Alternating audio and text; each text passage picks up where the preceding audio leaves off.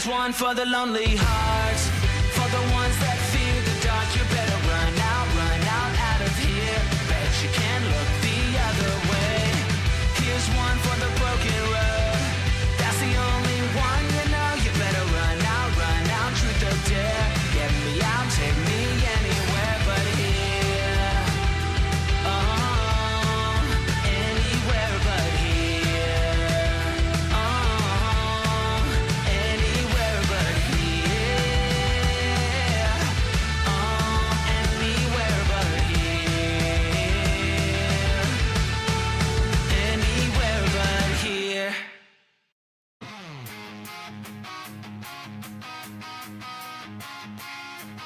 To the face, play like a total ace. Send the scrub packing to the lobby.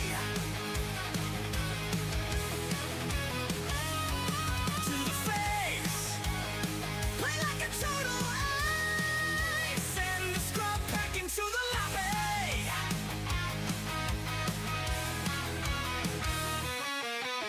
Micro, you're fucking macro, macro, you're fucking micro. Timings are tight, we got this one. I'm going super aggro, this guy for sure ain't got no base defense, he is so done.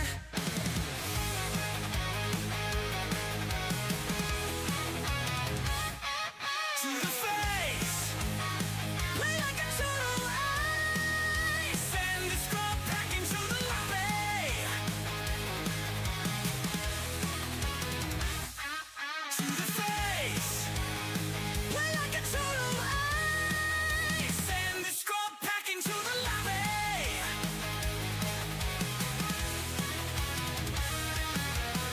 APM in overdrive, keeping all my shit alive. Gotta hockey up so you can get down.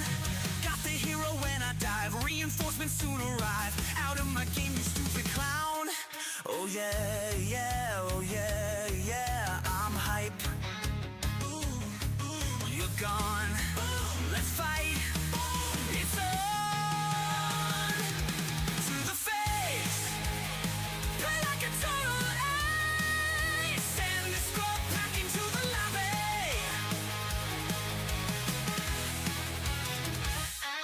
To the face. Play like a total ace. Send the scrub packing to the lobby.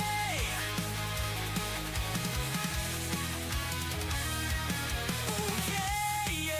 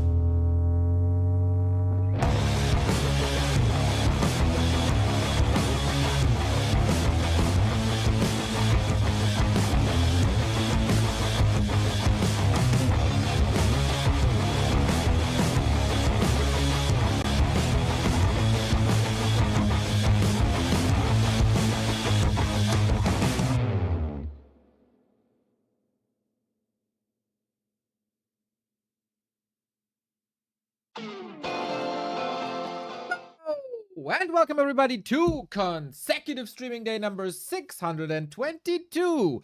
This is a big one, everybody, because we got basically the finest Warcraft players in the world together in a 2 or 3 day tournament for $4,200. We got the cream of the crop, everybody. The cream of the crop. We got Happy, we got 40, we got Moon, we got Infy, we got 120, we got Focus, and we got Talk. Or wait, that's one too much, right? Stufka, that means one of the players is not part of it.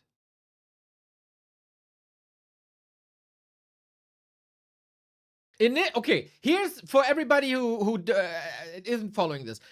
Initially, it was 4 players. No? Initially, it was 4 players. Then they added Moon. Then it was 5. And today, they added Sock and Focus. So we're at 7. But the system says it's a 6-player round robin, which is all best of 1. The top 3 advance, and I am too lazy to figure out how many matches that is. Yo, buddy, I need your help. We got a round robin tournament of 6 players. Everybody plays against the others. How many matches is that in total? Sure. In a round robin where every player faces every other player exactly once, the total number of matches is the number of ways to choose 2 players out of the total. With 6 players, that's 6 choose 2, which is 6 times 5 divided by 2, resulting in 15. So you'll have a total of 15 matches. Thank you very much. We got 15 best of 1s here, apparently. Jesus Christ, this is gonna be a lot. Also, later tonight, Inferno Open Qualifier number 2. Last chance to qualify for the biggest German league there is. We're up a little early here today. And we can't waste any time, everybody, because this started 1.5 hours ago. Out of nowhere. It's like I just woke up. Eyes like barely open. Coffee still in the machine, not in the mug where it belongs. It's like, yo, game start. Okay. I tried my best to get in there fast. We start with 120 versus Sock. We're gonna watch all the games, so there is some catching up to do. With that, without further ado, we jump in. It is the start of 120 versus Sock, which is, of course, especially spectacular because we got the web possession interaction that you've seen in Happy's game versus Sock on Sunday or Monday. And I have received an update on this, by the way.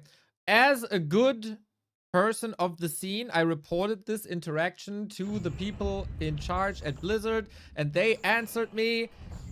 The team is aware and is monitoring the impact. All right. That's what we got. Will it be fixed? Will it stay? Nobody knows.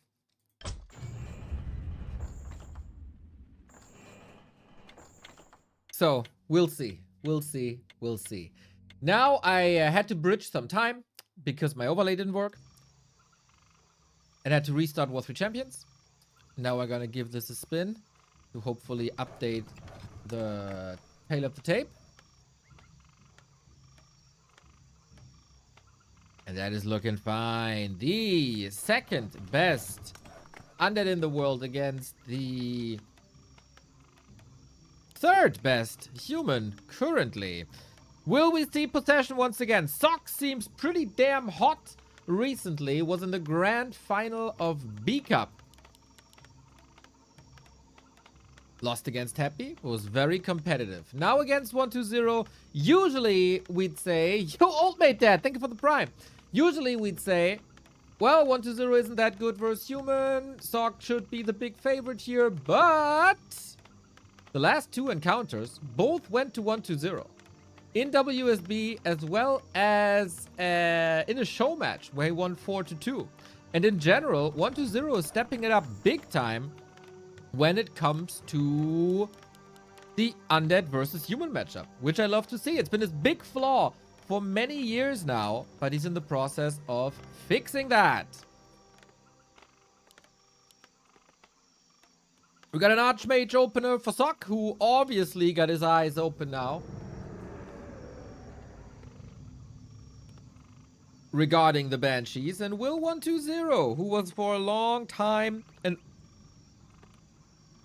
opponent of the Banshees, embrace this new behavior. We open up with the Lich, and I love this. My big fear was you can't possess Griffins now.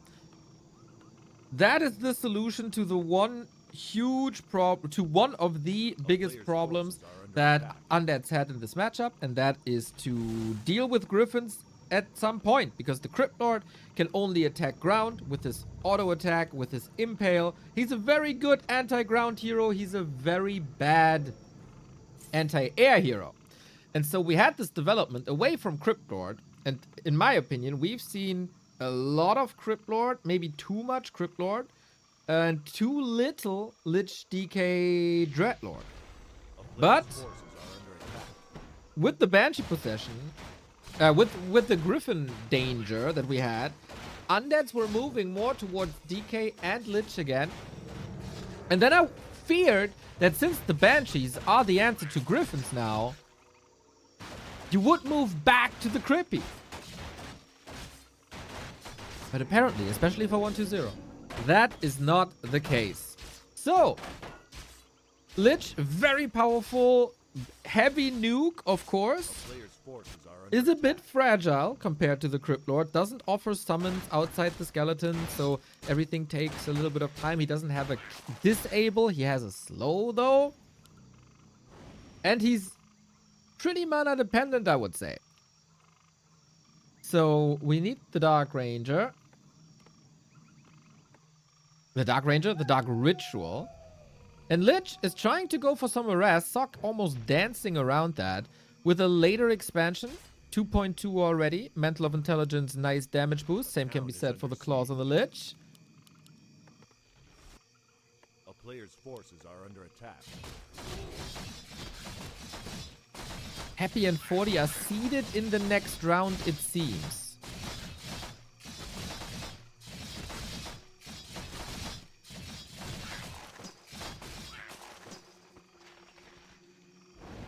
So it's... This is so confusing, man. This is very, very, very confusing. We focus on the game. Nuke on an Archmage. And he is down to 50%. Can't really keep this up anymore. Very nice hold by 120. And Sock didn't commit too much. But that is just because there was a one poke. But the real attack is coming up now. Expansion for Sock also on the way. That's why the Footmen came in a little later. They were busy creeping. And that... Oh, 20 seconds. Water Elemental down. But it's too late, isn't it? It's too late. The Lich can't stop this. 120 surprised by the Footman attack. Gotta cancel. And now... we got ghouls on the other side. He got to cancel this 2. Goes for the workers. 120 with the counter expansion again. Boom.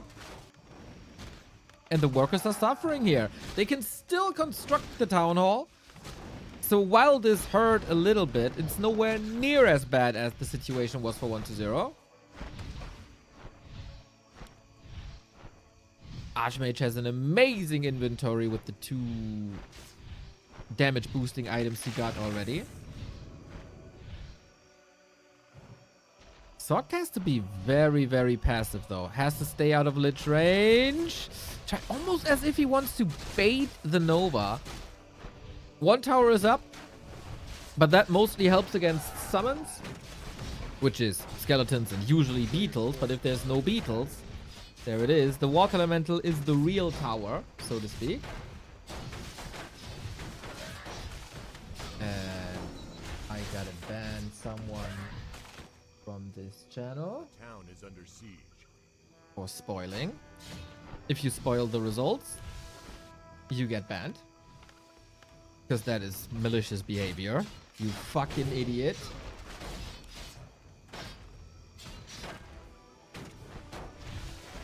A player's forces are under attack. We got attack.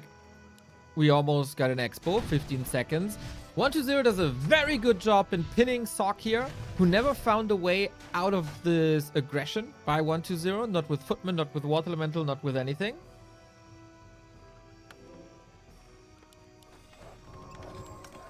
Tech is running on the other side as well. 6 minutes. Pretty solid. Lich needs boots. Lich needs first and foremost items. But since we have a marketplace here, that shouldn't be a problem in the long run. Ritual Dagger used to heal the ghouls back up. Big emphasis on trying to kill the Water Elemental. Unfortunately for 120, this expires. And now level 3. Big Water Elementals. Yeah, not having level 3 really hurt him. Was there a steal somewhere? Maybe there was.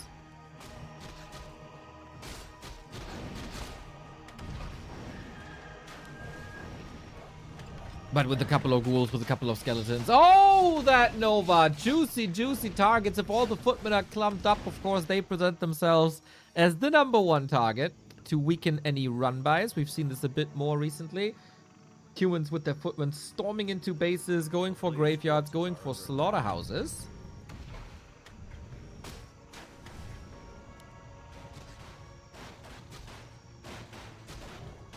And now we got a 2-base game, which is the setup for a wonderful late game. If both players got more resources, we see a fast tech. We see the beauty of all 2 races represented, and then they can counter each other with a bunch of different units. Oh, still good to see that Sock was not dipping after not winning B Cup. He oftentimes in his career had some heights when it comes to like performance, but then he quickly dove back again into like tier 2 territory. So far, holding his ground well, even though I would say 120 still got the upper hand. Oh, Archmage almost surrounded. Still getting some kills here. The more ghouls you kill, the weaker are these punches towards the base. He wanted to go for Acolytes once again, but Lich in position. I think both players are playing this very smart positionally.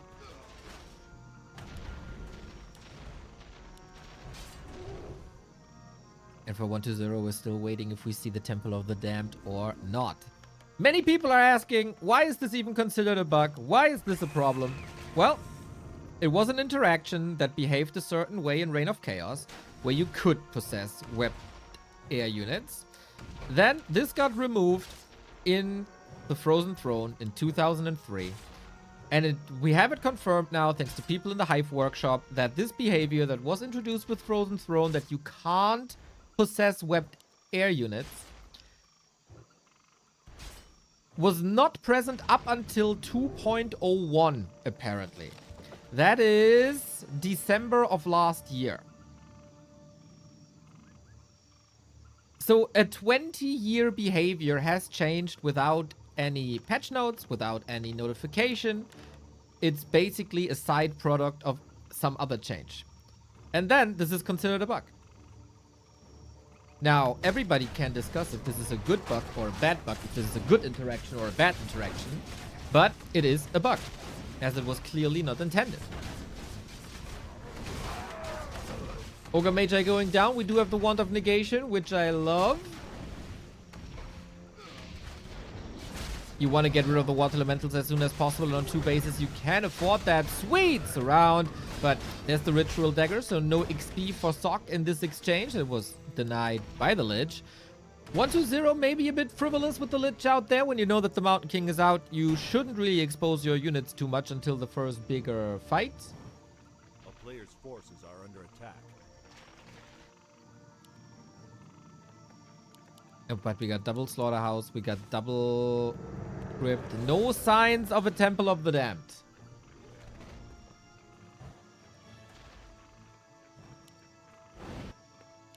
On the other side, Knights, Gyros. And that is interesting that Sock is not going for Griffins at all. Ooh, is that maybe the response? Not even going for Griffins anymore because of this. Knights can also be possessed by Banshees, but the thing is, if Griffins are webbed, you can't staff them. And staff is the #1 help against possession. But if you try to do that on a Griffin that is webbed, the staff doesn't work. So the counterplay is Stormbolt, Holy Light, kill the Banshee, use Mortars. And so it's way easier to save Knights from possession than it is to save Griffins from possession. And then the Gyros are there to stop the Destroyers. Every other question you have is answered in my video that you can see !bug in the chat. A player's forces are under attack. More creeping. Mountain King not level 3. Paladin is out. No third hero by 120 yet. And we have seen this a little bit, that he's at least flirting with the 2-hero solution. Without Dark Ranger, without a Dreadlord.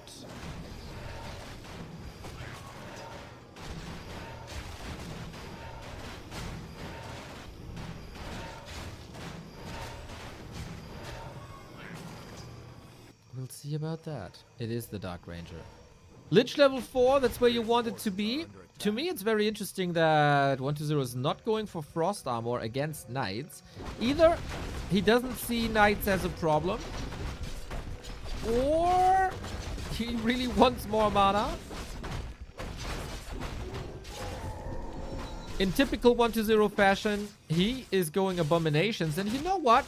With Sock not going Griffins, Abominations might be the big winner, as their hard counter is not available in Griffins. Good damage versus structures, of course. Disease Cloud could be nice. Sock, 74 food. 120, 70 food. One workshop might fall here, causing some repair, but the fight is more important. We go for the Knights. It's not going to be too easy for 120. Oh boy, the Gyros are in a good spot. The Ghouls try to ravage this economy.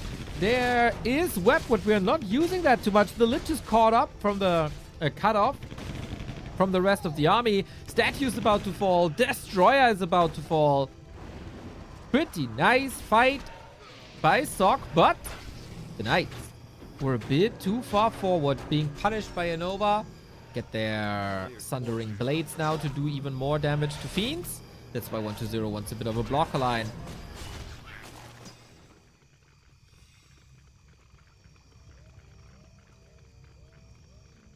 And more Abominations coming in.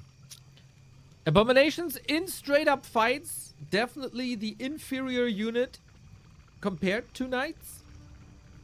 But they spread disease. They can be eaten by the Lich to give them more mana. They're basically walking, stinking mana potions. Thanks to Dark Ritual. We got 4 Fiends.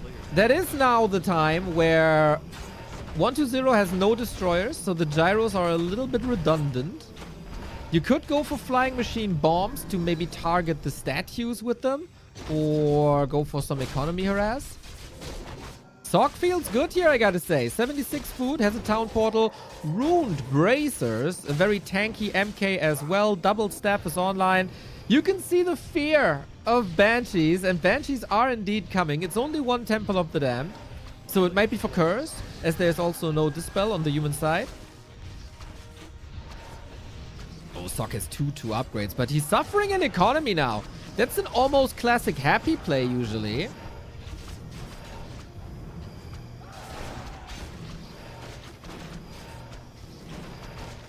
And he's doing good damage to the economy. Town portal home, where I think Sock, the only thing he got here was information that banshees are coming. I'm very curious how he responds.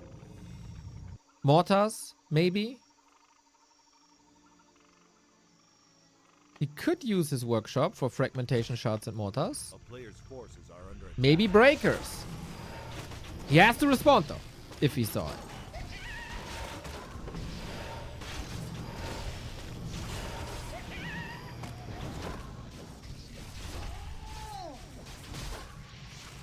Can the knights connect to the fiends? Very powerful damage output if they are left alone. Knights are trying to break through. One abomination. It takes a long time for the heroes and knights to take care of them. Maybe Blizzard would be an option, but then there's also silence against it. But yeah, it feels like Sock is lacking damage in the late game so far. We do have Clap level 2 though. Item on the ground. Talisman of Evasion. Nice to have, of course. But in these fights, also thanks to the disease cloud that is running the entire time against the knights, everything is weakened in an area of effect. You slap a Nova on top, that's even more damage in an area of effect.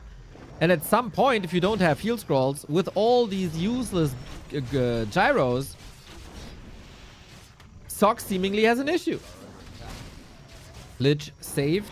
1-0's first hero, always far forward, as if he baits the unit here. Clap big time. That makes it super hard to retreat with the fiends.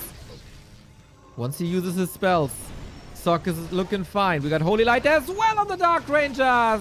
Good night, my lady. Close to level 3. Dark Ranger wiped. Still, the problem is the Lich. No level 5 just yet, but one of the heroes is extremely close, and that is indeed the Lich. You can notice the lack of frost armor everywhere. Could have maybe saved a couple of fiends, but there's also crowd control on the fiends and the A-bomb with the clap. First Banshee is out with anti-magic shell against the human nuke, and curse on knights to reduce their damage. It's very interesting to me that Sock is not changing anything up. Still knights. Now there is. Did he not see the temple when he was in 1-2-0's base?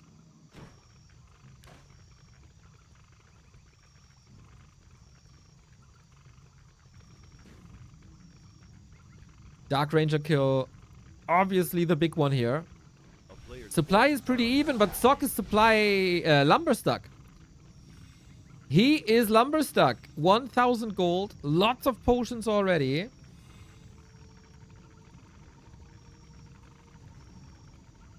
It's looking pretty good for 1-2-0, I would say.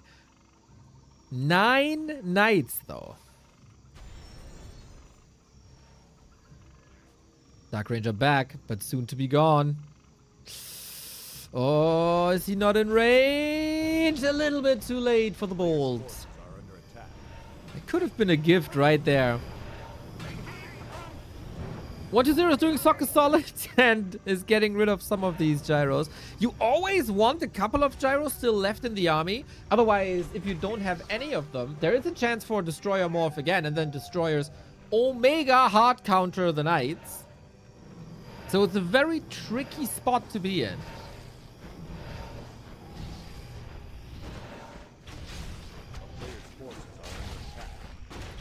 Oh my god, the quad kill in the top. Ouch! I think Sock lost control of this with the Banshee edition.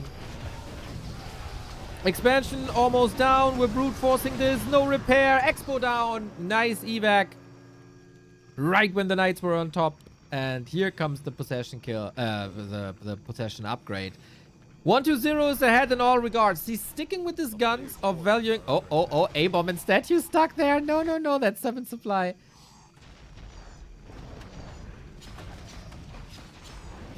He's still sticking with his guns of going Abominations and valuing Abomination higher than Banshees and having a little bit of front row. But that's now a last-ditch effort here. Knights pretty good at raising buildings, but they're all also hurt. The disease cloud must have done so much damage this game. We got anti-magic up to a degree versus the human nuke with Holy Light and Stormbolt. I think 120 went for a lot of great counters. He had a better vision of this game, better reactions to this game, and he diminished the numbers of gyros to open up the field for destroyers again. No blizzard. The gyros come into the fight a little too late. And of course, Sok has no lumber. Heavily mismanaging the resources. No shredder.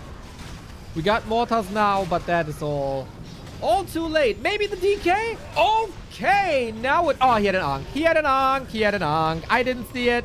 Maybe Sok didn't see it. Sok can't rebuild, though.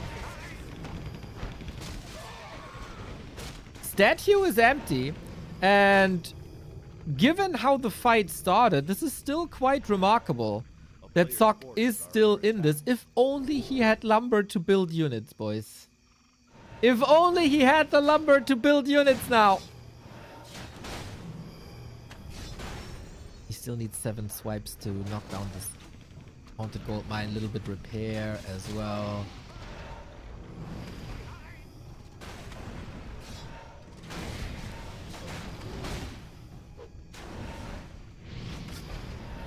Orb of Annihilation, man. Strong. 120 needs a couple of statues to regen up. Double, triple, quad invuln and a heal potion. I like that 120 is never going for hero focus. It wouldn't work.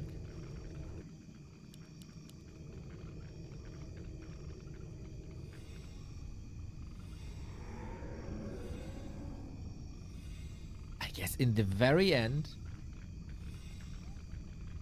it comes down to lumber.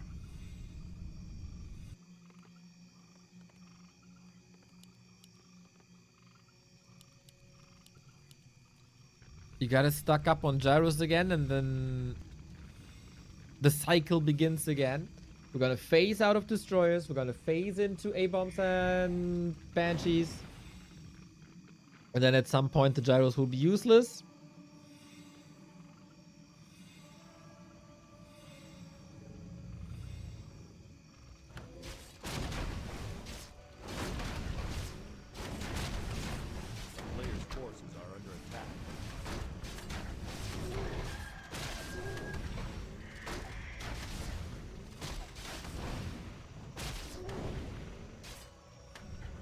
How do you get out of this? He went for frag shards, but never built a mortar. And mortar's also hard to make work against Nova and Coil.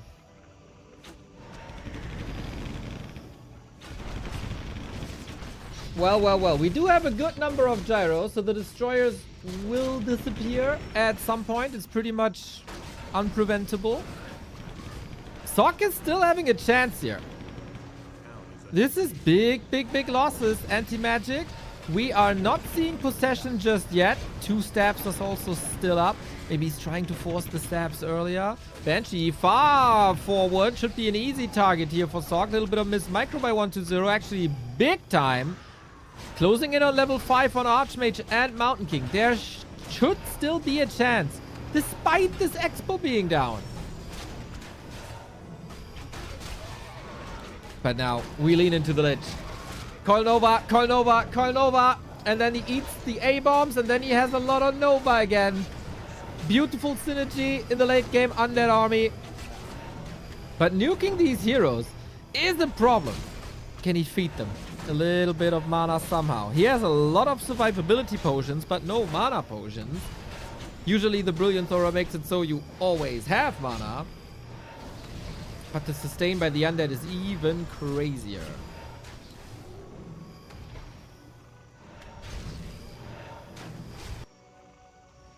The gyros took out the turtles, so he got close to level 5. That's a way to make use of gyros.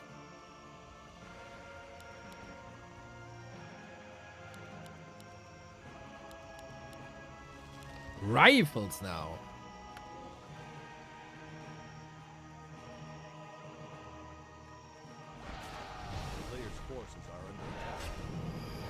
But that seems like a lot of freebies now again. 1-0 at 50 food. The main has run dry. This must then be a lot more gold for Sock. This also means 1-0's expansion is mining out soon. Disprove! Thank you for the sub! 64 months, man. What a long time. Mountain King gotta carry this. He has a mana potion as well. Lots and lots of kills are necessary, and these fiends are easy fodder for a knight. Extraordinary normal damage gets amplified against the medium armor type of fiends. And now we got level 3 Stormbolt. Hero focus is not impossible.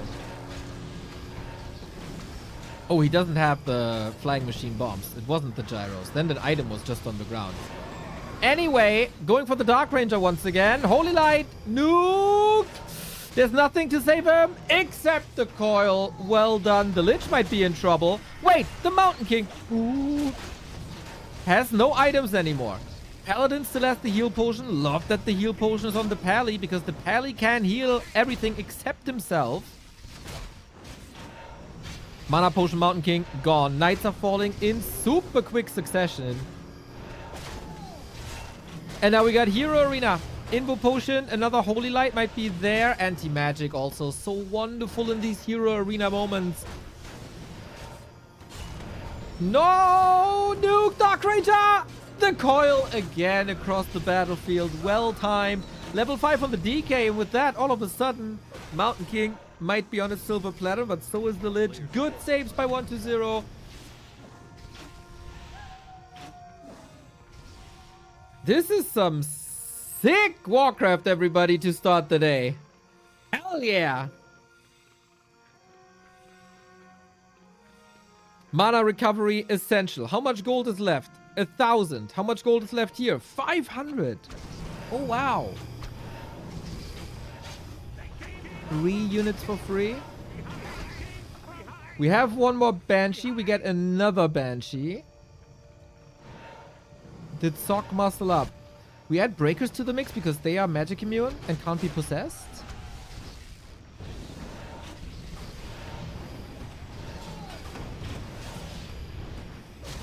DK!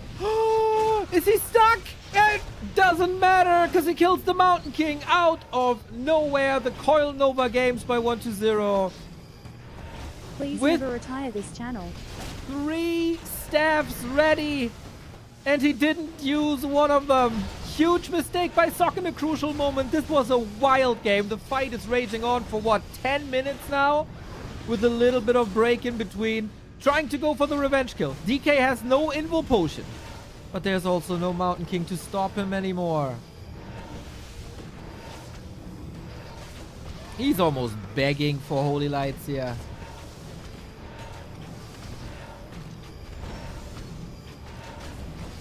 And how do you do this? Mountain King can be resurrected from an altar now, but you kind of really want him from the tavern. For that, you might need 200 gold more.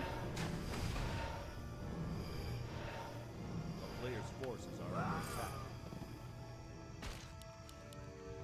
There we go. And now you need mana. Oh, what an unfortunate blunder by Sock. Can he stay alive, though? Expo down, but Expo up. Oh, there was a mantle. There wasn't even the potion. Okay. Gyros should see this.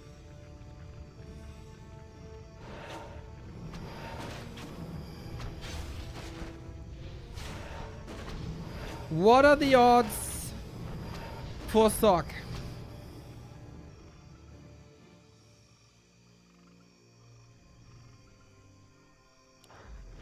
There's 2 Invo potions.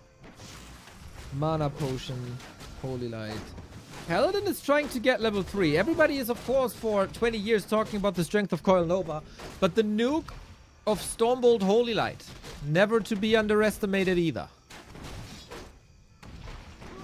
And there's level 5. Sick, sick, sick nukes on both sides. Of course, 1-0 has anti-magic. From the Banshees.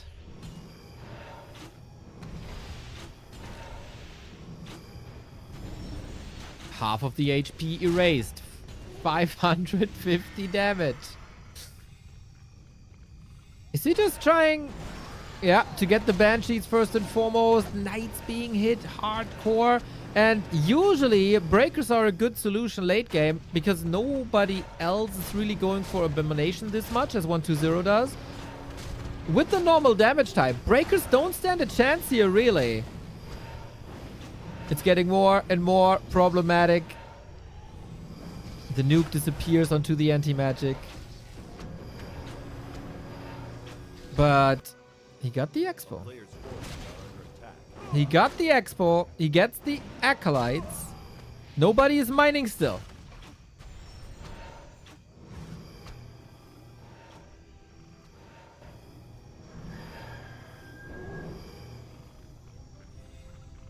Six, 5, 4 versus 5, 5, 5. Whoever does the next mistake loses the match. And it's best of one, everybody. It's best of one. A player's forces are Second under try attack. then.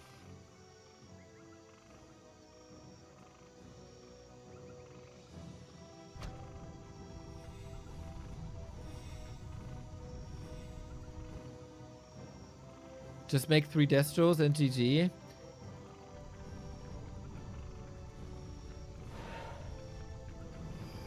Well, it's not that easy when nobody's mining anymore. It would be 2 Destros. 2 Destros maybe.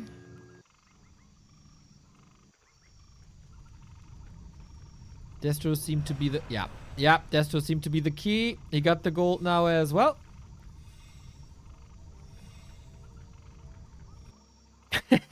That's right, chat. Lumber issue has been solved. No more gold. Last ditch effort. 10 militia and a dream. Stormbolt used on a Banshee early. Coil there to save it. Banshee can be a key unit here with that anti-magic shell. Paladin is moving forward. Not going for any nukes just yet. Banshee down. Militia versus the Expo, and then we start our hero fight again. DK, a bit exposed here. Careful. Oh, that knight is being nuked into the ground once again, freeing the DK. There was a lot of damage thrown to basically no effect. And Sock's numbers are dwindling. Expansion. My god. Oh my god. We got a slaughter here. We got a ghoul in the mix as well. Because 120 predicted this. Super well done. And now if a hero falls, 120 is toast. Sock is toast. That's the only way to do it. He's looking for target after target after target, but he can't find any. Water Elementals feed the Destroyers, level 5 on the Dark Ranger now. Finally. And that's the end. Classic with Coil Nova. So much damage done with the signature spells of the Undead. 120, man.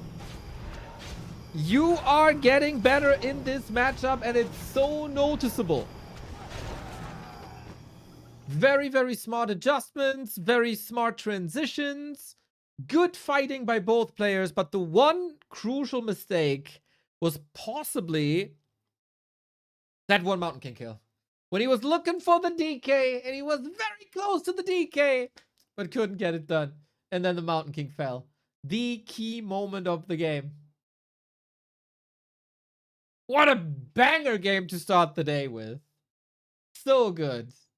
What a start into the day. What a start into the tournament. What a start into the weekend. We got a packed weekend, everybody. Today and the probably upcoming 3 will be this tournament here, $4,200.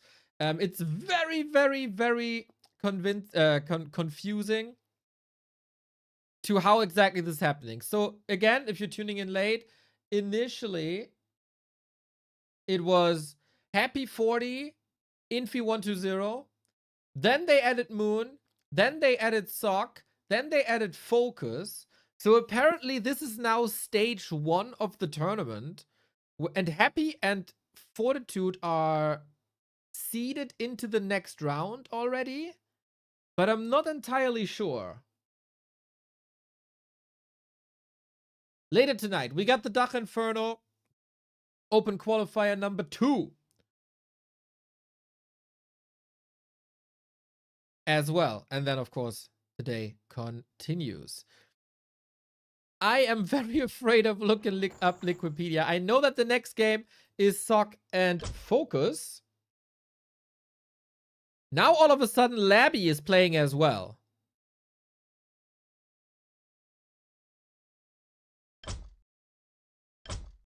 So they added Labby.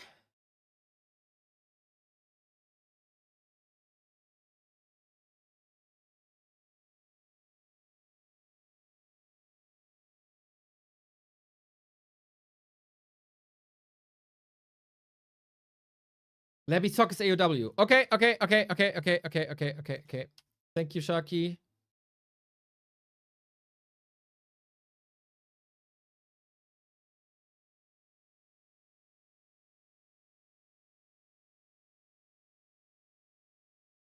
Helgeta, the day only has 24 hours, man. I'm trying my best to bring you as many games as possible. I'm not making any promises, but this has a priority for now.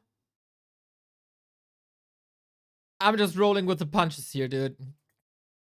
It's been a long casting grind. It's so much content at the moment. It's too much content at the moment. If I were a smart content creator, I'd just be casting grubby replays, to be fair, because that gets the clicks. We take what we get, and that is now Focus versus Sock. Then we have Dark Inferno. We have a weekly cup.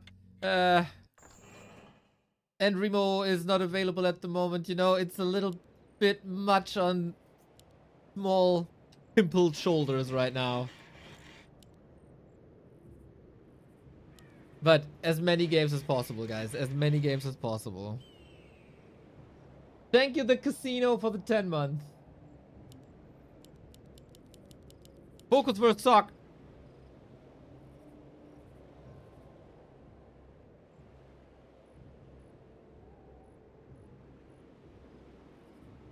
Let's go. We all have been pretty critical with Focus's performance versus Human. And then, was there a show match yesterday? Like, it all blends together.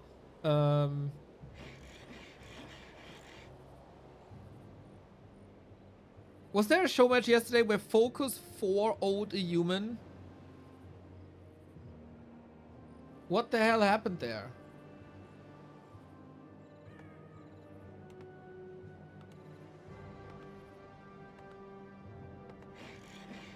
He 5-0'd 40. Yeah, what the fuck, man? What the fuck? How? We got Fastia Headhunter versus Pally Rifle. We gotta say, we're playing a best of one on Autumn Leaves. Autumn Leaves has proven to be pretty good for the orcs lately in this matchup. That map specifically. In general, a lot of humans had a very good shot, also, especially versus Focus. But yeah, Autumn Leaves it is. It's just easy to arrive at the opponent, keep the pressure up. Tavern distance to base is minimal.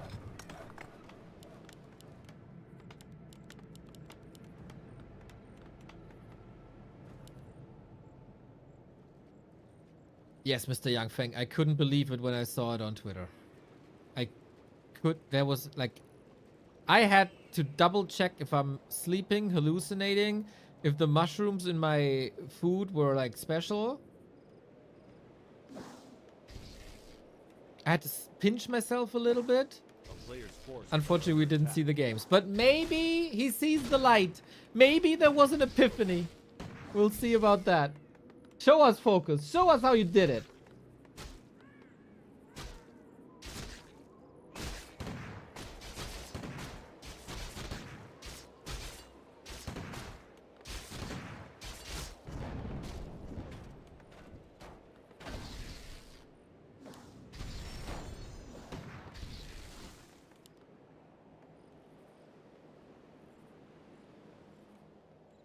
By the way, I don't want to sound like I complain about too much content. Never, ever, ever. I'm very grateful for all these opportunities. It's just we can't do everything. Is kind of what I wanted to say with that. A player's forces are But never ever think that I complain about too much content. No, and too many matches and too many tournaments. Jonah, thank you for the prime. How often do people sing Weezer when they hear your name? Even though it's just similar, not the same.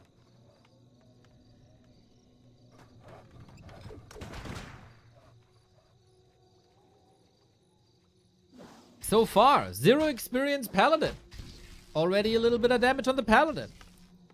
Tech running on 3 rifles.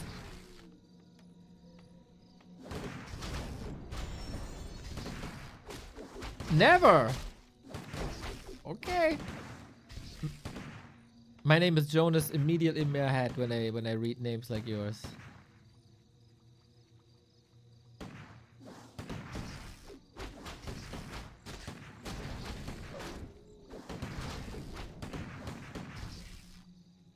Such a great band. The Pinkerton album. It's one of the best of all time.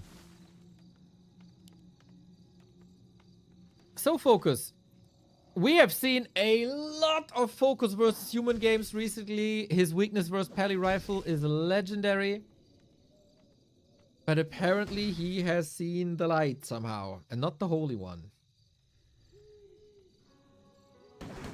I like how healthy his headhunters are. I like how 2 rifles are hurt already. That's a great opportunity for this Naga harass, to be fair. Militia called as well. What he called Militia when he had enough lumber for long rifles, right? forces are under attack.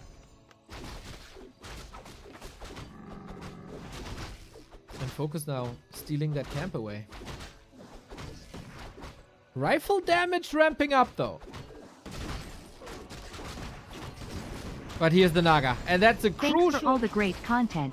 Keep it up, JA.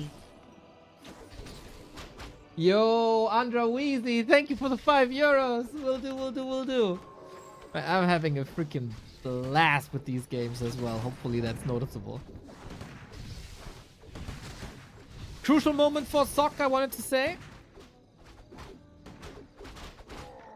And so far, super clean game by Focus.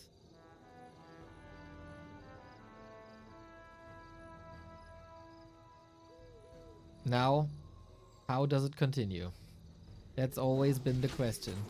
Focus pulling back, allowing the healing a little bit, but actually not too much to heal. Getting backstabbed by the creeps, and Sock is right there when the opportunity arises. First headhunter down, rifle down. That's a way to level the Pally, who is regening, and no attention to it. He is attacking the rifle instead of the Pally.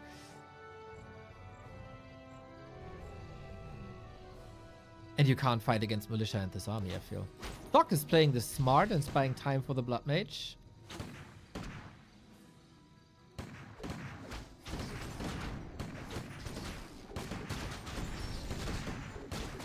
And again a Militia call. This prevents tier 3 for a long time.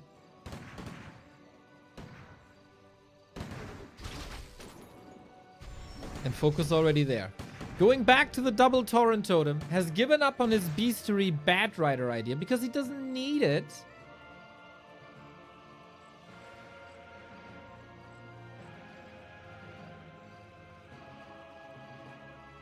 As there is no Griffins.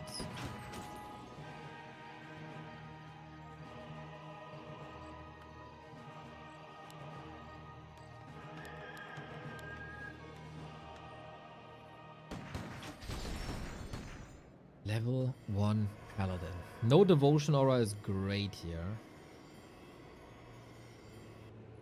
Is it time to retreat now? Will we go into a creeping game? We got 5 Headhunters. Tauren are coming. We're still researching the Disenchant instead of building the second Tauren. But okay, we can test the middle. Blood Mage solo, Pally Rifle leveling for the level 2 Holy Light. And of course, the Blood Mage can easily get some mana here.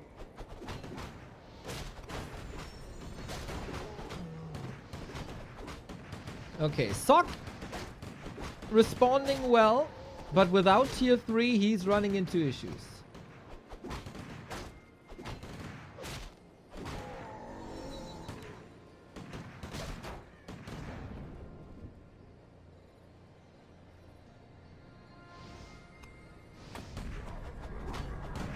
Pulverize coming with the second torrent. Everything's fine here. The heal wards are amazing. Headhunter should be able to deal with it though. It's one hit and then the heal ward is gone. There we go. But it's free healing. Free healing is free healing. No Shadow Hunter just yet. Maybe waiting. We see the Pulverize in effect with the one torrent. You really want to engage with 2 torrent if possible. And Focus is bleeding units here. Second torrent coming in. Can he reach the front line? Headhunter so far up front. Everything is clumped up. First hit Pulverize. Another Pulverize. Big AoE by Focus. Socket's not splitting these rifles well, to be fair. And Holy Light is rare now. Any chance to nuke? Nope.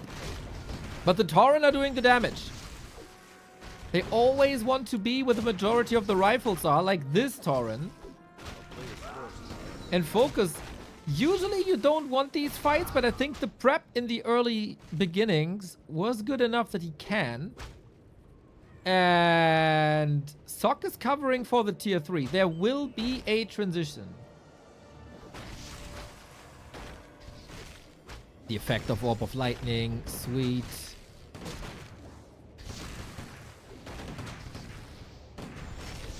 Very, very low hero levels across the board. Barely any creeping. Next Holy Light ready, but on what target? On the rifle.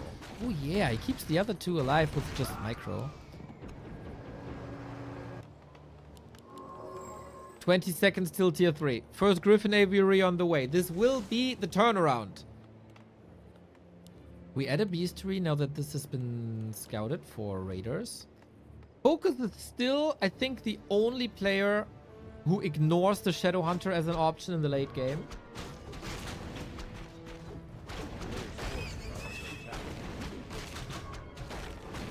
And another one gone, and another one gone, another one bites the dust. This is a pretty cool game, I gotta say. Tiny Great Hall.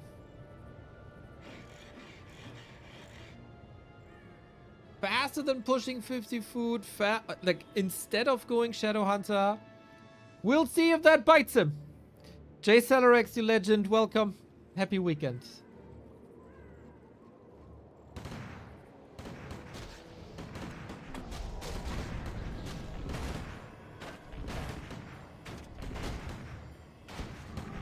This expo will work. Fabi says in chat as well, like, yep. The Griffins still take time. Sock will also be banking on 50 a little bit. Sock is on the opposite side of the map.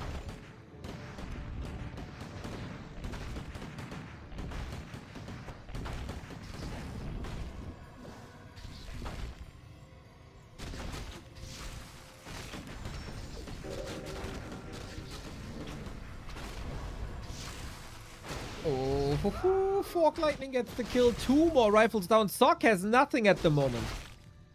And the rifles are way too far forward. That's another kill. A bit unusual how sloppy the positioning is here. Production was also halted for a couple of seconds. Now we get the Griffins. And that's the red spot for Focus. Movement speed the best.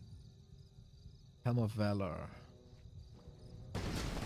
I have seen the wildest turnarounds of Pally rifle players.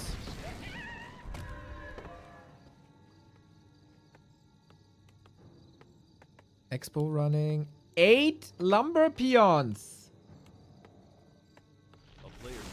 Good, good, good, good, good.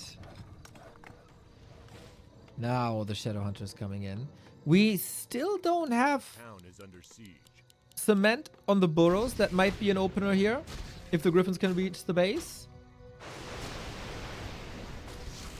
But at some point you want to be in the human base. Take him off the map Let your expansion work for you. You have the resources. You can TP. Sok is struggling right now with army size, with level. Levels are okay, actually.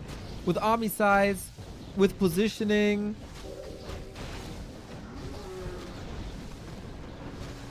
And that's effective then.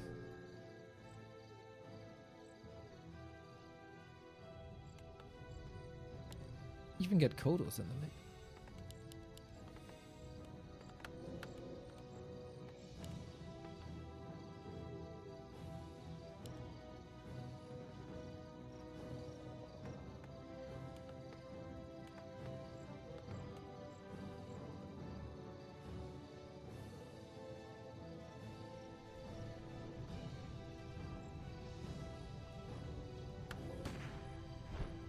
Interesting to see that Focus doesn't have Ensnare, nor a single Raider. He got the Kodo Beast.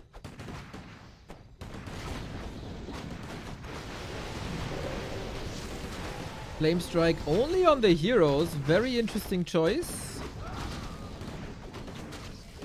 But yeah, 20 food advantage. This very much looks like Focus got this. The one walker he has can also resurrect one Tauren, which falls now. And there's basically no rifles anymore. Actually, Focus could go for Wyvern now. Almost. With the Shadow Hunter in, with the Hex ready, you can disable Flame Strike, you can disable Siphon. Good Flame Strikes. It's only the Griffins now that keep Sok in the game. That would be a rather rough day for him then. The close loss against 1-0, a close loss against Focus.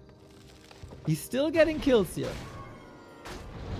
I love how he emphasizes armor upgrades, knowing how much Focus loved bats recently in this matchup.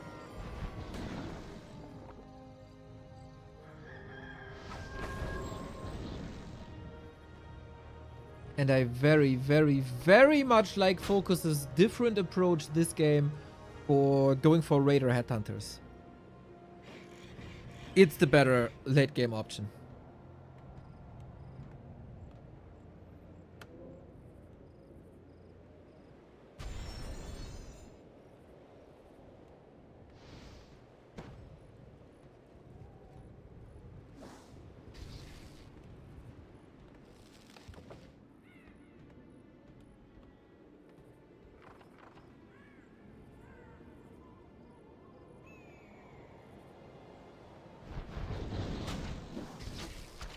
And this is what Sok has to do. To be honest, this is what Sok should have been done the past 4 minutes. Now cement is up. He could have held Focus stuck at 50 foot if he goes for the burrows in the main. But he also wanted to creep Rock in a hard place.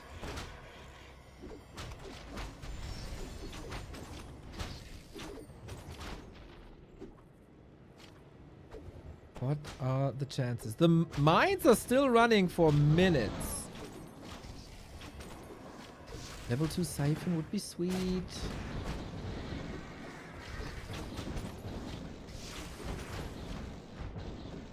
Player's forces are under attack. And he got it now. Heroes defend. Army moves to the middle. For a counterattack. Very, very, very slow. Focus sees like, okay, I can stall the necessary time with my heroes, maybe. Or is he opening up that base? Oh, he thinks differently now. He's moving all the army back. That's 20, 30 seconds where he did nothing but take damage. Oh my god. I thought he goes for like decisive counter push. But no, Raiders far forward, being sniped immediately. Walker caught off. Oh my god, what's this army position? Focus! He takes a Griffin. Okay, maybe a second one. Now the army reunites. Does Sok win this? 15 food down. Griffins are falling though. Focus takes a good chunk of damage out as long as he has Ensnare. Oh my god, the Flame Strike! Guys, what's happening? No way!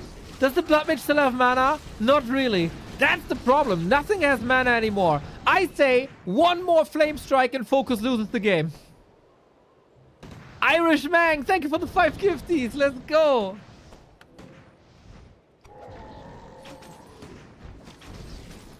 Don't tell me Focus loses this game.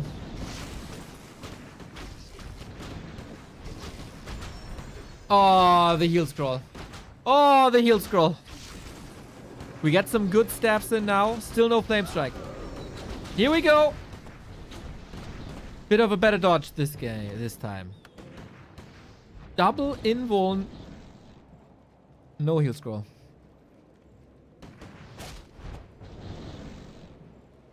Sock is efficient at 50 food. A very efficient 50 food because he only has 7 workers. He doesn't need more. Mamma mia. Nerve-wracking.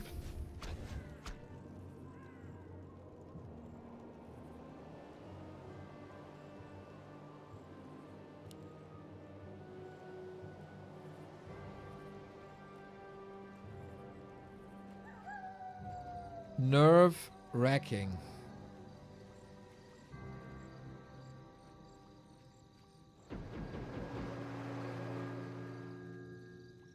But the second map is pretty damn amazing.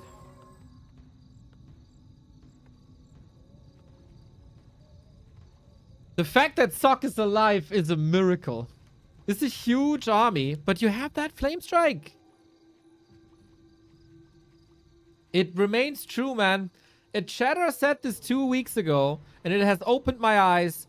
Focus is amazing up until 50 food. And that's his ceiling. He cannot position himself well with this choke here, right? Oh, he's trying to backstab a little bit. Feels like a little bit of an invite for another Flame Strike. One heal scroll. Ah! 1,300 damage with the Flame Strike. Let's go. We have a little bit of nuke on the other side as well. The Griffin's not over the forest. It's all down to the Blood Mage. Another 1,200. Suck, suck, suck on the heroes. This time, Invo Potion against the Siphon. Needs more of this. Look how many kills are possible here. Dude, Focus needs a practice camp, like a boot camp, where he plays an ARPG, doesn't matter what it is, Diablo, Path of Exile, what, wow, for like 20 hours a day to dodge these spells.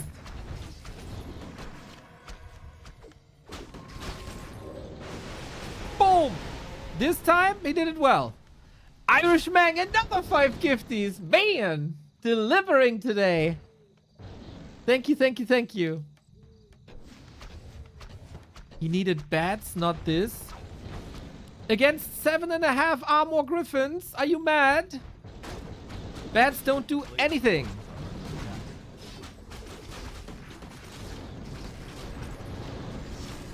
If the Blood Mage reaches level 5, Sock wins the game. Flame Strike, boys! Everything is hurt.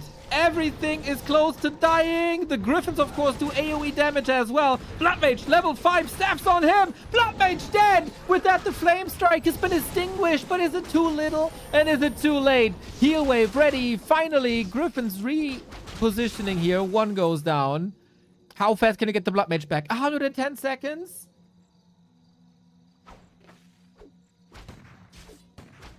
Oh my god.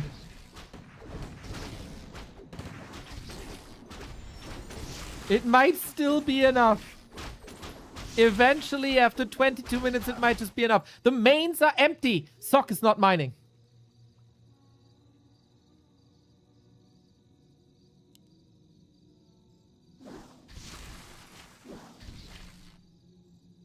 The Blood Mage exposed and Focus realized this. But Pally Rifle is close to 6. We might get Resurrection again. Remember that game on Shattered Exile? Player's forces are under attack. 1 minute without the Blood Mage. And we said this many times. The Blood Mage is what glues the strategy together. All the individual pieces.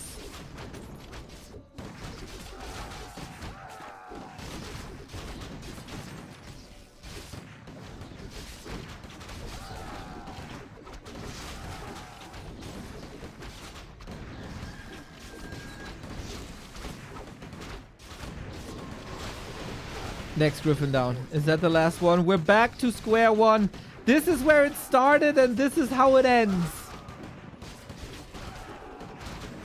Resurrection to get the rifles back. But is it as impactful as it was on Shadowed Exile? 10 seconds till Blood Mage. But the army is healthy. The army is big. Mana on the Paladin is a problem. Here we go. And all the Orc mana is basically gone. That's it. Focus got this. And it's similar. It's exactly as it was against 1-0. Super long game. Super close game. But Sock makes this one mistake more and loses a crucial second hero. Who are oftentimes the carries in Warcraft 3, by the way. I don't know if you noticed. Second heroes oftentimes the carries. Mountain King, in this case Blood Mage, Lich.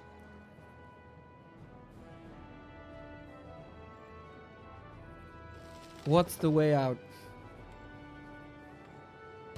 Man, Young Marshall Cup delivering. I didn't like Young Sheldon, but Young Marshall, really good. A player's forces are under attack.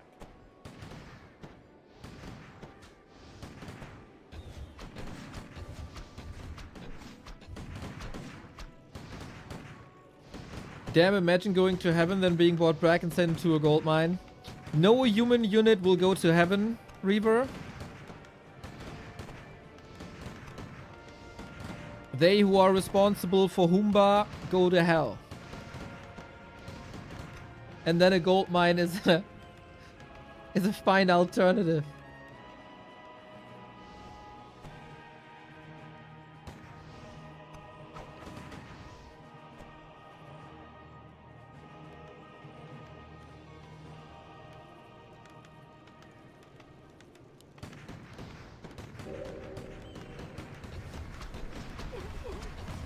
Can Sock win 40 food down?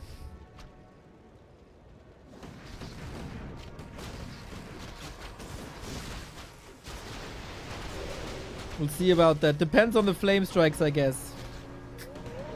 He's literally walking through the fire. Still, this has to be it. This has to be it. This has to be it. Yep, Pally dead! Pally dead! Focus! On a win streak against the human players, man, that I live to see the day. He was kind of close to throwing this.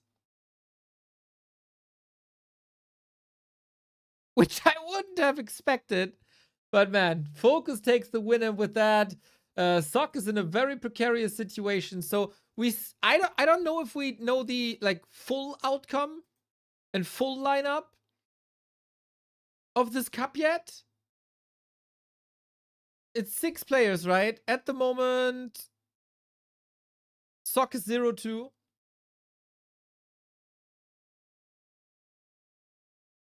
I think Moon 1-0 is also in. Next one, Infy vs Sock. Yeah, I think they started Sock games early so he can play. Format update. Here we go. Stage 1, 6 players best of 1 round robin. Stage 2, 5 players best of 3 round robin. Stage 3, best of 7 grand final. And then we have 1-0 Sock Focus. Moon 1-0 Infy.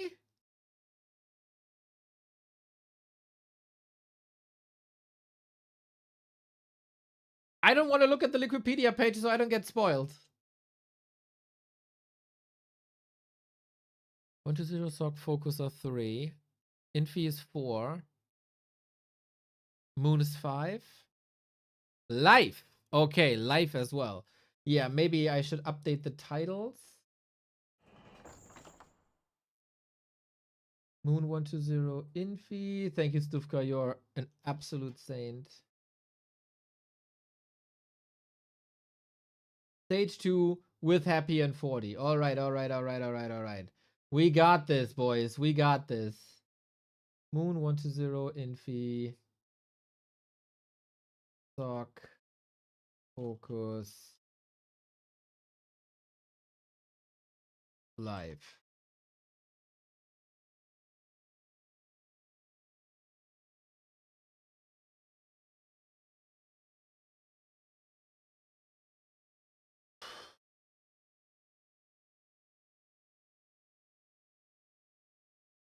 Focus got a good strategy, but he really likes to stand in fires. Hey, it's kind of cozy and warm, you know? It's like having floor heating.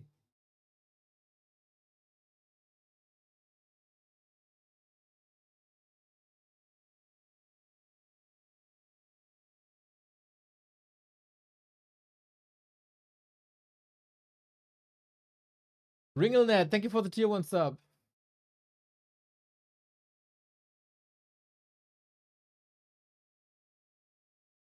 Dude, the day is 1.5 hours old. I'm already exhausted. Infy Sock next. Boom, boom, boom. This entire day will just be boom, boom, boom, boom, boom. Games. I might need to eat something in between, but my god, we gotta blast games.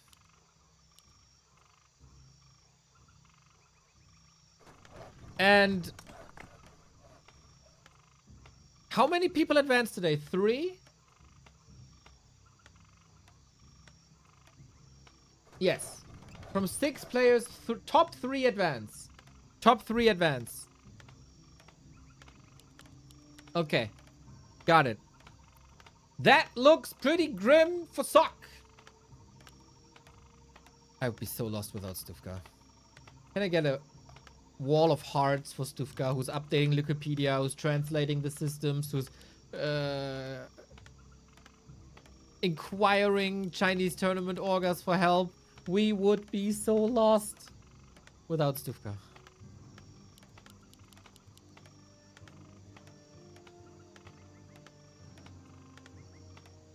Well. Sock 3 games in a row. He lost 2.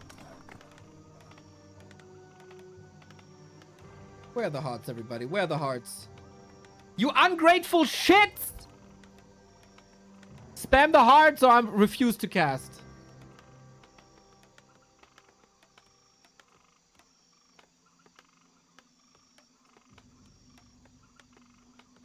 There we go.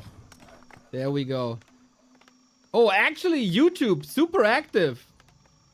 Shout out YouTube.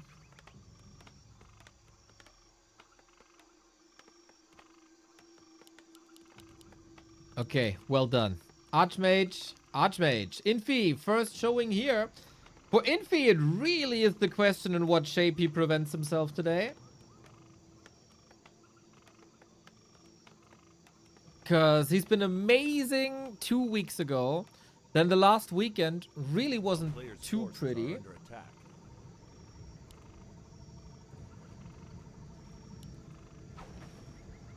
And now up against Sock. On neutral battleground, in similar shape, Infy should be ahead.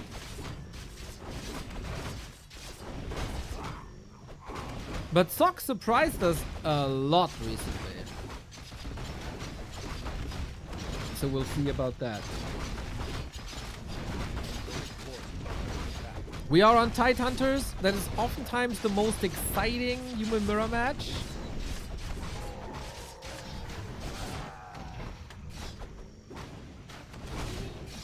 And we get amazing items on both sides. Both will feel good.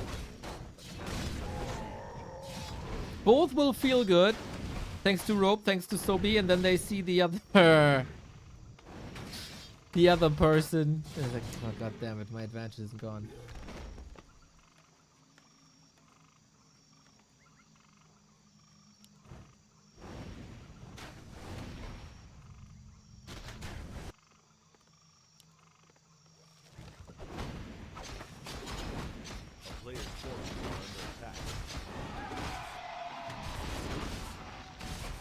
Okay, this might be a little chill then.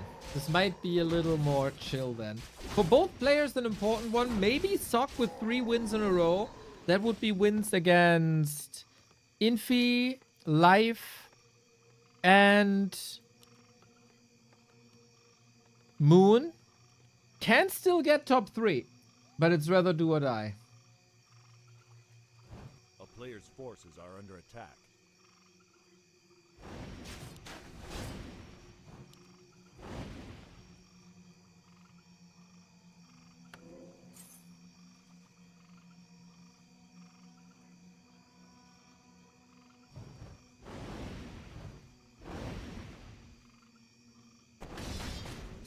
Apart from the early items, both pretty similar, getting claws as well.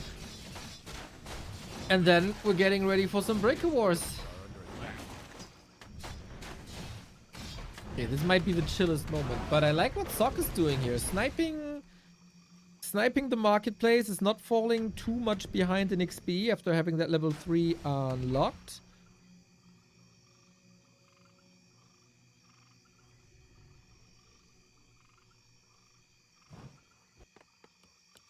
Tech timings, more or less the same.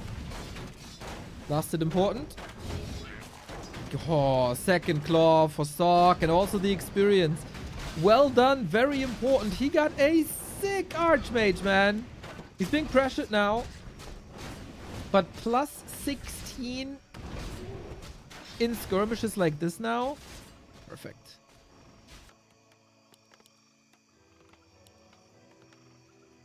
Players' forces are under attack.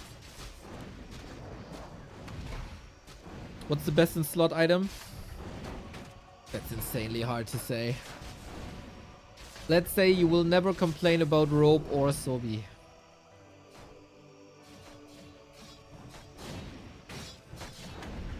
Both are S tier items. It's like,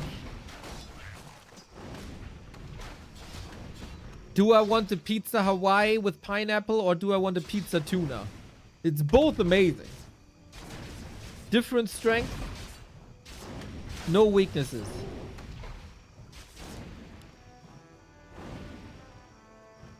A player's forces are under attack.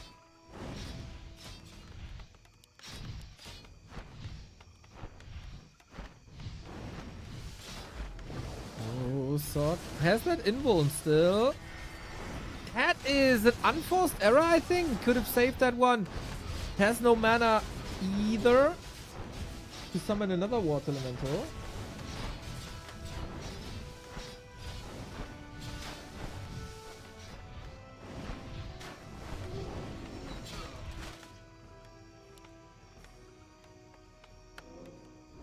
Tuna pizza, tuna pizza best.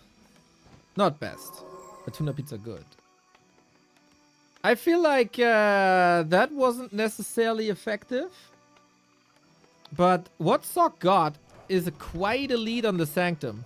Especially the second Sanctum. So it was a deliberate choice to give up on lots of footmen here. To get an advantage with priests and breakers.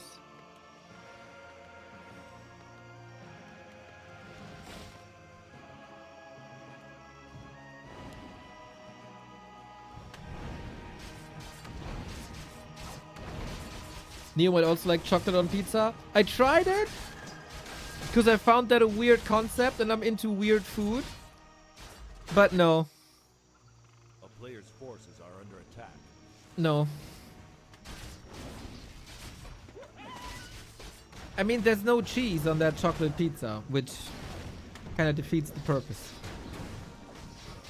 Infy still has lots of hammers here. First priest. Sock a bit careless now.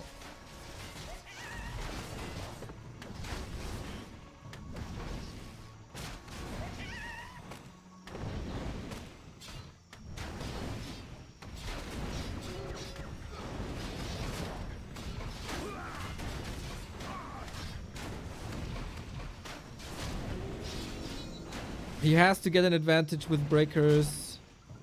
In these fights though, or with these fights, he's buying time for an expo.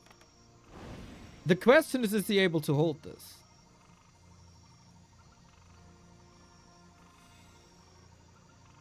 Terox, thank you for the 4 months. Are under attack.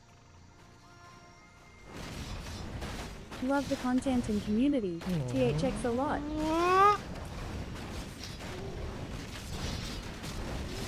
Mountain King also, or he would love to have that invul now. Infy with a super close surround.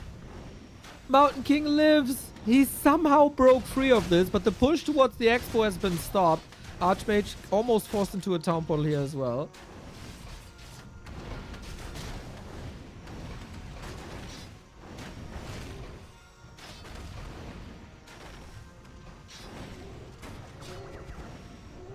A player's forces are under attack. Focaccia Nutella is a normal dessert. Bro, that I'd never eat that. That sounds too sophisticated, 50 too equals posh. the roundest number before 100. Exactly, Town Thing. Thank you. Yeah, I don't eat things with 2C in it. Focaccia. Bruschetta. Nah. Give me a ham sandwich, boys. Maleshko, thank you for the prime as well. Hype, hype, hype, hype, hype, hype, hype.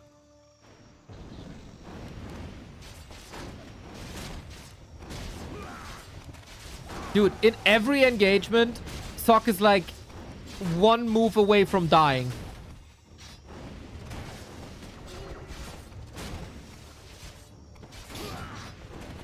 Infy is just taking immensely better fights.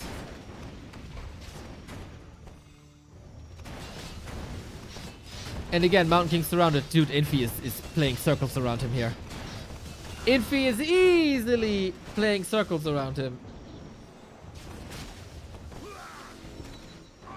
Sorry to say, but Sock extremely outclassed in this match. Good to see Infy bouncing back, man. I know this is a little bit on a timer. This expo doesn't go through. This expo is up. But does this look like you can hold your army? A town is under siege. A player's Hold your expo? attack. Not sure, buddy. Archmage level 5. Huge advantage, even though he goes Brilliant Aura 3.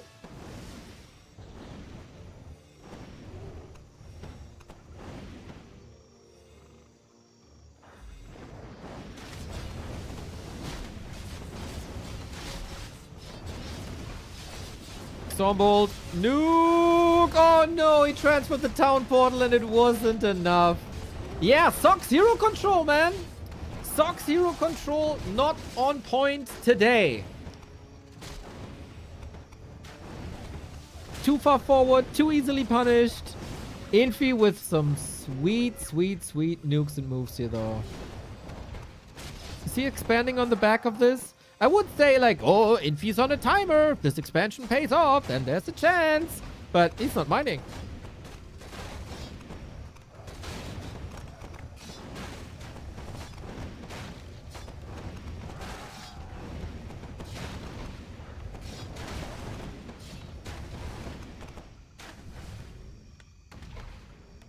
And that's his win condition. Good to see Infy in shape, man. Very good. Sock's still trying. He's apparently in the mood for long games today.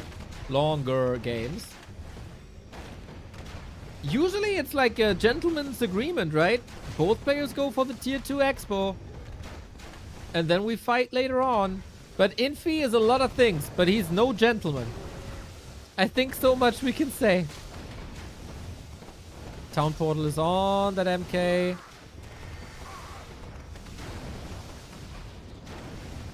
Yeah, this is so one-sided. It's rare to see a mirror match this one-sided. We had a couple of those with the Night Elves yesterday.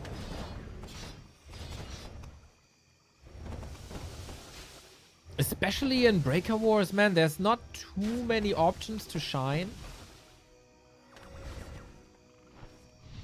If he's just chasing.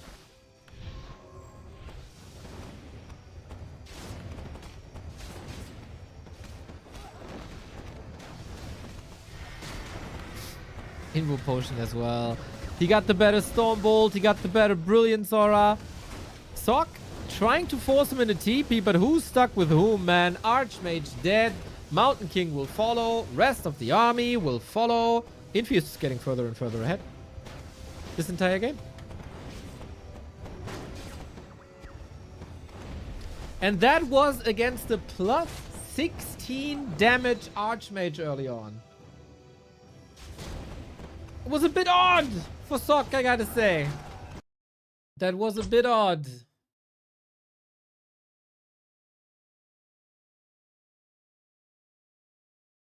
Okay, we caught up. Infy, Sock. With that, Sock's out.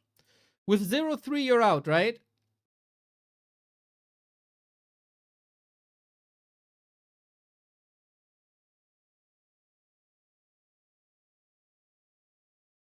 Hey, buddy. We still got this round robin group stage that we talked about, right? You remember. Now, I have a question. Is a player who starts 0-3 automatically out of the 6-player round robin group stage when the top 3 advance? Hey there. Yep, I remember that round robin group stage setup we chatted about. So if you've got 6 players and only the top 3 advance, a player who starts off losing 3 matches in a row is definitely in a tough spot, but they're not necessarily automatically out. It really depends on how the other results shake out, because if there's a lot of chaos and some weird ties, there's a tiny chance they could still have a shot. But realistically, yeah, going 0-3 is a really steep hill to climb. They'd need a lot of other results to go their way to have any hope of advancing. Did you just say realistically? I might have slipped a little there. Let's call it a realism plus adverb combo. Let's call it day drinking on a Friday. Haha, fair enough. Sometimes those words just get a little wobbly, just like a Friday afternoon vibe. But hey, as long as the meaning's clear, we're all good. We're all good, buddy. Thank you. Okay, so Sock not out yet.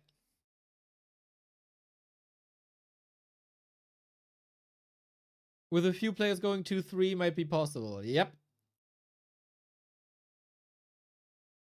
Yep.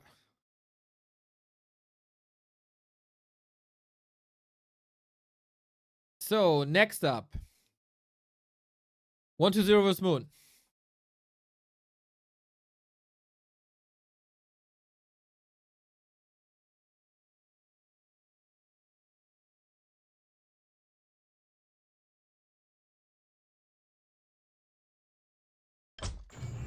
Let's go.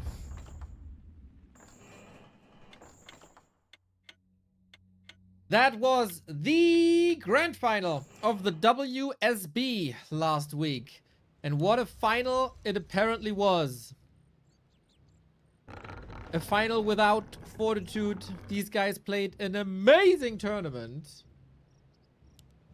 And now, a couple of days later, they meet. Moon yesterday between heaven and hell. Losing to Hawk, eliminated from the Ancient of Wonders Cup, and then a couple of hours later, 4-1 versus Fortitude. That was crazy. That best of 7 was crazy.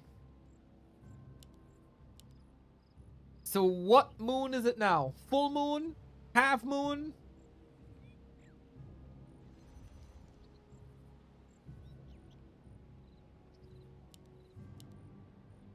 Let's go. 1-0 started nicely versus Sock.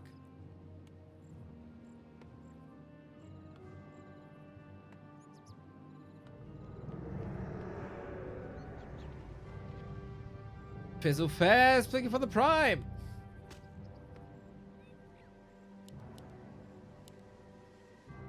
We open with the Demon Hunter.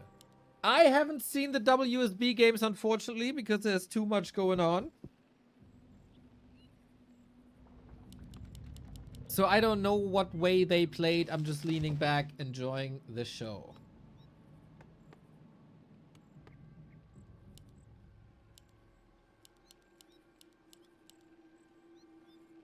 We got a Demon Hunter, no Warden. We're on Echo Isles, which is as much as you can criticize this map, right? For being old. Are under attack. and being a bit outdated. I love it since the update. It's a lot better. In this matchup, it's possibly my favorite map. Lots of early skirmishes, lots of early pushes. Still tons and tons of 100 versus 100 fights. Pimp demons, pimp liches.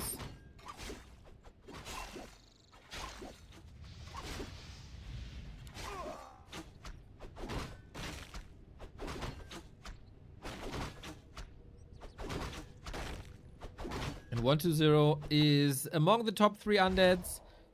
One of the best with fast expansions, and also always willing to go for fast expansion. How do you shut that down, Moon? First with the detonate on 2 skeletons. Nice start.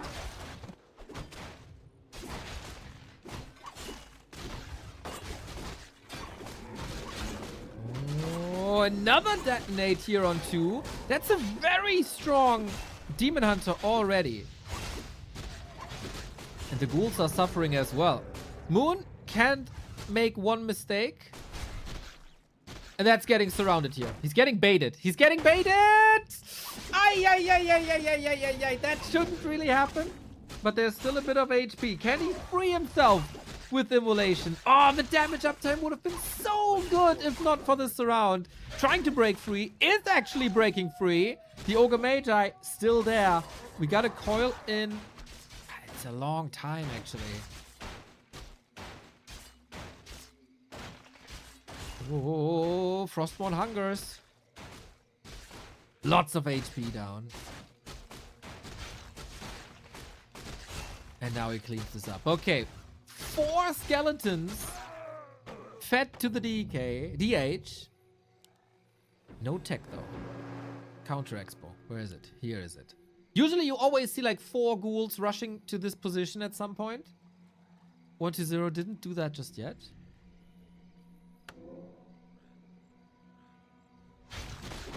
Players' forces are under attack.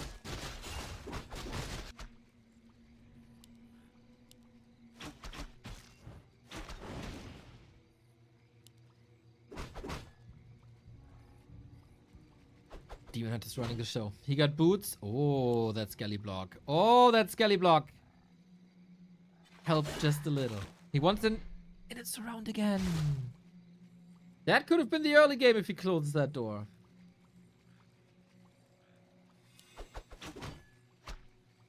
Expo up. Moon needs to walk. It feels like he's still expecting a ghoul push. He was here with the camera, so now he knows. Sick Engine of War position already. Moon's rhythm is really good this game. Really, really, really good.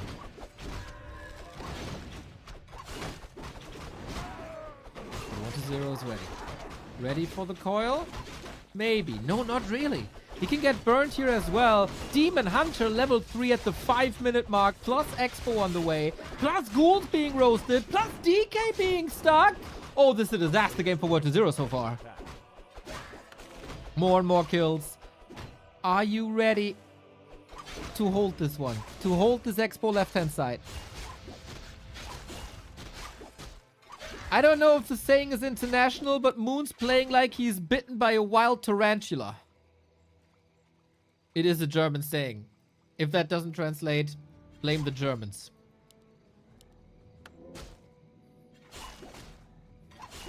A Demon Hunter with rabies. Destroying 120's early game. But the Undead is fragile here. Staff's ready. Invo Potion's ready. Undead will unfold the strength later.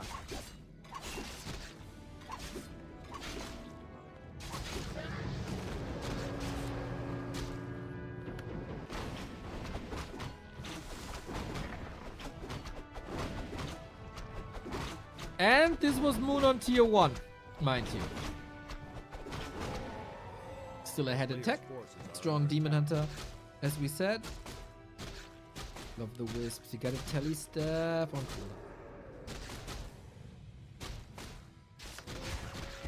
cooldown. Oh, that's at least 6 skeletons on the Demon Hunter's account.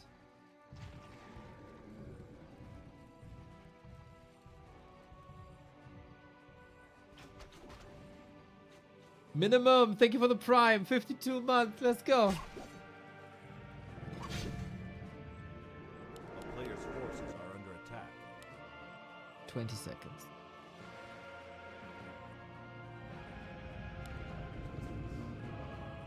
As if stung by an adder.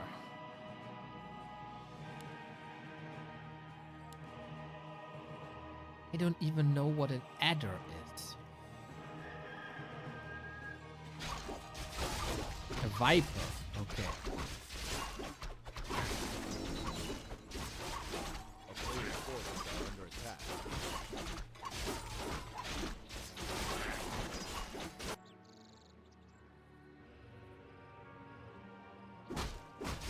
Bro, I only know the snakes that backwards are a Pokemon, okay? Town is under siege. Give me a break.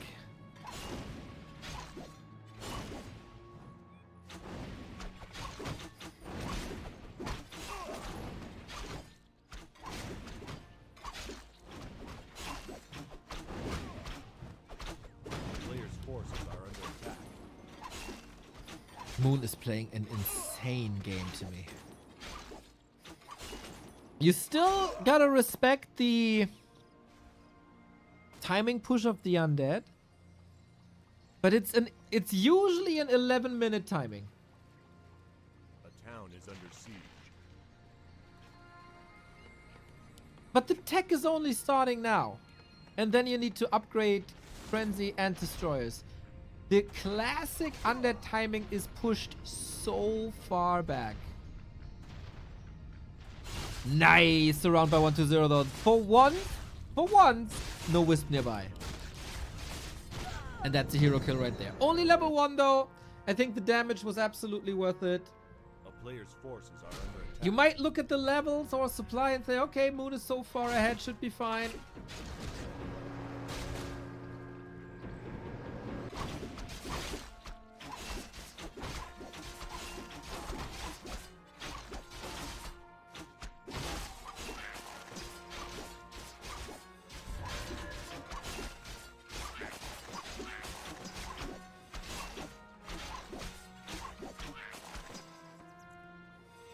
Player's forces are under attack.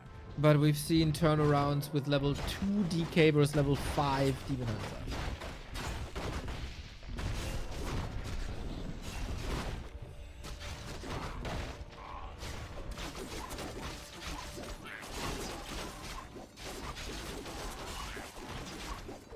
And you might need the Naga down the road.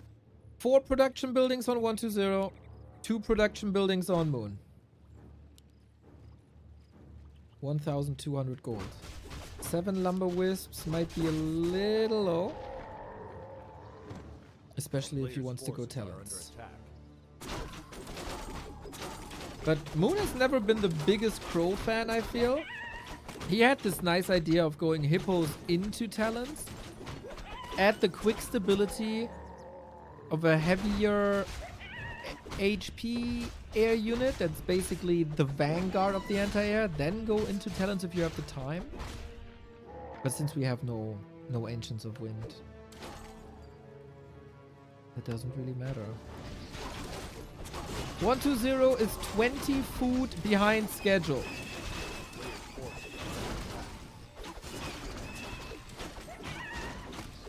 He got very good resource management though. He got the 4 production buildings.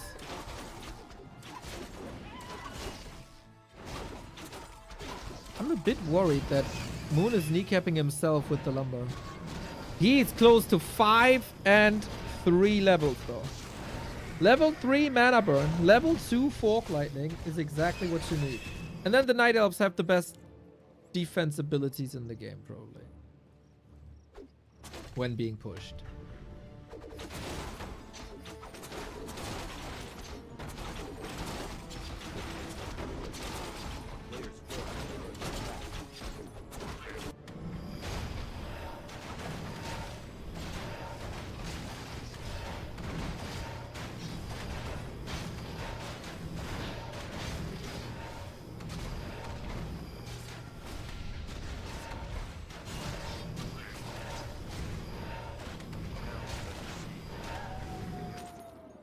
How will the money even out? He got the orb already.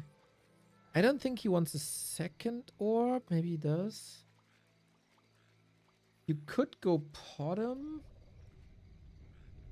Moon supply-wise is ready.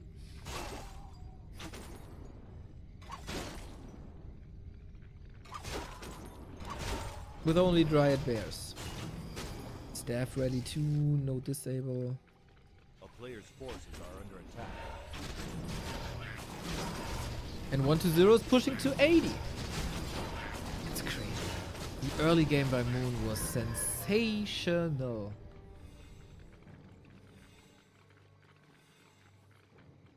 And Moon wants to brawl.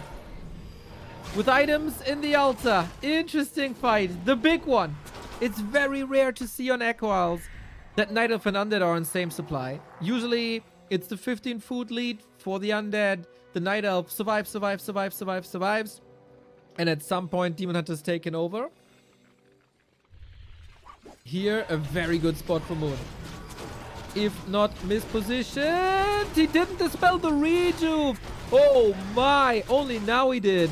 1 GNL bear, 2 GNL bears in the mix. Apparently doesn't matter too much. It was a Care Bear actually, waiting for the Demon Hunter to retreat into the back a little bit. 1-0 luring Moon into a choke. Bears will be clumped up. A-bombs at the front. Good damage here. No more coil. No mana potion. No TP. No invuln. And Moon is banking big time. Disease Cloud for 1-0 still needs a bit. This matchup revolves a lot around timings, and I think 1-0 missed every single one because of Moon's pressure.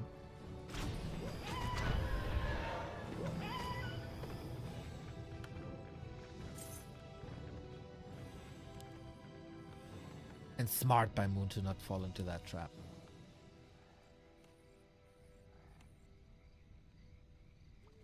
A town is under siege. We're going 100. Oh, close! Forces the counter TP. This keeps 1-0 supply blocked on 70. But he squeezed out one more A-bomb. Guys. Moon has been playing an insane game, but just theorycraft, right? How is this not the perfect game for talents? I mean, there's no Fork Lightning yet. There's only Nova 2. You need to use Coil Nova on the Demon Hunter. The minus armor on A-bombs would be insane. Crows would be insane against Destros. Cyclone would be great against heroes.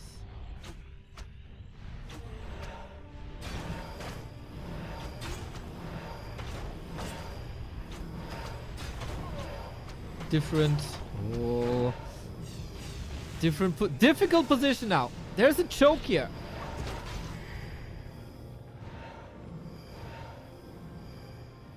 A player's forces are under attack. Off we go. Bears find a great concave on that A-bomb. Eats them immediately. Can the destroyers reign supreme? Bear staffed out. Second A-bomb about to fall. At 1-0, this push was nothing. Nothing! A-bombs deleted! Okay, you don't need Fairy Fire on them. A-bombs just pop anyway. They just pop anyway. 1-0 needs Banshees. 1-0 needs Banshees yesterday.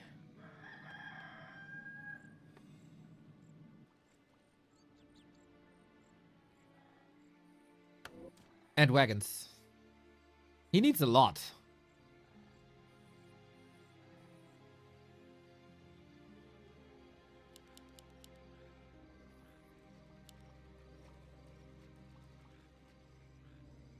Moon plays it economically.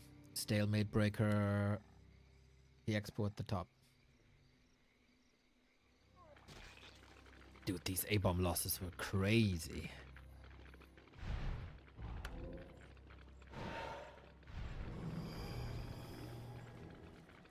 Double heal scroll. Big invul potion. A player's forces are under attack. And Wellspring.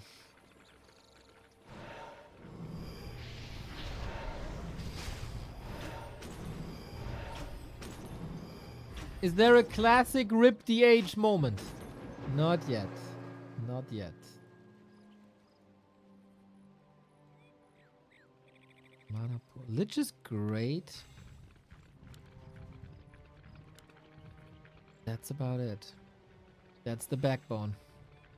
Oh, imagine wagons. Would be a nice band name as well, huh? Imagine wagons to shoot disease cloud here. So good. But okay, we take out a bear, and the bear position is horrible. Horrible! There might be an opportunity for 1-0 here. It's always this choke on Echo Isles. Focus on the DK. Who knows that it's not great? And forces the TP without too many losses. Okay, fight 1, we take care of A-bombs. Fight 2, we take care of bears. Moon is in high upkeep here. The ghouls did a little bit of damage, but not too much. Bottom third coming in. Does he know about the 12 o'clock?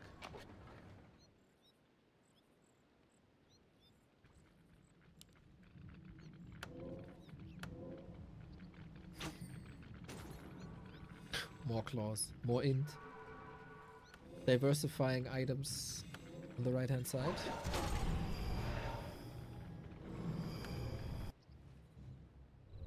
A player's forces are under attack.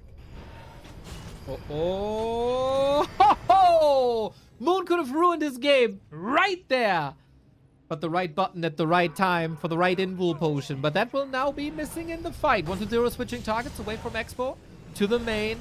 Destroyers will be morphed. He doesn't have supply at the moment. Two-shot aura against the burrow. Again, A-bombs versus bears. Destroyers do a good job but been sniped now. Dryad targeting exquisite, and 1-0 again doesn't see a chance in this fight. Good nuke. These fights go back and forth. I'd say 2-1 Moon now. And Expo up.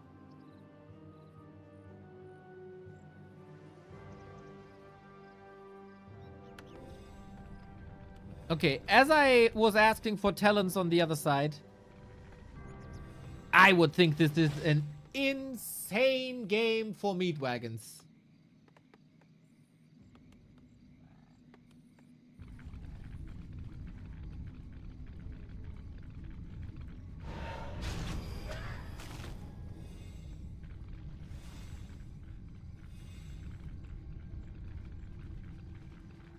But I don't want to sound condescending or anything. A-bombs in chokes A player's forces to are under tighten attack. the spot. Nice. But they are not the greatest disease spreader. And I think 1-0's issue are definitely dryads in these fights.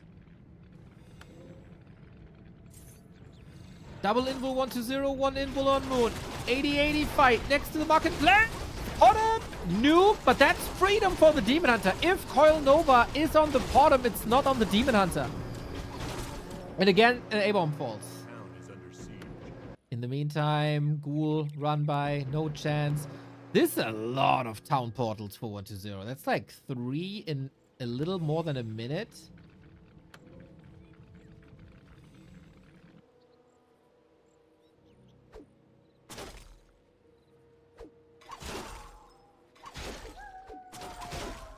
We have a TP on Moon. He can respond. He is mining here.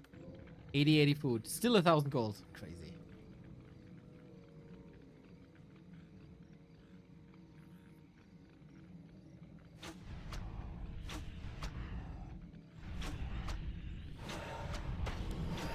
Going for production.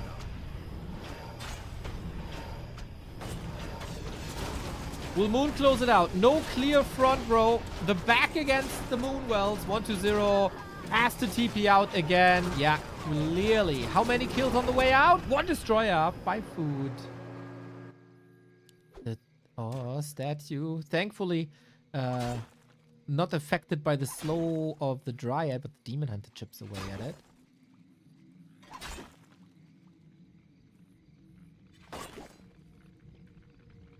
Lots of upkeep. Paid by Moon. That's currently the difference maker.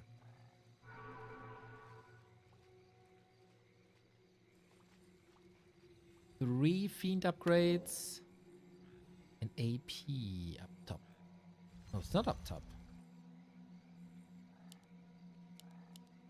Double lock.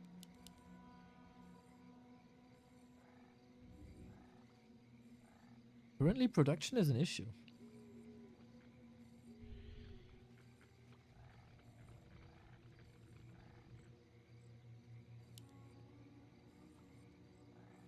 Moon is now mining more again. Moon wasn't mining more for 120 for a long time, mind you. 120 on 2 bases, low upkeep, 14 gold a second. Not a second, but a turn. Moon 3 times 4, 12 gold round. But now that Moon is in low upkeep, he of course has the better economy.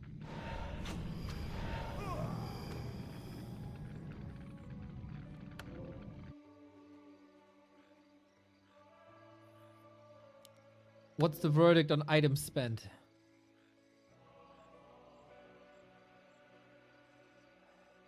Wow, that's a lot. 8,500.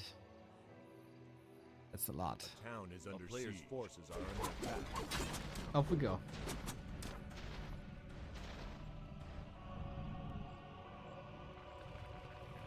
Triple heal scroll, double invuln, triple bear production, 91-91.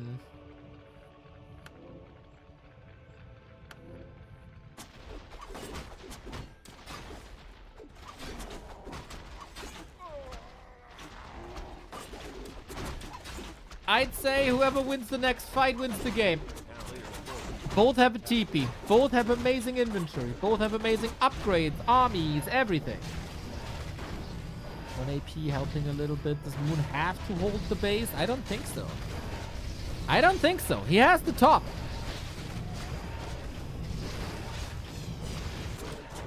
And he's destroying the base.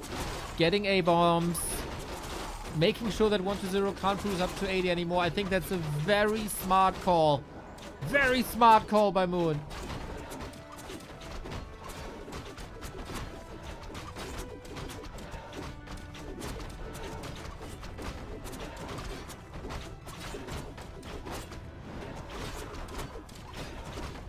Yeah, there was no need to hold this. 120 will be mining out in 3 minutes. Moon will be mining out in 10 minutes. And the base is gone. No more production. No more shop. 87 food is all you got.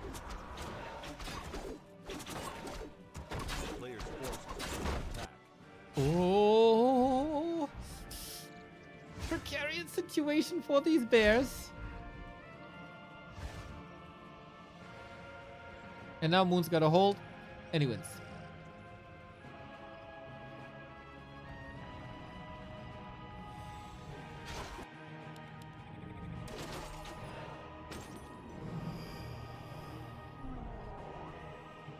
Can he find a good position with the bears? Dryads moving back. Naga a little bit presented here. Big meat shield with 4 A-bombs. The army positioning is an issue. Bears now. Yep, they're finding their way forward. This is what you want. Bears up front, Dryads behind, everything clumped, so it's an invite for a Nova. But Bears without Destroyer Nuke are sturdy enough to take that fight. Bottom level 2, more damage if he skills than heal scroll available. 3 on Moon, 1 on 120. Rejuve doesn't last too long. Bears start to melt because the Destroyer has more impact. I think Moon's target fire is very much off with the Dryads. 120, forced into a TP. Naga survives. Same for the Lich. Same for most of the Fiends. 79, 72. 120 cannot build anymore. Except he's building a Haunted here.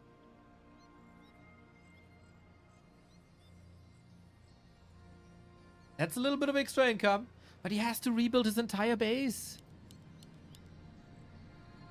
2 more Ziggurats. A player's forces are under attack. Dude, every game except the Human Mirror, a banger at this tournament.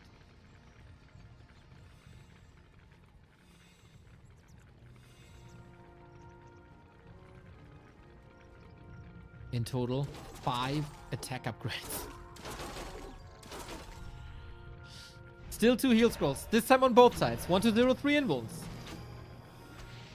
No bears available at the moment. The choke is the same as in the 3 previous fights. Fork Lightning Lich far forward. Ghouls rotated out quickly. We have an owl. These fiends are easy to clean up. Moonpurge now not doing it. He knows that's gonna be his dessert after the fight. As long as the bears attack the fiends, this should be fine. The dryads are not necessarily focusing the destroyers, and I think that is the big mistake. Demon Hunter, forcing into an invuln here. I don't know if we have a rejuve anymore. Close to level 5 on the Naga for the big nuke. 1 to 0. He might have destroyers in the air, but what about the fiends? The piercing damage is clearly lacking. The bears have been traded as well, but the dryads up, and now he got so much anti-air. He got the Naga level 5. Statues are slowly running out. Naga dead. The bottom have the staff ready was right there, but we also have Metamorphosis.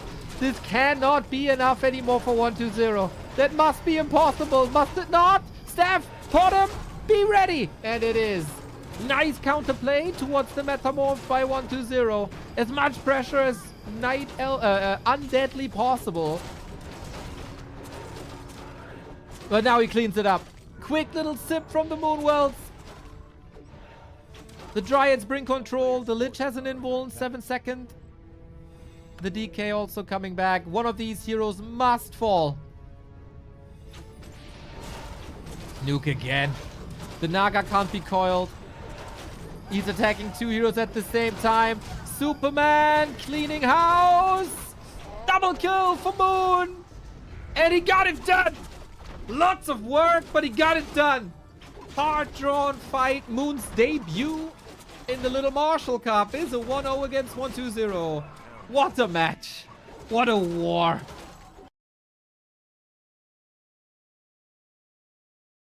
Unbelievable.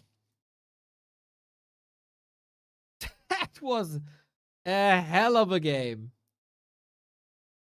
1-0 tried. I think the early game, of course, extremely good. Extremely good for Moon. 1-0 sort of slowly came back. But almost every fight he won. In one fight, he lost a couple of bears, but that was not the most important fight. Super high pressure, super high tempo. Oftentimes good fights. Only 1 hero loss. That was a bit unfortunate. But if this one situation where the Demon Hunter dodges the coil in the middle of the map, that could have swung the momentum. And the clutch call, it's so intuitive, right, to defend your own expo. But Moon not doing that, instead getting rid of the entire base of 1-2-0, that forced 1-2-0 to spend how much? 1,000, 1,200 gold on rebuilding.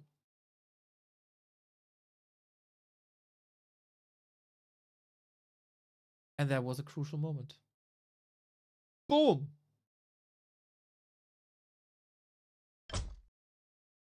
Man, what a hero.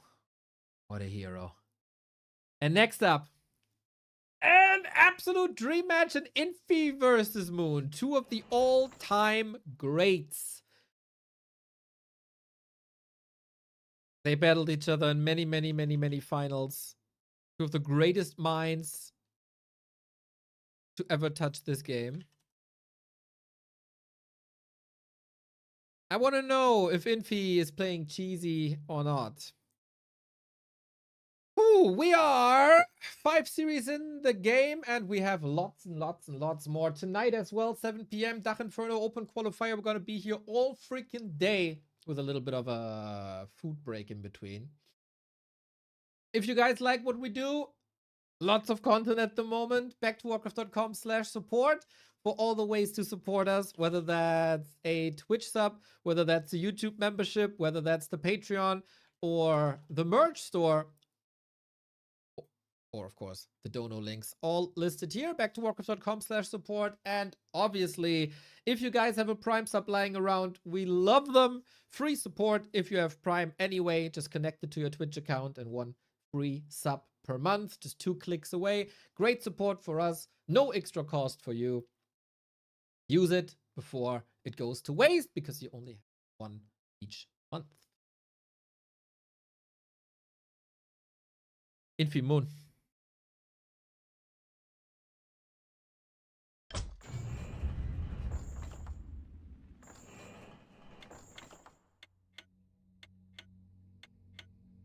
I check real quick if I have coffee left around. Be right back.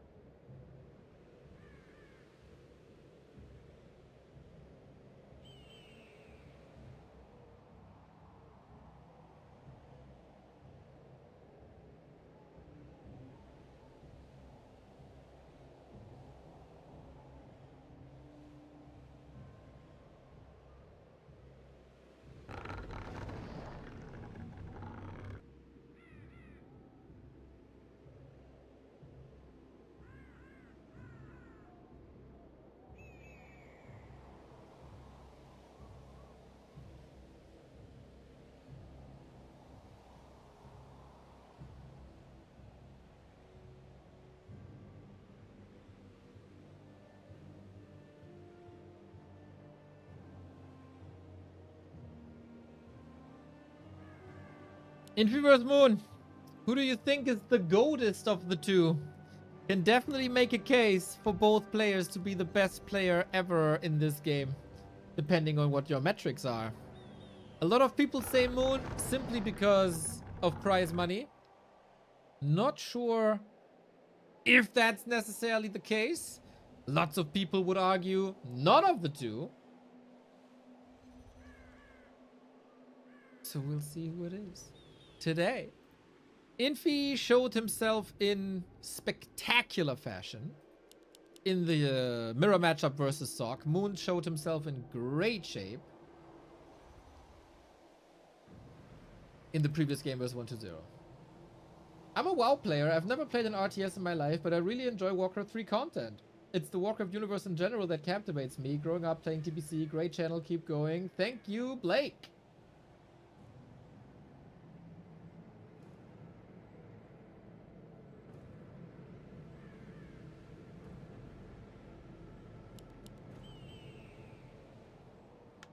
What Moon will we see here today? We've seen a lot of Moon versus Human recently. Against Hawk, where he lost. Against Fortitude, where he won. But Infy is a different kind of human. Infy is a tavern hero human against Night Elf. And that is very likely the Dark Ranger. Better Call Saul. Dark Ranger also in the arsenal of Moon. Would be funny to have a Dark Ranger mirror one day. Dark Ranger has been the hype hero of the past couple of weeks. I have to say that the hype is ebbing up a little bit.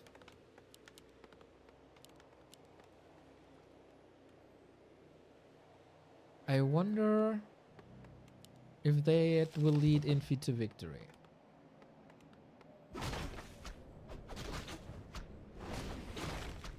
Demon Hunter. Oh, the Archer! Not good, not good, not good. The Footman was here manipulating the creeps a little bit. Archer down. And we rush across immediately with Militia. The town is under siege. That's a very tough game for Moon. Now, the mercenary camp isn't open up. We got evasion to not use any spells and to get better and more efficient Moonwell recovery. But yeah, Militia are here. Demon Hunter 50%. Players' forces are under attack. All momentum that Moon had from the win against 1-0 is basically lost. Life drain, life drain, life drain, life drain. That's the strength of the Dark Ranger. Cheap, spammable spell that constantly chips away the damage. And that is 2 Moonwells down. And that is Footman pressure rising. And that is Tower pressure rising. Second Ancient of War by Moon, kinda nice. But yeah, not being able to go for Mercs is horrible. How strong is the Demon Hunter?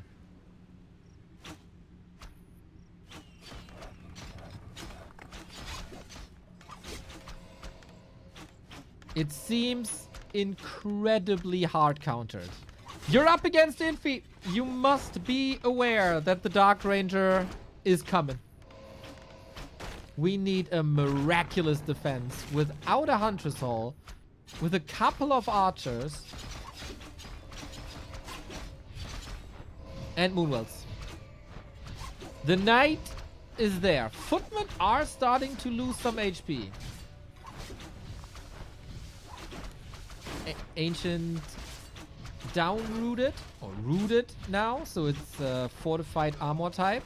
That means nothing really does damage to them, especially not the piercing damage here.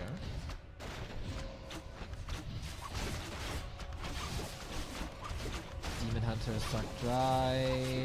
Might be a loss. Yep. And that is on purpose. He had a TP, but no way to recover here. Archers all hidden. Oh, reveal! Beauty! Infy also starting to defend, getting the footmen up. More towers. The best asset Moon has right now is the Ancient. Dark Ranger, by the way, level 1.0. So either the Demon Hunter died to the tower, or it was denied. I think it was a tower. The best solution against Dark Ranger is surrounds. And Demon Hunter's back.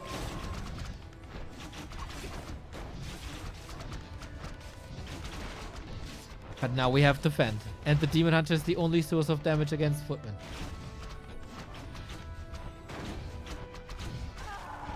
Can you clean this up?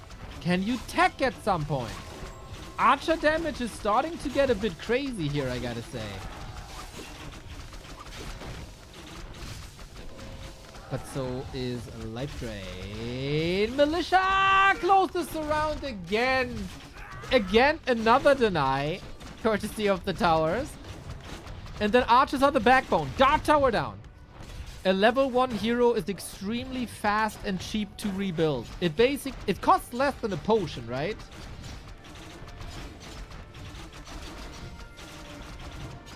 And you want to save the little bit of Moonwell juice you got. Next Ancient of War, as this one is falling.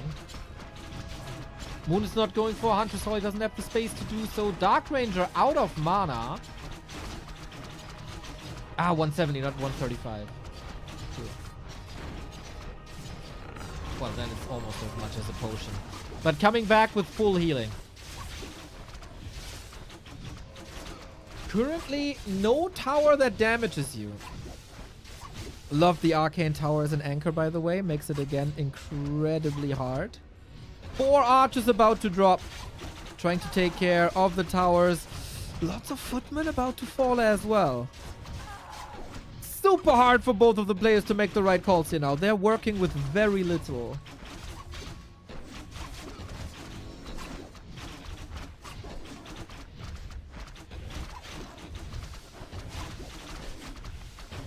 Demon Hunter again using every bit of moon juice. But night is over, and now the Moonwells aren't regenerating anymore. How do you heal your army? I think you have to break this before daytime. He's trying. He's trying hard. Archer block. Nicely done. Nicely done. Oh, Moon. Can you micro your way out of there? Doesn't look like it. Clarity. Life drain. You can't out-heal this. Well done. The little bit of extra clarity. And now, Moon, what are you doing with your archers? He's trying to catch reinforcements, I guess. Creeping. Creeping.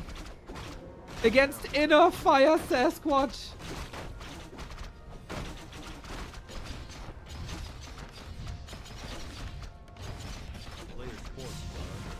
In a best of one, man. The good old tier 1 tower push. The good old tier 1 tower push still working. Oh, if that first archer is not going down, I think Moon is in a way better spot.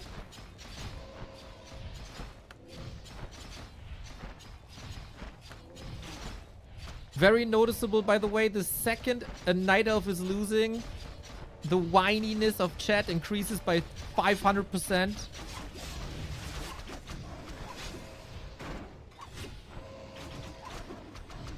But hey, water is wet.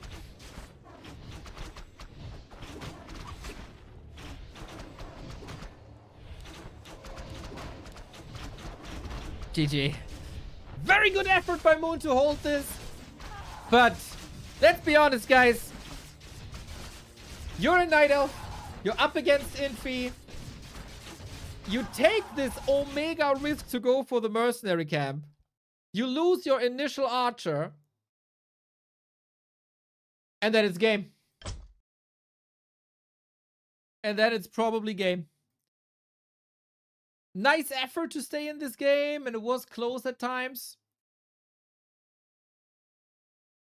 But maybe don't do that.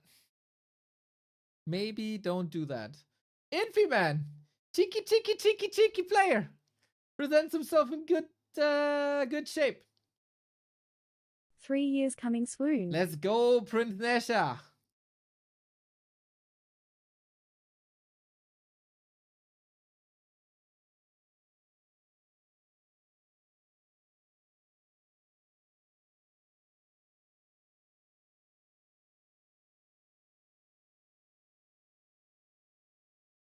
Let's see if Life has a better solution to that, as that's the next game, Infy vs. Life.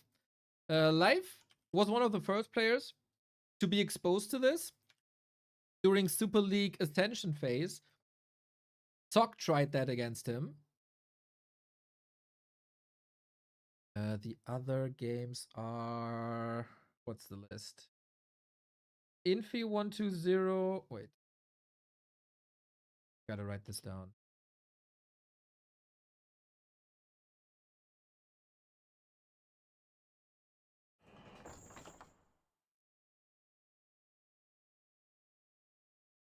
So we have a match.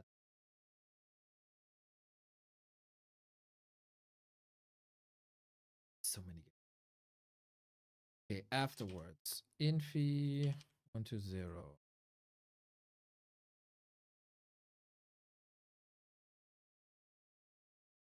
Then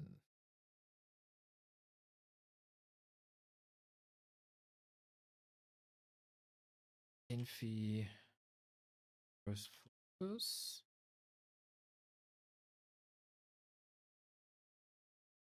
Then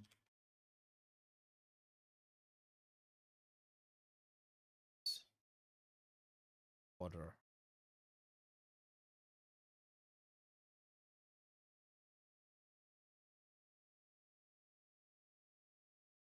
Okay. Life. Show us the way. So that the tears stop flowing.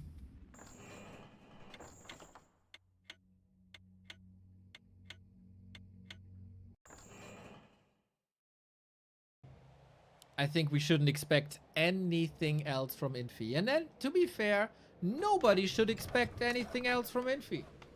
Always one of the dirtiest players in the game. It might not be stylish. It might not be super cool, depending on who you ask. It's goddamn efficient.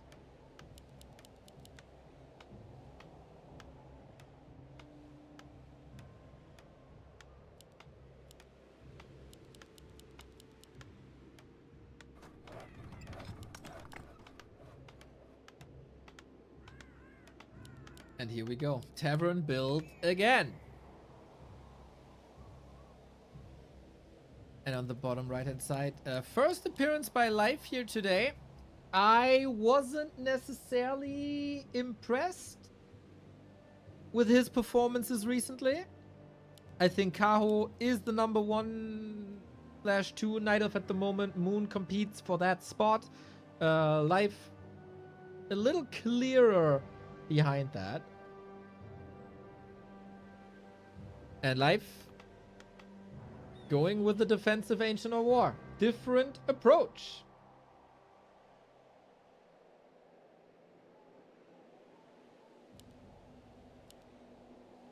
More defensive approach.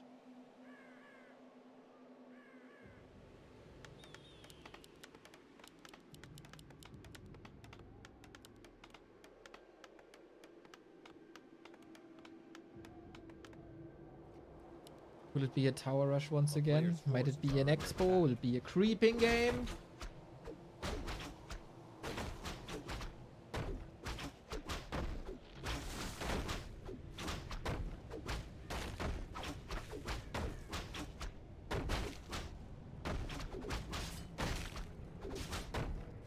Oh, chat is so angry today. Oh, we're balance whining so hard today after one loss of a Night Elf player. Ui, ui, ui, ui, ui.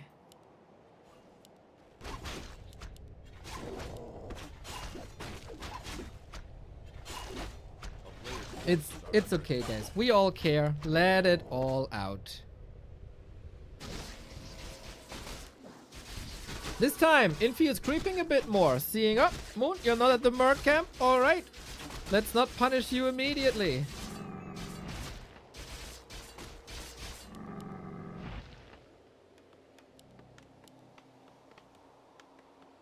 But there is militia coming over. And woohoo! Replenishment potion. Let's go. This time, we creep up to level 2. Oh, might we expand in the middle? We don't have the resources for that just yet. That's level 2 though. Now we got Black Arrow. Life Tekken?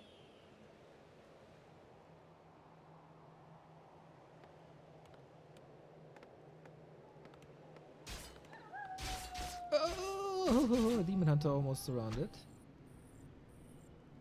Turns out, if you don't expose your base to a mercenary camp, the early game is a lot more stable. And yeah, Infy is expanding in the middle. Let's go. What approach will Life do to knock this out?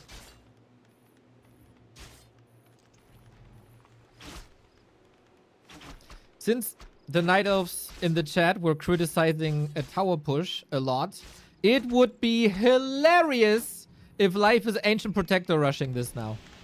That would be funny. Footmen control the early game as so often. And it's a timing thing. We have the Hunter's Hall coming up. Life has been known for tier 2 Dryad AP pushes as basic. Like, he's been very robotic and one-dimensional for a very, very long time, and oftentimes based on his mechanics. But I think we can clearly credit the Dryad AP pushes to him. And I love that timing if executed well.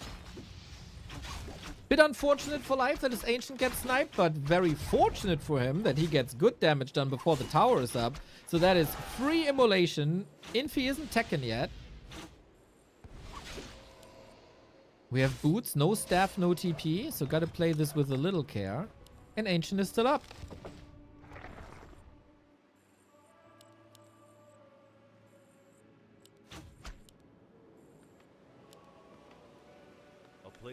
Boots, staff. Moon has been very, very, very focused on peasants in the past couple of days. Sometimes led to successes, sometimes not.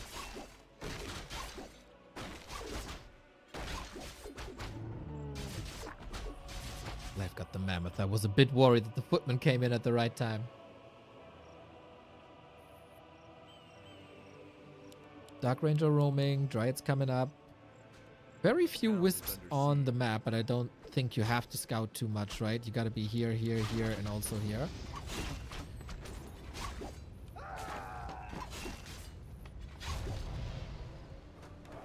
Tier 2 AP push is completely different. Yeah, the one is a tower push and the other is a tower push. Yes, this is very different. The one is done by Night Elves and is okay, and one is done by Human and it's not okay. That's is very different. A player's forces are under attack. And of course, let's not forget about the Undead Tower pushes who are also not allowed.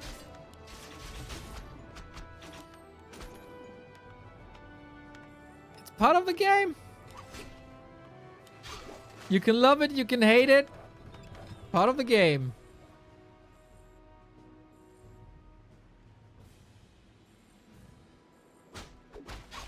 The start of the game or 8 minutes in? Oh, I don't know that we're playing like back in the old LAN days. 10-minute no rush?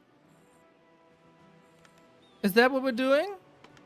I didn't know that. The town is under siege. Players' forces are under attack.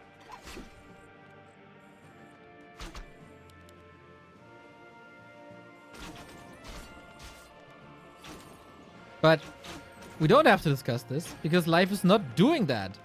I feel like this smart. Life focusing on a tier 3 rush, going for bears. While I have seen some glaive pushes towards the middle expo, they rarely worked. Very, very, very fragile timing. And rather focus on bears. The timing still works out. Infy will only shortly arrive at tier 2. He's at 46 already with only footmen.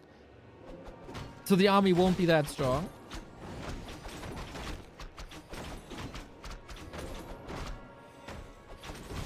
Oh, Mr. Crestfallen, welcome to the stream. You will have a field day today. The town is under siege.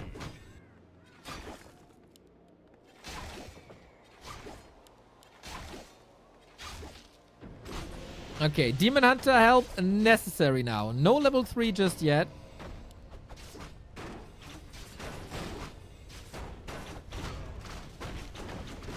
We're waiting for the master training. A couple of seconds off. Life is obviously on a timer. There's no second base. Hola! Yeah, that Ancient of War straight into the creeps. Whoops.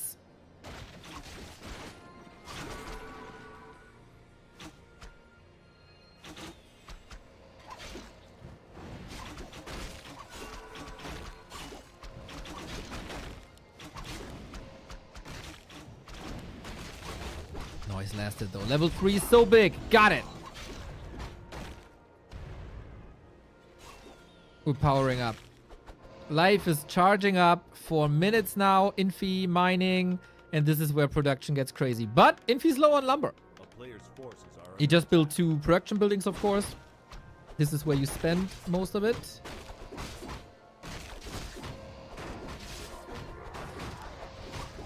I'm just having fun, Jude. No worries, man. No worries.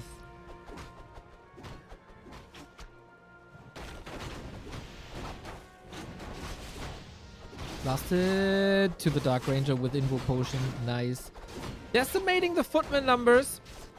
And leveling up the Naga at the same time. Multitasking by life is good. Still, we're waiting for the push.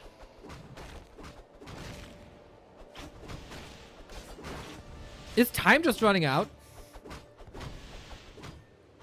the town is under siege. Backstab. Maybe not an angle that Infy expected. Lots and lots of regen here. Rejuve renders life drain useless. A unit spell that's better than a hero spell, right? Unbelievable.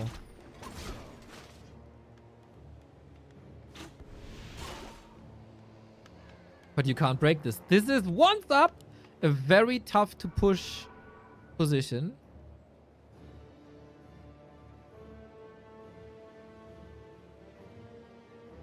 Stupid Delulu players, tears always sweet, not a matter of race. True. Indeed true.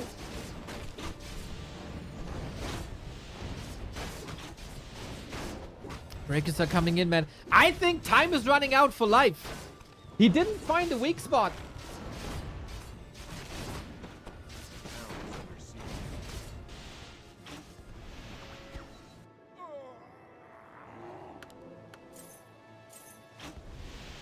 2 heal scrolls versus 1. 2 invulns versus 0.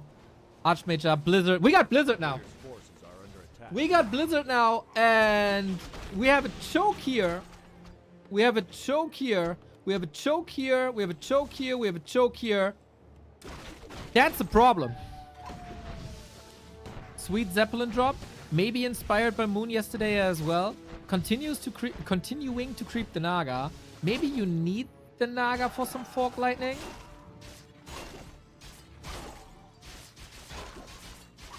That's some mining denied.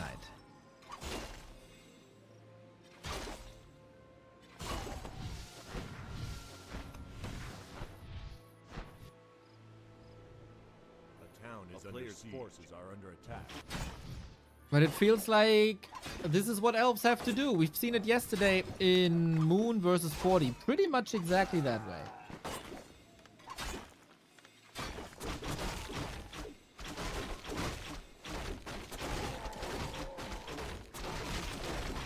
Pretty much exactly that way.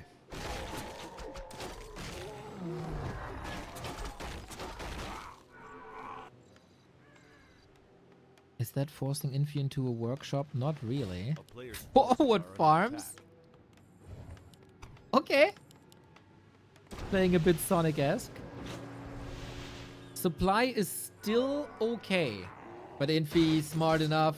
Trying to lure life into an unfavorable position. And there shouldn't be enough healing, really.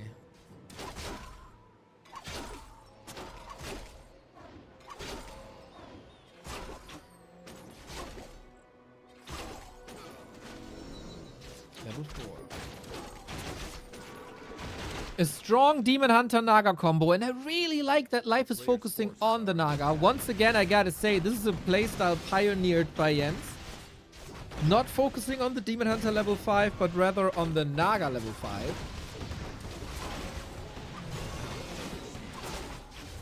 And doing some surgical strikes here.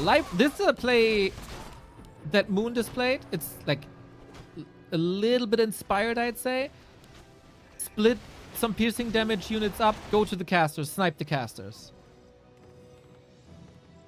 And in the meantime, look at that. RIP! Goddamn life, that was some beautiful play. Distracting with the demon. Defending the defending the bottom position nicely, causing so much chaos that an Infy is overwhelmed. And he simply lost the base. On even food, tech lead, hero levels very advantageous for life.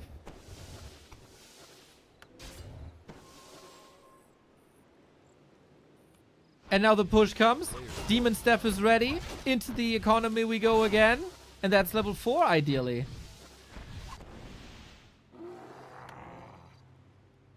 Fantastic late game by Light. Dark Ranger invuln. To not get mana burned? Or misclick? Maybe he wanted the Kit Towers that misclicked the invuln. Oh, Infy!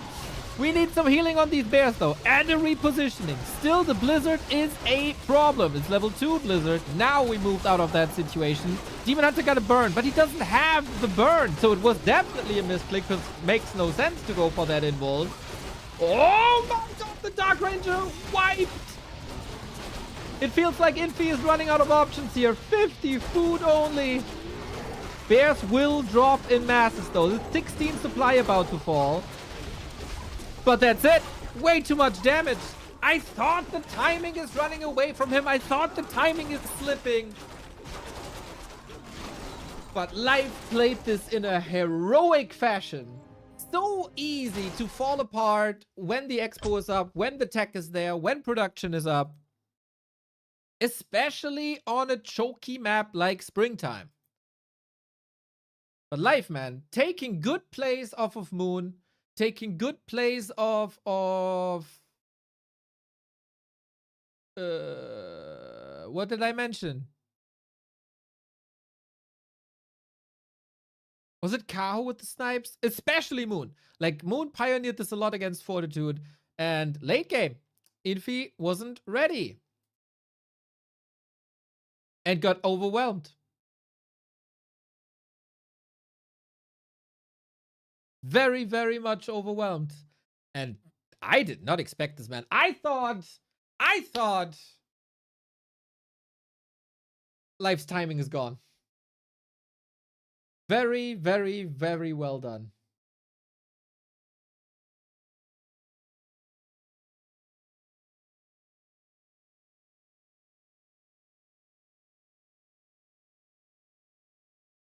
Guys, I mean, we're all having fun here, okay? And it's, like, fun to bicker. But what I hate is when, like, a player is playing so well, and then it gets overshadowed by the balance. Oh, he was on 2 bases, and the other was on 1 base, and he still couldn't win. Oh, I was on tier 3, and the other was on tier 2. I should be winning. Can you just, like, also appreciate the player? Because that was sick. And Life, this started at the beginning. Life's game started at the beginning when he didn't go for the mercenary camp. That didn't expose him to the tower push. You cannot expose yourself to a tower push by Infy. And Life didn't do that. He didn't overcommit to a too early push into the middle as well. That's smart. Life played this really well. And I did not necessarily expect it that way after his performances recently. Well freaking done, Life.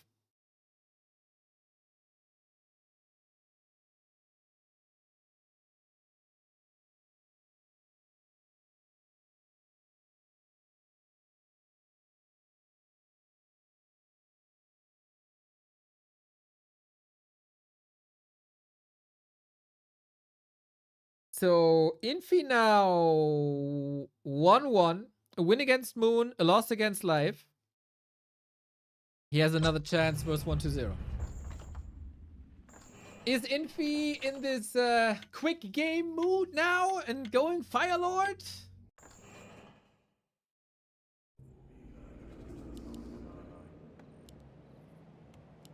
I know you're all passionate about the game.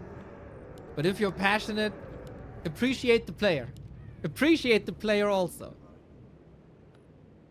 Let's make a deal. You're allowed to balance wine if you also appreciate the player. And I think then we're good. We're not playing direct strike here.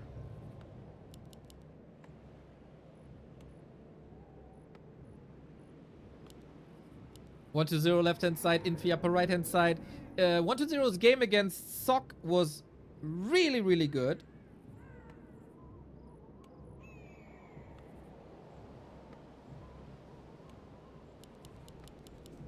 Infy, hard to judge at the moment. Like, pretty clean, straight up win versus Moon.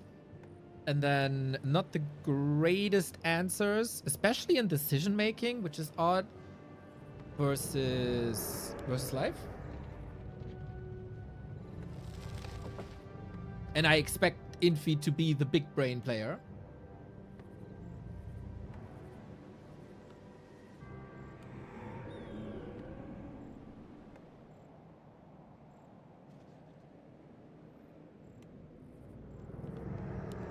We go Lich. Thank you, 1-0. I was so scared that it would all be Crypt Lord, Crypt Lord, Crypt Lord, Crypt Lord. But we see the second Lich of the day. Forces are under attack. Infy in this matchup as well. Tavern hero player.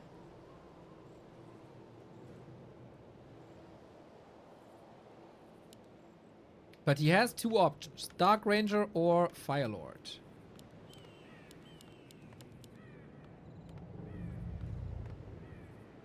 In 10 seconds we have the answer.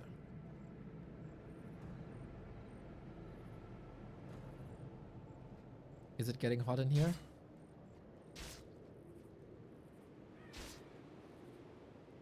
What? What? A player's forces are under attack. Dark Ranger. Only the undeads can beat the undead. Life Drain versus Lich. Lich has it a little easier to run out of the leash because it's a range hero.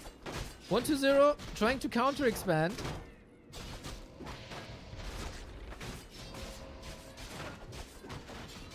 But there's nothing to counter. It's just Dark Ranger pressure.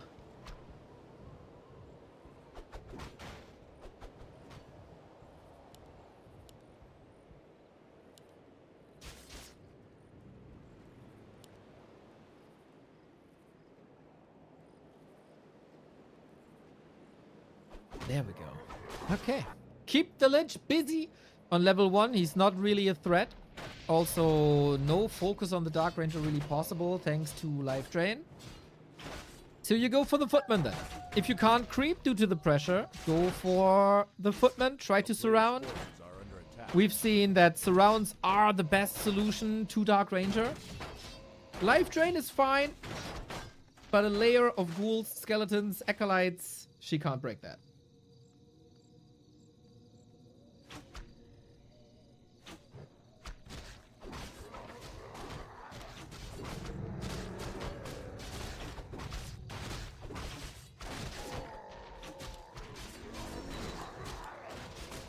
So far, pressure on the Lich is good, but there is a Ritual Dagger.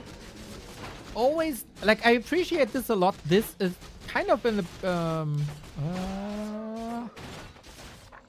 nice by the ghoul. It's kind of a development this year where players... Oh, no, it's open on the right! Oh, that was so close! And it's a cloak. It's a cloak. It's a cloak. It's a cloak. The best counter to a Dark Ranger is a cloak that breaks the tether of life drain. So you can go invis. Life drain stops. There we go. No, don't run. Don't run. Don't run. All you gotta do is hide. Anyway. Town is under siege. Players' forces are under Infy's Expo clean.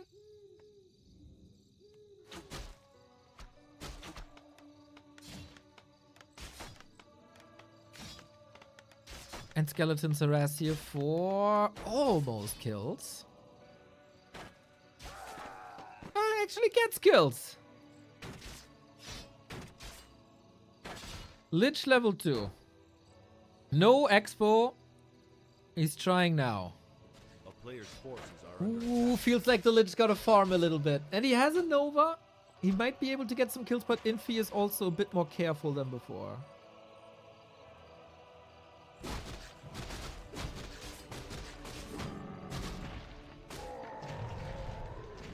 Did I finish my thought? No. Players manipulate the creeps a lot more. So, to make use of End Snare, to leave some creeps up so they have Inner Fire or Bloodlust and do damage against the enemy. It's not like both players are rushing towards the last hit. Sometimes it's better to let the creeps live.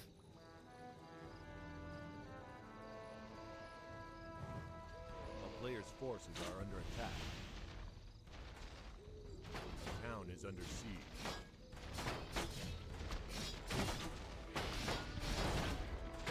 And again, Footman pressure. Doesn't even need a water elemental. Cancel number 2. Always the question, at what cost? 1-2-0. A little sloppy here. Or maybe just willingly face tank the life drain for A damage. player's forces are under attack.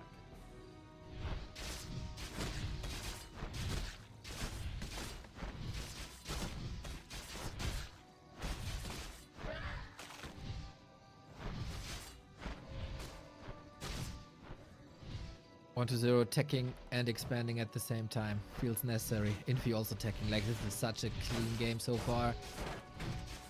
Let's see if the Lich can overwhelm. Clear targets on Footman.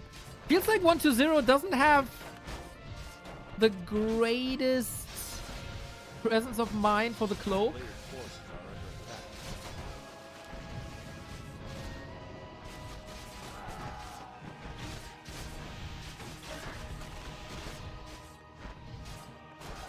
And willing to sacrifice ghouls for timing. Otherwise, Dark Ranger could move over and pressure that Expo again. This is, of course, losses, but as we said many times, the Dark Ranger doesn't scale too well on level 4 and 5.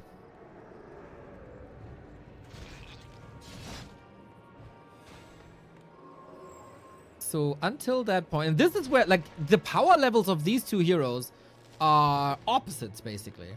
Dark Ranger super strong early, of course. The biggest power spike of hers is early, and Lich, I don't want to say needs level 4, A player's forces but are under really attack. starts to excel at level 4.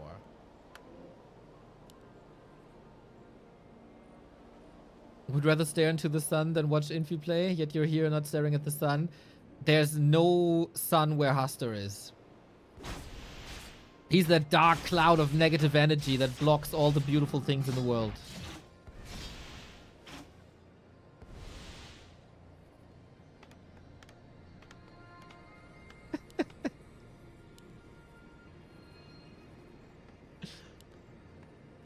A player's Altar on forces are time. Counter expo up. True.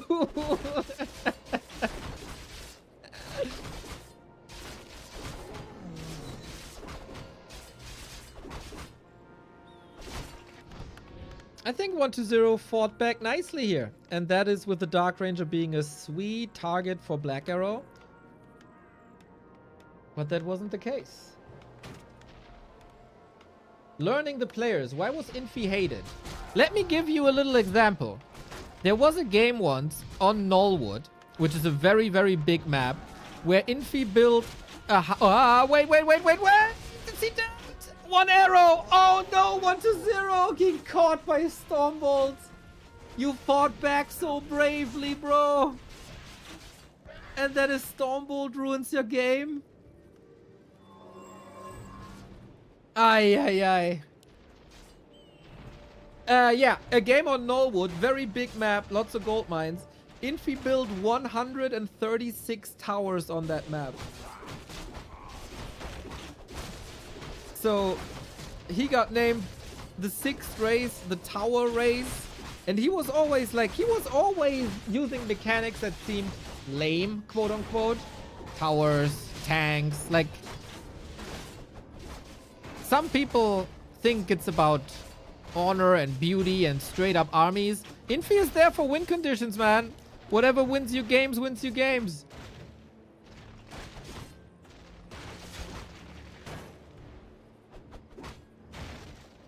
And I would say he can come across a bit as arrogant as well.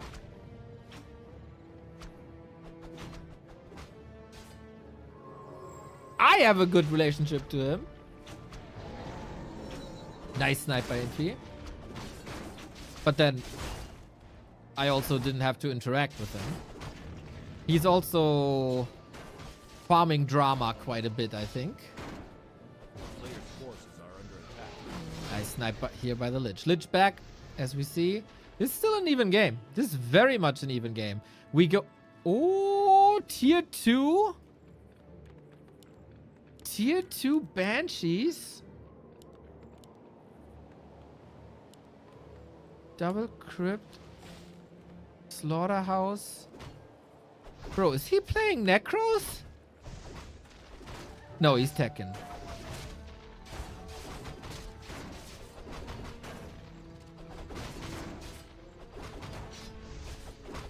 I don't think this Dark Ranger will do much. Once again, 1-0 very close to the Player's Stormbolts. forces are under attack.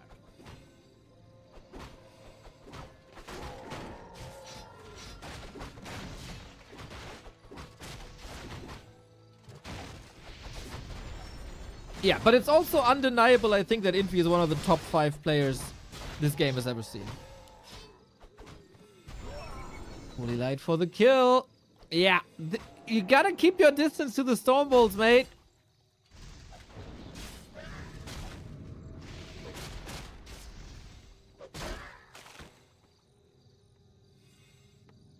But yeah, that's kind of Infy.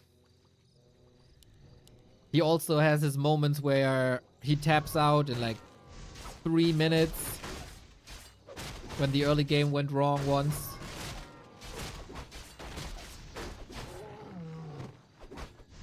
When usually that's a no-go. Forces are under attack.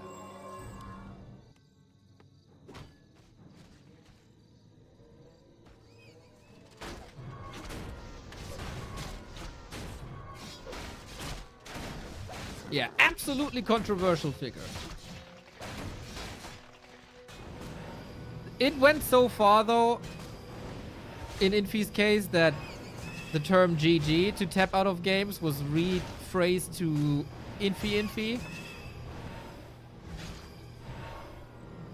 But it feels like those days are gone. But here it is! Tanks! Another classic Infy. And 1-0, it doesn't feel like he's ready. Can he make his way to possession? Not sure, man. Not sure. Oh, no, Caribbean. That's entirely different.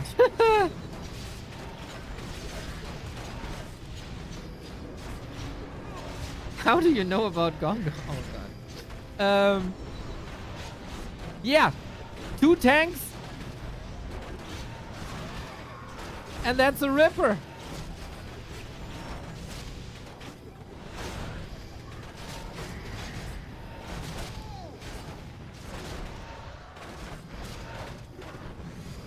And now this game can usually only go in one direction. I gotta say, 1-0 donated almost an infinite amount of units here. Can he? Possession takes forever, man. Possession takes forever. How is he supposed to muscle up? Human Tri-Hero looking good. A player's forces are under attack. 1 destroyer push left, maybe. A town is under But siege. it's a weak one. It's not even one with mana.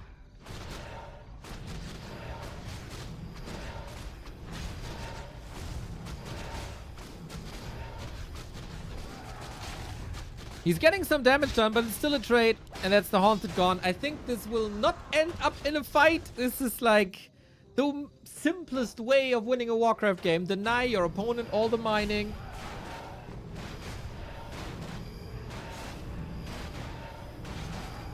The town is under siege. A player's forces are under attack.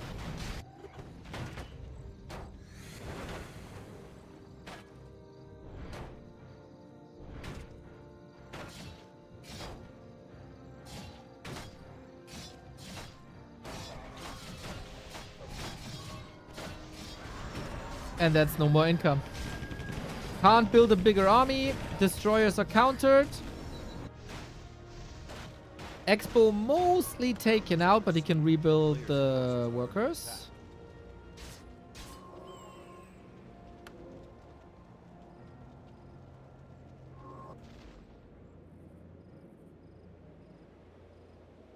And it's Infy's game. That is Infy's game.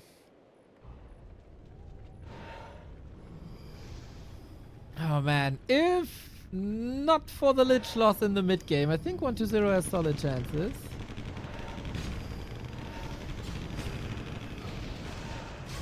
A-click. Absolute A-click territory. A player's forces are under attack. Is 1-0 still in the game? Can someone check?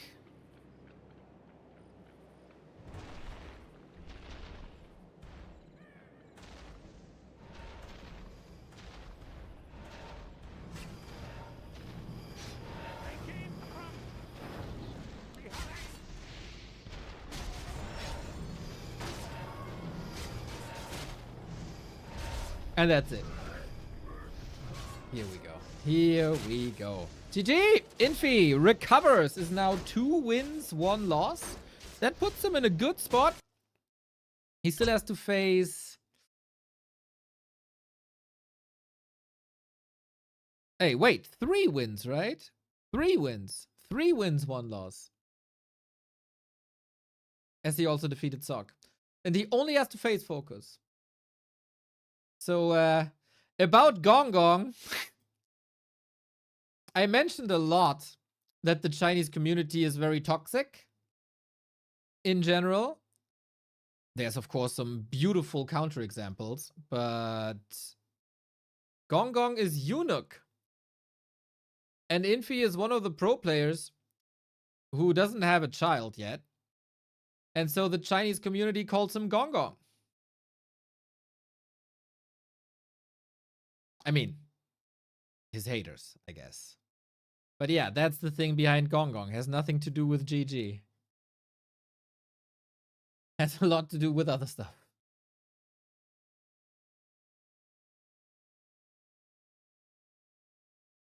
That's what it is.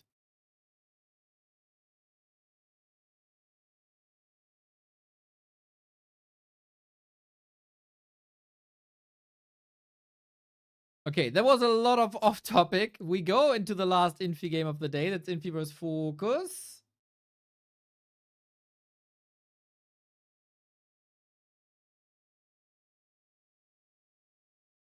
Thank you, Lado, for the I hope prime. everyone is doing well today. Have a great weekend.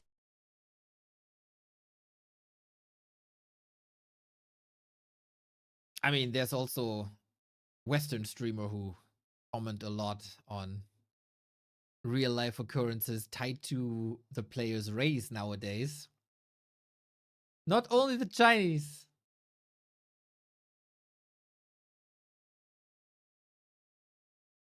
Sofa King, your info is a bit outdated.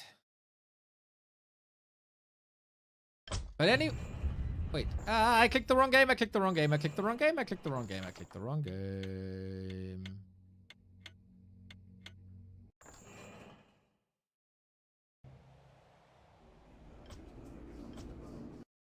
Infy versus Focus next.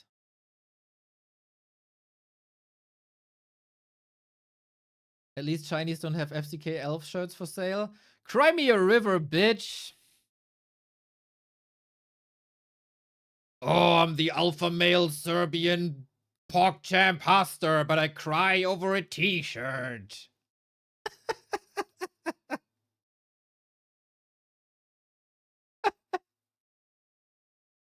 Focus Infy. Let's go.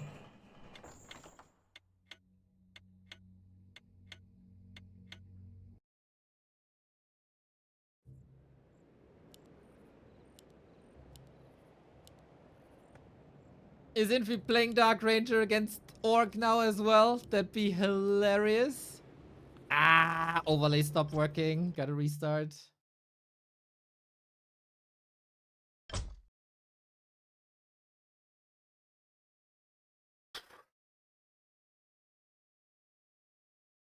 High tempo streaming here today.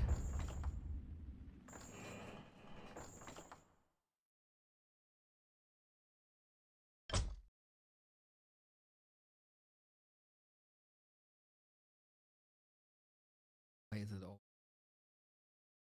Why does this volume always reset? I don't understand. Anilba! Thank you for the sub. 5 gifties. Much love, man. Much love. Focus.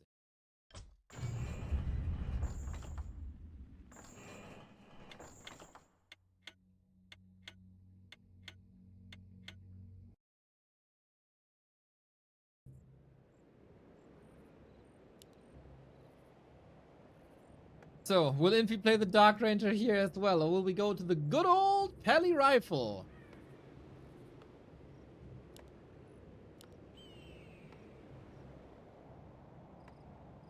What's Focus's score right now? I start to lose track a little bit. Focus won against Sock.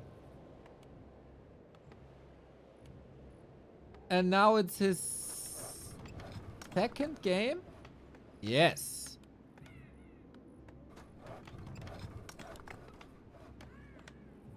Insane lineup indeed. Would be lovely to have the map's name in the overlay for the casual viewer. Deviant, thank you very much. This is Autumn Leaves, as everything looks like autumn. On the tournament page, the maps are listed as well. It is Pally Rifle, everybody. As we've said, Focus notoriously weak against Pally Rifle, but he defeated 45-0 yesterday. He defeated Stock earlier today. Maybe things are getting better. Maybe things are improving. Fastia Headhunter, Pally Rifle, very similar builds. And thank you very much for the support, my dude.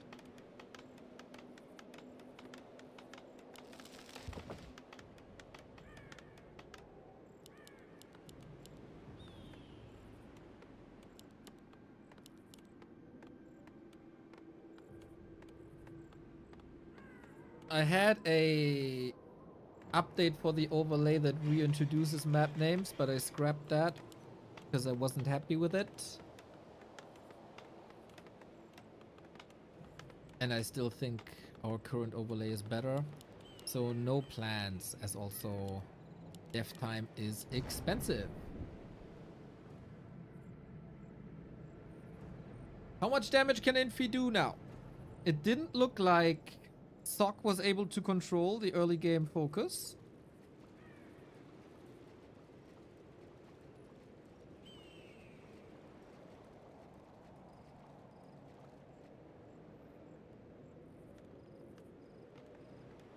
And also, to be honest, Warcraft maps are very recognizable. So if you are interested, look it up on Liquipedia.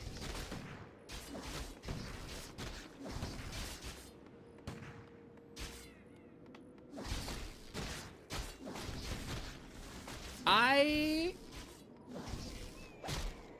don't see Infy as like a very good peli rifle player. He's always been a bit behind the curve. Players' forces are under attack. Oftentimes some suboptimal execution. For a long time even suboptimal builds. He's not a Fortitude, he's not a Starbuck, he's not a Lemes. But hey, undoubtedly a great player regardless.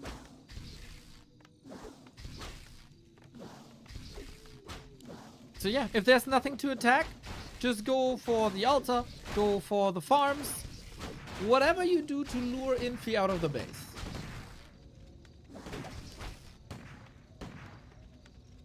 What, me? Lemis, I have to say a couple of things so you continue to give me a sub, okay? I have to do some nice things every now and then. For Haster, it's differently. I just have to insult him and then I keep his sub. For you, I have to say a couple of nice things a month.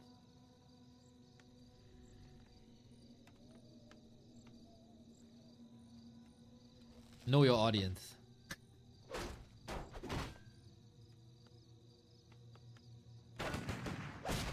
Just buff Peli Rifle. Ah, we introduced the web possession bug. That doesn't help. The town is under siege.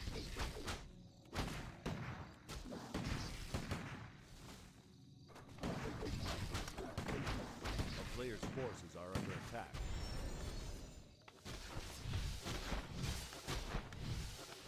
Pretty controlled, pretty uneventful early game.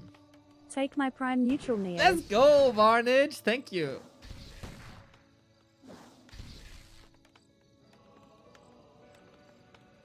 Yeah, very neutral. Straight down the line. Switzerland of Warcraft. So, with the appearance of a Naga, things become more interesting. Infy is pushing out as he's satisfied with his 5 rifle damage. Is Blood Mage a viable hero that you see sometimes? Blood Mage is essential to the strategy, as he's taking the mana away from the Orc heroes, he's giving it to the Paladin, and then you have a lot of healing. Infy is pushing out with Militia. What? Why? That seems a bit unnecessary, I gotta say. Focus. Not distracted by this one bit. And now there's only 10 workers remaining. Oops. Oops. Did he feel under so much pressure here? It's another worker. It's impossible for Infy to go tier 3.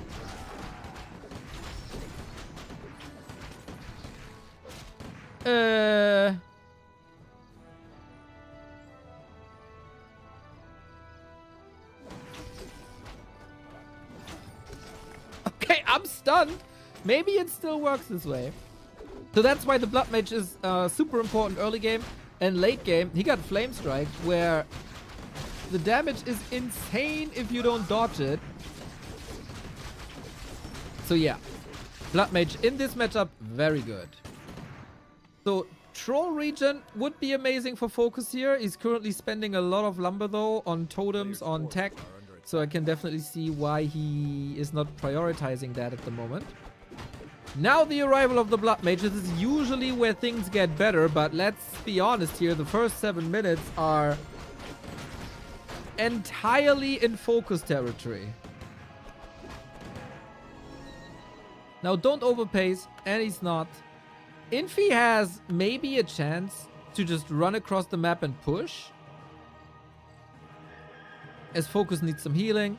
Focus needs to wait till his tier 3 pays off. And Focus has 2 forward burrows without cement upgrade. This could be the oh god, stroke, man. Vulnerability that Infy can exploit.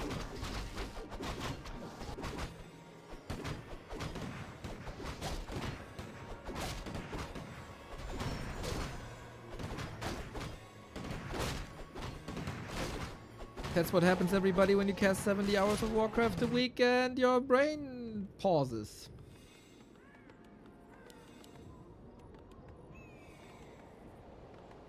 Players' forces are under attack.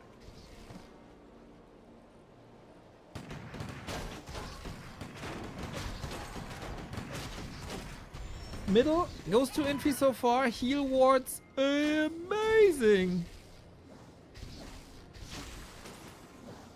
One of the best possible drops. We have a solution against the high single target damage now with the Walker, but we don't have Spirit Link applied. Despite this early game, there's still a million chances for Infy to win this.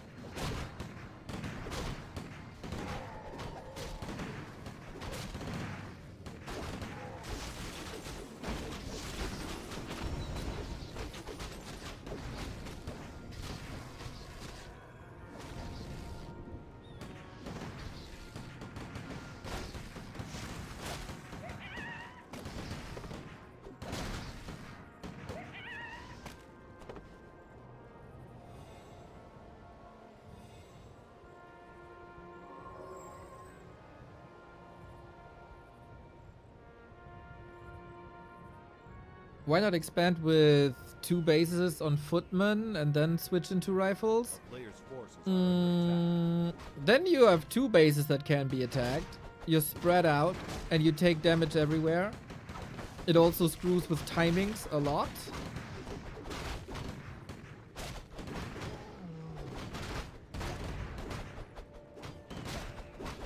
And the enemy can bounce between the 2 bases because Peli Rifle is very slow in movement speed.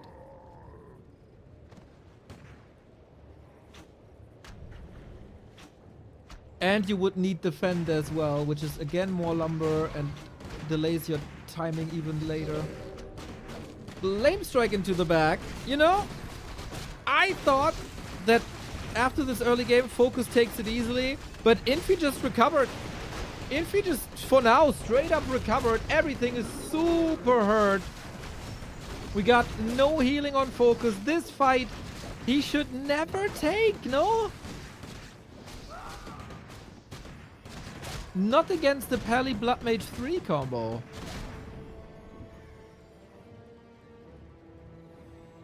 We also thought that Pally Rifle is bad until one guy from Poland showed us otherwise. Well, yeah, maybe. But I think the one player from Poland would have identified a way to expand if there was.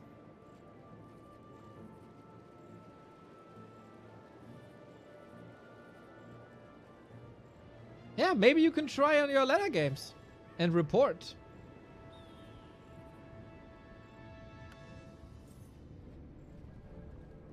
A player's forces are under attack.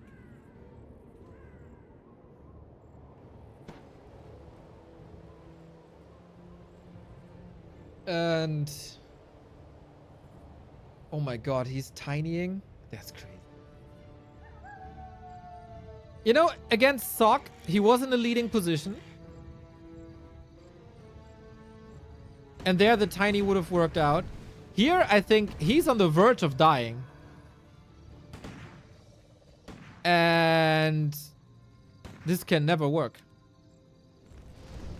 Bro, this can never work. It's a lot of damage already. We don't have the Berserker upgrade for more HP. There we go. 4 Torrent. We get a Fire Lord. No Griffins just yet. Better dodge by focus here. But where there's flame, there's fire or something. This will take ages to pay off. And it's under attack the entire time. Focus needs a Herculean fight with Torrent already half dead. With... Oh my, there's 0 reaction. Crazy, dude. Crazy. In this game, thanks to the Fire Lord, the Torrent can't be revived because they don't leave corpses. Oh my god. Is Focus still in the... Oh my god. As much as we liked his big fight and the strong resiliency versus Sock, this was again a terrible Focus anti-pally rifle game. Straight up terrible. The early game was so good. The early game was so good.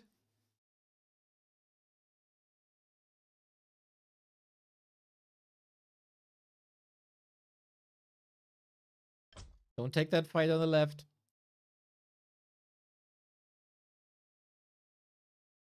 Don't expand after a lost fight.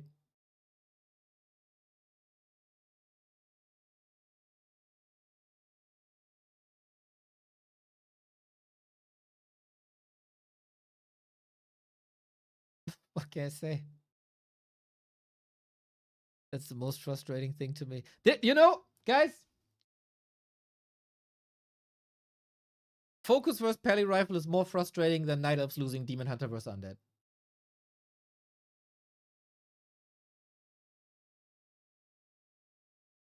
That's nuts. Well. There was a quickie. Good recovery by Infy after a pretty bad early game for him. So Infy is in the next round, right? He wins against Moon. He wins against 1-0. He wins against Focus. And he wins against Sock. Yep. Infy's through. Infy's in the next round alongside Happy and Fortitude, who were seeded for the next round.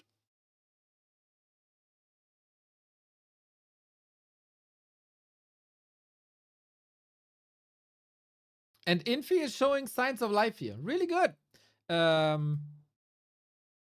It was questionable if he finds his groove again. It felt like he was a little overplayed. But apparently not. Good stuff. 1-0 versus Focus. Go. Hopefully Focus can recover here.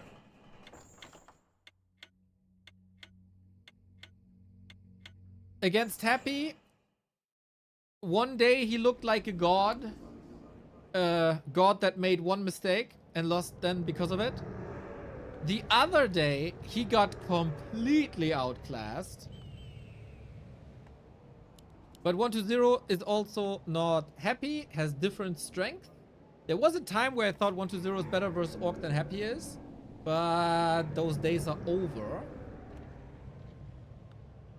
He is producing more entertaining and close matches though.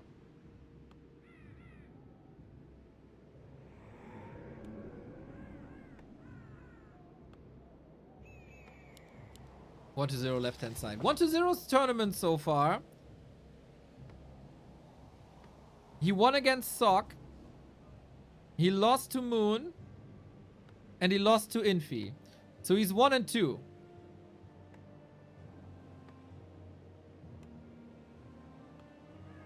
He also has to play against Life.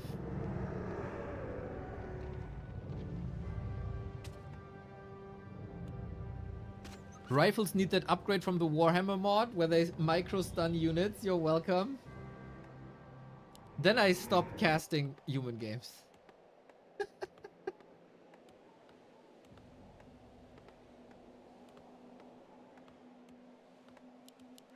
Yeah, give them bash. Reasonable, reasonable. Let them fly. You know, they should probably have Divine Shield as well.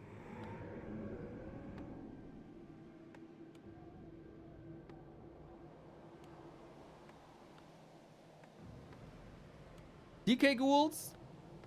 No Tet Fiends, which is something we have seen from 120 a little bit versus Orc. Town is under siege. And focus with Farseer Headhunter. Yeah, yesterday at Shatter opened my eyes a little bit. Like, if you play Blade Master, the Undeads can maybe expand.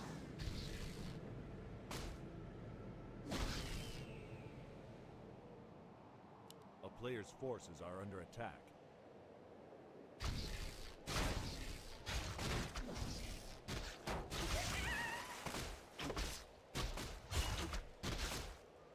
Evasion creeping on 120 side. Attacking already on Focus's side.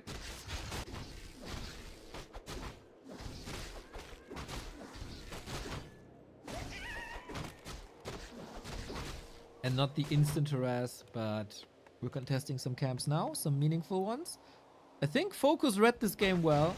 I don't think he can do much here against the green. He can do a lot here with some good timings. Not this one though. And since he has the green already, a little too late for the Mammoth. Since he has the green already, he can get level 2 from his own green. The wolves are surrounded. Whoops.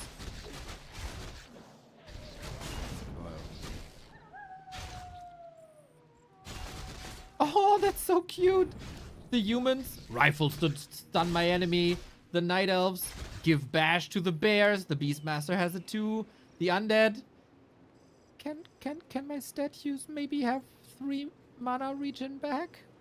Please, pretty please. I know they had 5 once, but you know 3 would be okay. Undeads as always the most reasonable people. Sometimes the only reasonable people.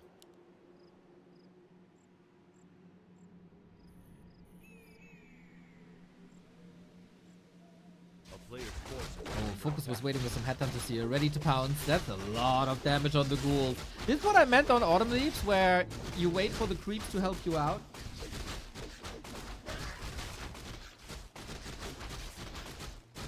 Blocks himself a little bit too.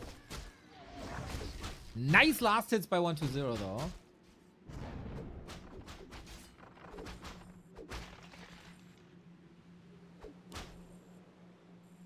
A player's forces are under attack.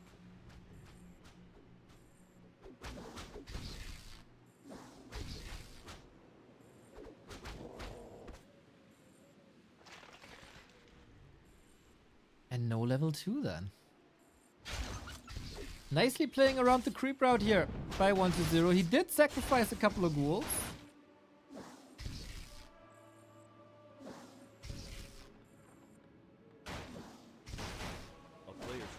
And that covers the timing for the tech a little bit. Tier 3 on the way. No tier 2 expansion by Focus.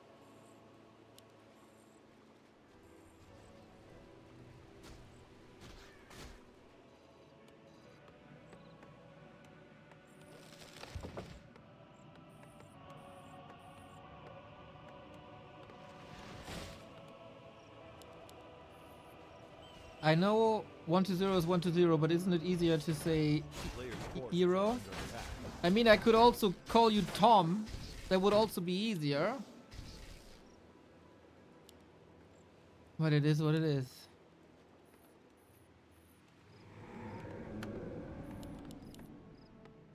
We go Lich second.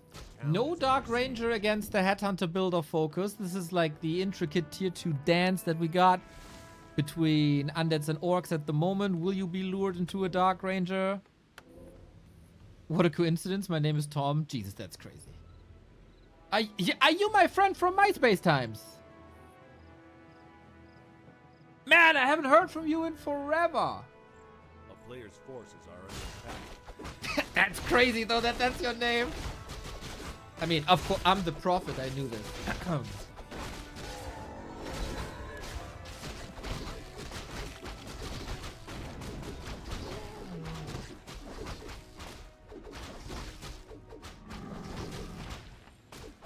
The intricate dance. Are you luring the undead into a Dark Ranger that then falls off versus Wyvern?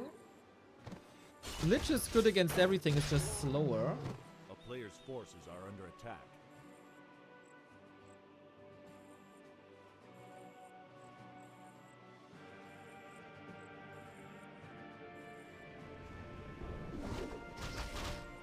And this is the thing that I criticized, I think, about 1-0 a little bit. No wand of negation against Hex and still contesting. Might work though. As Focus was pulling back a little bit. He's probably not satisfied with his army. TC early. No web up. Not a single fiend on the ground in general. So the only anti-air is Coil Nova. Nova. Yeah. A player's forces are under attack.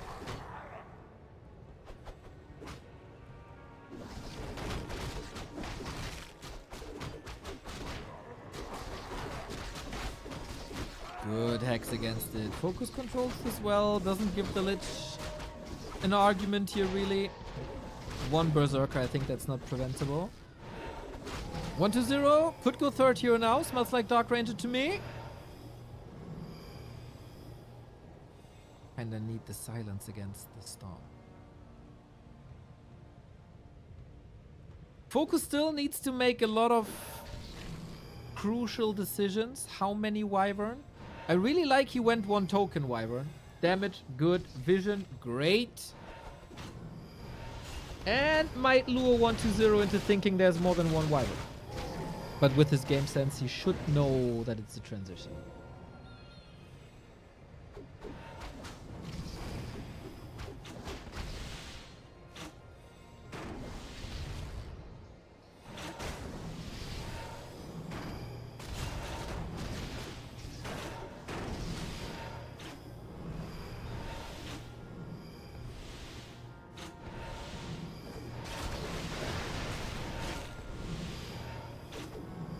Yes, still good mana here. Getting closer to level 3. Big mana on the Shadow Hunter. Dark Ranger is around without silence.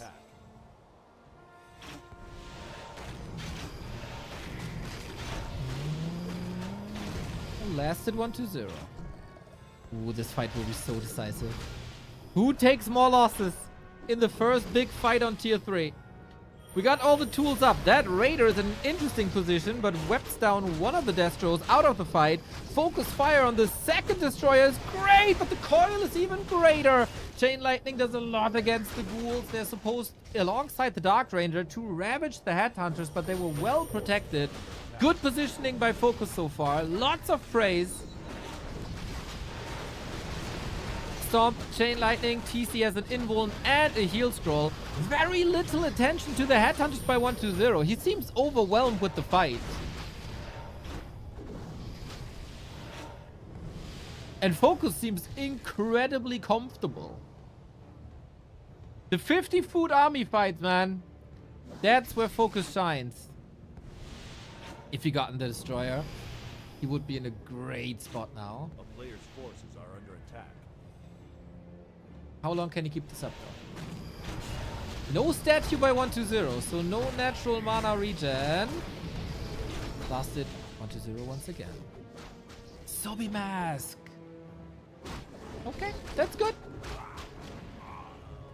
Still a very even game.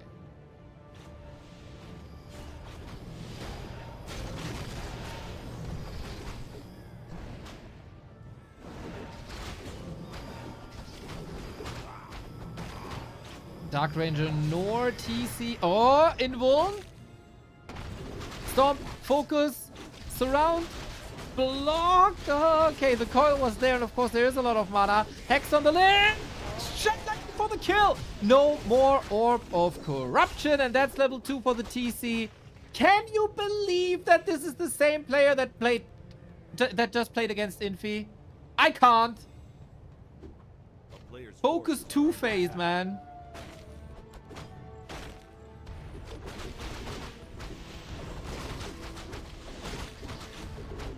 So good. Still? Oh, you got the big mana. That's amazing for the heal wave. Precisely got level 3. Heal wave ready.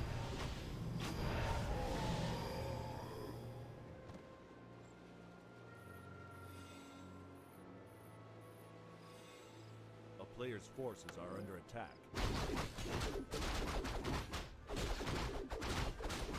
What's 120's chances now?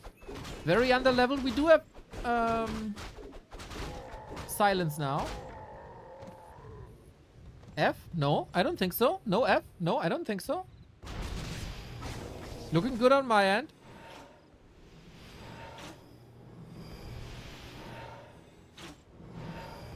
So much damage. And we've never seen that classic skeletal snowball. And dare I say it. But it's only one headhunter. I like it. Keep the group of headhunters back. I don't even know if that's on purpose. But it played out nicely. Coil Nova on one headhunter. Then the other 3 are not part of the AoE. Nice deny though. Focus, what are you doing with your little lead now? Defense upgrades. Interesting.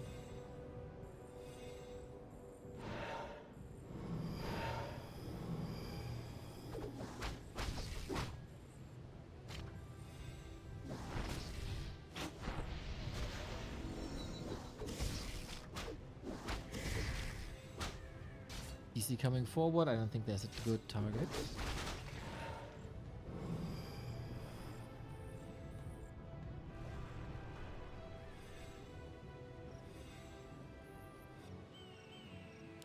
No big transition. It's still ghouls and destros. No need for fiends here, really. It's 4 destroyers. 3 of them with little mana.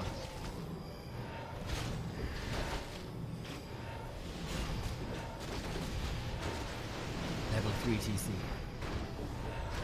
It's not a great hero versus air, obviously, but that's what 3-1 headhunters are for. I would love to see bats. There's an... Oh, triple silence! Careful, focus! Trying to run away with the Shadow Hunter, catches another coil. Still silence. Oh, the big dodge. The big dodge. The hex. The storm. Is there enough damage? There definitely is a heal wave, but focus the Shadow Hunter is not moving. DK out of the fight. TC also, but he's taking a beating in the north. Good save on that DK. That could have been the end. We don't have silence right now.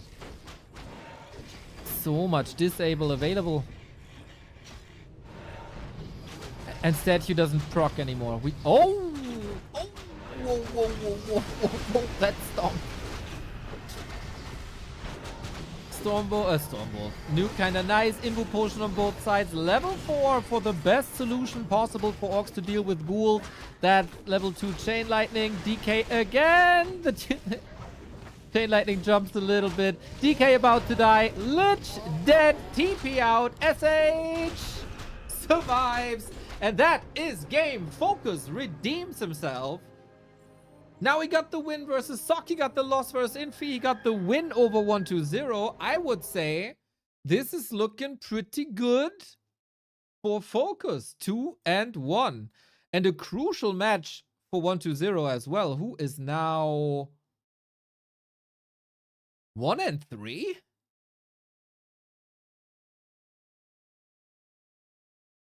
The win against Sock, the loss against Moon, the loss against Infy, and the loss against Focus. Yep. Ay, it's not looking good for 120.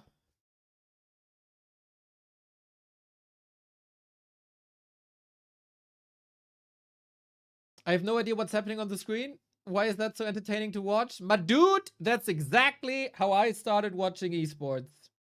No clue what's going on. Just a lot of blinking explosions and effects and one guy doing... And that's how I fell in love with the game. Shout out to Kaldor.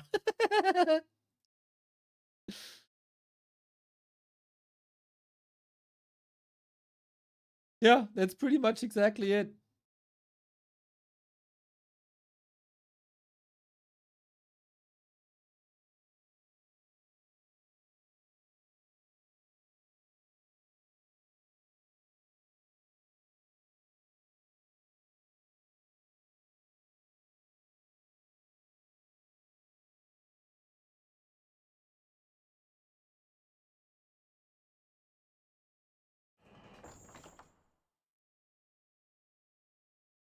But yeah, that's how you fall in love with esports. I think to this day.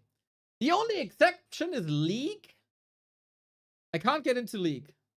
Like, I had the same with StarCraft. Didn't understand anything, loved the caster. I have the same with Dota. Doesn't understand a thing, loved the caster. League is just... League is so meh.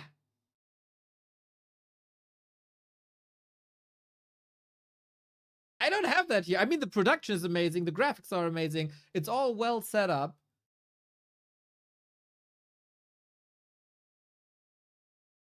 I don't have that same feeling at League. I love Counter-Strike because of it. What about Age of Empires? Age of Empires is the golf of esports.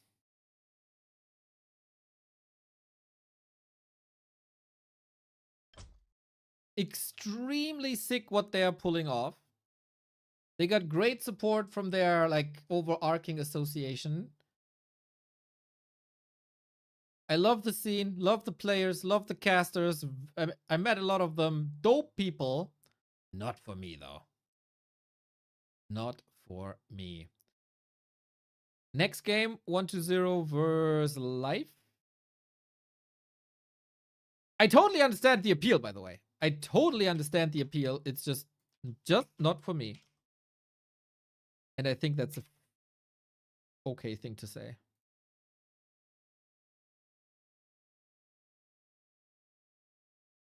I am insanely curious about the new game mode in AoE, though. Counter-Strike is simple to follow, though. Guys with guns. Yeah, but there's more to it, right?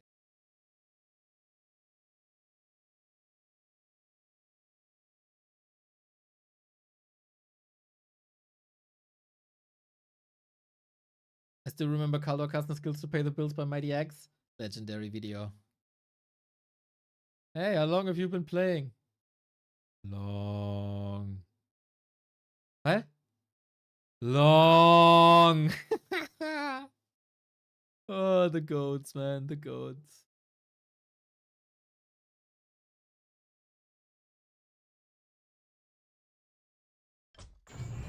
Life was 1-0. That is the last chance by 1-0 to stay alive for the second group stage that is tomorrow.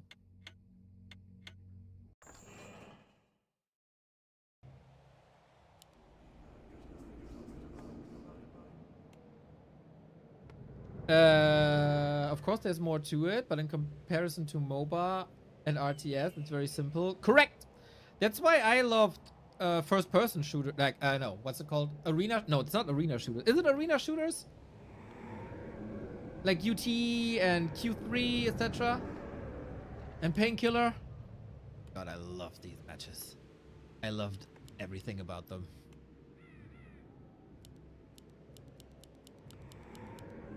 I just don't know the term.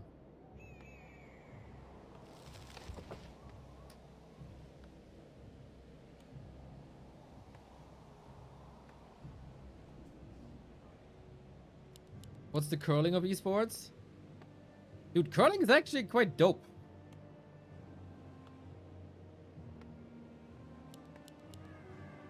I'd watch 10 hours of curling over 30 minutes of golf.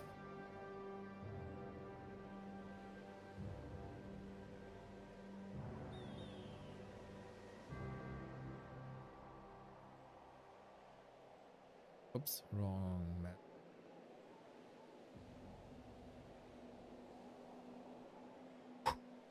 Okay, Life defeated Infy. Did he play another match? No, right? Life's second match. Life defeated Infy. He's currently 1-0. 1-0 fighting for the glimpse of survival here. Players' forces are Can his under attack. expo style work on springtime?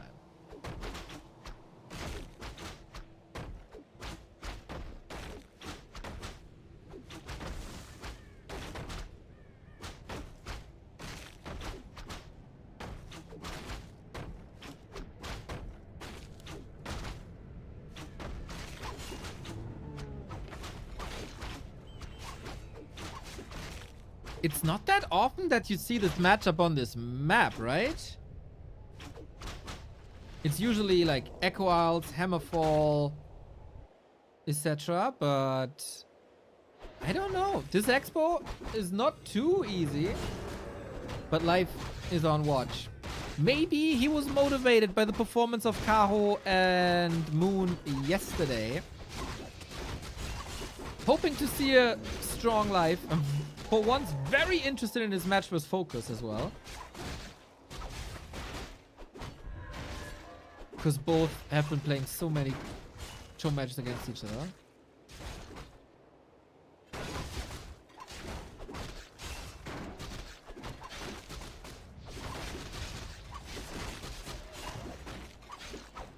Detto. Moon was able to get 6 skeletons early. Life is rather focused on ghouls with the immo. It's not too much blight anymore. Demon Hunter running down ghouls should be fine. But yeah, this Sasquatch, man. Underrated creep IMO. Players' forces are under attack. Great addition. Man, we were living in a day and age without Sasquatchies once. Now we got it. And level 2. There we go. Life Tekken. Question is tier 1 or Expo or not? Oh, he's still tier 1. Oh, he's still tier 1. He's expanding on tier 1. 1-0, not looking for it at the moment, though. Archers in the middle to see the army movement. And now he got the call. He sees now if 1-0 takes the creep spot or if he's rushing across. Can he backstab? Can he delay? Can he dodge that surround? Yes.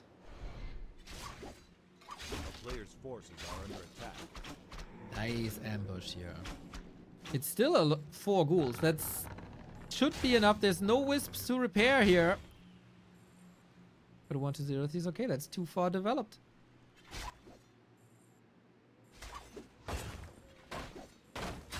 Super important for life. Might lose the moonwell here, but that's fine. Dark Inferno, second qualifier in 2 hours, by the way. Link on our homepage. Demon Hunter surrounded. Oh no. Oh, he has no TP. You need to fight out of there. Detonate. Big time. Oh, that wisp is a lifesaver. Literally a lifesaver.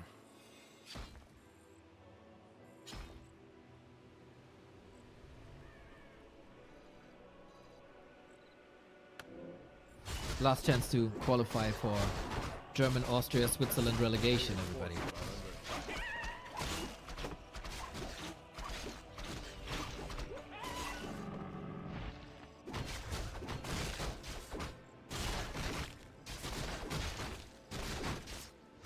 I've been praising Life's Wisp usage over the past 2 weeks, pretty much every day. He's now in the spot for creep. A little bit of room to breathe for 1-0, room to tech. A player's forces are under attack.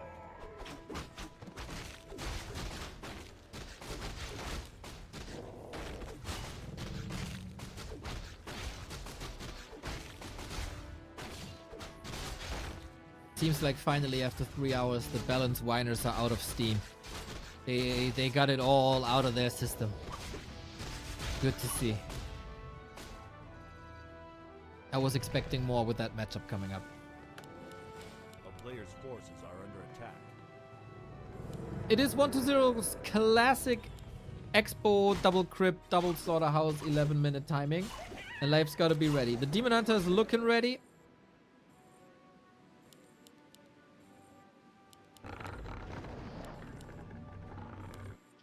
Tier 2 up. Naga up. Was a bit skeptical of that early game by Life, but he got it done. A player's forces are under attack.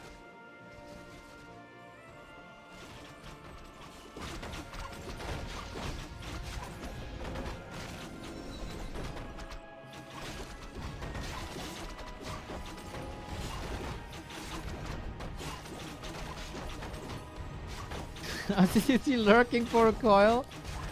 Oh, it works! No way! Oops, that was a little sloppy. More HP with the Belt of Giant Strength for the demon.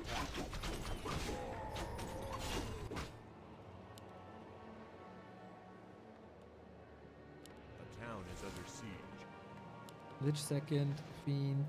We've seen some slaughterhouses built here, which I think was always very, very cool.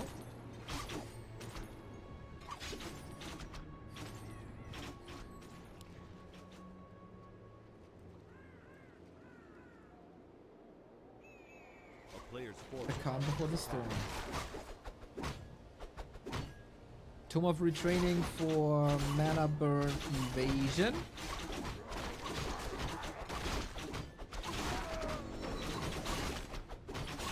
And a big heal pot. Oh, life is in a great spot. And let's be honest here, 1-0 is in a bit of trouble due to the great progression on life's heroes. The tech is actually faster. Player's forces are under attack. But yeah, we all know what's coming. Life knows what's coming. 1-0 knows what's coming. Everybody knows what's coming. What was the tome on the Demon Hunter? That's a tome of retraining. With that, you can change your skill. Because you have like 3 spells available, but you usually only pick 2. He started with Immolation to creep fast and do a lot of damage versus ghouls. And now he goes into Mana Burn to take Coil Nova away. Player's forces are under attack.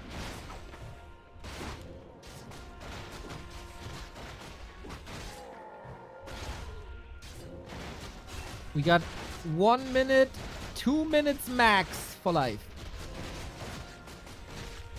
He gets a lot of creeping done. Oh, is he Zeppelin dropping?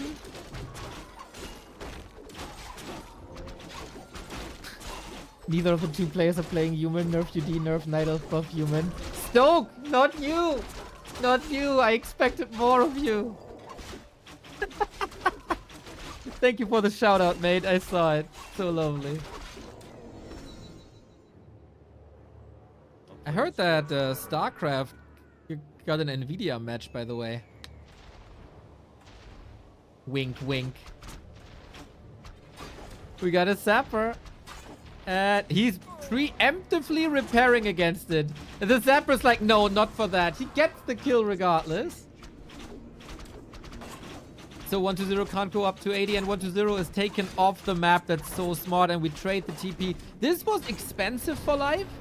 Oh! Nice nuke. This was expensive for life as it was TP and Sapper. But that postponed 1-0's push a little more. Cost the TP there as well.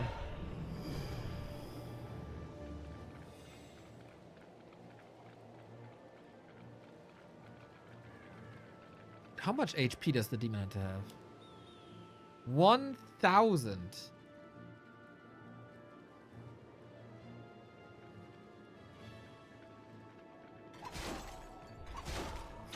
Stoke, please don't argue with logic. Argue with your heart. Make it work. Big fight. Is life ready? Good. Dispels here. Nuke strong. Staff there. A player's forces are under attack. Like the last 2 actions by life weaken 1-0's push. I don't think he can go for that 11-minute push anymore. The time is fading. Life's getting stronger and stronger. He's catching up in supply.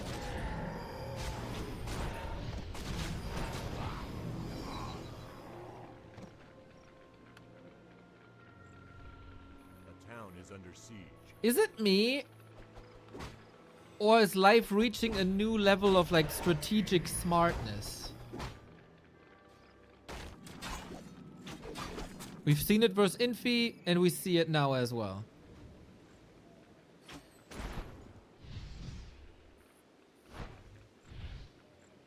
It's like he watched a Billy video on like how to win Warcraft games without relying 100% on mechanics. Like, oh yeah, that makes a lot of sense. Forcing fights where the opponent doesn't want them, keeping them busy, forcing TPs, play more economically. Cheekier also.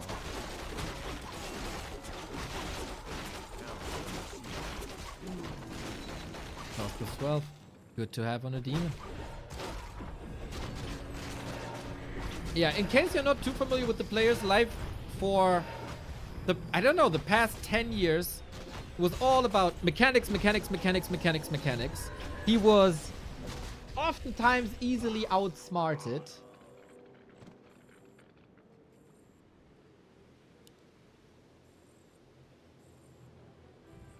But he's getting older. He's getting wiser. And since then, he played probably 500,000 games. Push. A-bomb blocks the entry. Nice, but it's still an A-bomb dead. Oh, he's trying to go for the Necro to prevent the town portal home. That doesn't work. All the acolytes exposed, and his expo is down. I praise him for the smartness, and there we go, dude. Naga rip. Disaster for life. The Bears can approach the Fiends now, but we have Narubs up. We got Blight. We got strong heroes. We got no second hero. We got more and more destroyers who should be able to take care of the Bears. There we go. DK was tanking a lot. And the Demon Hunter, I mean, he can still run the show a little bit, but the control is missing left and right. Life is dwindling. Oh man. Okay, here we I'm not praising Night Elf players anymore. What a disaster. Yeah, no TP. How can you get into a trade like this without a TP?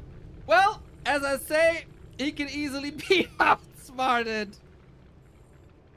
The decoy A-bomb really worked well here, I have to say. So much attention, and then 1-0 had enough time to deal with the Tree of Life. He jumped straight onto the Naga. There was no staff there possible.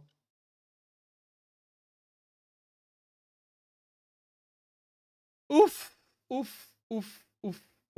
Did he have a TP on Naga? Nope. Nope, he had a staff. Or it was on the ground. Wait, was it on the ground and he picked it up? And 1-0 picked it up? No, there was no TP, I think. Okay, 1-0 still has somewhat odd chances to make it to the next part of the group stage.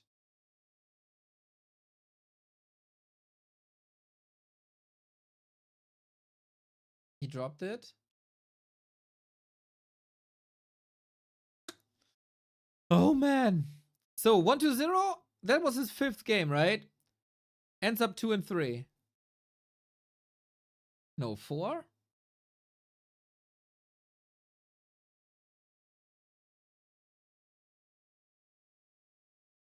No, 5. He wins against Sock and Life. He loses against Infi Focus and Moon.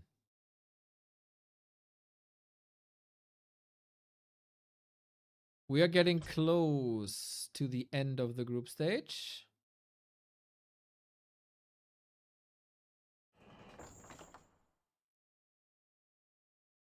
We have Moon versus Sock and Focus versus Moon and Focus versus Life.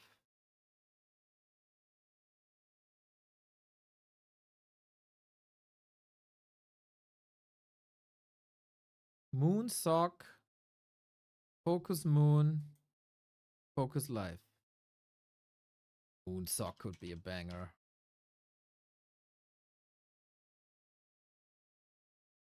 Moon, Sock.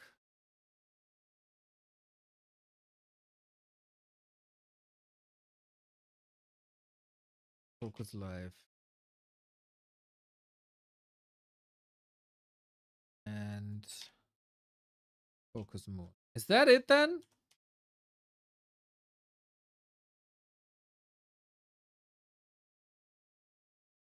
1, 2, 3, 4, 5, 6, 7, 8, 9, 10, 11, 12, 13.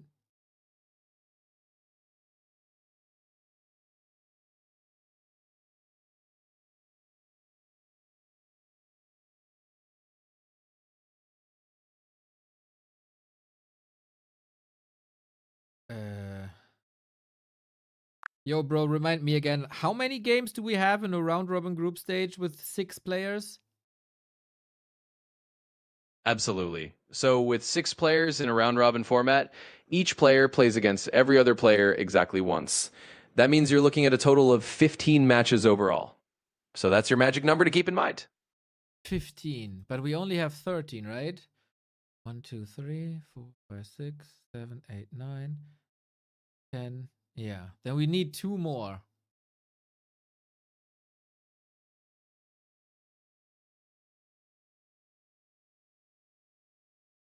One to zero is done. Infy is also done, right? 1, 2, 3, 4, 5. Sock has 1, 2, 3, 4. We need another sock match. Sock versus.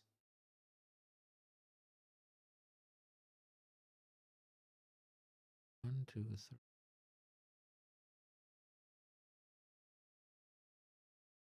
Sock versus life. Sock versus life.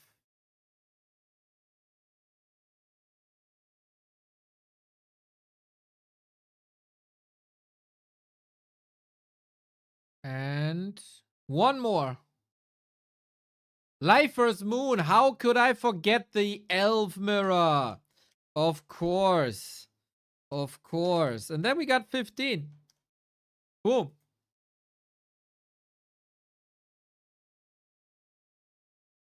Okay. Okay, we're on track. We're on track. We got it done. We got it done. We got it done. Moon versus Sock. Thank you, Deathwing.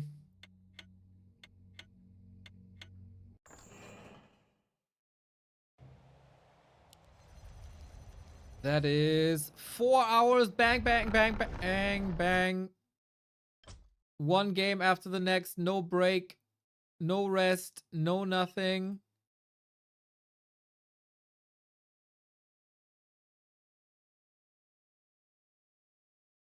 If you like what we do, back to warcraft.com/support.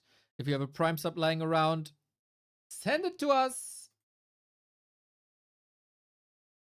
We're going to be here all day.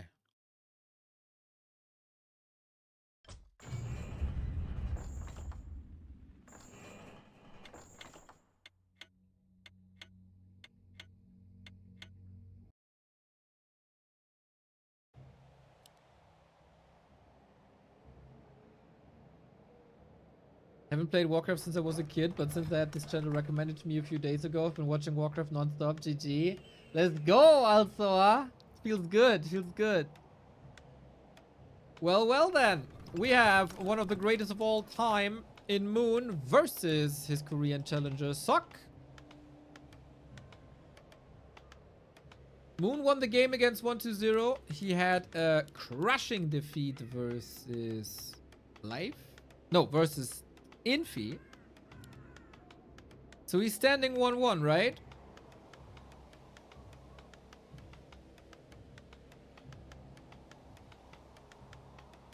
Yep. That's his third match. This will pave the way.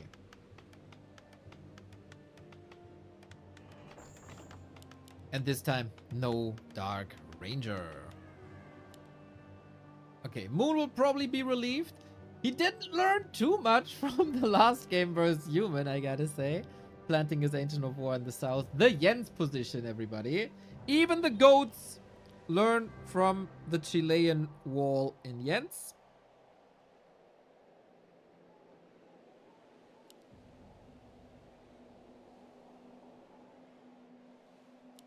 And we got Demon Hunter Mountain King. That is more or less the standard if you don't go Tavern Hero. Moon has been mixing it up big time recently, though. Between Warden and Demon Hunter, both is possible. Other Night Elves make the Keeper work.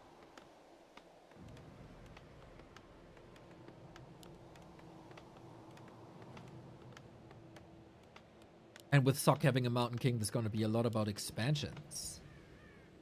Probably on both sides.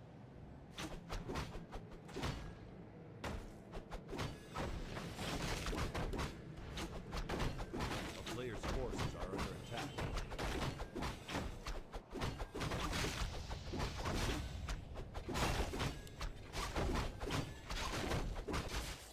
Instant Expo by Moon, or Instant Expo Creep at least by Moon. Interesting.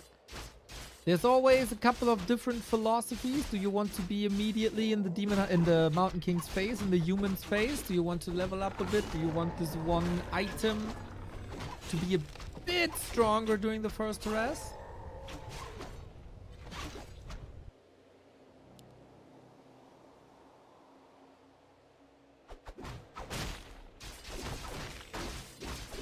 A player's forces are under attack.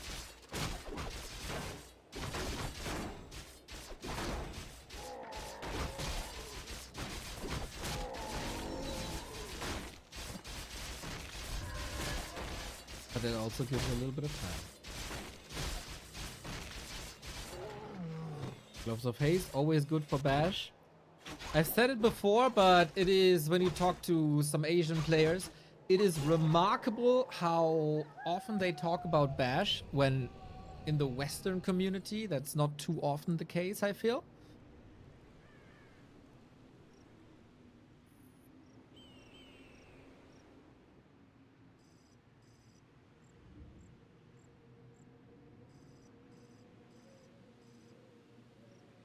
Materazzi, buongiorno. Why put the tree so far behind? That's a good question. I don't know. Sock's the aggressor. He got the archer. He's not focusing at all on the tree.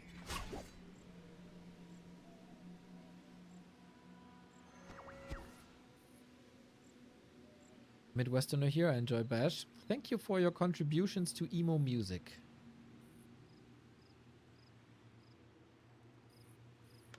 A player's forces are under attack. Export. Uncontested. But the Demon Hunter show has yet to start. With mana burn, with Immo. Mana is a little low actually. We got boots and boom, first hit Bash.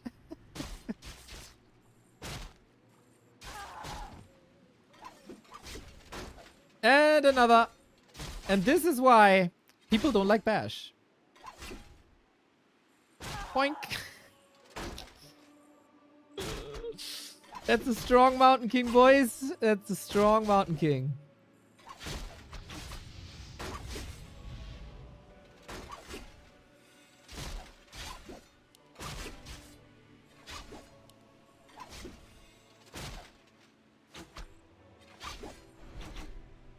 This is everything Sock wants. Free expo, uncontested, clean tech, 5 minute 15 tech. My man. That's clean. That's like pristine clean. You could eat from that game execution of Sock so far. And also this is because Moon allowed it, right? So he didn't focus on the tree. He's committing a little bit now to the entangled, which is bringing in a lot of time. Oh, Moon with the block though. Again, it's very hard to estimate at the moment where Moon's standing. I mean, he defeated Fortitude twice in a couple of days, and then he lost to Hawk.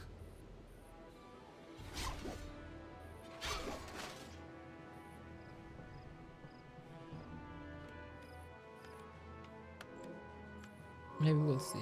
Maybe we'll see. If we go late game, again, the human will be incredibly powerful versus bears. I wonder if Moon has a solution to that. Forces are under attack. And that is because there's so many chokes and Blizzard will hit very, very, very hard. I remember some games between Sock and Lawlight where Sock basically became the master of luring Lawlight into positions where you'd rather not be in.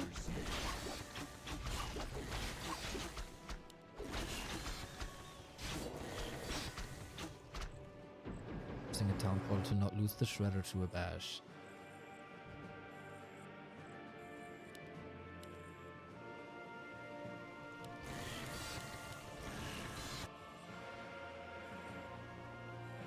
Tier 2 done at pretty much precisely the same time. This also speaks in favor of Moon's timing. Demon Hunter well equipped. No TP nor staff against the Mountain King. That is risky. You gotta keep your distance, man. Otherwise, you're relying on Sock's ability to not surround you to stay alive. And yeah, it's Archmage. And with that, the signal is Rifle Caster Push.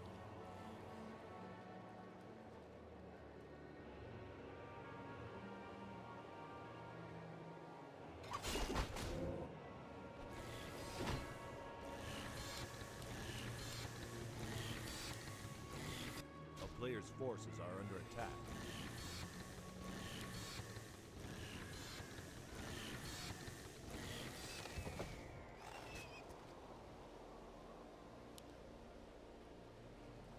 Good to have two different strategies to choose from, either mass air, but yeah, on a map this choky, similar to Autumn Leaves, Blizzard might reign supreme. What's Moon's solution to shut that down? He could do some Zeppelin shenanigans, Players' maybe? forces are under attack. But against rifles, that's also incredibly hard to make work.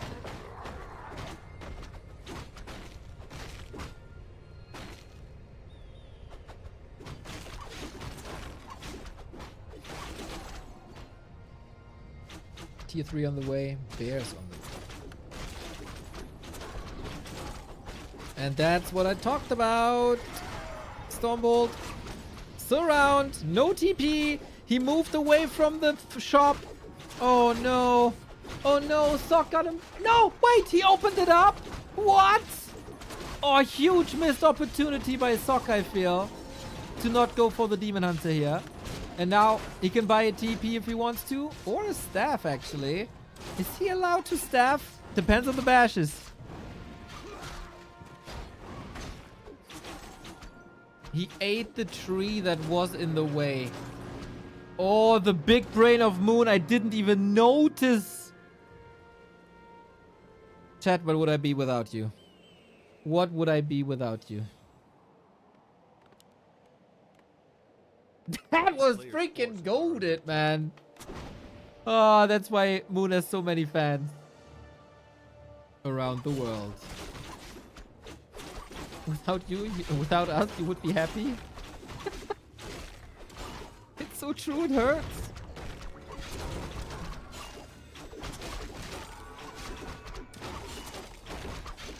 But I can only be happy with subs, so...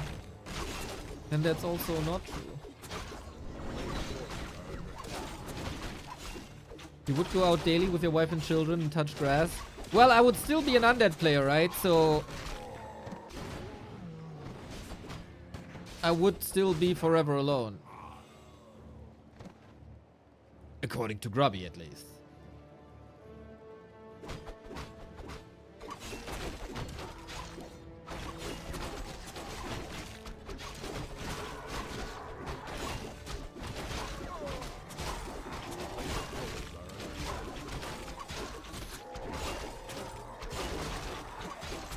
More heal scrolls, Vamp Aura, nice. Never really sure if Vamp Aura helps that much when the slow trap kicks in and everything is slow.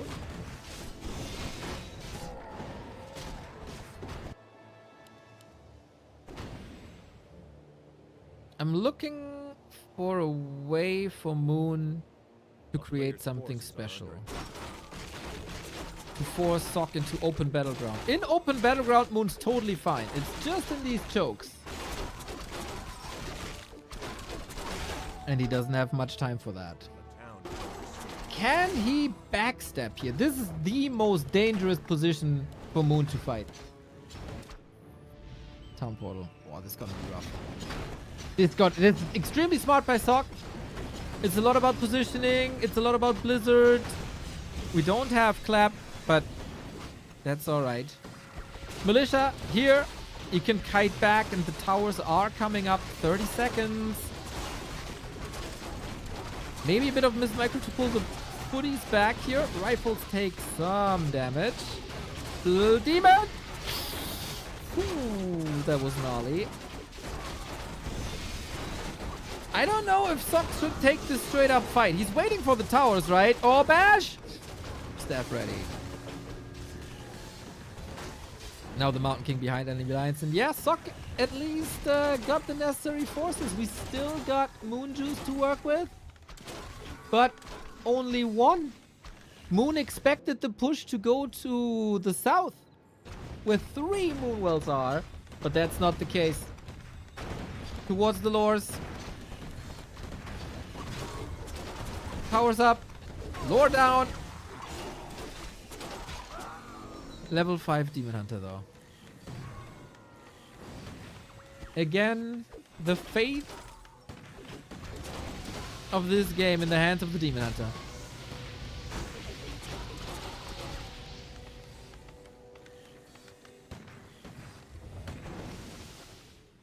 Trying to flank now though. That seems smart, but the problems are still that the guard towers are up. Rifles backstabbing.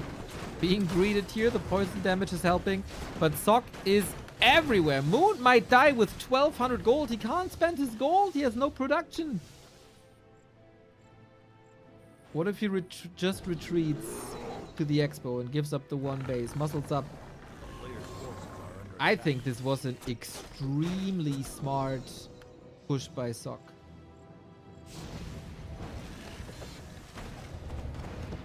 I would say 6 out of 8 pushes end up here. It's just the Warcraft brain. You have Expo, I must crush Expo. But sometimes the base is the better target if all the prep ends up on an Expo. We still got a heal score. We still got free immolation. I'm the Naga, by the way. Uh-oh! Stormbolt! Staff! Quick! Whoa! That was hella quick. And the Stormbolt also dodged, right? Because there was no stun. Still, is that enough? Shredder is here. Double AP. Moon knows he has a tier 3 advantage. He just have to be able to spend his gold. He did now.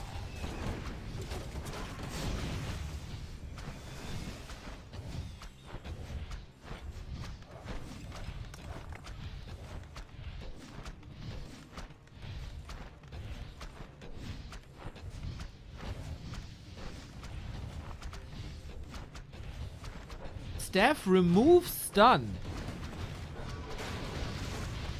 Wait, what?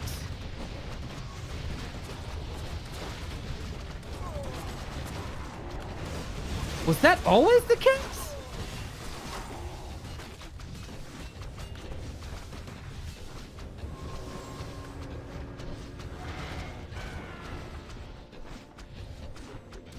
Yes?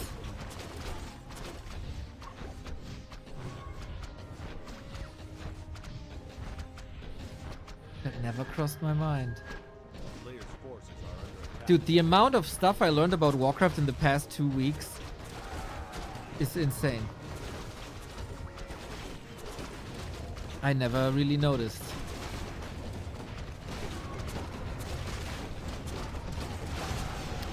Well, doesn't change the fact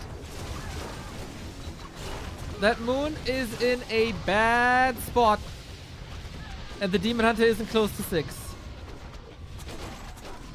The APs, I think, didn't really do the job. He got the magical mortar with Blizzard. I think this push just hit him straight in the balls. Where he didn't really expect it. No cup to protect him.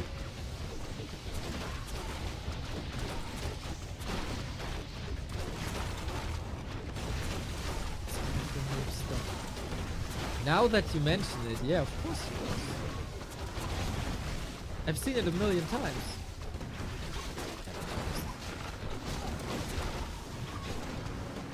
Moon is bleeding units and I don't really see... Oh, Stormbolt! Rip! Okay, that's the end of the line then. That's it. No Demon Hunter, no competition, no chance. Sock could still go tier 3, mortars, etc. And he got all the time in the world. Very good Sock. He was completely outclassed in the human mirror by Infy. But he played a great game versus 120, just one mistake. It's good to see that he didn't throw a second hero away this time. This so far wasn't necessarily Sock's tournament, but he had a little bit of a break. Had the chance to recover, and man, did he.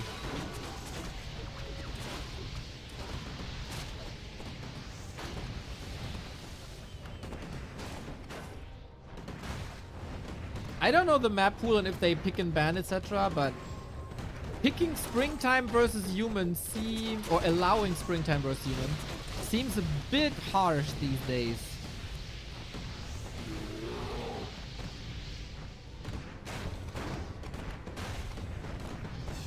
Main base done. Tier 3 done. No rush, as that is the game now. Good recovery by Sock. And with that, he is... Oh, what's his score? Gotta count again. Sock lost to 120. He also lost to Focus, right? Yeah. He also lost to Focus. And he lost to Infi. So he was 0-3. That was his basically one of his last chances. He's 1-3 now. And he still has to play against Live. Okay, good shot. Good shot. Yeah, this group stage could end up in a mathematical horror show. So many people could end up with 2-3.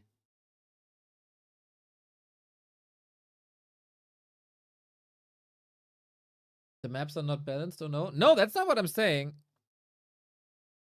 I mean, there's always pro and cons on a certain map, but I think it's very hard to find a solution to the chokes that we have on Springtime and also on Autumn Leaves, but Moon found a nice way to play around Autumn Leaves.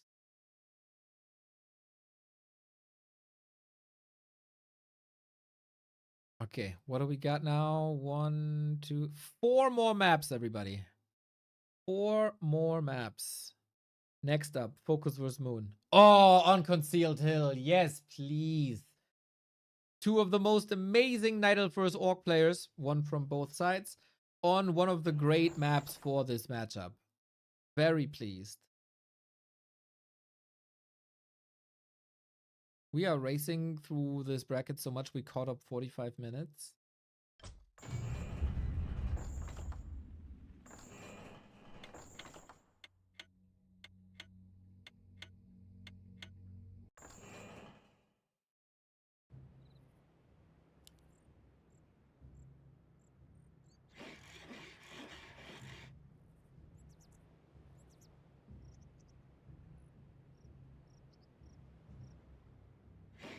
And Life was focused.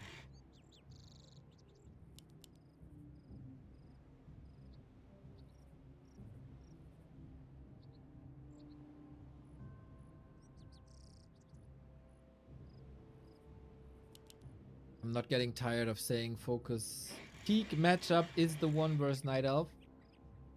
It feels like this matchup is in a little bit of flux. We see some new elements. We see Grunts versus the Demon Hunter. We've seen Serpent Wards. We've seen Mass Raiders. We've seen, of course, Raider Walker with Kodo. Mass Dryads, Dryad Bears. Very hard to say where the matchup is at right now.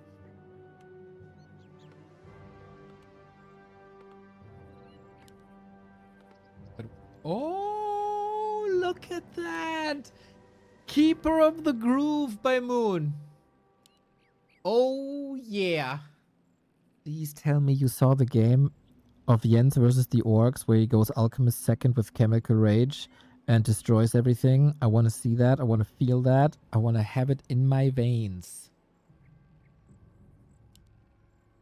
I'm not getting tired of saying this. Jens is the most influential force to Night Elves around the world in probably Players' the forces are past under attack. 12 months.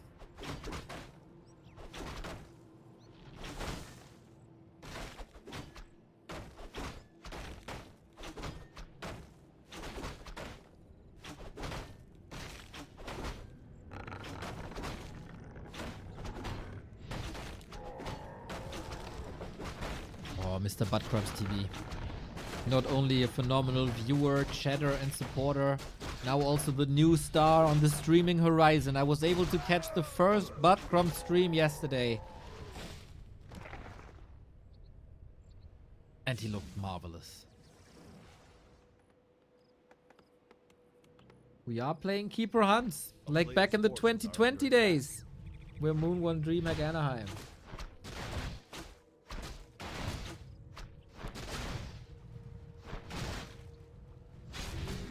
His grand final opponent back then. Okay.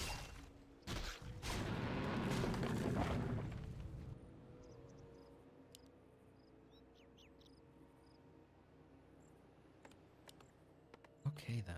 Punches. A player's forces are under attack. Interesting that Moon is not willing to go into the current meta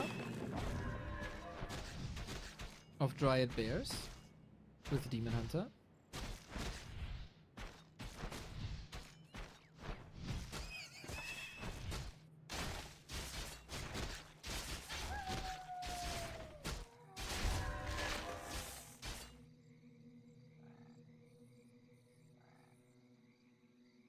Rather his old strat, but it's not fast expo mass hunts.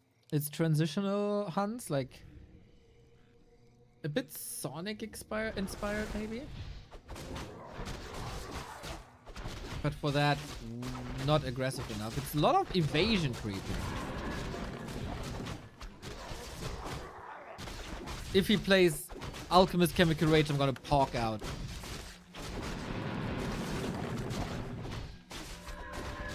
Reveal. It's hard to click though. Very, very hard to click. Nice Blade Master positioning by Focus. And the steal. Getting punished for it now a little bit.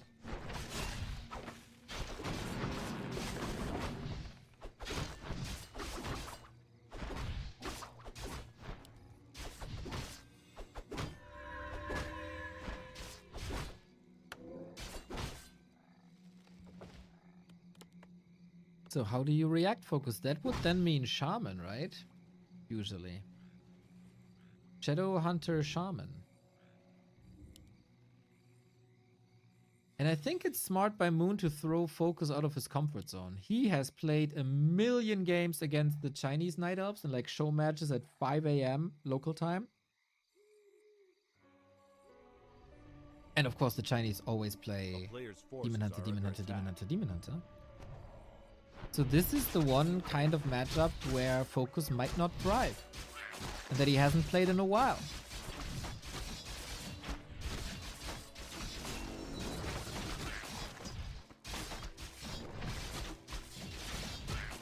Level 3 unlocked.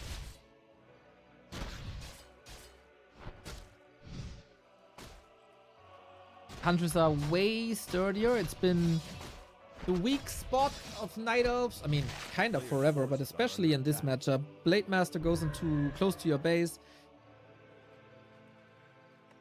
Attacks the archers a couple of times and go. Done they are.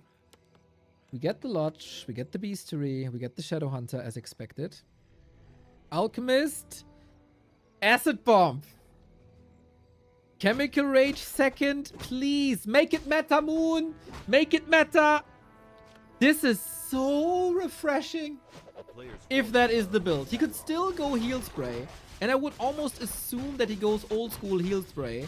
I truly think Chemical Rage is the better solution.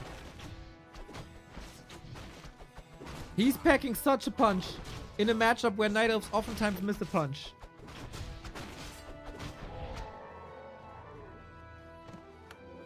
I've been complaining about the state of this matchup for a long time.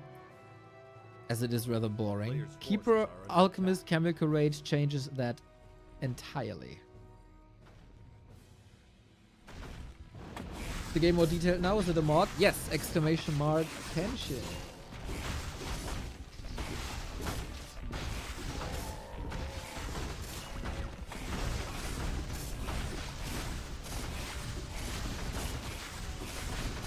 Oh, this is the biggest pickup you could possibly get.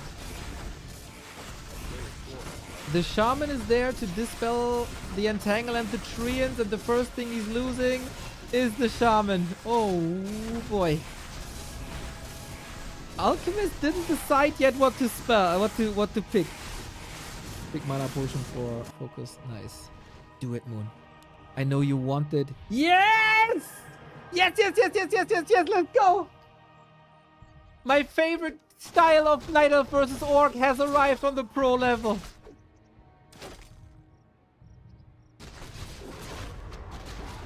I cannot begin to describe how happy I am that one of the top elves is moving away from Dryad Bears in favor of one of the coolest playstyles, and he gets rewarded with a Claws plus 12. So, Alchemist, omega good hero in some elements. He's rather tanky with the HP. He needs some armor, but then he's an absurd fighter. He got some high right click already. But what he's missing is attack speed. But you get a lot of attack speed from Chemical Rage. So this dude hits hard. And it was a little bit of a pocket strategy that Jens invented. Being probably a bit tired by Dryad Bears as well. And now it's here. I love this. Hopefully this works and spreads.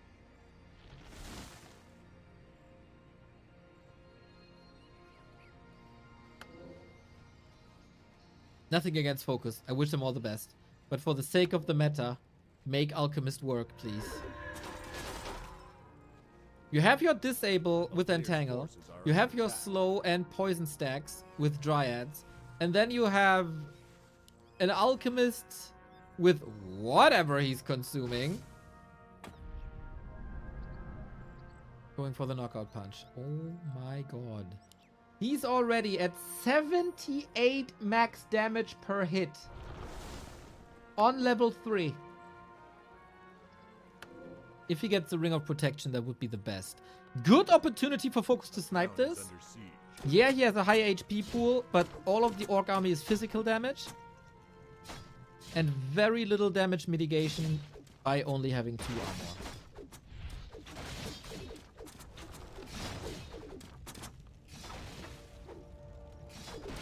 Players' forces are under attack.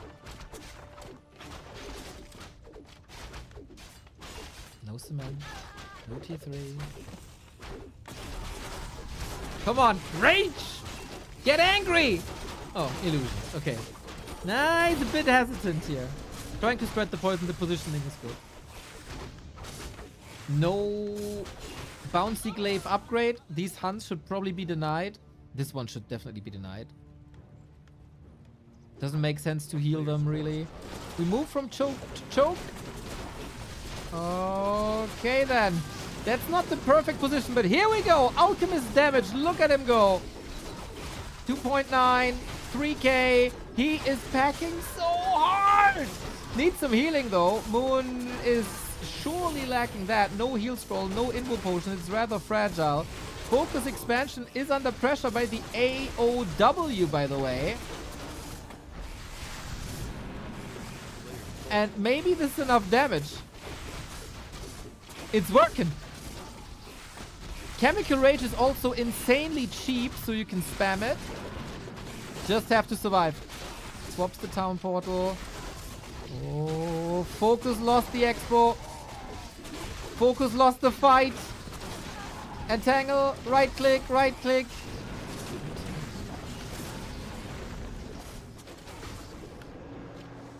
Focus in shambles. Keeper Alchemist meta again, please. Well, for that the Chinese have to switch, and I don't see that, but...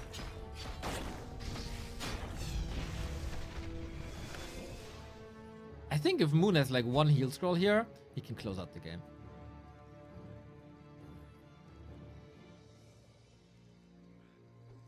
Player's forces are That under position attack. wasn't necessarily ideal. He still made it work.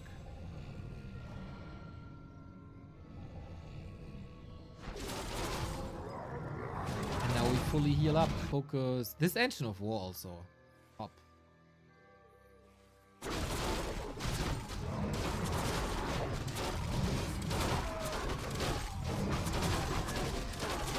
How you stop this alchemist? There's no hex. There's little end snare. You need the end snare to pin down dryads.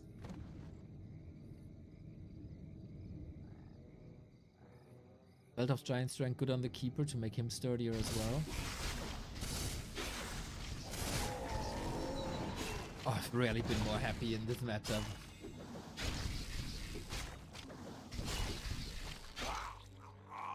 The Shadow Hunter is a beast. The blade is very underdeveloped.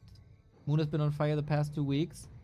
Yeah, with the exception of the AOW Cup group stage where he was eliminated. But apart from that, I 1000% agree. Like the same day he beat Fortitude 4-1. How does Chemical Rage scale actually? Chat.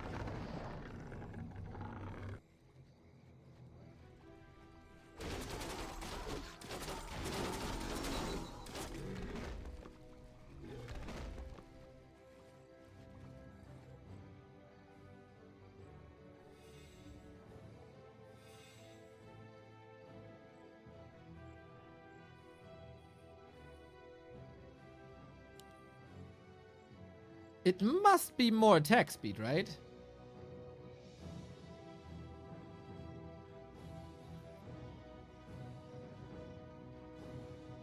$25, $75, and $125.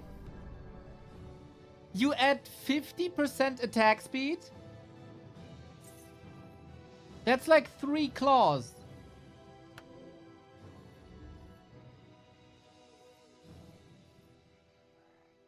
Oh my god.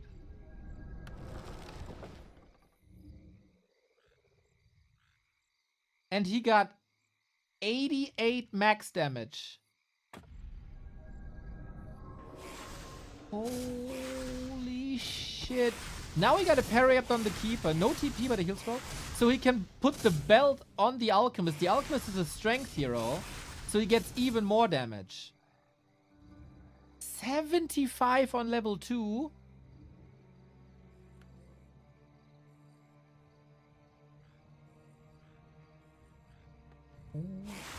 Oh, Focus also does what I love. And he's adding Demolishers. He got one. Super defensive position. A great solution to Dryads. There's so many Dryads you can't dodge the shots with all. And Moon is on the way to tier 3 with a counter expansion.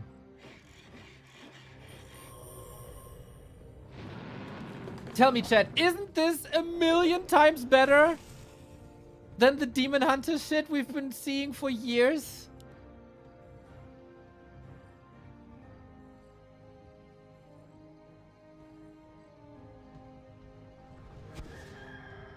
This is a very fortified position, though.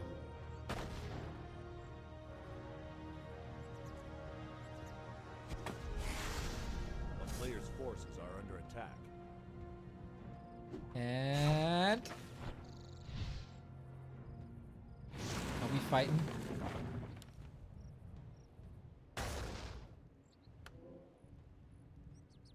Oh, nicely sneaking to the shop here. Moon waiting for his expo to pay off.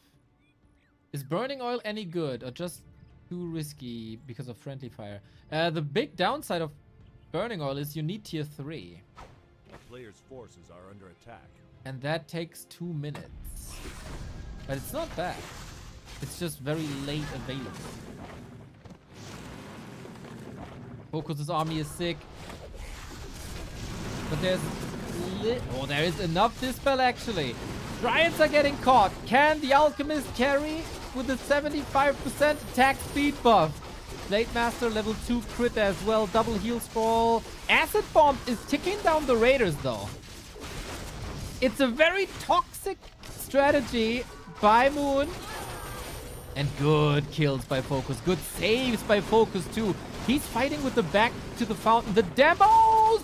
Moon is for once not dancing with the Dryads. The demos do so much damage. The player's forces are under attack. Amazing. Amazing. Focus did this, read the game really well. Despite the expansion being cancelled once, he used the time where Moon had to recover and was taken to tier 3 and was expanding very well. Focus is on the timer now though. Because tier 3 at some point will take over. Look at the damage! Heal wave a little bit too late. Second Kodo down. Oh, the Dryad starts to dance a little bit better. 9,000 damage here. The Alchemist has more damage than the Blade. But now the Focus Fire is back. And crit level 3 is online. Focus skilled it immediately. And now we got level 3 Serpent Wards as well for even more damage and no more healing. Moon was maybe a bit too greedy to go Expo and tier 3. He completely let go of Focus, and Focus used the time perfectly to get the Expo up, to fortify that Expo, to move into 2 Demolishers, and now he can just chill, dude. I said this before a couple of times. I saw this Demolisher play by Grubby, and shortly after I saw it by Focus, and I thought this looks like the best strategy in the world, and then nobody played it anymore. And now Focus brings it back. Moon is struggling. Level 5 Alchemist though. Chemical Rage 3. But if he had a Ring of Protection, man. If he had a Ring of Protection. Can we get some big necessary kills here? Bears 3. Blade vs Alchemist. The 2 damage dealers. Uh-oh. Keeper! No staff! No TP! No Keeper. It's down to the Alchemist. With being a solo hero now, can he reach level 6? Doubt it. Doubt it. The player's forces are under attack. Is there a more beautiful thing than Ensnare on a Dryad and Demo Focus? The town is under siege. Very little.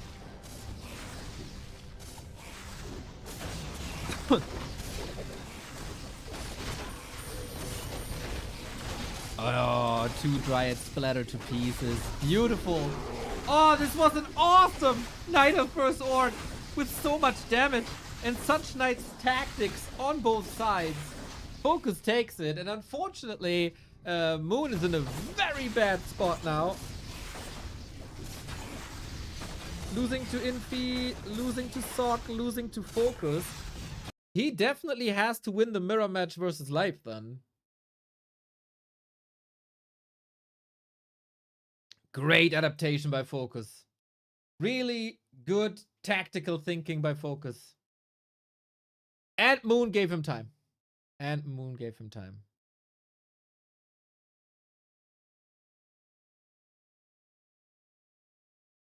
I feel like you could rely more on Huntress with Bouncy Glaive upgrade. To have the heavy armor earlier.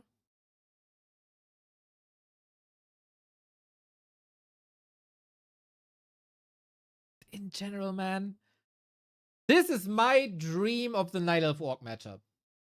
Way more tempo, way more damage, way cooler heroes than the stupid we pick the Keeper to have the Thorns aura thing, which is omega boring.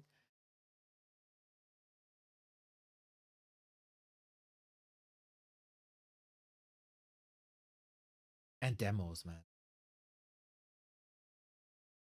Every element about this I love. Unfortunately for Moon, like, the Night Elf is the one to allow this. They set the stage by picking Keeper. And Alchemist that way.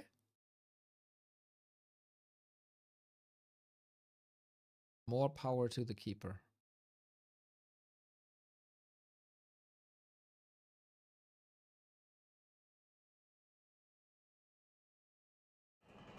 That means we get life versus focus, life versus sock, and then we're done. No, and the mirror match. And the mirror match.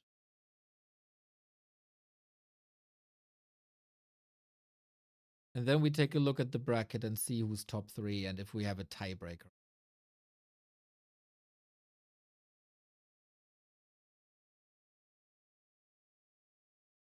And then I need some. Well, now we'll see how this game can look when the meta is being played. Focus versus life. What's the sitch for both of them now? I'm completely losing track of all these. Too many results for one day. I mean, look at the result list, man. Just look at it.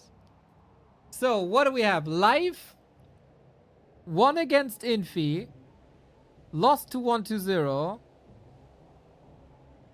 He's 1-1 only. Oh yeah, he's playing all the games now. Focus on the other side. Won against Sock. Won against 1-0. Lost to Infy. So 2-1. He's 3-1. With the win here, Focus will get... Like, Focus is very likely to be in the next round. But with the win here, he can just cement it. If Focus wins, he follows Infy to the playoffs. And then we have one spot more.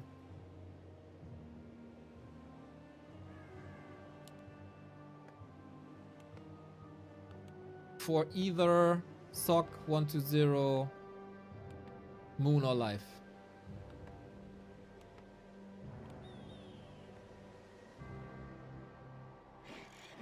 Breaks my brain. Whatever is left of it.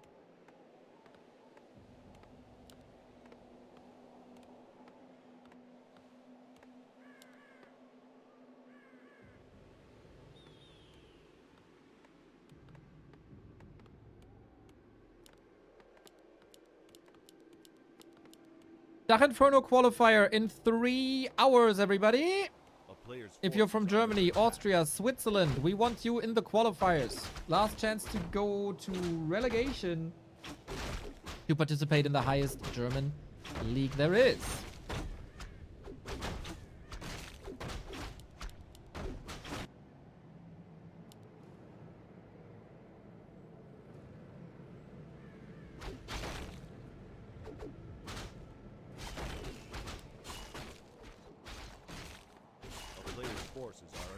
Rebo Kid Wonder, thank you for the prime. Appreciate the support. Long day, stressful day, hectic day. Fuel me with prime.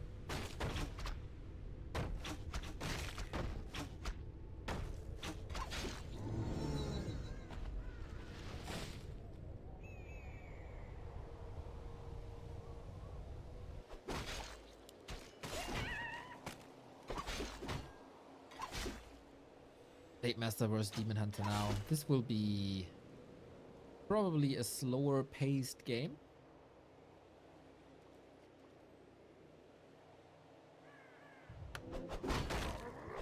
When is Happy playing? Tomorrow.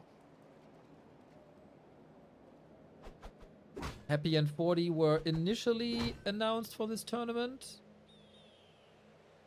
And then it was displayed that they are seeded for round 2, which is tomorrow. Any word on the roster for BlizzCon? Any speculation? Nothing! I said yesterday I would be surprised if Blizzard themselves know. But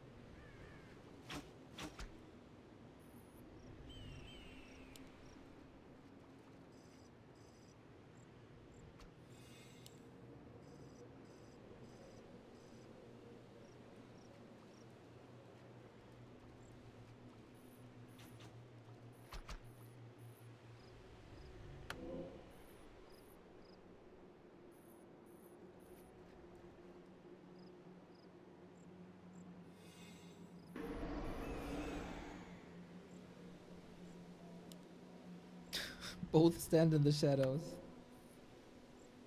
Bad enough that they don't attack each other and they don't even see each other. This how Foggy plays, right? From the moon!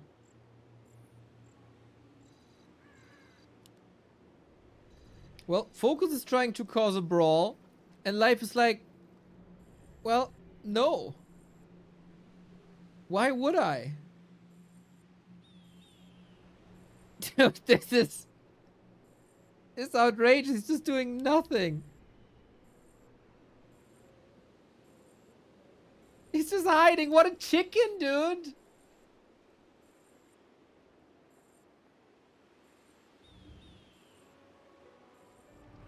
Raider Walker opening.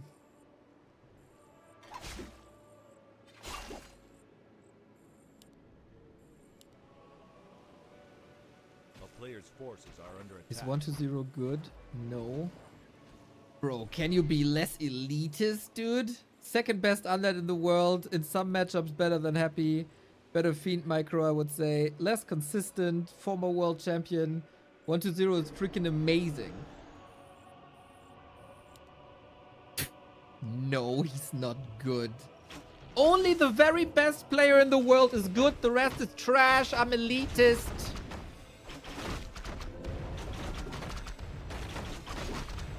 Disgusting opinion.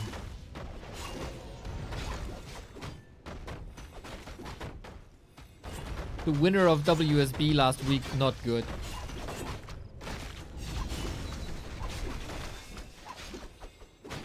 Sometimes. The player's forces are under attack.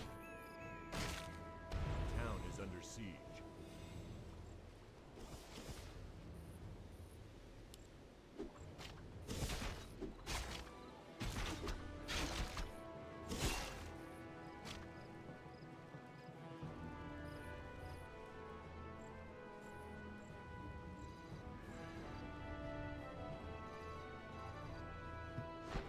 They played a mirror match last week. It was 3-2.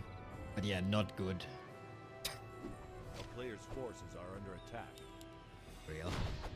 Unreal.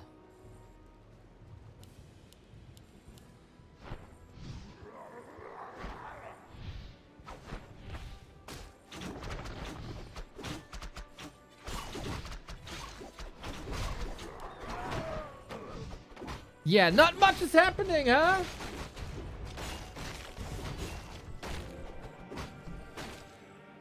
This is why we have to move to Keeper.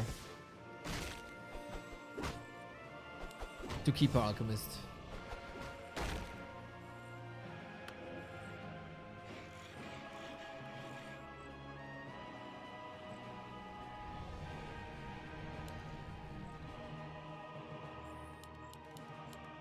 A player's forces are under attack.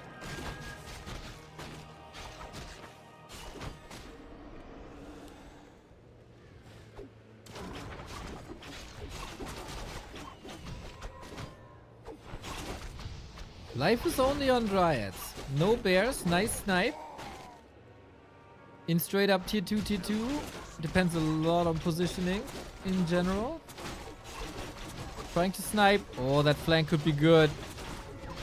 Might be a forced TP here if the Raiders connect well. And seems like they do. Blade on the Archer. Raiders on the Dryad. Very sweet. Hex against the Mana Burn. Oh, there's Mana Burn. Hex against the Mana Burn as well. Demon Hunter seems very low here, I gotta say. But he got a nice inbone ready. Focus struggling a little bit. This turns around. Damage is stacking up. But we also still have to trade archers. It's a nice little fight between the two. Who gets out earlier? And it has to be Life with an exit kill. Good fight by Life.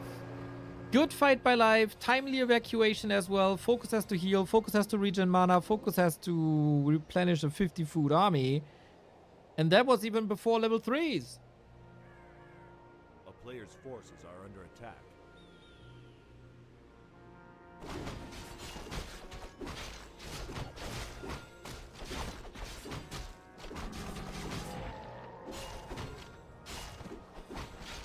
Big level ups for both. We split the map again. Life might get into trouble. if he sticks with Dryads, but yeah, it speaks for Life that he has become less predictable recently.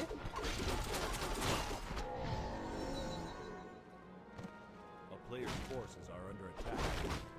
Switching between Dryads and Bears, but usually for mass Dryads, an expansion would be in order, but on one base, maybe that works. Sweet interception.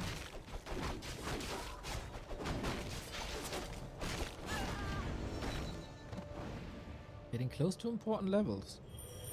Got the Berserker for more piercing damage against unarmored Dryads for a lot of damage.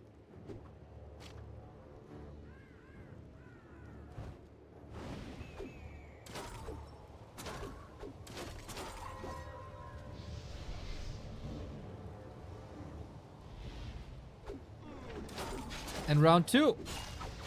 Consumables are better for Life. Engagement, better for Life. Better for focus, I would say. 1 Dryad. 2 Dryads. Make it 3 almost. The heal wave just a hair too late. And Blade Master damage is really underwhelming despite the crit. Bloody exchanges here. We need the heal scroll on focus side. Otherwise, he's losing everything. And he's running out of steam very soon. Focus trying to get as many kills as possible. That's 3, 6, 9. Supply falling in a second. And no mana anymore. You gotta get out of here, but how do you get out of here?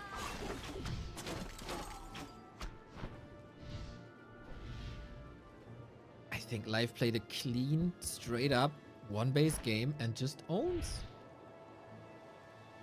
He won the fight here. He won the fight here. He got the levels, he got the blade, and he got the kill. Ooh, good for focus that his performance prior was so good. This wasn't it. A bit between heaven and hell again. Like, it sounds a bit obvious, but the games he wins in a very impressive fashion. The games he loses, like, who's that guy? Got outclassed. Very little in between. And Life showing a very good result, I would say. Very good result here today after a suboptimal B Cup, suboptimal recent results. Is good. And now Life is win against Infy.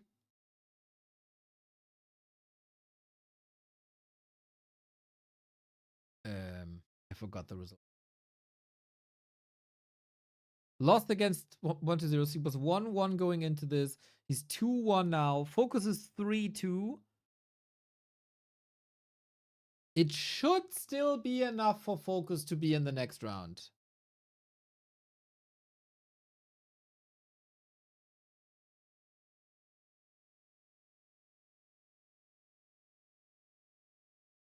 Should still be enough.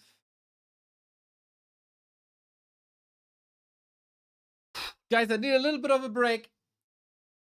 Like 2 minutes or so. I'll be right back. Sock vs. Life and Moon vs. Life coming up. And then we know the 3 players who advance into the tournament stage tomorrow, where they face Happy and Fortitude. So yeah, I cue you a little ad. I'll be right back.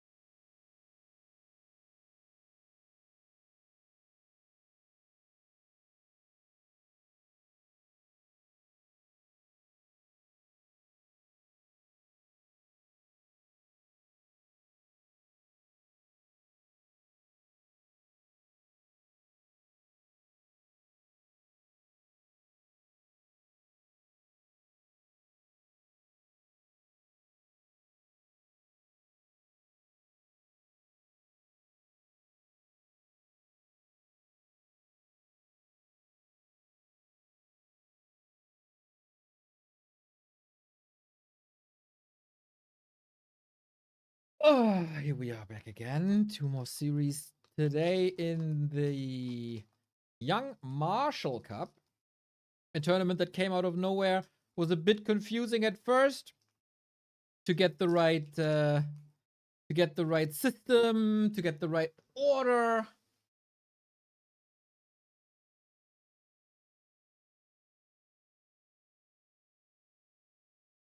We'll see. Who makes it to tomorrow?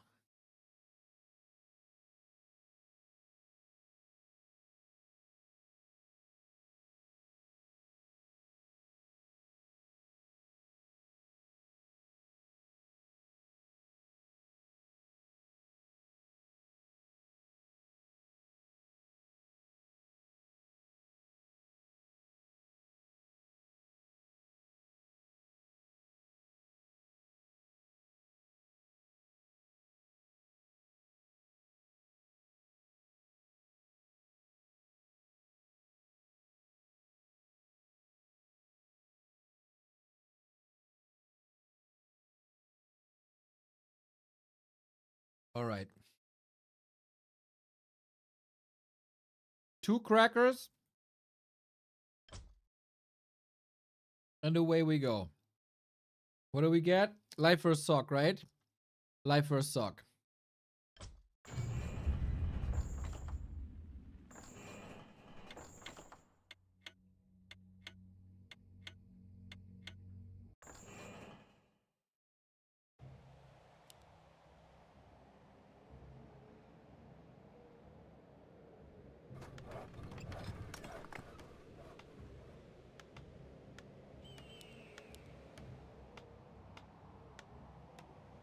So, life in a good spot.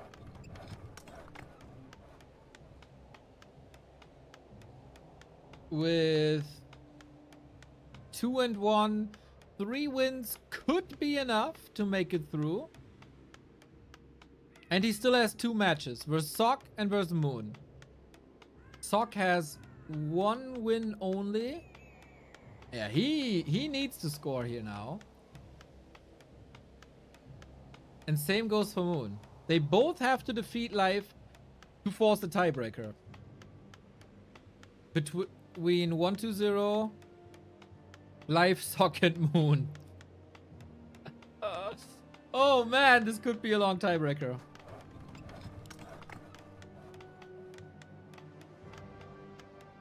The game versus Moon disappeared from Flow TV. Oh damn. Who won? Don't tell me. We're gonna watch later. We're gonna watch later. All right, Mountain King versus Life versus a Warden. Man, we got so much diversity here today. By the way, was the strategy played twice?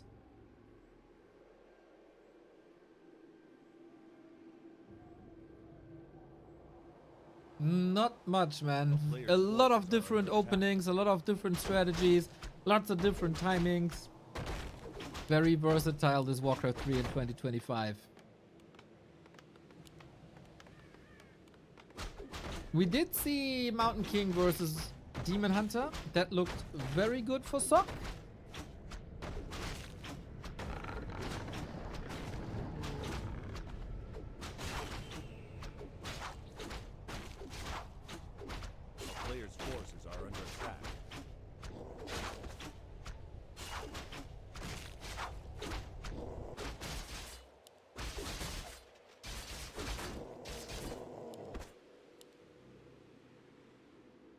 Next up, Expo.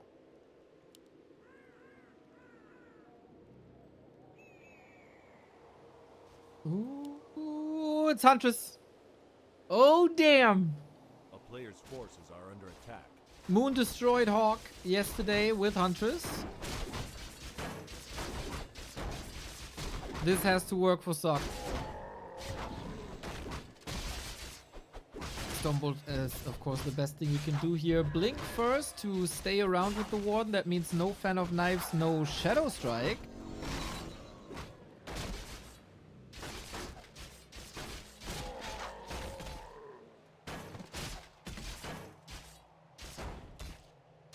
And that's only right click then. That's a lot of stability thanks to that one surround. Peasants, footmen, deal with that. Live A player's charging up. forces are under attack.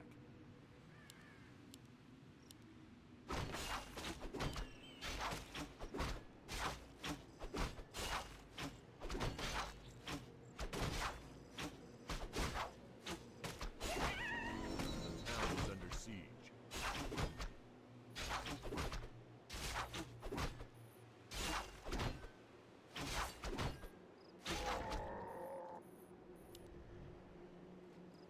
A player's forces are under attack. Life is walking a tightrope here. How much mana are you willing to spend? And how quick are you with your blink dodges? Very conservative. Very conservative. Off we go. Bum bum.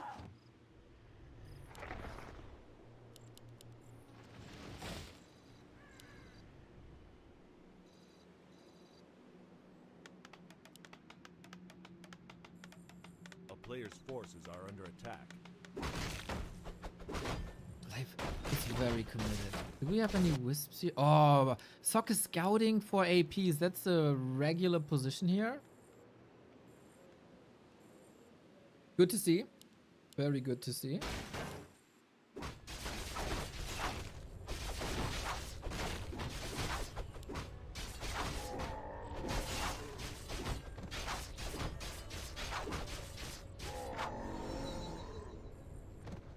Warden level 3 with a big mana potion though. The biggest gift you could have gotten.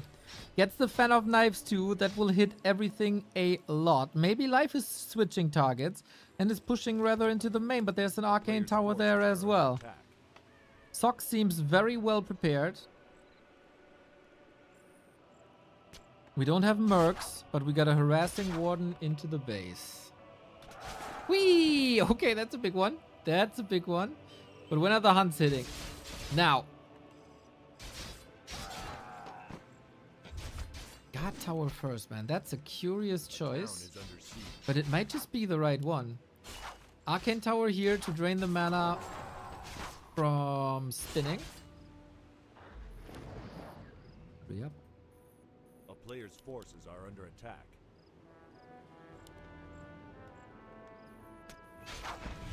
A lot of damage done with only one warden.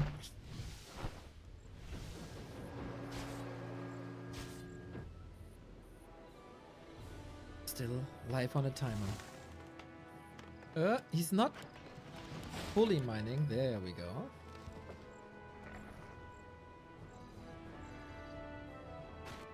Counter expansion. A player's forces are under attack. Maybe Life is hoping that Sock is overcommitting to defense, not teching in time, because Life is teching for a long time.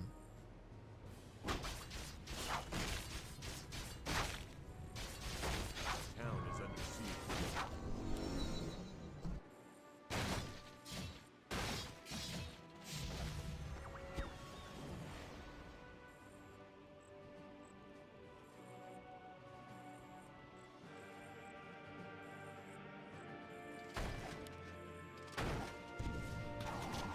And this one so far stops everything in their tracks. But Shredder is coming in. Tier 3 will then be fine. This Expo was shut down though. Forces are under attack. And we have to build it again. That bot sucks so much time. He can tech now. Pretty much in peace. Usually the hunters are there to slaughter peasants, attack bases. Well, they got a couple of fights in the middle. But that's about it. Not what you want. Zeppelin to save the peasants from Fan of Knives with more and more towers coming. Sock is surely committed A player's to forces are under defense. attack. I don't think with the tech running he's overcommitting. How quick is he with the Zap? Oh, actually not using it. Using a herd Zeppelin to fly across the maps.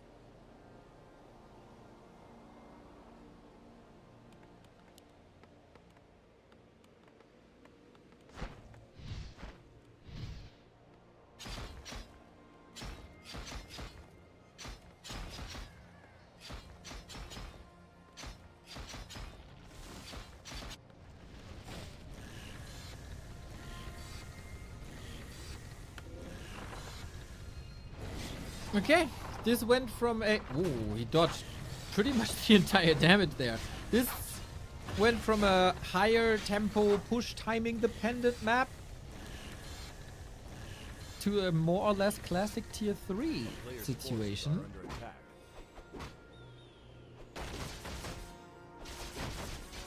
With maybe mass air.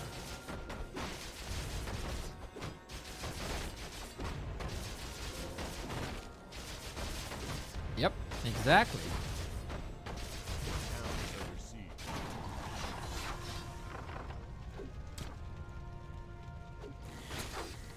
Good distraction so far. You can of course not lose the Zeppelin here. Got him. Lots of creeping in the meantime. Ancient of War was helping, trying to get some value out of the Huntress, that's helping.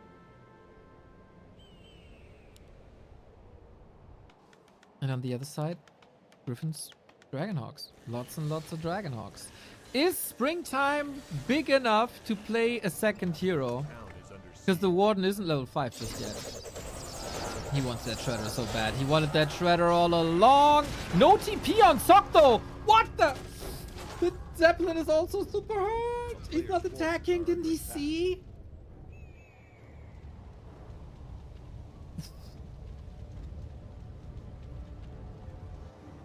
Oh, that was close.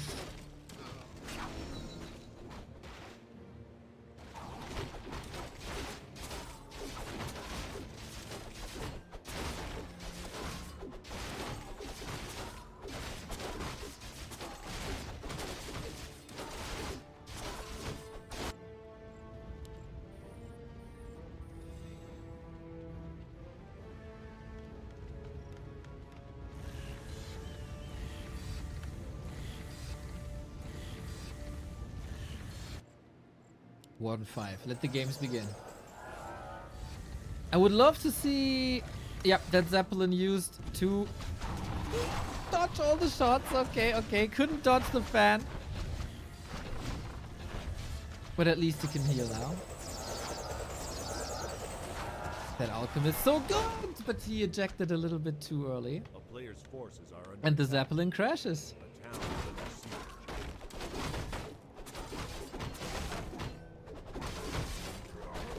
Tier 3 is done though. The worst is over for Sokka, I would say. He should have repaired. He should have repaired that Zeppelin. For sure, for sure, for sure, for sure, for sure. The Expo is still not mining, by the way. At the 11-minute 30 mark. Second shredder of the game for life as well. A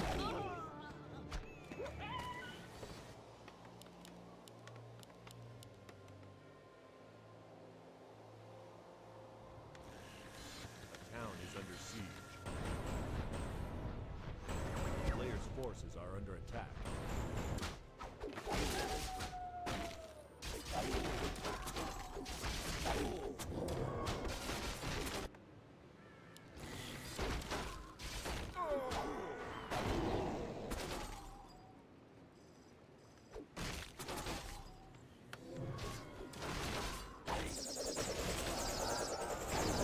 And it's not really a scary army by life. It's once again all down to the Warden. The Panda isn't level 3. The Warden isn't level 5. The numbers aren't there. Oh, can he snipe this Sasquatch? It looks rather easy. Panda got it. Warden is in now as well. With a nice Breath of Fire, but also the Blood Mage. So far away from level 6.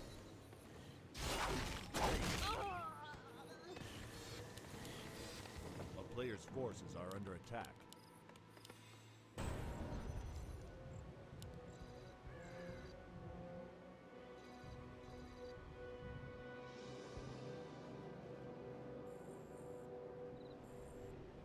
And life is not catching up economically. Also in upkeep already. You gotta say, the heroes of Sok are not necessarily the best developed heroes I've ever seen. There is still red spots. Warden is roaming, constantly trying to disrupt this creeping.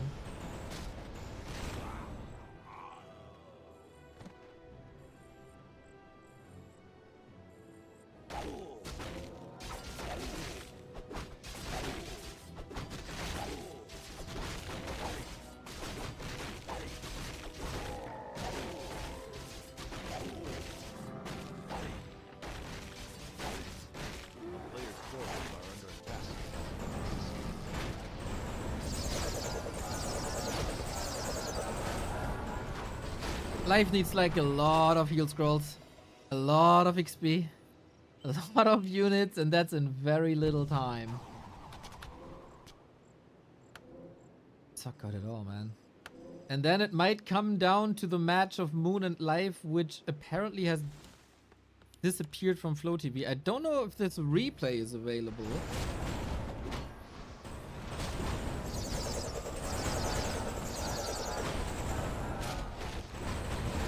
That would then be the deciding match, lol.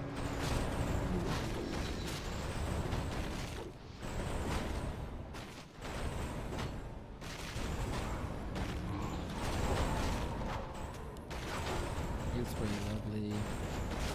It also seems to be pretty nice.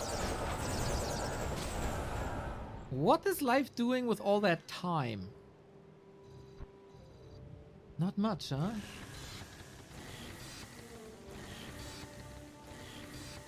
Not much.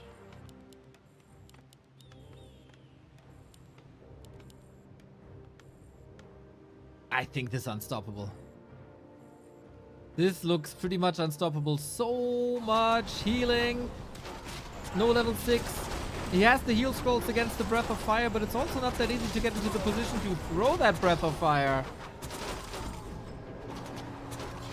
But the Warden is doing some heavy lifting. Nice breath, I gotta say. Shredder in a little bit late.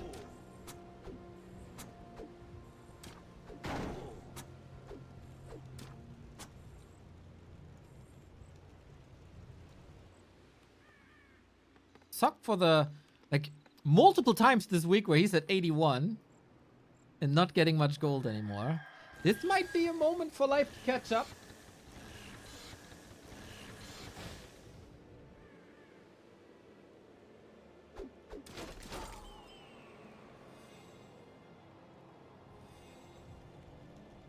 Players' forces are under attack.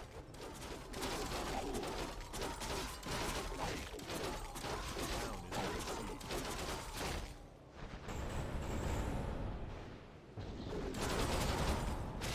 Yeah, these Dryads, man. They have no armor upgrades, all that piercing damage, ultimates from afar.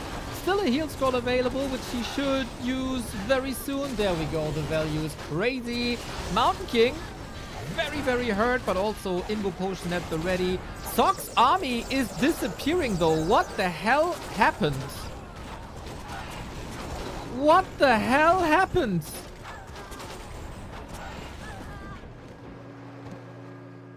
We're at even supply?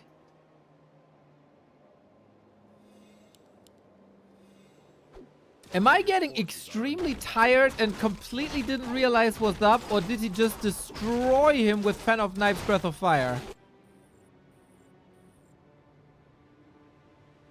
Only one heal scroll? That's not enough?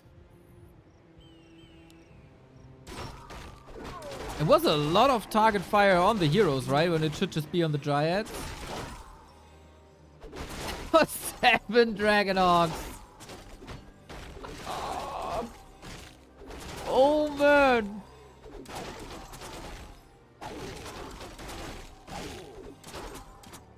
Doc is back at 50. A town is under siege. We still got 4 minutes of mining here. We got Harass here. But we also got a Warden level 6. And this is where the problems begin usually. She stopped now.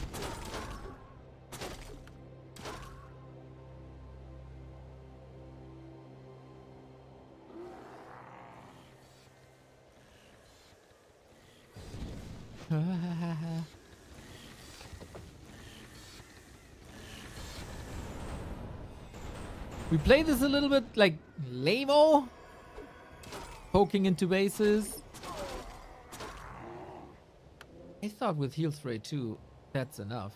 So did Sock with 1 heal scroll. Looks like you need 2. And now the Panda has 5, by the way. Like, the problem intensifies. And you don't really have the bank to transition out of Dragonhawks. You gotta commit to Dragonhawks. Everything else takes forever. Maybe mass Knights and Mortars.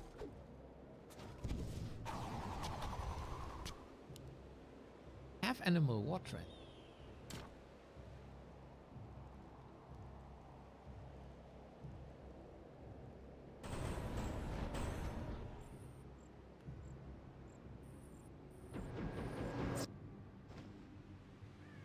odd.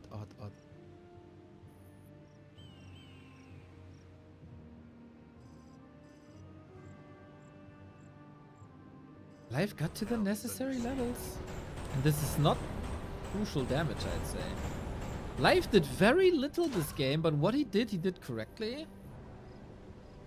Like the panda position here in one fight was also very nice.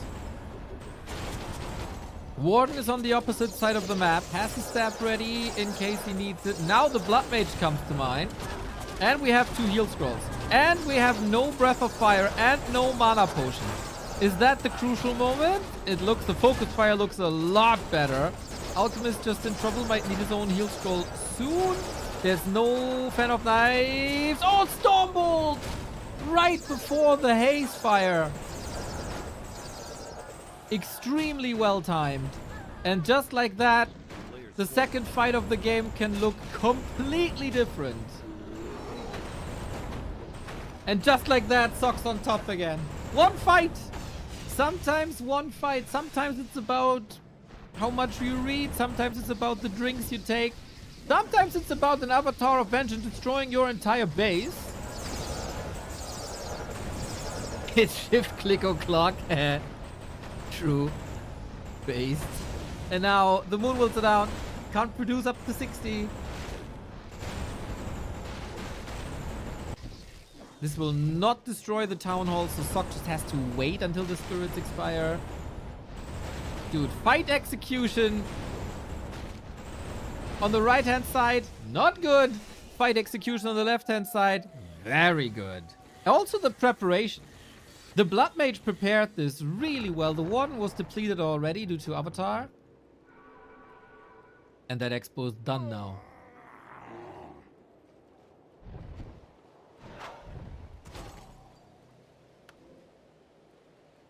Another pair of heal scrolls.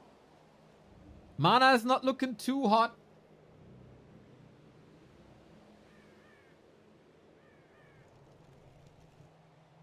Main base is almost empty. This main base is already empty. So that's then a potential second round of income.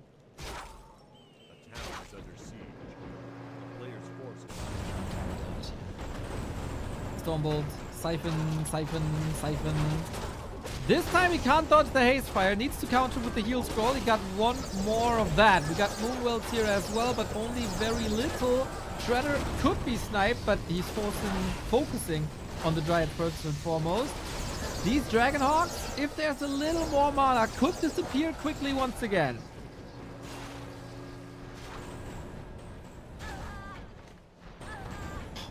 You hear the sound. Sometimes you don't have to watch a sound. Just listen to the sound. Aha, aha.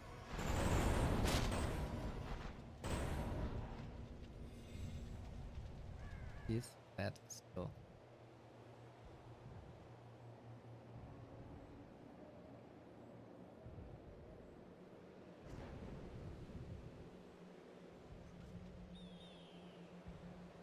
Yo, Taker! I hope you had a wonderful stream. I hope you have a wonderful bar shift later. We are watching the Young Marshall Cup. Quite an extraordinary day with like 15 games so far.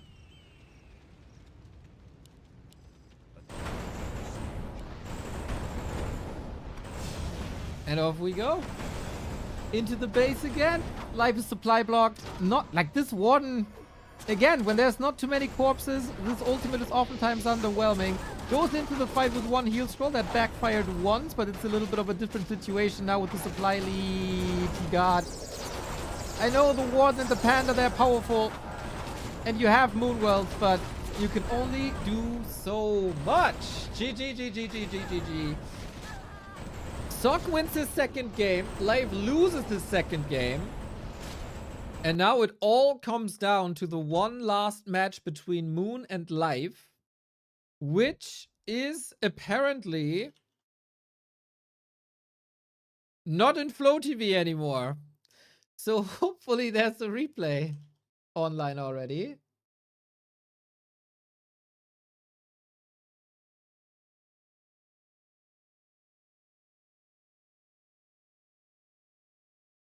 I don't think so. Shit, so we don't know.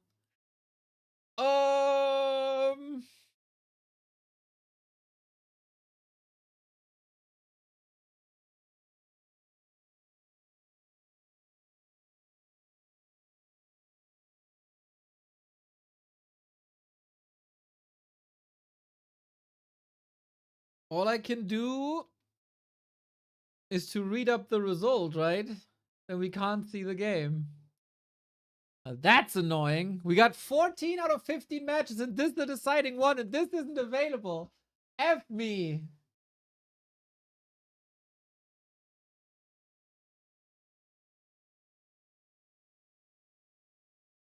Oh, that's stupidly annoying. But okay, I guess it's the only way. Did Life win versus Moon? Oh my god. He did not. Moon defeats Life. So 1-0, Sock, Moon, and Life are all 2-3. Infy is qualified, we knew that. Focus is qualified, we knew that. What do they do now?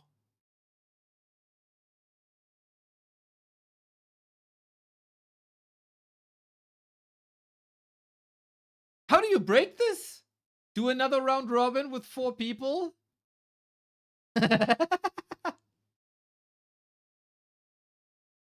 Tomorrow, maybe?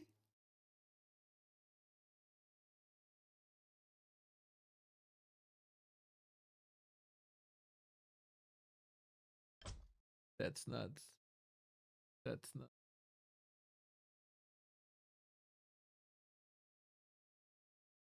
Oh, you could only use the 4 players that have the tiebreaker, Stufka number 1, that have the tiebreaker and watch their match. Live only 1 versus Infi and Focus. So in this 4-player direct comparison, Live might be 0-3.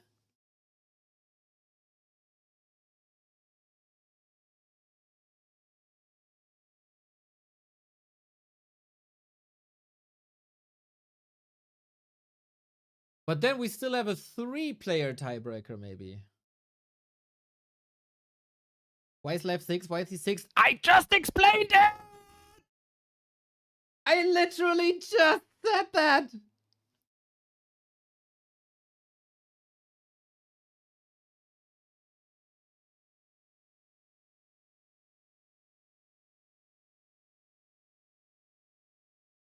Hate you guys. I hate you guys. I hate you guys. If I had hair, it'd all fall out.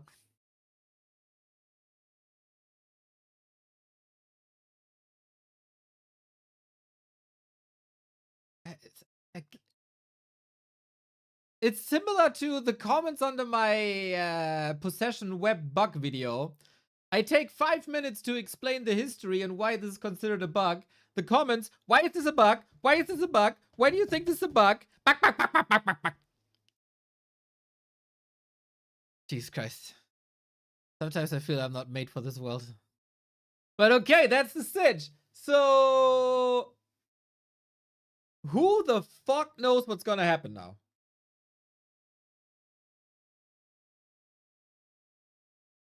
Who the fuck knows what's gonna happen now? It could be the case that they have some weird ruling and just decide. It could be that they play a 3-person tiebreaker tomorrow at like 10 or 11 or whatever. Could be that they just draw numbers. A lot of things could be.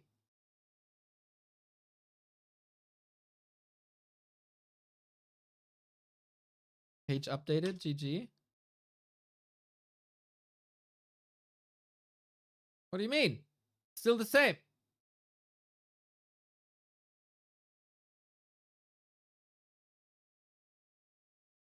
So either 1-0 Sock Moon, most likely.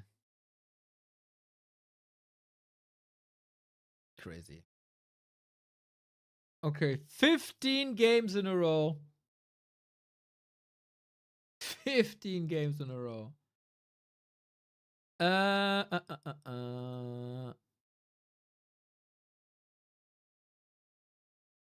There is a match going on of Moon versus 40, and that was a hell of a match earlier, yesterday. But I will take the freedom and eat before we go into the best of 7. Chinese are saying more matches tomorrow to decide. 40 Moon show match now. All right. Thank you for the input. Would love to know when it starts. What a shitty situation for life, man, if that's the case. He beats the 2 best performing players in the group. And he's the one eliminated. That would be funny. I have some food in the fridge. I'm gonna warm it up. I'm gonna eat it. And I'll be back in like 10 minutes. For the 40 versus Moon match. See you in a bit.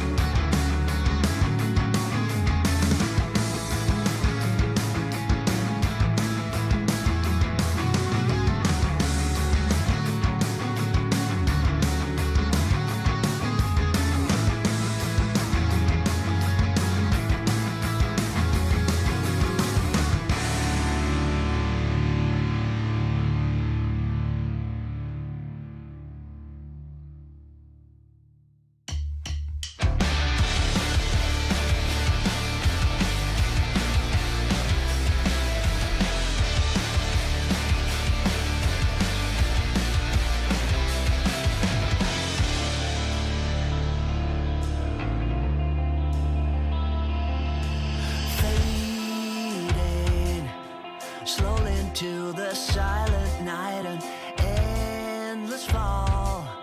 Like cuts from 1,000 knives, I hear you call. But I'm still stumbling in the dark, a silent howl, as I dissolve into your arms. I waited now, seduced by a sweet mirage. We could leave or we could stay, sedated, stayed wide awake. I can't do this anymore, it's hurting like it never has before. We could leave or we could stay, sedated, stayed wide awake.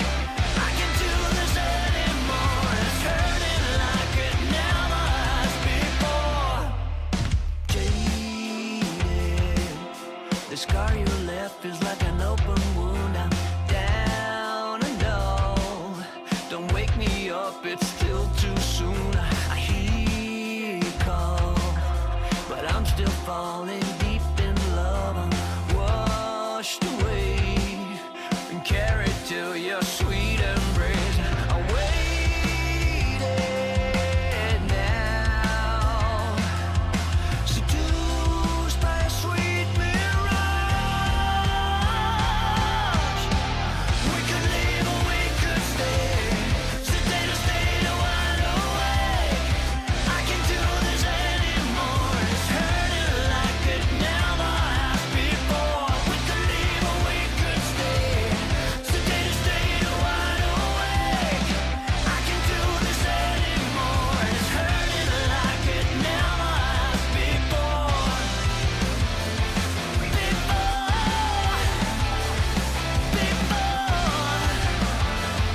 And it's hurting like it never has before.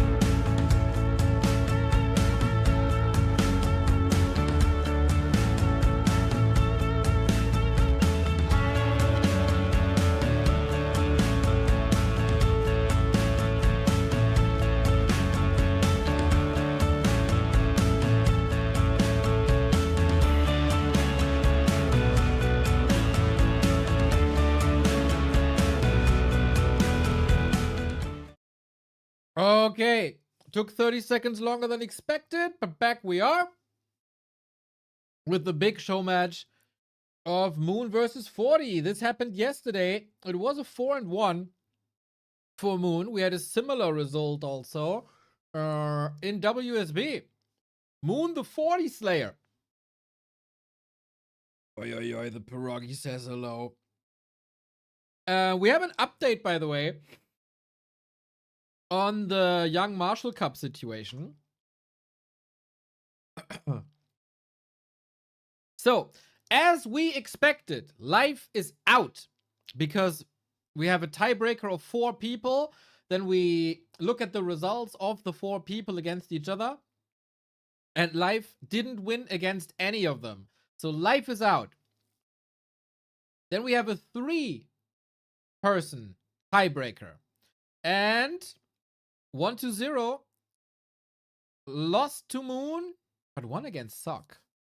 Neo, I still can't figure out what caused the Banshee possession bug. I think, and I can't. Neo, by any chance did you think about what could cause the bug?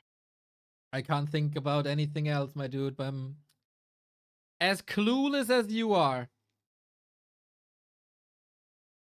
So, wait.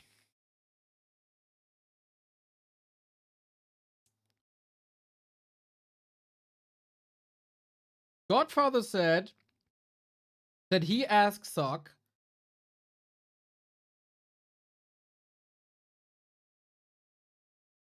Sock said 1-0 defeat.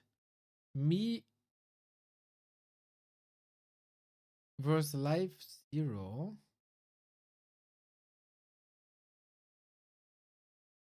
Winner versus Moon. So Sock has a best of. I don't understand it anymore. Apparently, the end of the story is that Sock and Moon play a best of 1 and the winner advances.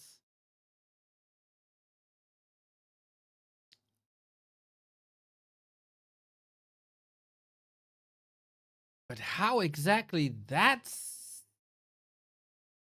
working out? I don't know. No clue, dude. No clue. But that's apparently the situation. According to Godfather, but what the real situation is, we'll figure out tomorrow. Did you eat too much? Yes. Did I eat too fast? Yes. I had pierogi left over from yesterday. What's the best fruit? So many good ones. Mango. Mango number 1. Mango number 1 because amazing taste, okay to peel, extreme versatility, great in everything. Mango. Mango auf die Eins.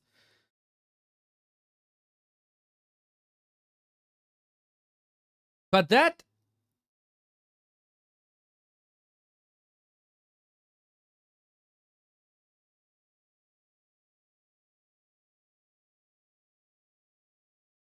did they then play this?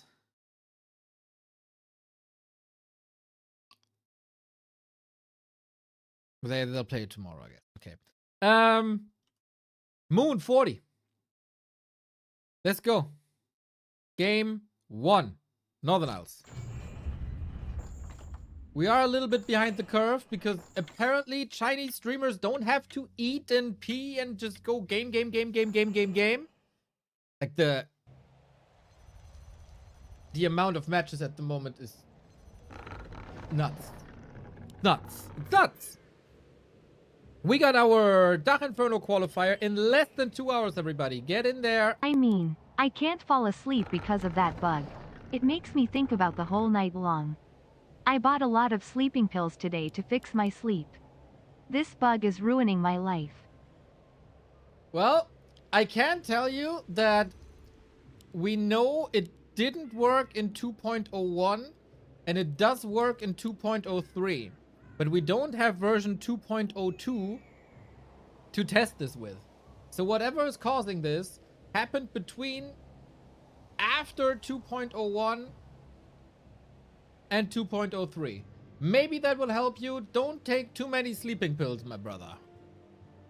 And thank you for the support. Pew pew pew. But yeah, I also slept very little because of that. I feel very connected. So, Moon Demon Hunter, 40 Archmage.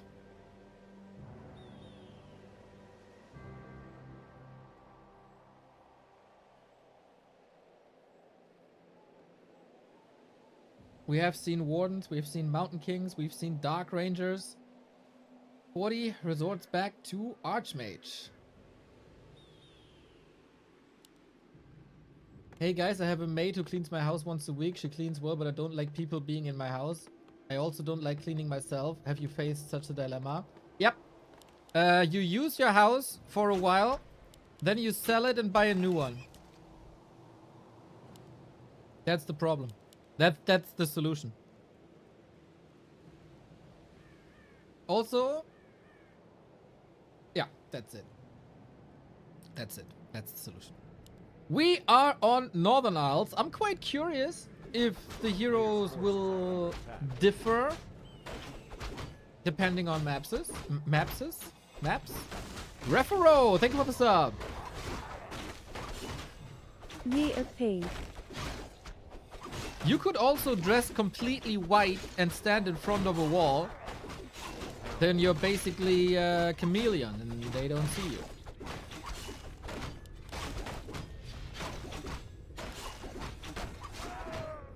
We've seen Moon with lots of aggression towards peasants.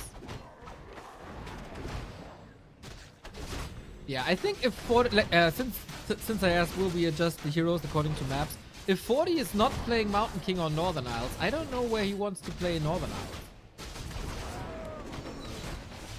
Where he wants to play Mountain King. Oh, shit, I'm so lost.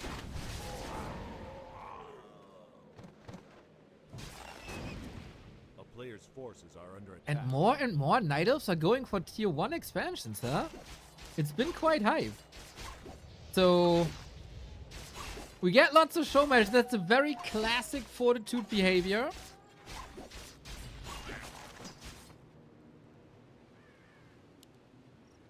Whenever you can't win a match against a certain person, spam show matches, analyze the player, figure him out, overcome him.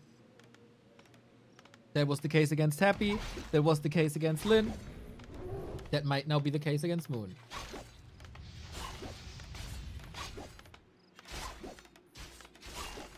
Maybe he thought about it as much as GG thought about the possession bug. Didn't sleep much.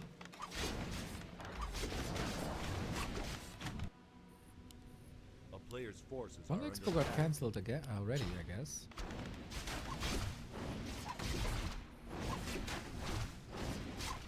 Demon Hunter with the Ring of Regeneration, of course, fantastic. Lots of individual targeting here. Twing!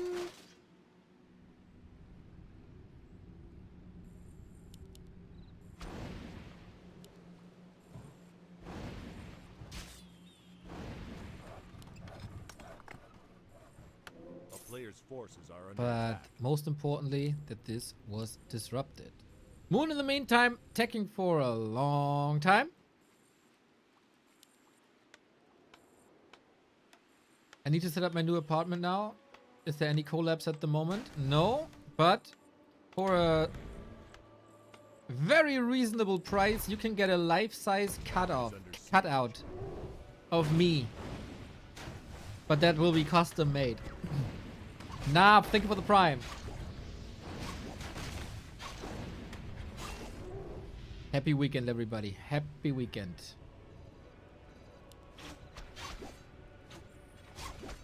Forty coming in. He's a king at canceling other players' expansions.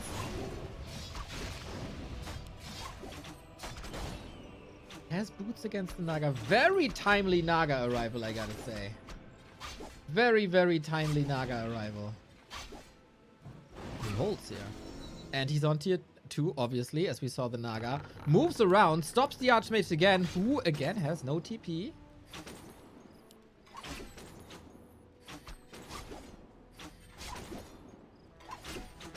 What's the price? Whoopi says a night with me. No. We can't do that to anyone, Whoopi. Let it go. Let it go.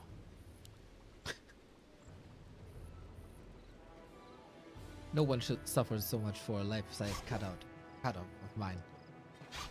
A player's forces are under attack. Oh, deny.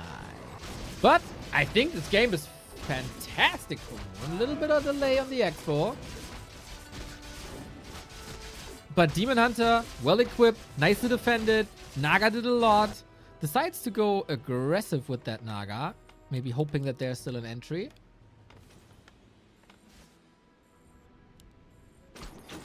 Fuse, you do get a little coupon, of course, because of all the snacks you sent me.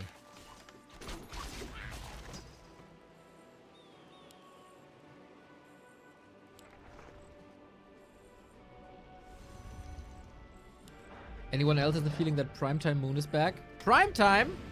I only know one Primetime, and that's the time when you give me your Prime subs. If you have a Prime sub lying around, we gladly take it.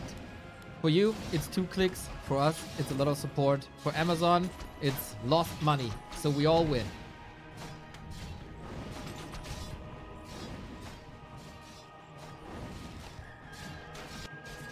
Demon Hunter Immolation. The Arcane Tower isn't up yet. Big disruption of the economy. Oh my.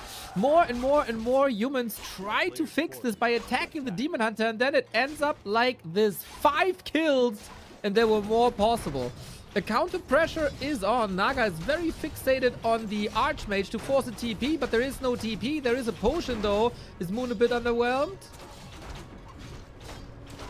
Overwhelmed? Not really. He holds this for now. He can repair still. New wisps flooding in. There's not enough damage, is it? He can easily take out 2 footmen for the damage mitigation if he targets correctly. Yep. He holds. Goddamn goat moon.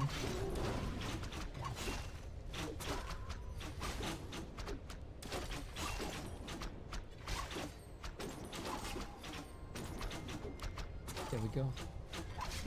Freaking holds. He holds for the 2nd time.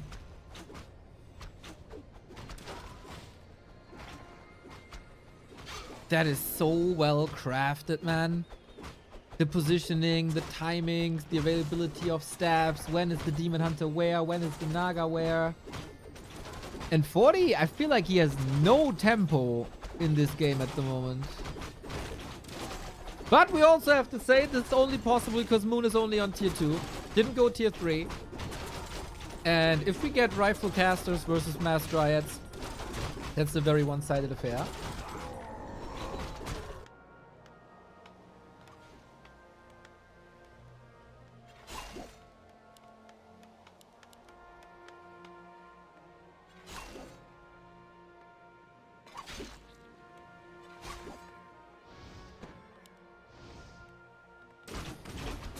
Dude, this Archmage, you can almost feel bad for this Archmage.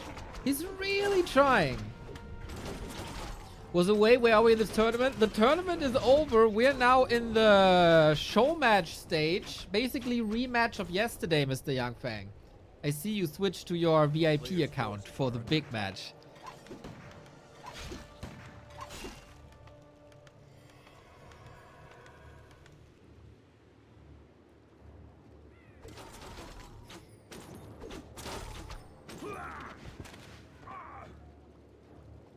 Nobody does this second control group thing better than Moon. We also have a Zeppelin. Man, there's a lot of new obstacles. Did Moon qualify for stage 2? Mr. Yangfang, we are not entirely sure. It is a big tiebreaker with 4 people with the same score. And nobody knows what's going on. I did receive a message by Godfather with an update maybe though, so I can explain in a bit. If we get a solution there. Dude, he just continues to slaughter.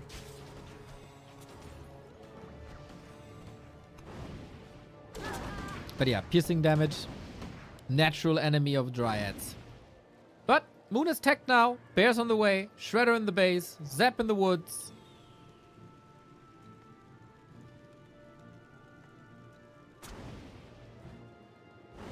Three people tiebreaker because Life is actually last place. Life is last place? Why is Life last place? Why is Life 6th?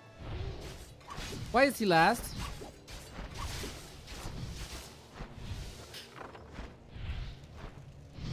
I don't understand why 1-0 is out though.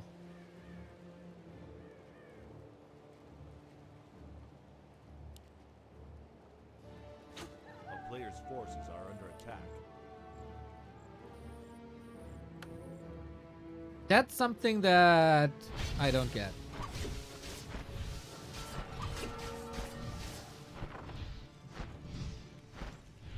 Constantly forcing militia. Blood Mage is not really scary. Sock's army is not really scary. I love how he like pre-builds bears. Even though oftentimes it's a bit of a liability because they could be sniped against like a Mountain King. Here, it's the exact right thing to do. You can break upkeep. You will have a lot of redo.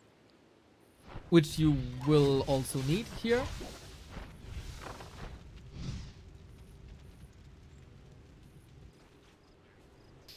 Everybody's speaking about tiebreaker, but did anyone ask the ties if they want to be broken?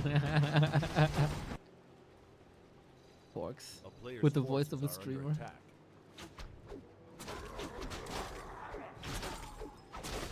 So yeah, he pre-built bears. He can continue to build bears while researching master upgrade. Naga level 4, dude. This is so brilliant. And 40, like, he's still kinda suffering from that Ring of Region. Amazing. Now we got an AP up. That's almost Lawlight-esque.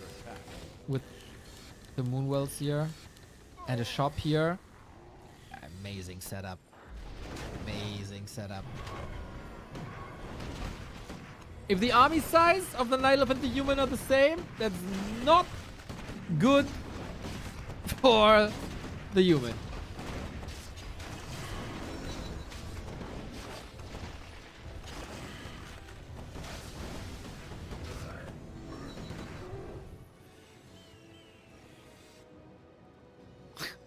Mountain Dew, I was just making fun because the last time I explained this, I explained exactly as you did right now.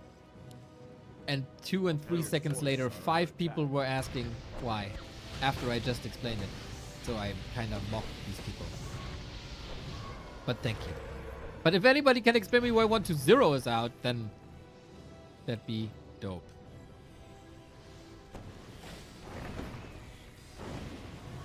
We still have Blizzard and we still have a choke.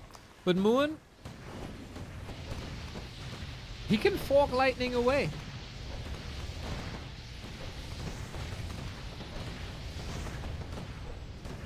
Still buying time. Still gathering the army. Still sharking around for reinforcements, which are not coming.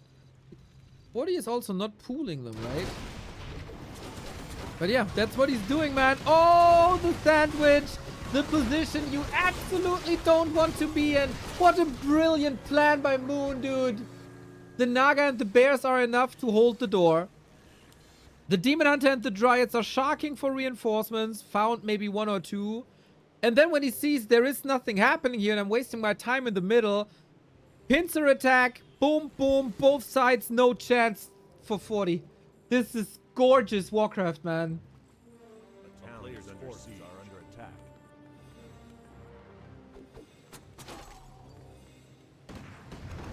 The best things in life that are simple, but you just have to think about it.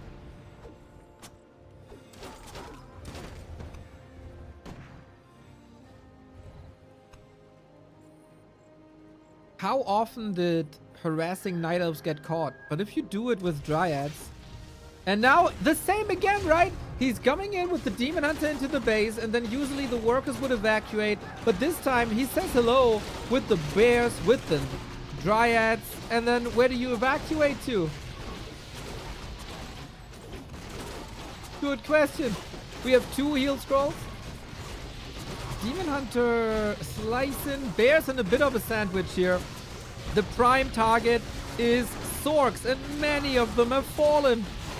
It looks like no real chance at the moment for 40. And he sees it the same way. Great minds think alike, and great minds win Warcraft games. And that is exactly what happened here to Moon. That's like... big shades of 2006 Moon. So sick, man. Ah, he's such a good player. Dude invented time traveling, went into the past, swapped places with the Moon of 2006 because he doesn't age anyway. And now Moon is back and owning. Zoto, thank you for the YouTube membership, man. It's really, really, really rare that we get support on YouTube, but feels good, dude. Feels good. Nav, also, thank you for the sub.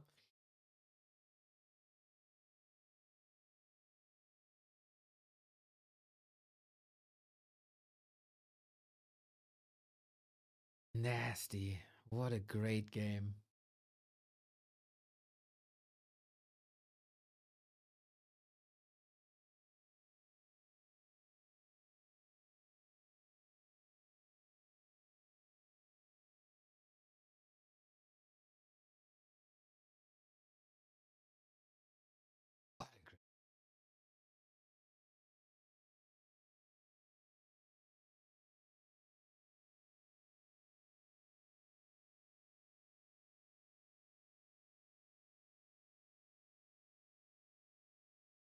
Second game, concealed. Freaking Moon, man. I still can't get over the fact that Moon lost to Hawk and beats 40 maybe 2 to 3 times in 7 days.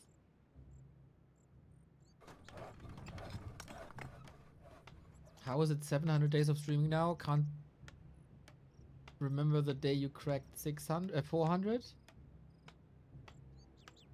What's up with your memory, brother? You're here almost every single day, no? Or at least every single week once. It's, yeah. It's not streaming. Lego! Moon 1, 40-0. It felt like there should be somewhat simple solutions to these Zeppelin drops and staffs, etc. But once the economy machine is rolling, it's really hard to stop. It's just Kellogg's, as we're getting older, time's passing faster, man.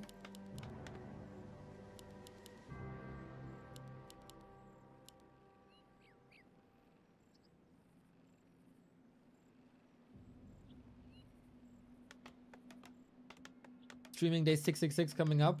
Will that be dedicated to the Crestfallen? Yeah, we're gonna sacrifice an elf and drink its blood.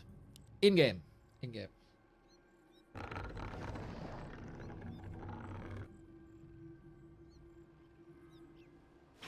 A player's forces are under attack. Mountain King.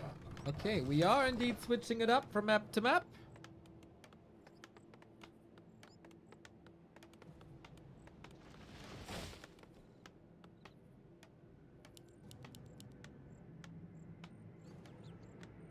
Will this work better? With that, I think the game is a little more predictable for Moon. He scouts that immediately. There's basically one straight path A player's forces for 40. are under attack. And that is Mountain King creep here, creep green, creep expo. Question is what Moon is doing. And that is Huntress. Holy shit! What the fuck? What? Where's that coming from? The Stoke with the 50 gift subs. Oh man. I feel like someone is very happy to have arrived at the weekend with a lot of Warcraft. Ah, Mr. Stoke, you wonderful, wonderful person. With the wonderful, wonderful haircut. Very jealous of your haircut. That's great, man. That's great. And that you still watch us is even greater. I appreciate you, man, for a long time. 50 gift subs, holy shit. Stoke is running the NVIDIA Germany podcast, by the way, and they mentioned us in the last edition. Maybe you want to check that out, NVIDIA Deutschland on YouTube.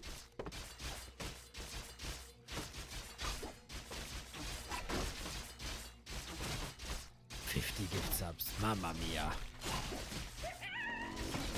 Ah, he stole the ring. Yoink. The ring +5. You don't want the Demon Hunter to have high armor, and then he's yoinking the ring +5. Well deserved. Thank you. Have a nice weekend. You too, man. Enjoy, enjoy, enjoy, enjoy. 50 freaking gift subs, man. 50 people who won't receive ads. Well done. You better be thankful, community.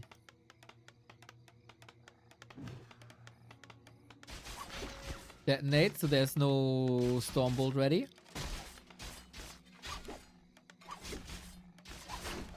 He doesn't have immolation, so disrupting economy is not as easy as it was before.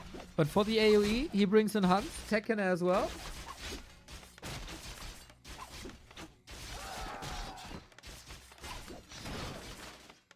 Dude, 40 is struggling big time, no? I mean, there's always a chance of bash.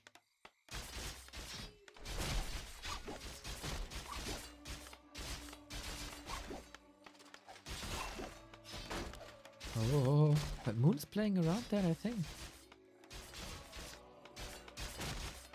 Does Moon have another job? He is a pretty successful business owner as far as I know.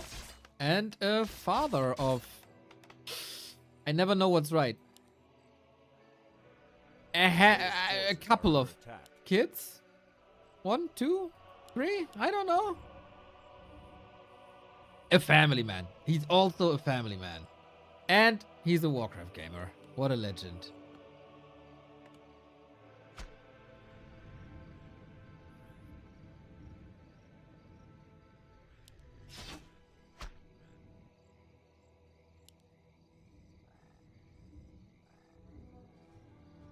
Oh, and streamer, of course.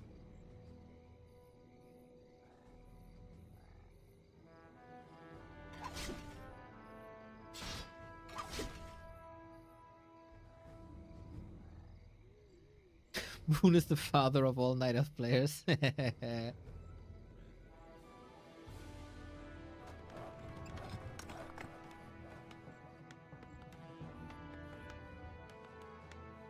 Forty got a bunker up here. 4 hunts. Panda second for more AoE.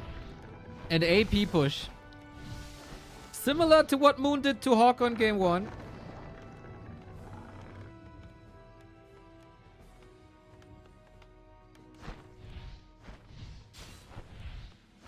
Do you have another job or kids? I do not have another job, and the entire Warcraft community are my kids.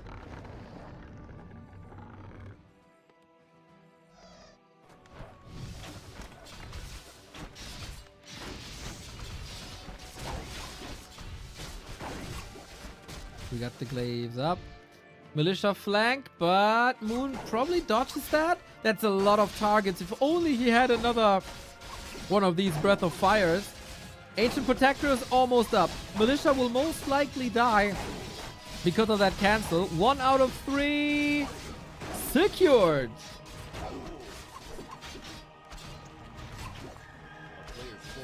Oh man. Demon Hunter could still it is mana burning at exactly like 60, 50, whatever that was. I love that Night Elves lost their respect of towers. They're just standing there. And 40 has to TP evacuate from the expo. Hard countered. Moon is on fire, dude. Lava hot. Lava hot, this guy. After playing the entire day in the Marshall Sword thingy cup. Marshall Junior Cup. 2-0. Just like that. Huntress, man. Huntress in the hands of Moon. Looking hella strong.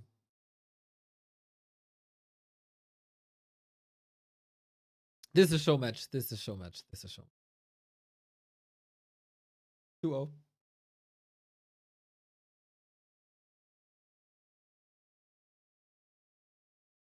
It's unbelievable. It's unbelievable. Just like the 50 gift subs by Stoker, also freaking unbelievable. Rattling through. Bum, bum, bum, bum, bum, bum, bum. It's the best feeling in the world, man. When the chat just completely disappears and is replaced by the Stoke has gifted us up. The Stoke has gifted us up. The Stoker's gifted us up. The best. I know cowardice is a wonderful thing, but have you ever received a 50 gift sub bomb? I doubt it.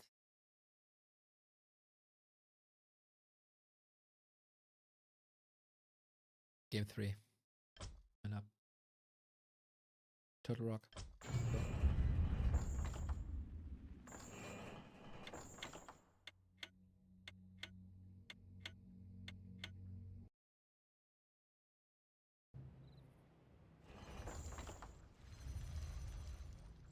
Again. So he owned him at WSB. He owned him yesterday. 4-1. And he only needs 2 more maps to own Fortitude, best human in the world. Again. Feels like whatever adjustments 40 was going for is not working.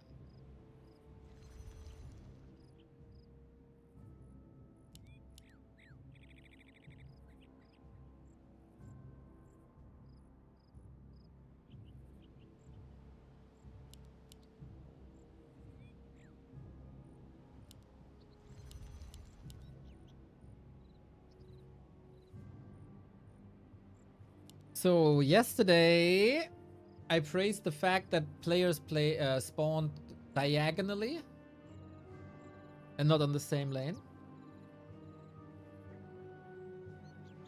And I was hoping for a macro game, and then it was still a simple rifle push, and Moon, this was the map he lost. Still, we'll see what adaptations Moon is doing. This is the new Turtle Rock. We can't Ancient of War creep here now. Shout out to, I think, Save Orcas.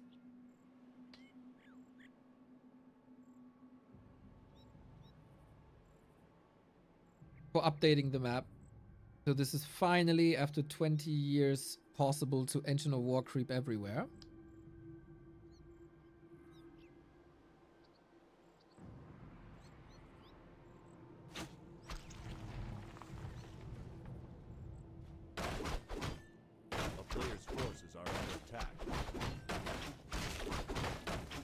And for 40, it's an Archmage again.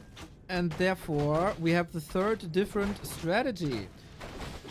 On Northern Isles, it was a 2-base rifle push. On Concealed Hill, it was a Mountain King gets demolished strategy. And here it should be 1 base because it's incredibly hard to expand usually. A player's forces are under attack.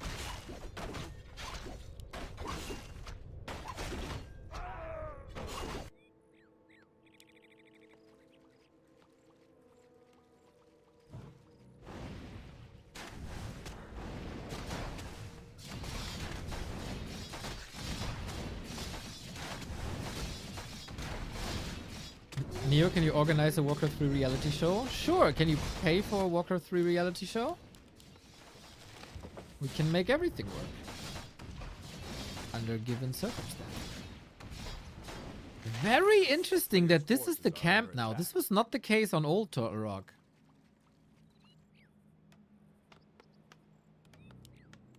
So a different creep route. Ah. Didn't see that before. Cool. I low-key hope that Turtle Rock comes back into the map pool with these changes.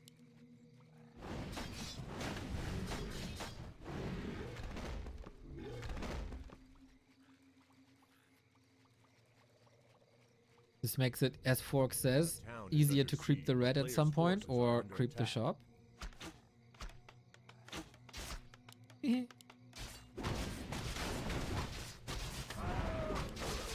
Archmage level 3, nice evasion creeping on both sides, I feel. Demon Hunter is sacrificing a lot of HP, but 0 mana, so Moonwells will heal him up fully.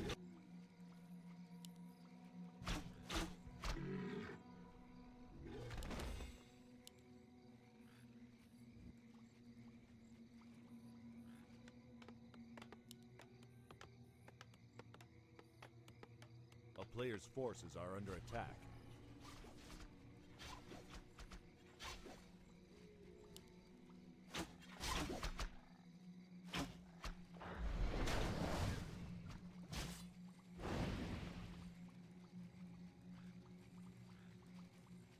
But 40, now that he has accomplished his first goal in this game, level 3, is not gonna creep anymore, and he's not gonna leave Moon alone at all. A player's forces are under attack. But we don't have defend. Archers do some sort of damage. Hunters fall far in the back. Maybe you can block. Oh, we have dust on 40 already. Nice. Wisps in for the Detto. 1, 2. This one will expire soon. Hunter's Hall is not cancelable. I don't know if 40 is accomplishing as much as he'd like. With the tier 2 done, you can afford these wisp losses, I guess. Extremely precise archer micro. A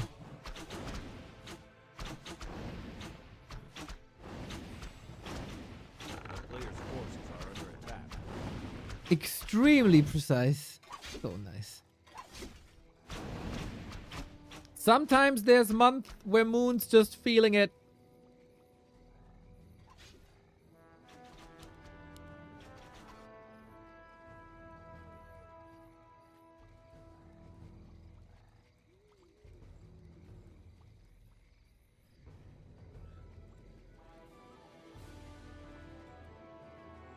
And that's tier 3 and the lore. So get ready A player's forces for the rifle push that's to come.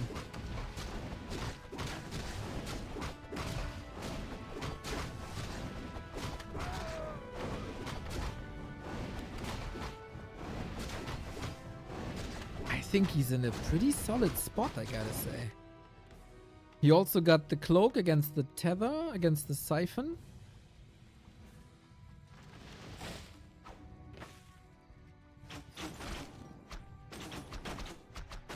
A player's forces are under attack.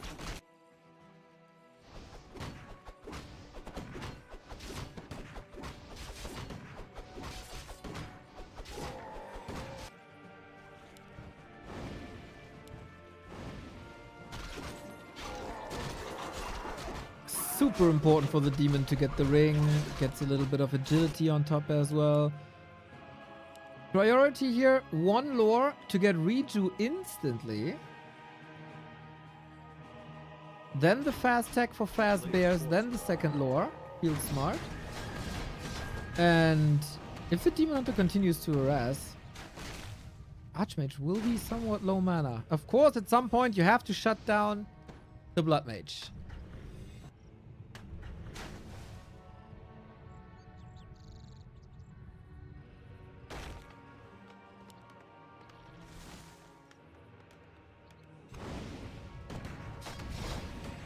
This push is getting delayed more and more and more and more. Mr. Woody, 100 bits, hyped for Hey today. Neo, smiley face. I am hyped for today, laughing face. Let's go, Woody. I want to see some. Oh, he got it. No, he didn't get. He got it. He got it. He got it. He got it. He got it. He got it. With the 1 right click, dude, and the invuln as well. Holy.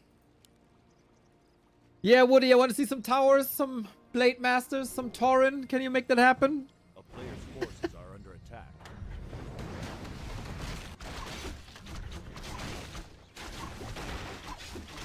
I don't want to spoil anything, guys. But the Prophet says 3-0.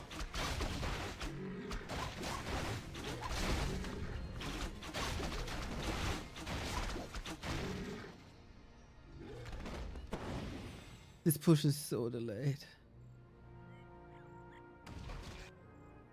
A player's forces are under attack. Ancient of War holding that flank. Moon has a town portal. Big mana potion for the Naga if he gets level 3. That would be huge, but I don't think he has the time. Master Bear upgrade ready in a few seconds.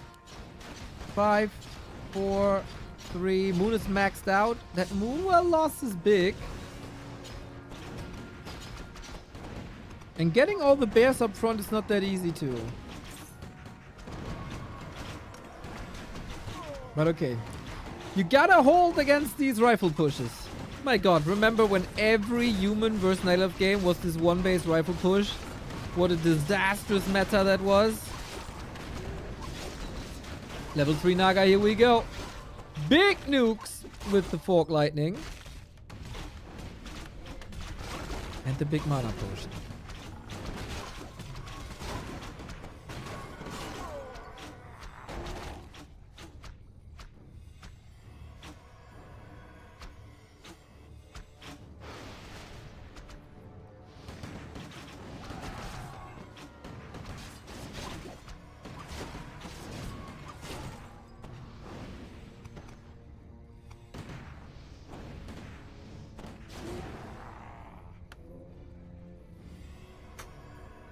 Food lead, big healing, and a heal scroll. But Archmage is already at 50%. There's no additional water elementals anymore except with Siphon Transfer.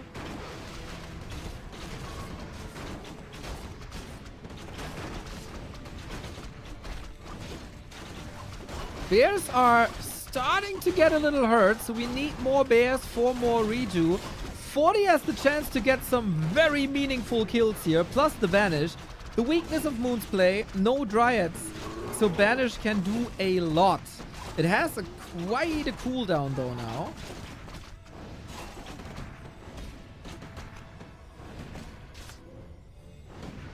Lots of casters.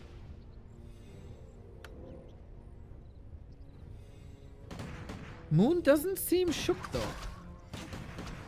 As long as they don't establish a foothold with the tower or shop or whatever, I think that's fine. Bears in the back region.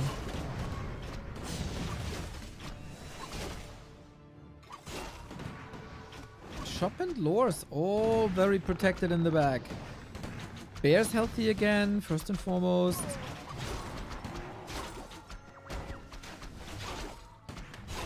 This feels so calm and collected. It's the potion. If you gotta retreat here, it's not looking good, man. Siphon on the bear. I like that. Brute Force 40. Pushing into upkeep. Demon Hunter is running free in the back. That's not much healing, actually. Naga. Bit mispositioned here. Oh, are we starting to shake? Is the damage ramping up? 40 desperately trying to get that one slow out. But the army, with a stronger Naga, is quickly disappearing on both sides, actually. Couple of bears went down. But same can be said for 40's army. A sick back and forth. He's so quick. He's so quick. Double orb up. Every bear is a blessing. A nature's blessing, almost. A player's forces are under attack.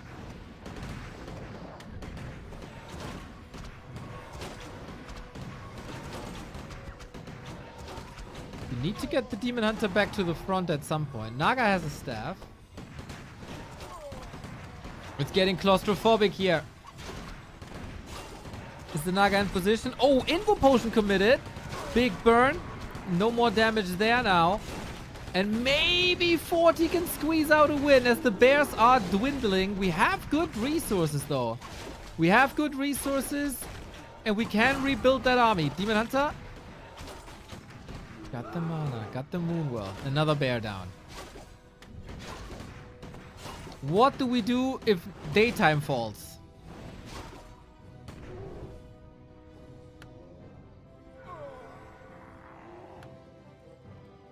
Always a 10 food lead, but also tier 3 versus tier 2. Forces are under attack.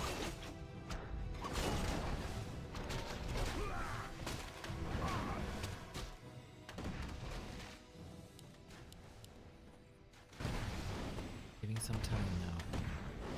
Yeah, I don't think 40 is in a rush, really. The push has to hit when daytime hits, right? And then a big push must hit. Moon gave up on his extraordinary defense. But can Moon go into a base trade? 2 units here.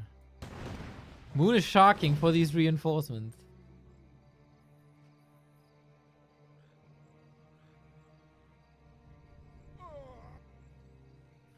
Why is this one base push not meta anymore?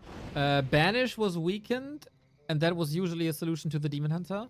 And piercing damage does less damage to bears because they're heavy armor. And then Mountain King Mass Air or the expansion works a bit better. Are under attack. A town is under siege. We go base trade. We're forcing 40 back. We have a TP. Onto the Naga we go. We lost one Naga earlier, but that wasn't Moon, if I remember correctly. TP traded. And that's a long time. Moon is very comfortable at 50.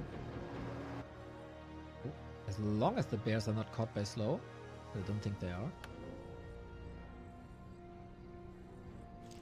And we were farming some peasants here as well. That brings us closer to level 5. What's the Moonwell saying? 2/3. All of them 2/3. That's good. That's real good.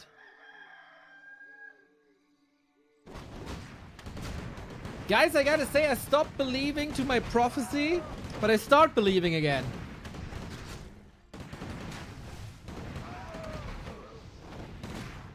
That's level 5 is creeping. That's also a big consumable. Sick game by Moon, man. A player's forces are under attack. Throw the beast, very unfortunate find. And 40 is stacking up. Moon has no TP.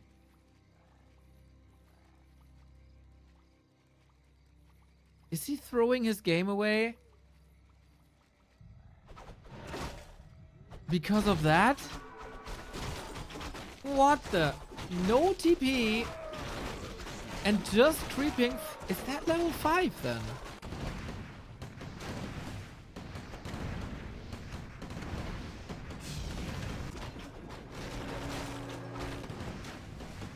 One Demon Hunter alone? Oh, Naga has to walk places, man. But he's not interested in holding. He's interested in attacking. We have a Wisp out already, with a lot of gold. Moon is a master in these base races. Forces are under attack. Smarter than anyone else usually. He's forcing 40 back again. But now the slow trap kicks in.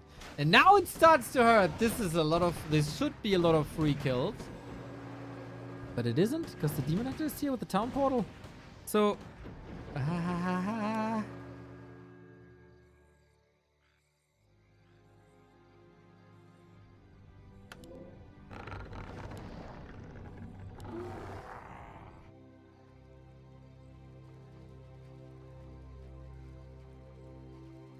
That's the last chance, is it not? Moon is just simply not interested in defending.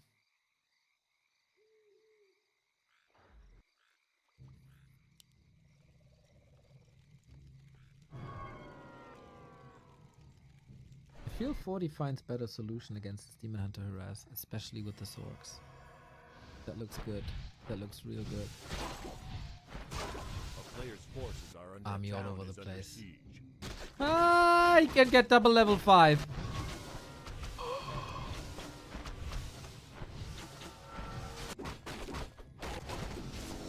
He gets level 5 here.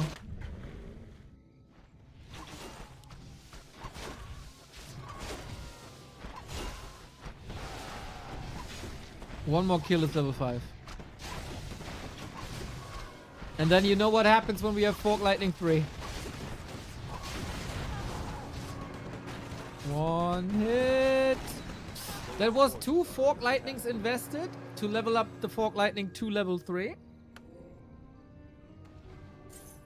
But you can relatively simple snipe the rifles now.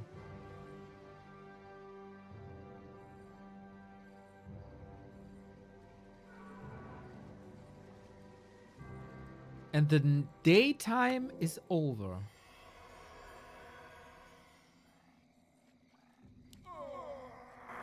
This is the troublesome moment now for 40. Like, daytime was a problem for Moon. Nighttime is a problem for 40.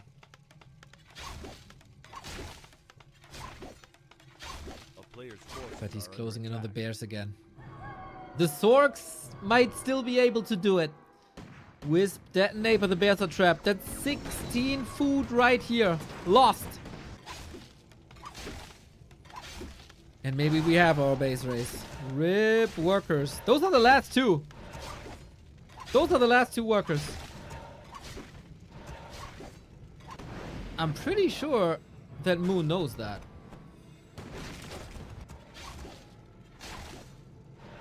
A player's forces are under attack. Again, Moon has a wisp out. Here.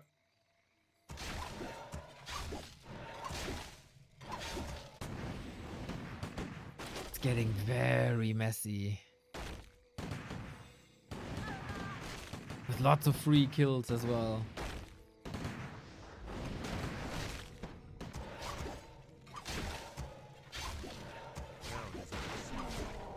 Is that all you need? 2 heroes, 3 bears? Can't brute force this, can you? He's trying to go for the keep. Because otherwise the workers can be rebuilt. Oh, no blizzard. Whoa, that dryad. He got every last peasant. 40 has no gold anymore. He needs to sell to be able to rebuild the worker. He can do that.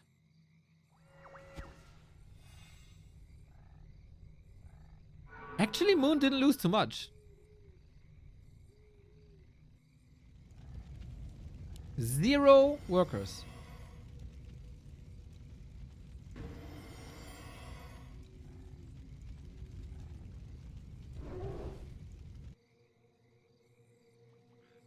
Everything's invis. Everything's invis. Everything's invis. The entire army is invisible. What's he doing with it? He's looking for an ambush. Naga creeping. More money. And I don't know if that invis play does anything.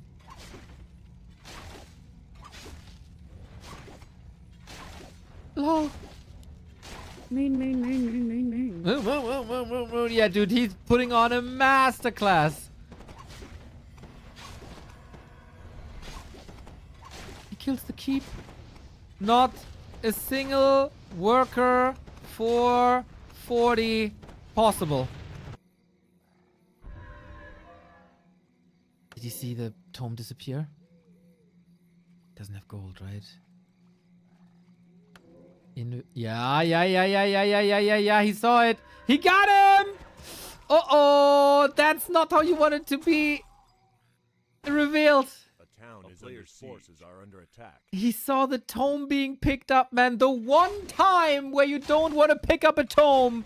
And he picked up a tome. Moon has evacuated the wisp. He can flee all across Turtle Rock. The cursed text that was. And we got an expo here next to 40's base. Look, the Demon Hunter does this all by himself. Naga saved. The rifle reveal didn't work. Bro. 40 is so toast, dude. 40 is so done. He has a very optimized, strong army. But how is he ever gonna catch Moon?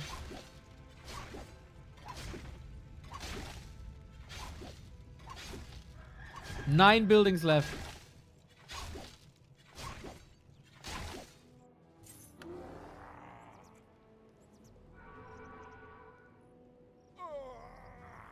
Yeah, Moon can convincingly go base race now. Like, it doesn't matter if he loses these buildings. He has a base. A player's forces are under attack. A town is under siege.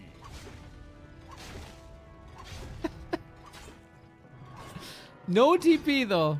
We still play Ring Around the Rosie. But the Naga also has a staff. It should be fine. 40 saw it. Even if he guns down the expansion left-hand side, we got the tree here for another base. A player's forces are under attack. Not willing to fight at all. Not willing to spam Fork Lightning. Dude, his game plan is to let the Demon Hunter do all the work in the base.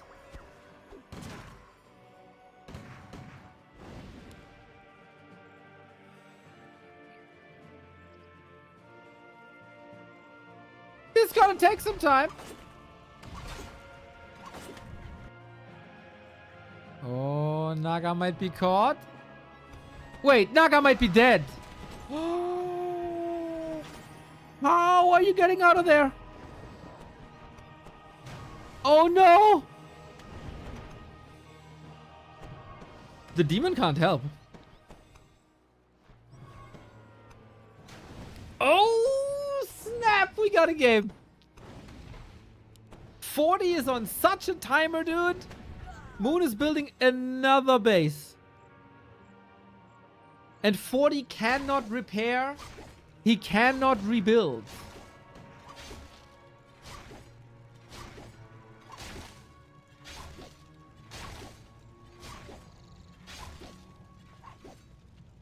A town is under siege.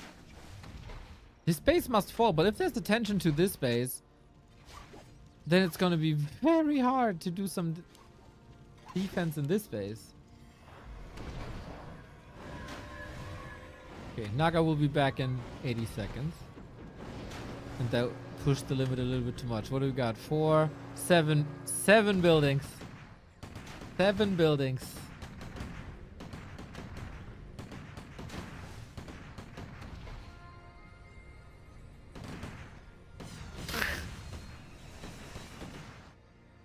It would be quite extraordinary if 40 wins this game still. A town is under siege.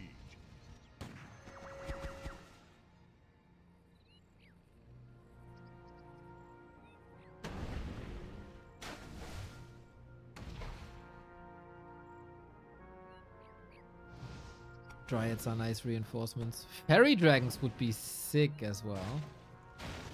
He found the way for the bears. He got a TP. And yeah, bears accelerate the process a little bit. TP?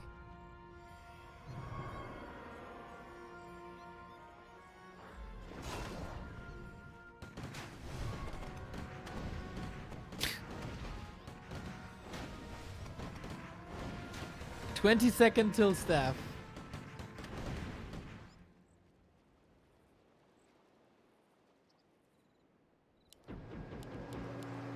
But okay, TP was necessary. The bears might be caught. If only the Sorks wouldn't be so far behind. Town is under siege. 40 trying to get surrounds. A player's forces are under attack. We take a fight. The Naga's back. Fort Lightning is devastating. It is, of course, an ultimately optimized army with pure army, no workers, but Moon also only 6. Little bit of focused fire on that Naga, hunting her, but in the meantime, everything else falls. The bears are making it through the defensive line.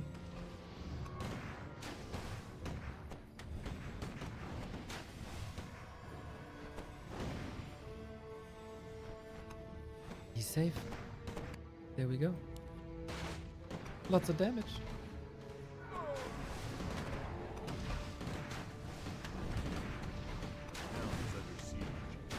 Moon has another base. He doesn't care. I mean, obviously he does, but close to level 6 as well.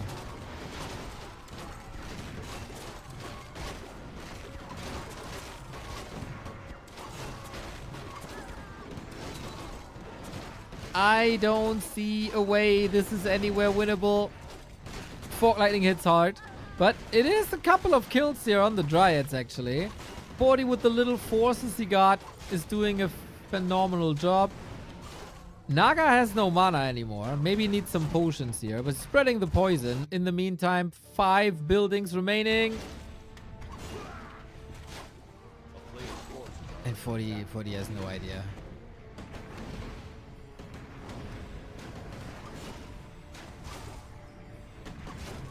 Forty has no idea how bleak it is. Demon safe. Flame strike. Neat. But it doesn't matter.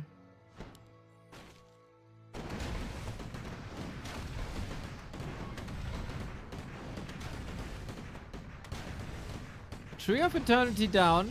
That's a problem because there's no potions now. And no TPs in the main.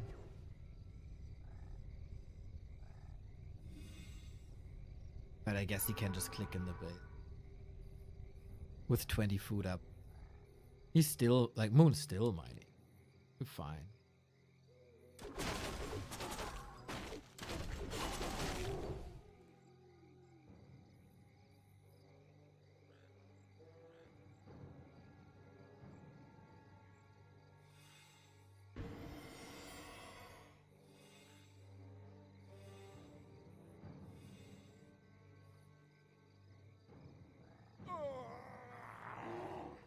A player's forces are under attack. Alright, we're taking that fight now.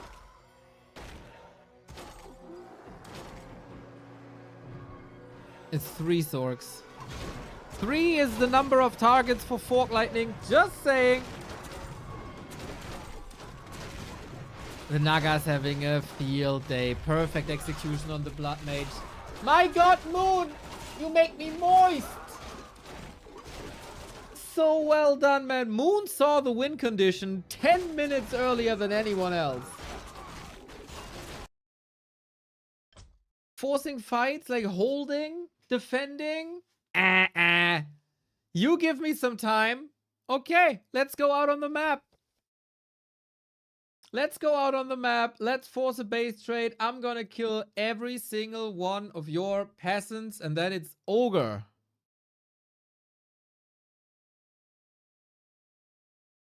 And 40 didn't have that FFA mind. Hiding buildings, saving peasants.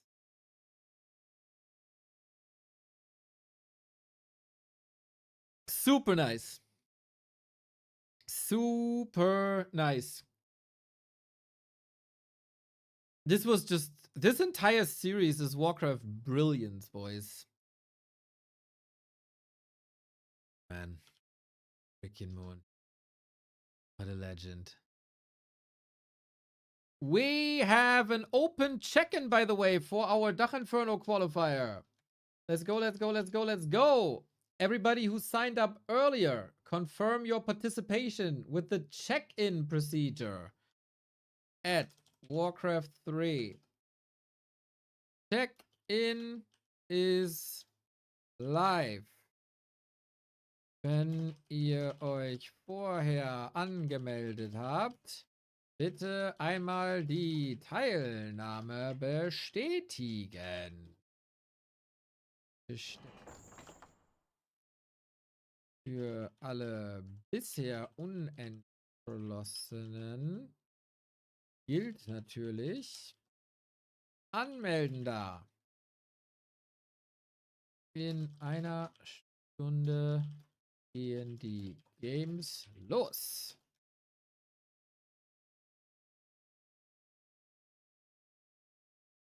Then I also gotta tweet this real quick.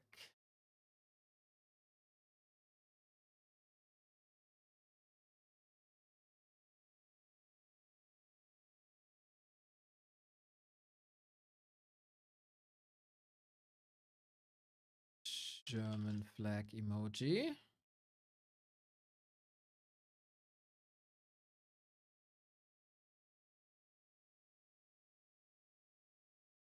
Facebook.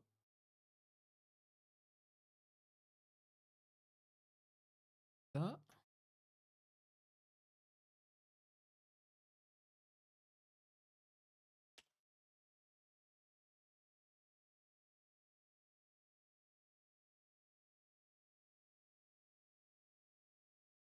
Let's go. So who's in? Assign groups automatically. Fishner, Koloss, Ena, Pandabären, Cool Runnings, 84, so cool. Chuti, Weekend, Big Murphy. Oh, Big Murphy said he couldn't, and he's already checked in. Oh, that's awesome. Changer, very awesome. Cien, the Rara Land legend, and Yehu. We get some power for the Horde. Oh, that's cool, man.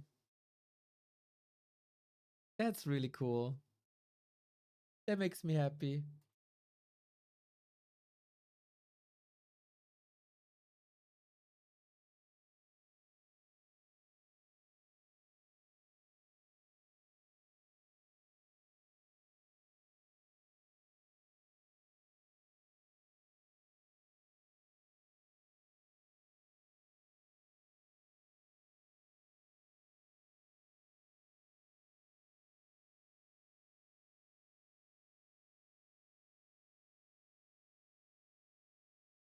Okay. Duty done. 3-0 Moon. I feel like this is play all 7, but there's no way we can do all 7 because I got my German League qualifier. We go to Hammerfall. When is the weekly? As always on Sunday.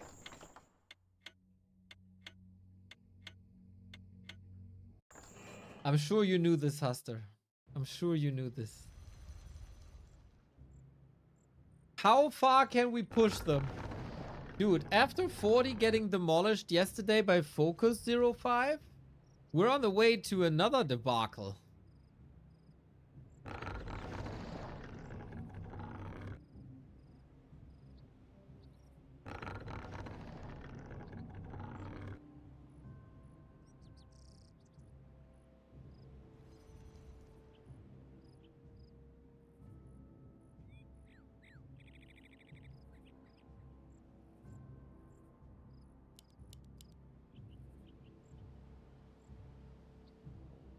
People come here for nostalgia. What the fuck? We come here for the best gamers in the present landscape.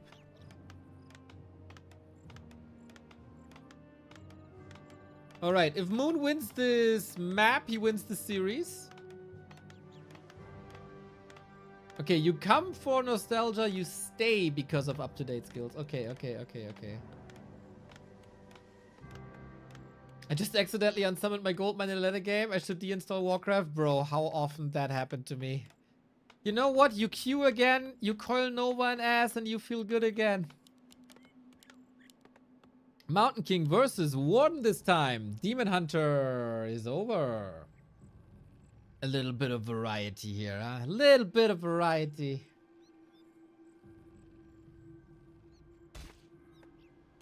Guys, I'm freaking dehydrated. Player's forces I gotta drink a little bit.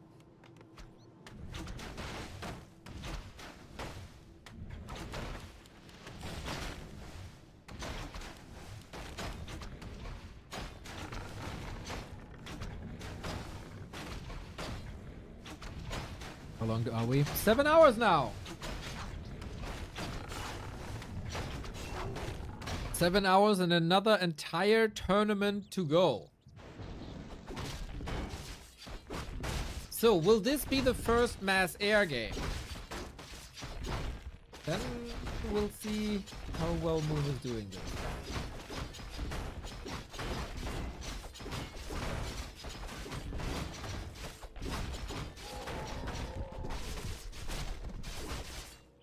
Player's forces are under attack. Oh, Ring of Regen on the MK. Nice.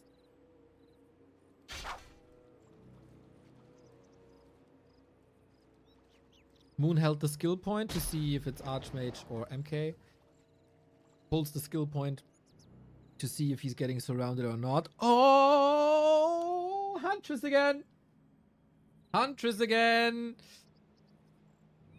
And we're pushing into the main. Not the expansion. We've seen this a bit lately.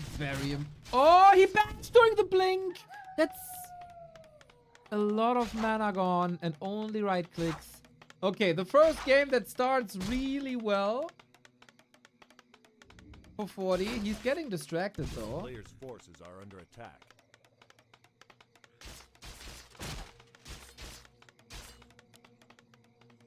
That is a lot of Moonwells. Okay. The hunts are coming. Ancient in position. Warden needs to heal. How well can this be read?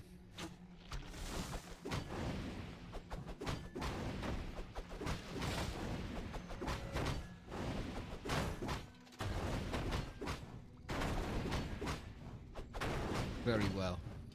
Very, very, very well. Ooh, tricky situation for Moon. His mass hunt play has been exposed. Has been punished. Players' forces are under attack. And the Warden is level 1. And the Warden is hurt. Oi, oi, oi. I feel like 40 is able to get a map. But okay, we tech.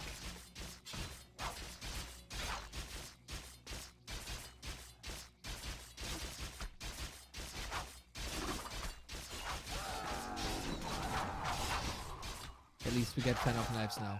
This is a bit of a similar situation than we had on Concealed, but there it was a Demon Hunter, arguably stronger brawler. We're blasting through the mana, trying to do as much damage as possible, but 40 also nice with the footman positioning. Because Fan of Knives has a max target of 6. And if there's 6 footmen, they are prioritized. So the Players' peasants forces are are under healthy.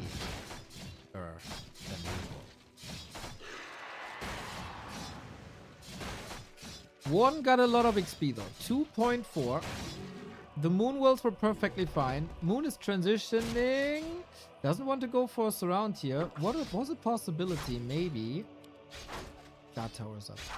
No arcane. He's more afraid of the hunts than he is of the Warden. Take that, Knight of Discord. Hunter's worst state they've ever been in.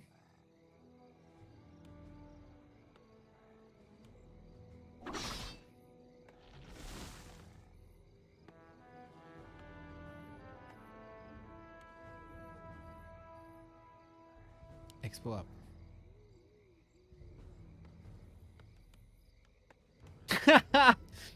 Cheddar is asking for the map name, but he does know the FCK elf emoji. That's beautiful. The map is Hammerfall. Priorities and knowledge. I love it.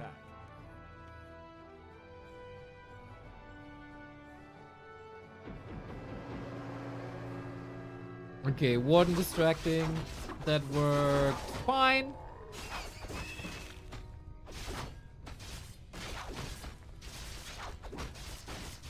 Any Stormbolt snipes? Not really. Second Engine of War could also go down. That's Moon's production then. Warden level 3.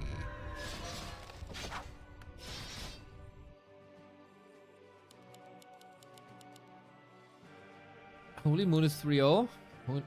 And the way he accomplished that 3-0, man. Just sign up for Inferno. Beware German Elite. Let's go, Luki! Today is your day. Today is your day.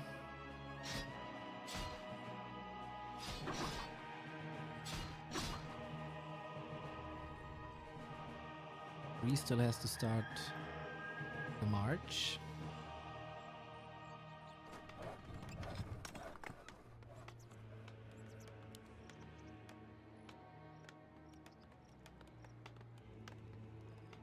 A player's forces are under attack.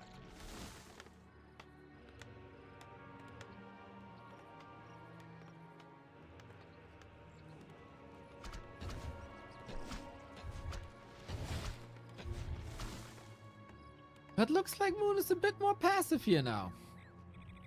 Panda second again in anticipation of mass air. Warden hasn't done damage to the economy in a long time.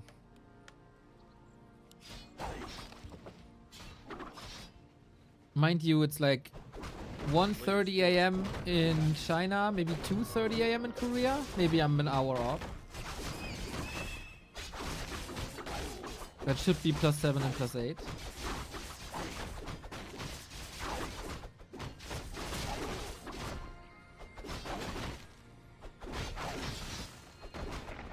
Nice deal. Not enough for level 3.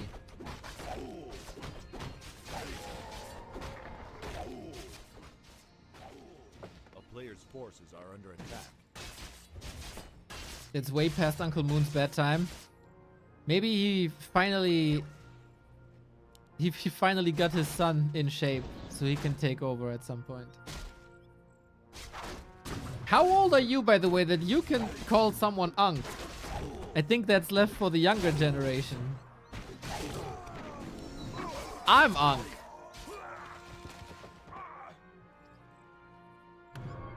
Same age as him. Uncle Crumsy.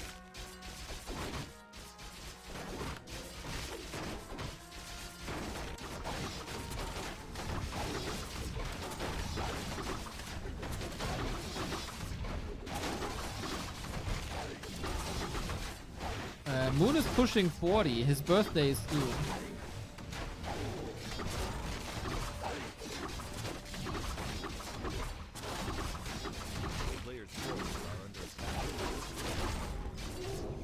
The fight for heal scroll commences.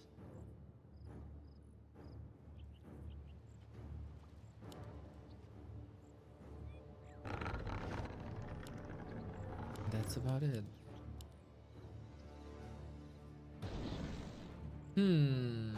Relatively slow. 40 has lumber issues and he doesn't have a shredder. I feel like that's the problem. Panda's well leveled.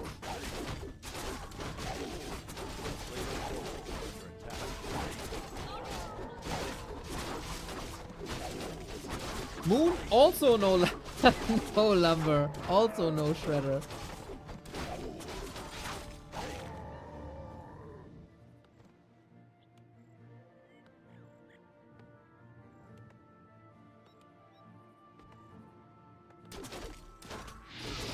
Hola! We gotta rotate out some footmen, huh? We gotta farm some XP. 40 doesn't allow that. Stormbolt. We hug deep. And we're forced into an invuln. That breath of fire was a little mispositioned, I think. And the heal spray. The heal spray at the ready. Oh, I'm getting ready for my German cast, that's for sure. Panda surrounded. No TP! But he fights his way out. Staff. Interrupted! Bash! Bolt! Rip! Oh, 40 got a brilliant chance now for the first real win this series. Warden also caught. Oh, double kill, dude. I know you want to make a statement. Jesus. Yo. Go next. That was tough. That was tough.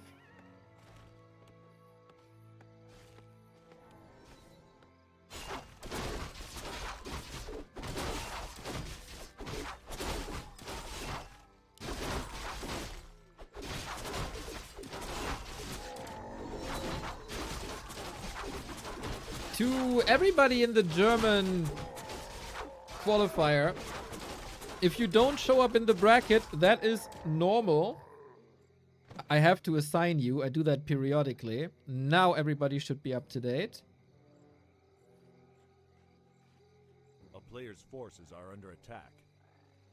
So we've seen some marvelous comebacks. We have Nature's Blessing. He can hold a couple of shots here.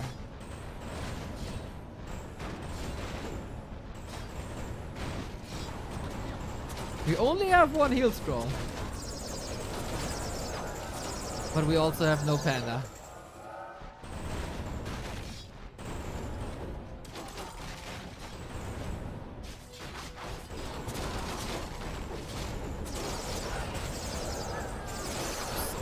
Hard. You need the double AoE, otherwise the alchemist just heals up everything. It is looking very, very, very good.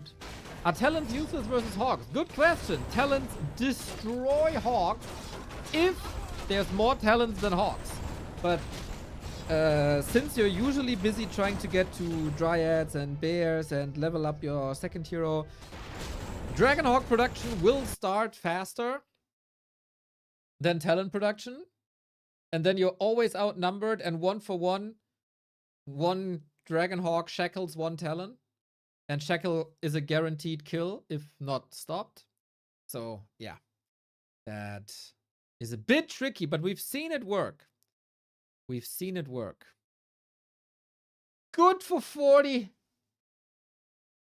to get a win. Very good for 40 to get a win.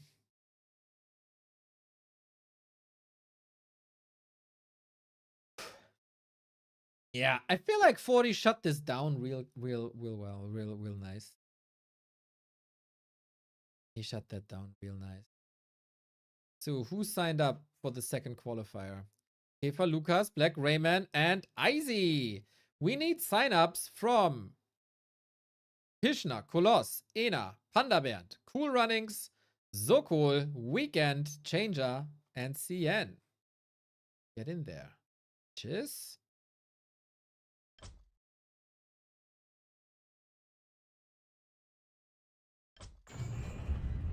This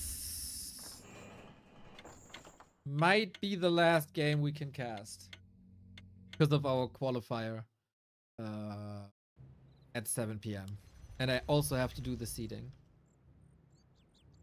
because it's Twisted Meadows. This one could go long. Let's go! Consecutive streaming days, 622.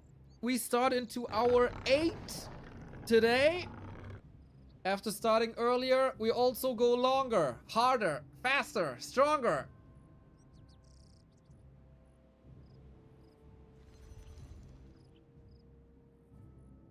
Moon 3-1. Will Fortitude come up with another solution now?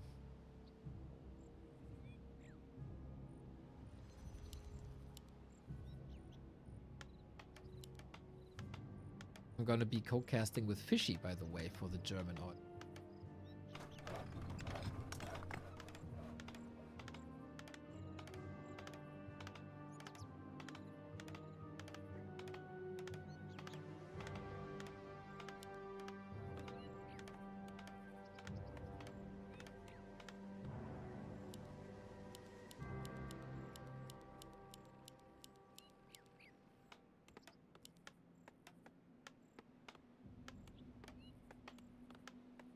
What is the setup? Mountain King, Warden again.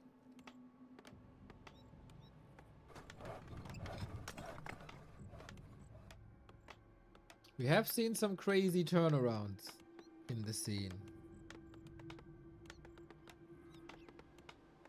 One of them. A player's forces are under attack.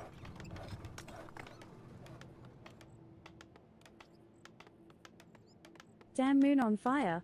Fire. On double fire.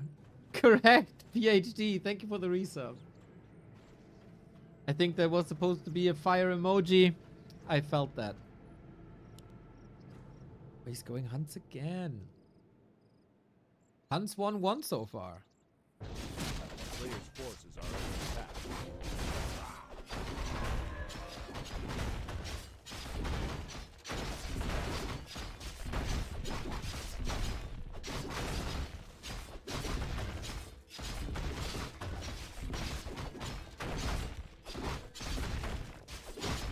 Oh. 40 loses the pass into the creeps. Whoops. He got the Sobi mask though. That's fantastic.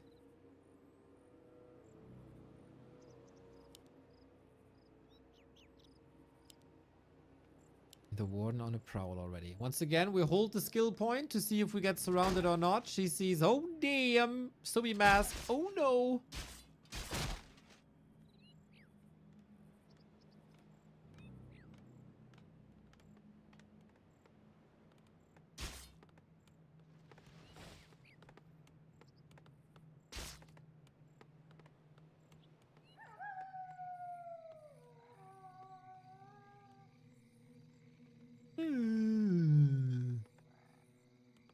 clock gets old. Wow, he chooses blink for right clicks as he identifies. These workers are hurt. The creeps are still doing the work. But we have the laboratory opened up now, so we can reveal at any time. Gotta say, this doesn't look too hot. A player's forces are under attack. Oh, did he? Wait, I kind of misinterpreted. It's not Hans. It's just a creeping Ancient of War. Yeah, maybe both players are getting a bit tired.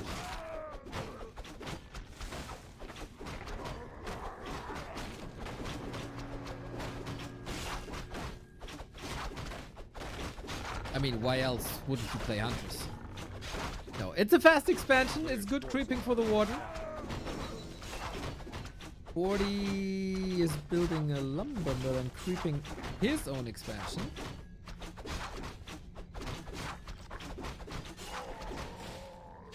One with a little deny. Hope that won't ruin too much. Mountain King has arrived! Stumbled to the face! Uh-oh, bash! Oh. Stumbled ready. Into what? Bash!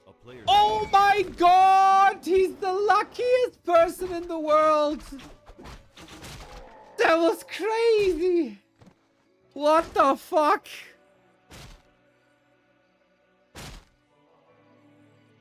Double bash, double Stormbolt, rip Perino.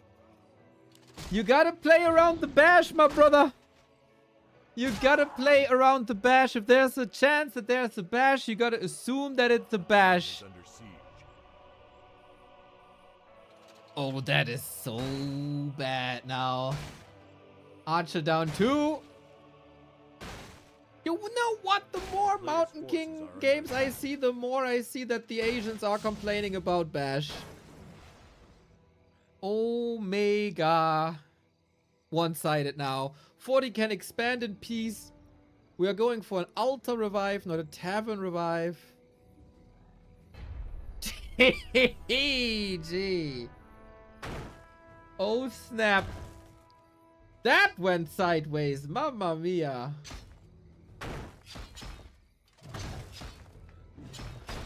Okay. Well, 3-2.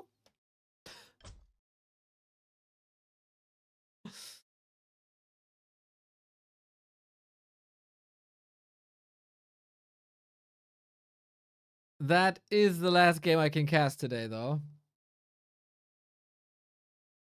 I will continue to stream this tomorrow then. Because in 27 minutes, 25 minutes actually, our German qualifier starts. I gotta do the seeding. And I need like a little bit of a break because this will once again take a couple of hours. So we stay online. I just go into the break. Dach Inferno qualifier. We casted 20 maps today.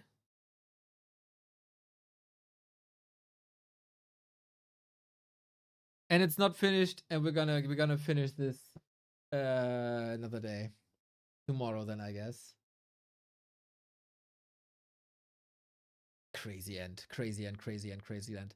Okay, 7 hours in. I take a little break. I do the seeding. We see each other in 25 minutes in German for the Dach Inferno qualifier.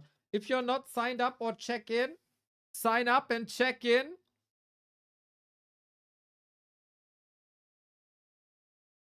Open qualifier. And if you guys have a Prime sub laying around, we gladly take it. Fishy is going to be with me as well. Spread the word. Tell your German friends that this is happening. And the more players, the merrier. All of this content, of course, also on YouTube. We're still on the way to 100,000 followers. Will help us a lot as I want that play button. Really bad. We're only able to do this because of your support. So every bit of support, every sub, every dono means the world.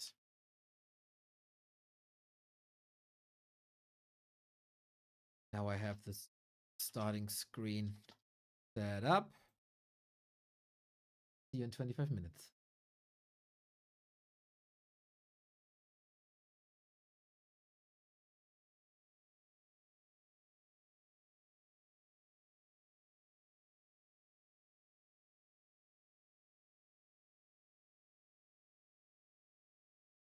Play like a total ace. Send the scrub back into the lobby.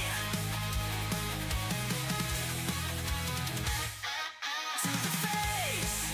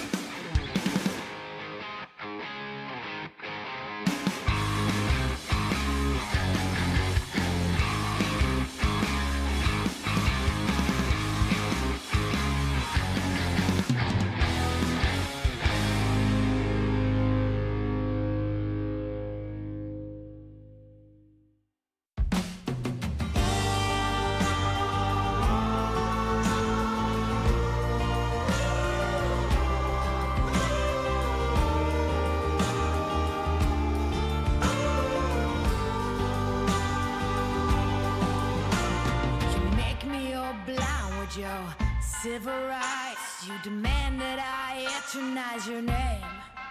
Walk ahead. Zeiten. Wir sind live, Freunde. Hallo, Dach Inferno Open Qualifier Number 2. Der Janis und der Fischi ist da. Ist das schön, diese Reunion zu feiern, Fischi? Absolut, ja, ne, hier, wir sind quasi wieder in Symmetrie, ne, wie du schon schön gesagt hast. Ja, Es war, ich schalte deine Kamera an und du bist so, also mehr mittig geht nicht. ja, Profi halt einfach, ne? Das ist jetzt, du hast jetzt lange Zeit mit Amateuren co-casten müssen, jetzt wird es mal wieder Zeit, dass ein Profi kommt. Es war schlimm. Es war ganz schlimm. Es ist lange her, Fischi. Wie hast du die Zeit zwischen den Infernos verbracht? Ja, natürlich auf jeden Fall mit Inferno-Entzug. Die Entzugserscheinungen haben sich auf jeden Fall bemerkbar gemacht. Ja, war ein bisschen viel los bei mir, so Privatleben technisch, jobtechnisch, aber jetzt beginnt ja, wie man in Bayern so schön sagt, die Stadezeit. Ne? Es geht Richtung Weihnachten, das heißt, man hat wieder, das Wetter ist draußen scheiße, man hat nicht die sozialen Verpflichtungen, dass man rausgehen muss, man kann schön in seiner Butze sitzen, Warcraft 3 zocken und streamen und das ist doch schön. Wie heißt das? Ne? Die was-Zeit? Die Stadezeit. Die Stadezeit. Hier gibt's in der Nähe eine Stadt, die heißt so. Ist das dann was Schlechtes? Ja, stimmt. Nö, Start ist halt einfach nur ruhig. Ruhig, gemütlich, ist eigentlich was Ja, Positives. das ist da auf jeden Fall, ist das da ruhig. Da ist Ja. nämlich genau gar nichts in Stade. Aber was heute definitiv nicht Start ist unser Bracket. Sicher. Ich bin ja Das- jetzt schon 7,5 Stunden online, ne? Und streame die ganze Zeit Warcraft 3. So. Und wir hatten auch voll geile Games und ich bin hier rumgepockt und so. Und ich hatte dann so 15 Minuten Zeit zwischen der letzte Broadcast ist vorbei, ich muss das Seeding machen, ich muss das Bracket machen, ich muss dich in den Broadcast einpflegen und das Ding starten und so. Und ich bin hier gerade quasi durch die Decke ausgeflippt, weil unser Bracket ist wirklich toll. Wir haben Rückkehrer. Wir haben Rückkehrer, die du Ja. und ich sehr gerne mögst, die wir mögen. Mhm. Ja, nette Kerle halt, ne? Ja, jetzt sag mal. Ganz feine Kerle. Ganz feine Kerle. Ja, soll ich einfach mal sagen, wie wir denn alles mit drin haben? Hau raus jetzt die Infos. Jawohl. Also, wir haben unter anderem den guten Woody Wood mit am Start. Das heißt, die nachfolgenden Sendungen werden sich noch ein bisschen verschieben. Benny Gant, wir haben den guten Cian mit dabei. Shooty, Ena ist mit am Start. Black Rayman, 84 gegen Icy. Das ist ja auch schon mal gleich ein Banger-Match zu Beginn. Dann haben wir natürlich Scoa Was heißt gegen hier Careful natürlich? Lucas. Wir haben Weak. Was heißt denn hier natürlich? Der war weg. Er war verschollen. Er war nirgendwo mehr zu sehen.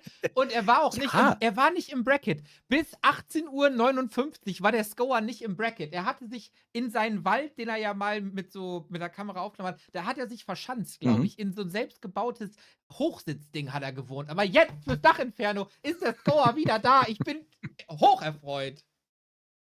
Ja, absolut. Ja, Scour, wie gesagt, Käfer, Lukas wird sein Gegner sein in der ersten Runde. Dann haben wir Weekend gegen Pischner und dann, da haben wir ja auch, also allein schon das Bild im Bracket, das ist ja grandios. Wir haben Faculty Sokol gegen Sparta Das ist genial. und dann noch Big Murphy gegen Jehu. Ich weiß gar nicht, Jehu. welches Match wir hier nehmen sollen. Wahnsinn. Jehu auch wieder da. So geil, ey. Die alte Ork-Legende, die mit mir schon auf Konzerten war und so, von Firestalkers, der Gute. Wer sich jetzt fragt, wo ist der Leon, wo ist der Kevin, wo ist der Sharky, die sind alle schon qualifiziert.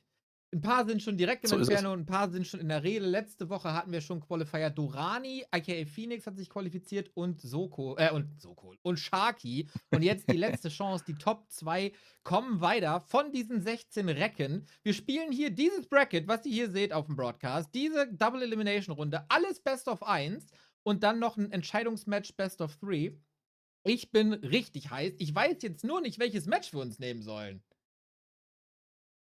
Es sind natürlich viele schöne Sachen dabei, ne? Also das hat irgendwie alles was, aber ich meine, wir sind zwar alte Männer, Ja. ne? Und wir können uns ja noch an die Zeiten erinnern, wie gewisse deutsche Blade Master den ein oder anderen Undead große Probleme bereitet haben. Gut, wobei Sparta ist gar kein Undead mehr. Also ich persönlich wäre für Soko gegen Sparta. Ich habe einen Vorschlag zur Güte. Ja. Weil ich gucke ja unfassbar gerne so Tower-Pushes. Und jetzt haben wir hier die Rückkehr von 84 und der Icy, der ja in den letzten Wochen einen über 2000 MMR-Org weggehauen hat. Mal gucken, ob Eisi hier was reißt. Wenn ja, haben wir die Überraschung vom Qualifier live auf dem Broadcast. Wenn nein, dauert es nur 3 Minuten und dann gehen wir zu Sokol. Da bin ich vollkommen fein mit. Das ist Sauber. natürlich richtig. Sehr schön. So machen wir das. Ah, ich freue mich. So, jetzt ist natürlich die große Frage, wer ist denn der Favorit? Also, ich meine, Woody Wood war ja schon knapp dran im ersten Qualifier. Da musste sich ja, glaube ich, Big Murphy geschlagen geben im Upper Bracket. Der hat natürlich meines Erachtens nach sehr, sehr gute Chancen. Ein 84, unbeschriebenes Blatt, weiß man nicht, wie viel hat er gemacht. Ena, natürlich auch immer für Späße zu haben. Und ja, also ich sag mal, Woody Wood wäre definitiv mein Favorit und ich glaube, der zweite Spot, da könnte uns ein bisschen eine Überraschung Ist präsentiert werden. heiß umkämpft wird es auf jeden Fall sein. Man Ja, weiß nicht, in welcher Das auf jeden Fall. Fassung ist 84, in welcher Fassung ist ein Score. Was macht ein Jehu heutzutage? Kann Big Murphy genauso delivern wie letzte Woche, wo er uns hier die Surrounds und Hero Nukes um die Ohren gehauen hat? Oder ist es der Big Murphy von der Raralan, wo er seinen Lich an den Creeps verloren hat? Das ist die große Frage. Und natürlich, was kann der Sokol noch auf seine alten Tage? Das werden wir sehen. Und wer ist vielleicht auch die Überraschung des heutigen Tages? Ich freue mich auf jeden Fall. Double Elimination, jeder hat ein zweites Leben. Und ich glaube, die Gegner finden sich so langsam alle. Ich würde auch sehr, sehr gerne Murphy gegen Jehu sehen. Aber na gut, man kann nur so viel Warcraft zeigen. So. Ja. Ne? Ist wie beim Hautarzt, Abstriche machen. Wie dem auch sei, weil du schon gesagt hast, so cool, das wäre natürlich auch eine schöne Geschichte, ne? Weil dann haben wir ja fast schon, dann haben wir ja die alte Band fast wieder zusammen, ne? Weil ein Rain hat sich ja schon qualifiziert über die Division 2. Auch da nochmal, Leute, wenn ihr da Bock drauf habt, seid mit dabei. Und das wäre ja dann schon wieder ein altes Faculty Reunion, wenn das klappen würde. So ist Das wäre es. natürlich auch schön. Wir können auch froh sein, dass Dolorian nicht dabei ist. Ach, das war doch immer lustig. Ja, für wen ist die Frage? Also ich muss da gerade an eine Szene denken, wie Dolo und Lefi beim Offline-Event sich mal so ein bisschen in die Haare bekommen haben und Lefi dann die komplette Diskussion mit einem Satz beendet hat. Dolo, ich habe noch Videos von dir auf YouTube. Das beendet. Also, kann ich übrigens auch empfehlen. Wenn ihr mal auf YouTube seid, sucht mal nach Dolorian und EPS gegen Akis. Ganz großes Kino. Ja, das war schon eine ganz andere Zeit damals. Da, Ja. ein bisschen den Flavor davon ist auf jeden Fall schön. Der Rain, der spielt ja auch nicht nur unsere erste Liga, der spielt ja auch noch die Dota erste Liga von diesem Being Esports Kapaiken.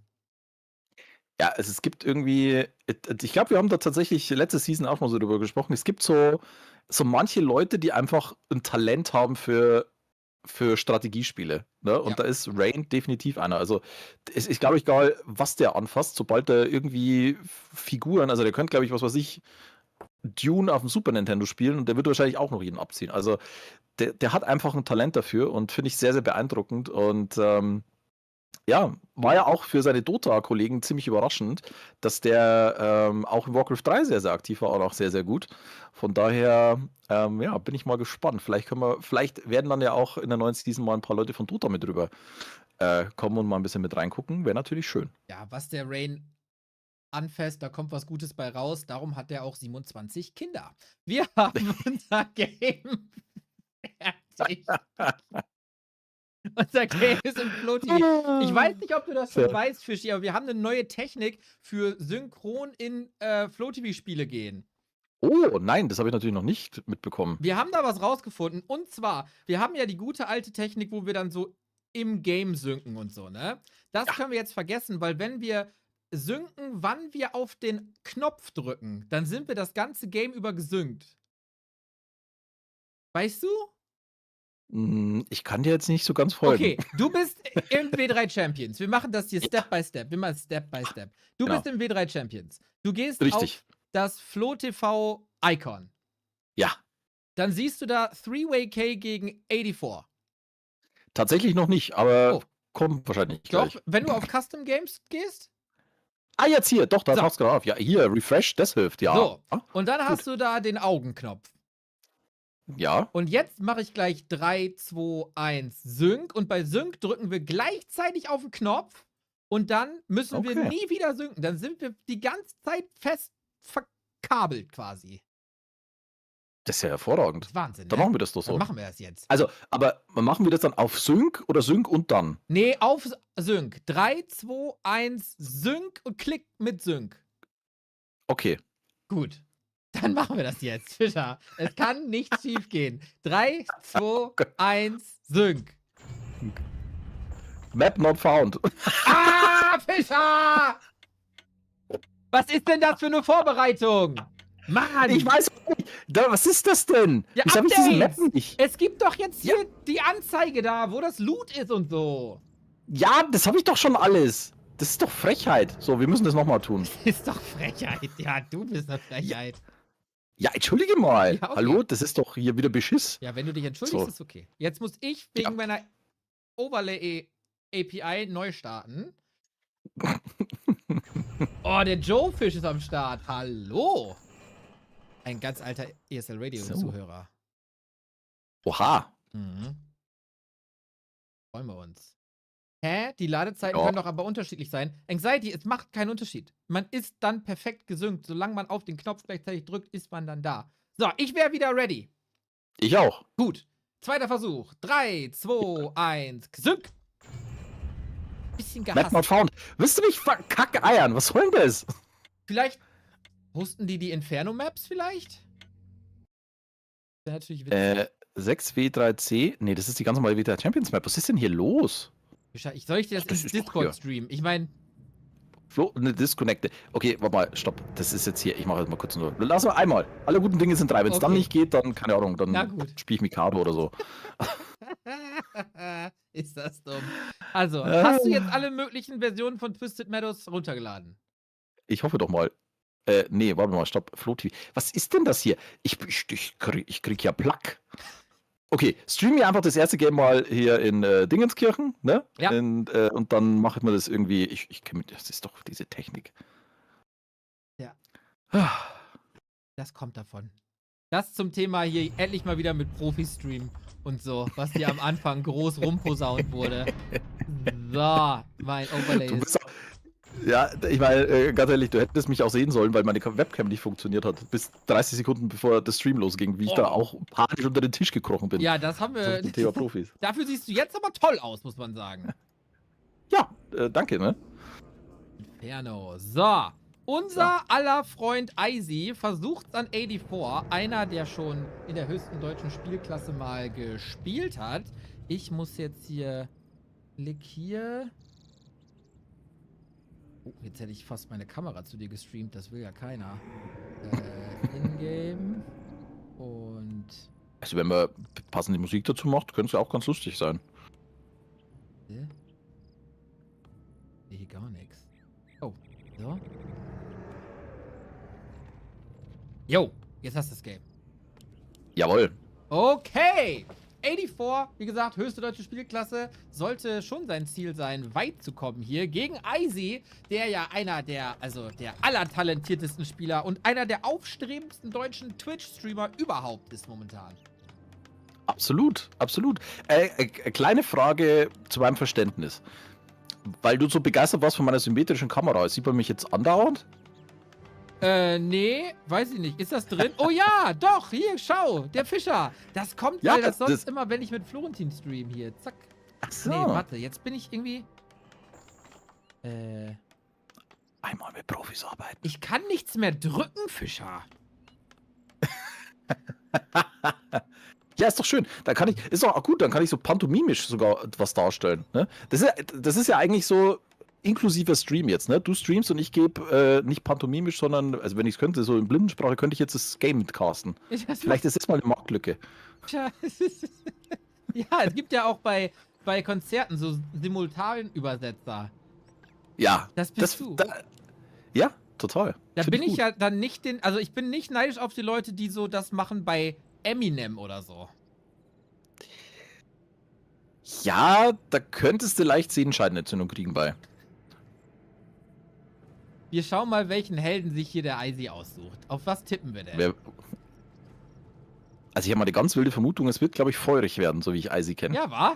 Es gibt ja auch den Hype zur Dark Bei Ranger eer0 hin. ist es ja ganz normal. Ja, aber wir sprechen immer noch von Eisi, ich bitte dich.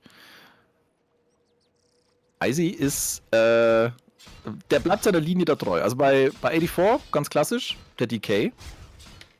Wie hier, nee, hier zu sehen. Hier? Naja, egal.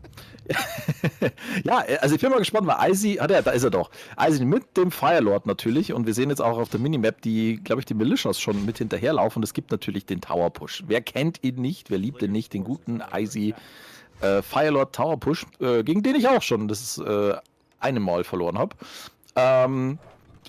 Kann echt übel sein. Gegen Undead ist natürlich immer schwierig da zu towern, aber das interessiert einen Eisi natürlich nicht. Und jetzt gucken wir mal, die Ghule laufen auf jeden Fall schon mal raus.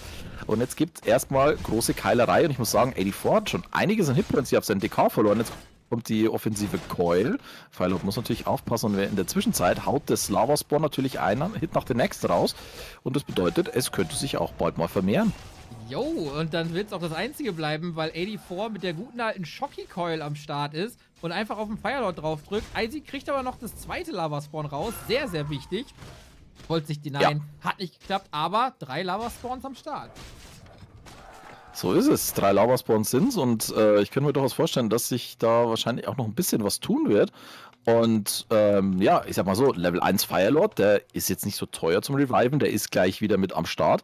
Und vor allen Dingen, wenn er 2 Lava-Spawns gesammelt hat, sind wir mal ehrlich, ist er fast auch relativ nutzlos. Also er macht jetzt nicht so viel Damage und wenn er jetzt zurückkommt, hat er deutlich mehr Mana.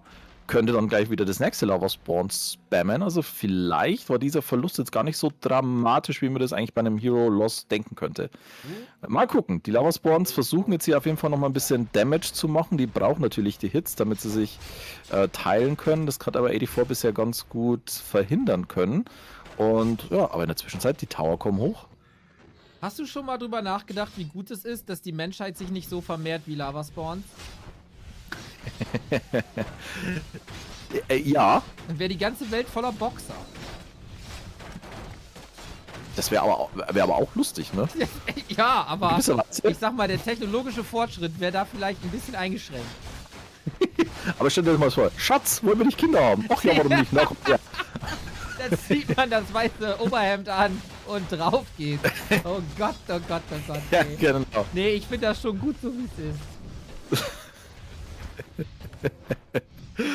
Definitiv. Ja, also ein Tower wurde jetzt schon mal gekillt. 2 Tower sind oben. Wir haben natürlich jetzt hier offensiv das Ziggurat, das ist ja schon mal ganz schick. Eine Rubian Tower auch halbwegs offensiv. Und ja, es sind 28 gegen 25 Supply. Frage ist jetzt natürlich, wird Eisi genug Firepower bekommen, um hier das Ziggurat dann auch irgendwann mal rauszunehmen? Also er erforscht schon mal Defend, was ja schon mal nicht verkehrt ist, gegen das Piercing Damage ein bisschen, ja, ein bisschen robuster zu sein. Und tja, also für eer0 ist jetzt die Frage, lohnt sich da wirklich reinzurennen und die Tower zu canceln? Sollte er vielleicht einfach durchtacken, bis er die Midwings haben kann?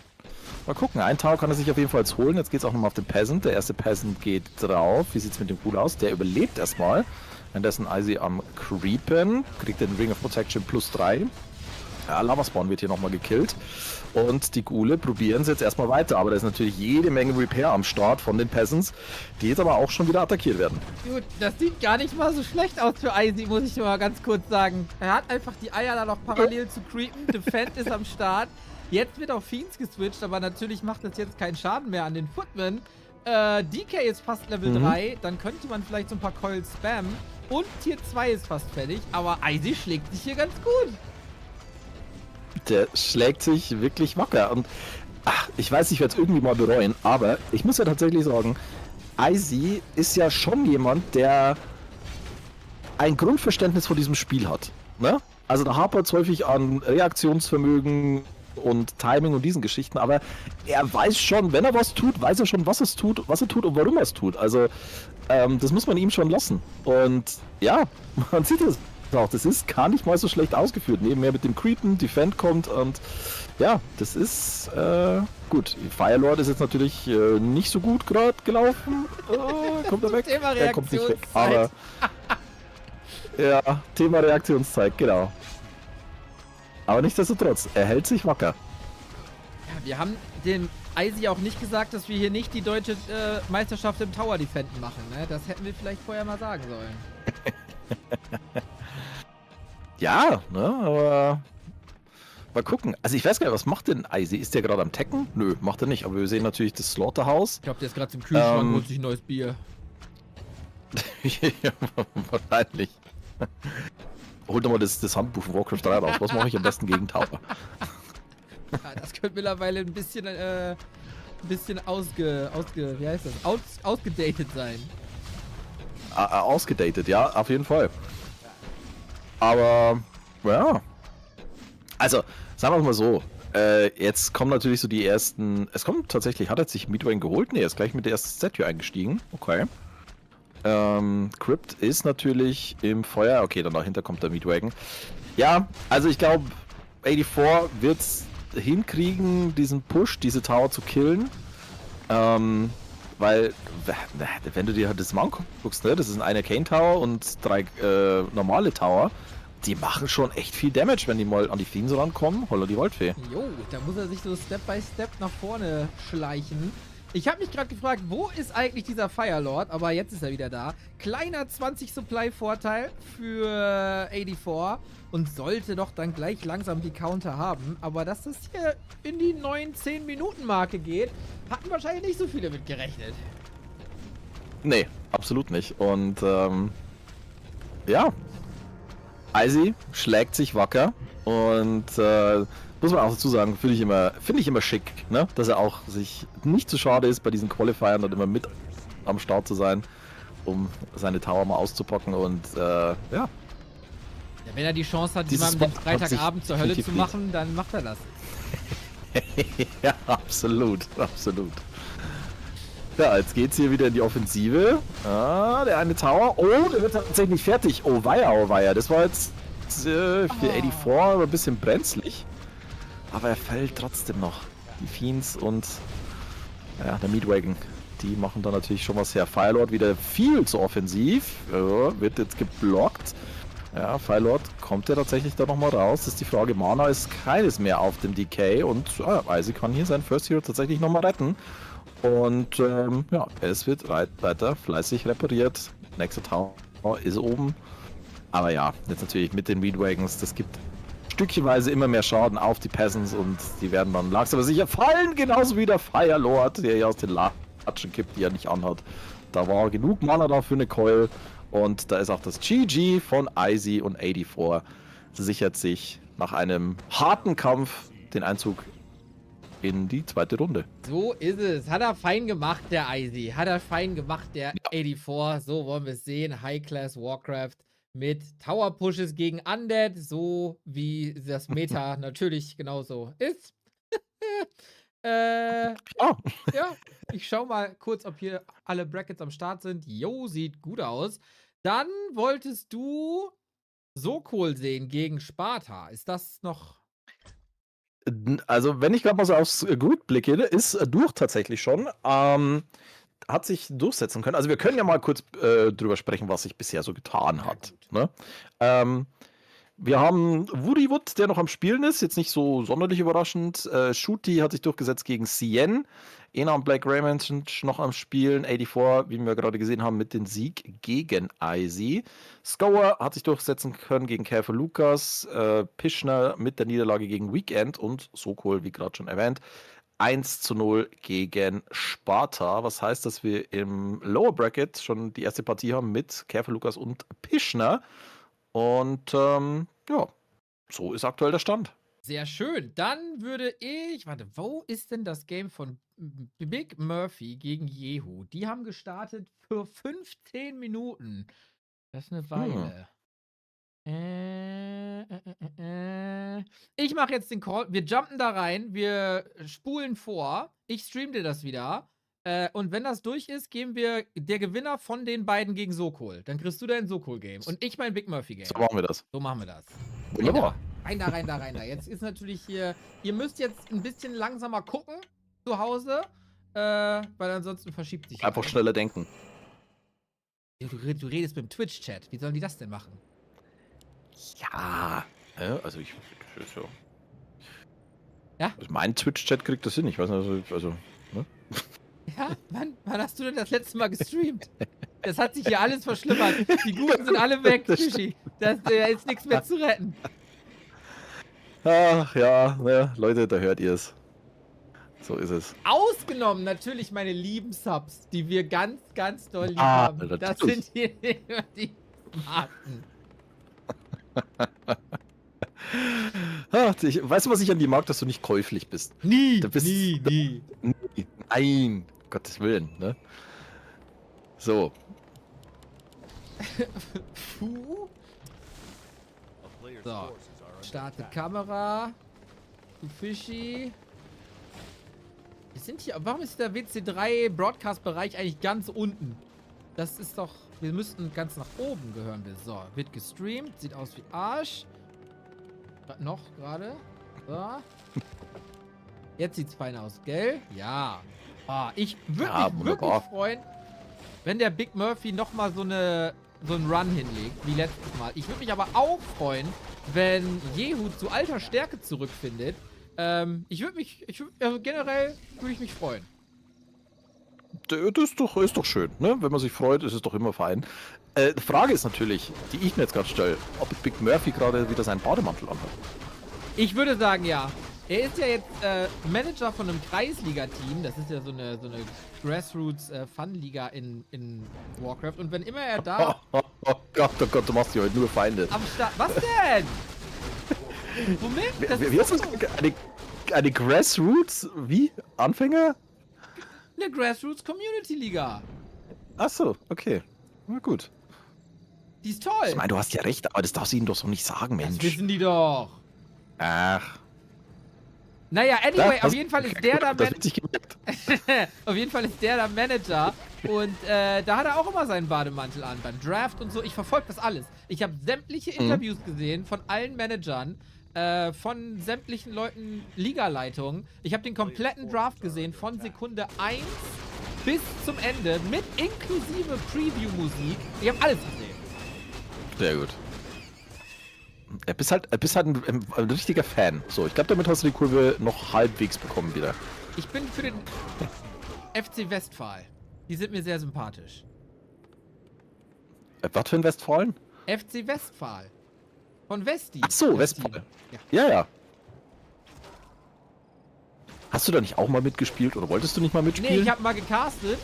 Dann war ich aber, Ja. dann haben wir aber gesagt, während dem Broadcast würden wir ein paar Bier auch trinken. Und das ist dann zu unnüchtern geendet. Verstehe. Sharky auch gerade mit der Anmeldung im Chat, 50% der Liga haut euch beide weg. Ja, das ist, also wenn das der Maßstab ist, mein lieber Scholli, also, dann, weiß ich nicht. Dann sollen die 50% doch casten und wir spielen dann. Ja, das wäre doch auch mal schön. Apropos, Carsten, was ist mit Carsten los? Es wird gerade gecreept, ne, auf beiden Seiten, Ja. um mal ein bisschen auf das Spiel hier einzugehen, das hier zügig läuft. Beide am Redcamp. Bei deinem Rapcamp jetzt nur noch einer. Ja, so schnell kann es gehen, ne? Wir sind gleich live in so 1,5 Minuten oder so. Das müsst ihr noch aushalten. Und ich würde sagen, Jehu spielt hier ein ganz feines Spiel. Wir haben Big Murphy gegen eer0 gesehen letzte Woche, selbes Matchup. Da hat der Murphy ganz viel mit Frostworms gespielt und so. Das ist diese Woche anscheinend nicht mehr so der Fall. Vielleicht auch wegen den ganzen Headhunter, die hier am Start sind. Was Jehu hier macht, gefällt mir bisher sehr gut. Ja, sieht richtig gut aus. Also auch so das Creepen und gleichzeitig Druck machen. Jetzt muss man natürlich schauen, wie er diesen Push hier abwehren kann, denn er ist auf Tier 3 und hat keine Upgrades. Oh Gott, die Ghule wurden vergessen. Oh weia. Okay, aber das hielt sich jetzt tatsächlich noch in Grenzen, weil es gab jetzt kein Upgrade für die Burrows. Die Echse ist dafür aber oben. Hat tatsächlich auch nur ein Orc-Borough verloren, was jetzt nicht den größten Impact hat und supply-technisch. Er ist bei 60 Supply, sein Gegner noch unter 50. Hero-Levels sehen gut aus. Also vor allen Dingen Level 4 TC, der klopft halt auch schon mal ordentlich rein. Items sind mega. 2 Invo-Potions, große Heal-Potion. Das macht er hier wirklich sehr, sehr ordentlich. Jo, ich weiß nicht, wie viel Jehu gespielt hat, aber sein letztes MMR war so aus, weiß nicht, Season 11 oder so. Wir sind mittlerweile bei Season 23, 24, irgendwie sowas. Da ist also auch viel natürliches Talent am Start bei Jehu. Ja, absolut, absolut. Und ich sag mal, das Meta, das er spielt, ist ja auch schon oldschooliger, sag ich mal, ne? Farseer, TC, Shadowhunter mit Headhuntern, Raidern. Das ist ja die gute alte Orc-Schule, kann man inzwischen schon fast sagen. Jetzt kommt sie wieder zum nächsten Fight an der Echse. Da werden natürlich die Noven, die Healwaves und alles durcheinander geschmissen. Jetzt sind wir tatsächlich auf einfach Speed. Koro wird aus dem Spiel genommen. Die hat sich hier noch eine Abo einverleibt. Chain Lightning wird erstmal reingefeuert. Junge. Der Orc-Spieler kriegt aber jetzt hier doch schon ordentlich was ab. Jetzt geht's auf die Dark Ranger. Die wird fokussiert. Da kommt nichts mehr, um die zu heilen. Die geht drauf. Die nächste Nova haut sie nochmal in die Headhunter rein. Die Ghule, die Abos, die machen da einen richtig guten Job. Nächstes Chain Lightning ebenfalls mit reingeflogen. 48 gegen 41 Supplies. Nachdem der Orc jetzt einiges verloren hat, ist der Undead-Spieler jetzt dran, einige Dinge zu verlieren. Shadowhunter erreicht Level 3, das heißt Level 2 Healwave, ist jetzt mit von der Partie. Cooldown ist auch gleich weg. Jetzt geht sie nochmal auf den Lich. Der wird attackiert, zündet seine Invo-Potion. Die Destroyer versuchen hier noch weiter ihr Möglichstes. Nächstes Chain Lightning kommt rein. Abo wird attackiert. TC kriegt auch ein paar Hits ab. Und ich glaube, dass der Orc-Spieler diesen Push jetzt erstmal halten kann. Die nächste Healwave, die hat hier nochmal gut reingezimmert. Sind tatsächlich nur noch 3 Headhunter. Ja, gut, jetzt sind wir wieder bei 37 gegen 45 Supply. Vielleicht wird es doch hier ein guter Push werden für den Undead. Jo, wir brauchen ein bisschen Mana auf der Orc-Seite und natürlich viel Production. Es kommt eine Kodo, es kommt eine Wyvern, es kommt ein Headhunter, aber der Murphy, der bleibt da einfach stehen. Den wird man nicht so leicht los. Das habe ich beim Rara Land auch schon erlebt. Wenn der einmal an deiner Backe hängt, dann, ja, hast du das ganze Wochenende mit dem zu tun. Was ihm so ein bisschen fehlt, ist eine Statue für Regen. Ansonsten würde das sehr, sehr gut aussehen. Da kommt sie schon. Dauert noch ein bisschen. Wenn Jehu hier hält, hat er gute Chancen. Wenn nicht, sieht schlecht aus. So ist es. Und ja, man muss auch sagen, so während diesem ganzen Fight lief die Economy auch fleißig weiter. Jetzt wird hier nochmal die Abo schnabuliert, bevor die Experience-Punkte weg sind. Oh, Hex, TC bringt sie in Position. Wo ist der Stomp? Da ist der Stomp, es könnte sich gut ausgehen. Chain Lightning, der DK-Feld, was ein schöner Nuke hier von Jehu. Junge. Und jetzt auch noch der Block mit dem Tower Chieftain. Das ist ja hier, ne? Also, mein lieber Scholli.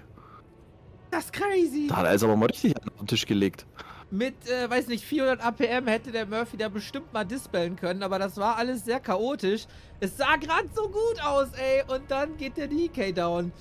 Murphy mit ein bisschen im Handicap spielt immer nur mit 2 von 3 Helden, muss zur Taverne. Und diese Investition in DK Revive hätte er ganz gut bei der Armee brauchen können. Die steht bei 43 und Jehu hat auf jeden Fall eine gute Chance, das Ding hier hochzuholen. Auf jeden Fall. Bankt jetzt, ja, hat jetzt auch ein bisschen gebankt, was das Gold angeht. So hat sich jetzt nochmal mit Items versorgt. Und ja, bewegt sich jetzt nochmal zum Undead. Will er hier vielleicht den Sack zumachen gleich schon? Er wird es versuchen. Er hat jetzt einen Tauren geaddet. Macht natürlich Sinn gegen die Abos, aber das sind jetzt einiges an Destroyern am Start.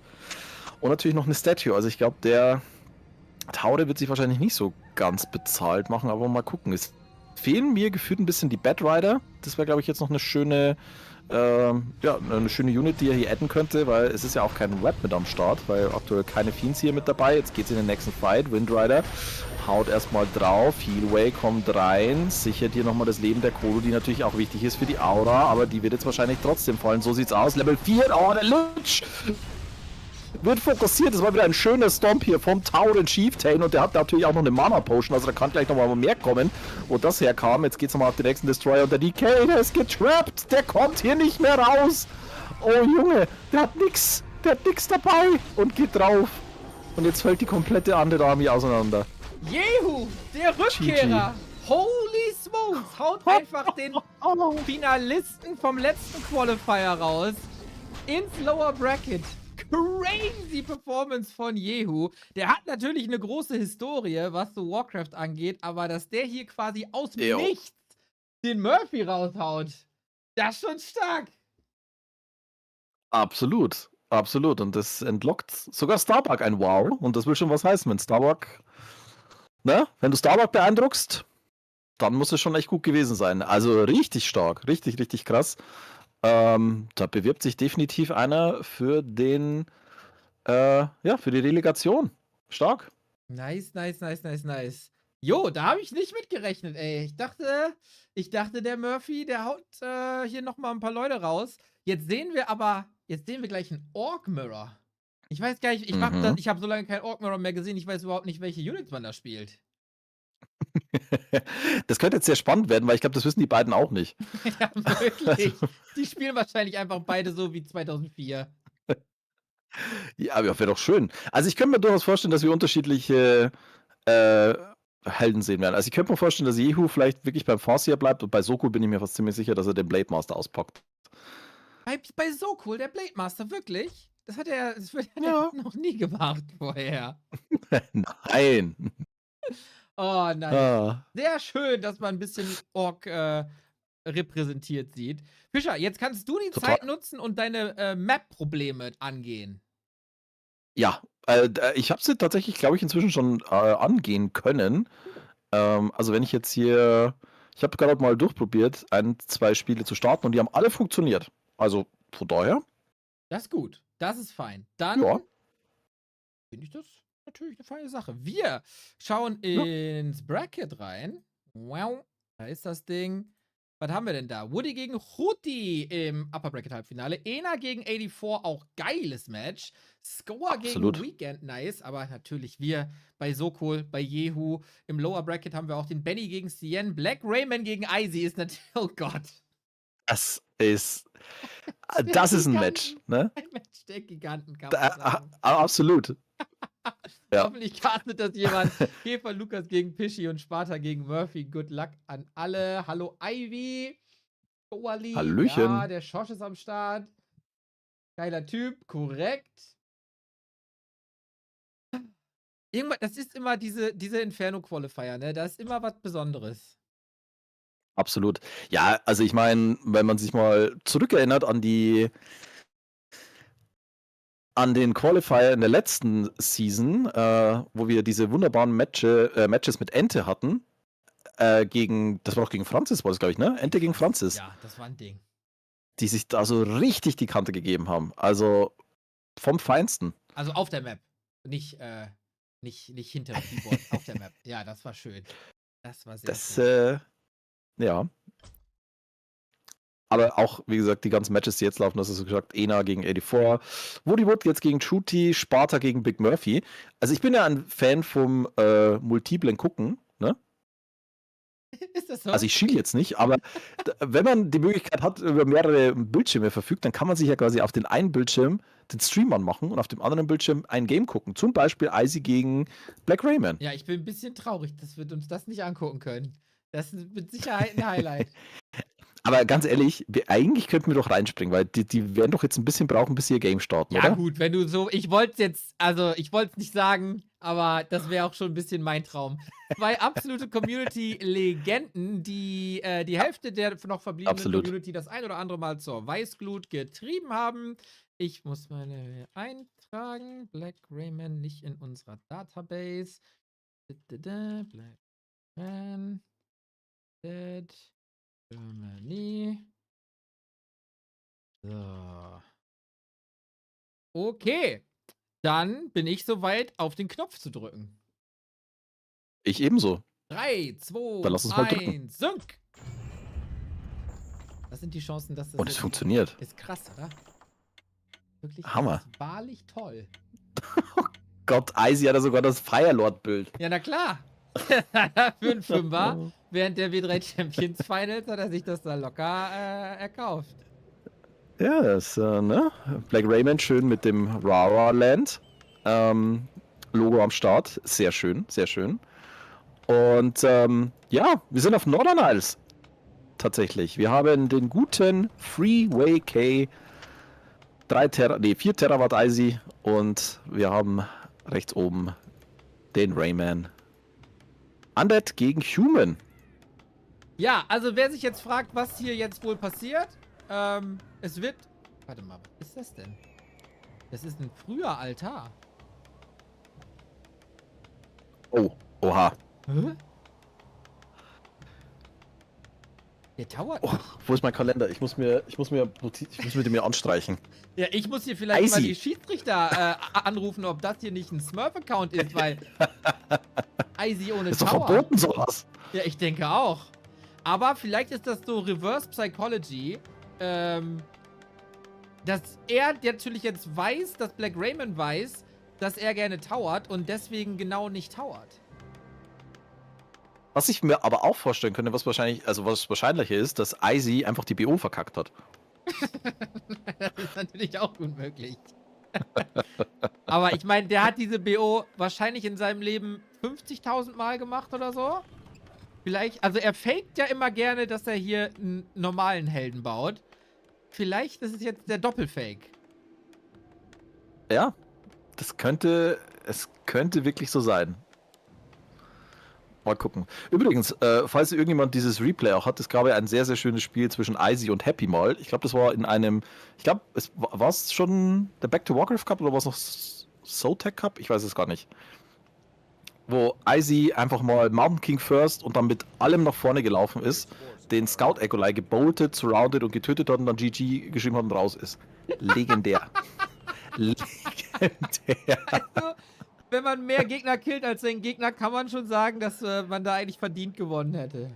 Ja, absolut, absolut. Oh, jetzt guck mal hier, Block von Black Rayman auf die Militias, damit die ein bisschen delayed sind hier für die Echse. Und tatsächlich, Fast Expo hier von Icy. Macht das auch sehr, sehr schön. Watermetal tankt den Damage. Wenn das sind die Footies und die Militias. Ja, hier gut auf die Eistrolle gehen. Das wurde natürlich von Black Rayman gescoutet. Der kommt rein und zu spät. Oh nein. Eine Millisekunde zu spät. Er hat beinahe die Experience-Punkte geklaut. Vielleicht klappt es ja jetzt nochmal. Jawohl, den holt er sich. Schön gemacht hier. Ey, Jannis, das ist ja hier... Das ist ja quasi Warcraft, was wir sehen. Ich will gerade sagen, es ist schon ziemlich crazy. Es sieht aus wie Happy gegen Fortitude hier, muss ich sagen. Und dazu nochmal gesagt, für alle Leute, die nicht so tief in der Materie sind, holt sich Level 2. Der Black Raymond spielt mit einer Hand aus gesundheitlichen Gründen, sag ich mal. Und also, ich schaffe so viel mit 3 Händen nicht. Also... Unfassbar, wenn man ihn mal auf Morrowind gesehen hat, wie er denn da spielt. Und ich hatte auch schon das Vergnügen, gegen Black Rayman zu spielen. Der Junge hat das schon drauf und das sieht man jetzt hier auch, ne? Mit den Coils. Ich meine, der hat keinen Creep-Spot genommen und ist jetzt schon Level 2. Hat hier schön, macht der Druck. Jetzt kommt auch noch der Surround auf Icy's Mensch! Was geht denn hier ab? Ja, jetzt macht er auf. Nee, ist doch zu. Der ist doch zu. Oh. Kriegt er den wirklich geschlossen? Er hält ihn zu. Und jetzt muss ich Icy TPen. Von seiner Und Black Rayman Expo. kommt weg. Oh weia. Ja, jetzt towert Icy dann doch irgendwie, aber das sieht gar nicht mal so gut aus für Icy, muss man sagen. Arcane Tower am Start, aber der will natürlich eine Exe haben. Black Raymond ist am Tacken, halb durch. Hat ein bisschen viel Gold, hat leider keine Fiend gebaut oder so. Und den DK, doch, hat er wohl. Und der ist da und der killt den Tower. Black Raymond einfach Timing-Maschine. Absolut. Ja, und die Echse ist natürlich jetzt, kann er sich in die Haare schmieren erstmal. Also sie holt jetzt tatsächlich nochmal die Militias, beziehungsweise die Peasants. Ne? Slow Warcraft.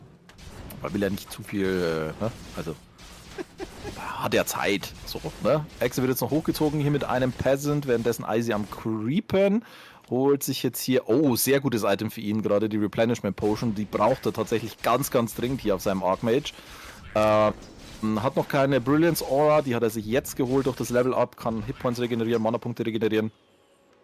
Und jetzt natürlich die Frage, kriegt Icy die Echse durch und was macht Black Rayman? Geht er sofort wieder drauf oder geht er auch erstmal creepen? Er entscheidet sich fürs Creepen. Ja, muss auch ein bisschen hochheilen hier. Dem DK, dem ging es gar nicht mehr so gut. Der ist ja schon immer ein bisschen bleich.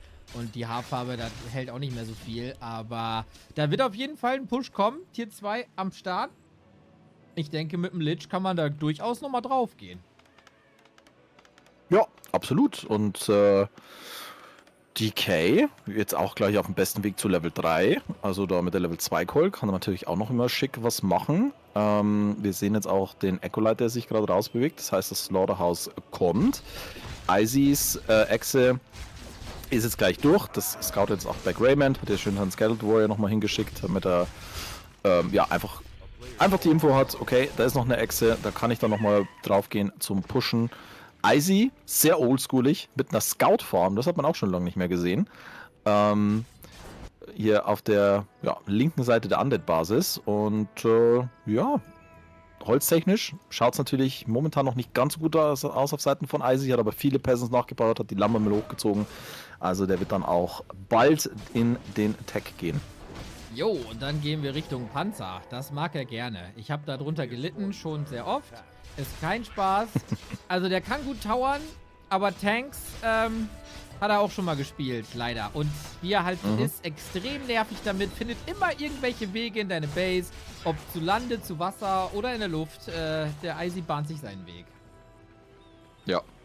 Izy, das Schweizer Taschenmesser der Warcraft 3 Strategien. Sagt man ja so. Nicht immer ganz schick. Der Weg, also weißt du, das ist nicht so das beste Werkzeug, aber irgendwie funktioniert es trotzdem. Ja. Jetzt könnte es aber hier vielleicht ja von den Fruities an den Kragen gehen. Oh, war ja, die Nova hat gesessen, aber der DK, der ist fast surrounded, kann sich hier aber nochmal rauswieseln, hat auch noch eine Healing Potion im Inventar, die könnte ihm natürlich auch nochmal gut zu Gesicht stehen gleich, währenddessen jetzt der Frosch hier kurz am Blocken ist, aber Black Raymond lässt jetzt erstmal von den Units ab, denn er will zur Expo, denn es stehen schon 2 Tower. Und 2 weitere sind jetzt dann auch ebenfalls gleich mit von der Partie. DK, oh, der kriegt sein Mana geburnt, das ist nicht gut. Aber den kann er jetzt nicht so sonderlich gut rausmicron. Izy sieht natürlich jetzt einen angeschlagenen Helden und Izy ist ein Mann, der dann einfach mal draufklickt. Das tut er jetzt auch.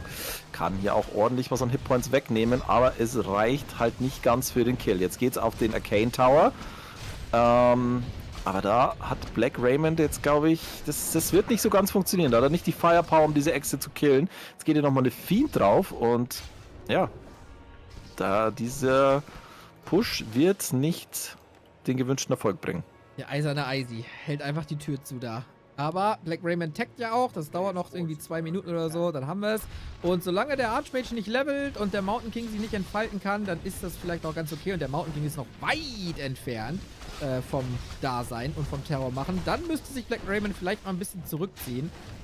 Für Black Raymond-Verhältnisse sehen wir hier extremst wenig Hero-Fokus. Das kenne ich aus unseren Undead-Matches ganz anders. Da fliegen die Impales und die Noven und alles in mein Gesicht.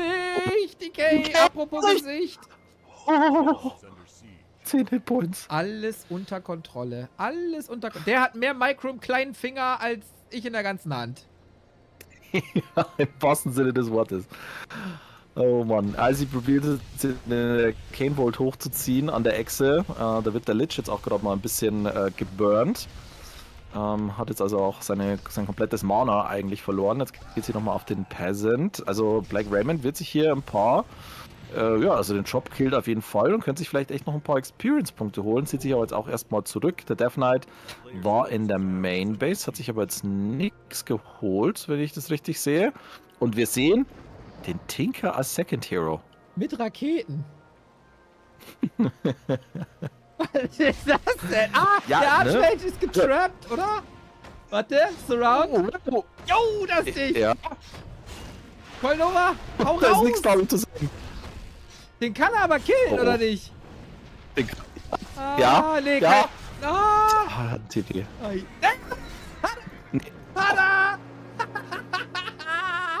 A player's force Genial. a town is under Ja. Aber sagen wir es mal so, da Izy das natürlich in seinen Gameplan mit eingerechnet hat, hat er 1200 Gold und über 200 Holz, also ein Revive an der Taverne ist kein Problem. Das ist natürlich alles so wie es, ne, das war alles im Plan. Oh, schön jetzt hier die Rockets aber gesetzt, um diese Crypt Fiend zu bekommen, aber es reicht nicht, er kommt nicht hin.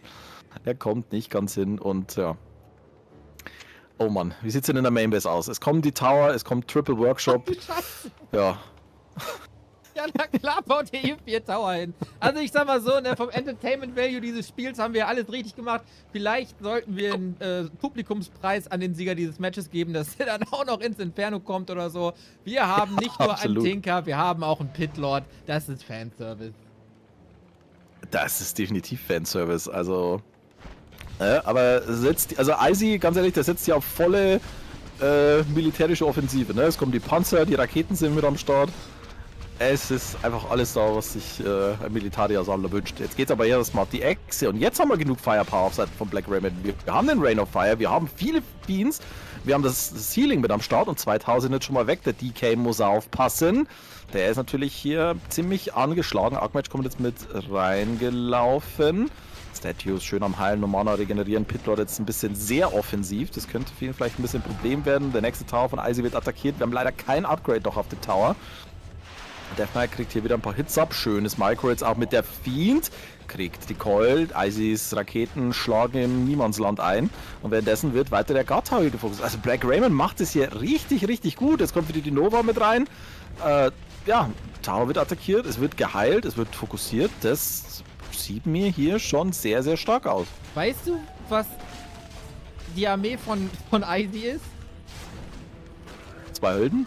2 Helden. Der hat keine einzige... Oh, warte! Ein Held. Der hat nichts mehr außer seinem Held.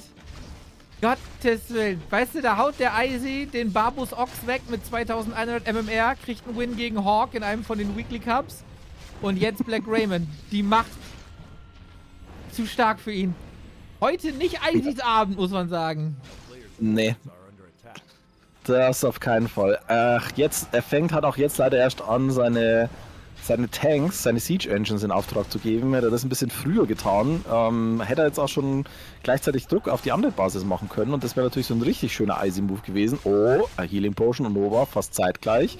Watermantle schlägt nochmal auf den DK ein, das geht drauf. Level 4 jetzt also auch schon für den Undead Second Hero und vielleicht holt er sich ja als Death Pact, damit er ein bisschen Hitpoints regenerieren kann. Er hat sich bisher noch für keinen Skill entschieden. Das wäre, glaube ich, eine ganz schicke Angelegenheit. Aber ja, die Echse ist hinüber. Da wird jetzt die Town Hall attackiert. Und ja, Black Rayman sieht momentan hier danach aus, als würde er den Sieg davontragen. Es sind 47 Supply gegen 36, aber ein Icy wäre nicht umsonst Icy, wenn er das nicht noch probieren würde.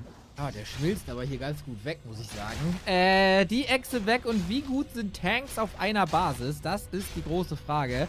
Level sehen für Black Raymond ganz gut aus. Armee auch. Ist jetzt nicht die geilste Armee gegen Tanks, aber da kann man ja noch einen Meatwagon bauen oder ein paar Ghule oder so. Er muss auf jeden Fall ready sein. Ein Tower haben wir. Bisschen mehr Firepower gibt es auch. Aber gut, man muss sich auch erstmal verpusten nach diesem Push. Aber auch hier Kevin WC3 im Chat sehr stark gepusht von Raymond. Das war in der Tat das perfekte Timing. Ja. Kann er es über die Ziellinie retten, ist jetzt die Frage. Ja, vor allen Dingen, guck mal, hier, die Peasants. Ich weiß nicht, was sie vorhaben. Also, wollten die jetzt zur Echse laufen?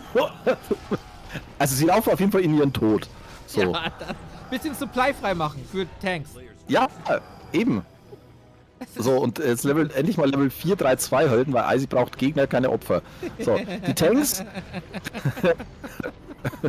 Die Tanks sind jetzt natürlich mit Attack-Upgrade erstmal in der Basis. Da geht es auf das Slaughterhouse und es geht auf die Black Citadel. Und ja, Rayman, der läuft jetzt erstmal zurück und es kommen 3 weitere Tower. Oh, weia. Ja, vielleicht kann Icy das noch machen. Vielleicht braucht er auch einfach gar keine Helden. Nee. Oh Mann. Ena, mein Liebling, ihr spielt Best of One. Das Entscheidungsmatch in der Runde danach ist Best of 3. Ihr spielt Best of One. Lieber Ena, viel Glück.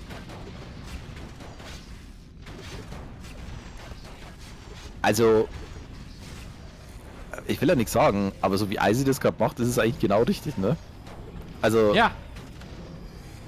Mit den Tanks den Undead beschäftigen und nebenher die Echse hochziehen. Gut, wenn er jetzt nicht 5 Peasants verloren hätte, würde es ein bisschen zügiger gehen, aber von der Idee her, jetzt wartet er, bis Black Raymond wieder rausgeht aus seiner Base. Links sind natürlich schon die Tanks geparkt und die werden jetzt dann gleich mal reinrollen wieder. Ja, wartet er gut, ne? Bis der Raymond sich kurz wieder rauswagt. Links die Tanks, rechts die Helden. Aber Raymond scoutet auch ganz fein. Noch mehr Tanks. Hat Raymond das jetzt gesehen? Nee, ich glaube nicht. Da ist hier so Schatten dazwischen. Nee. Zeus Kledde, danke für den Sub. Okay, jetzt gucken wir mal. Archmage. Ja, der Tinker. Oder der Tinker gar kein wird's. Spaß, ne? Oi. Ja,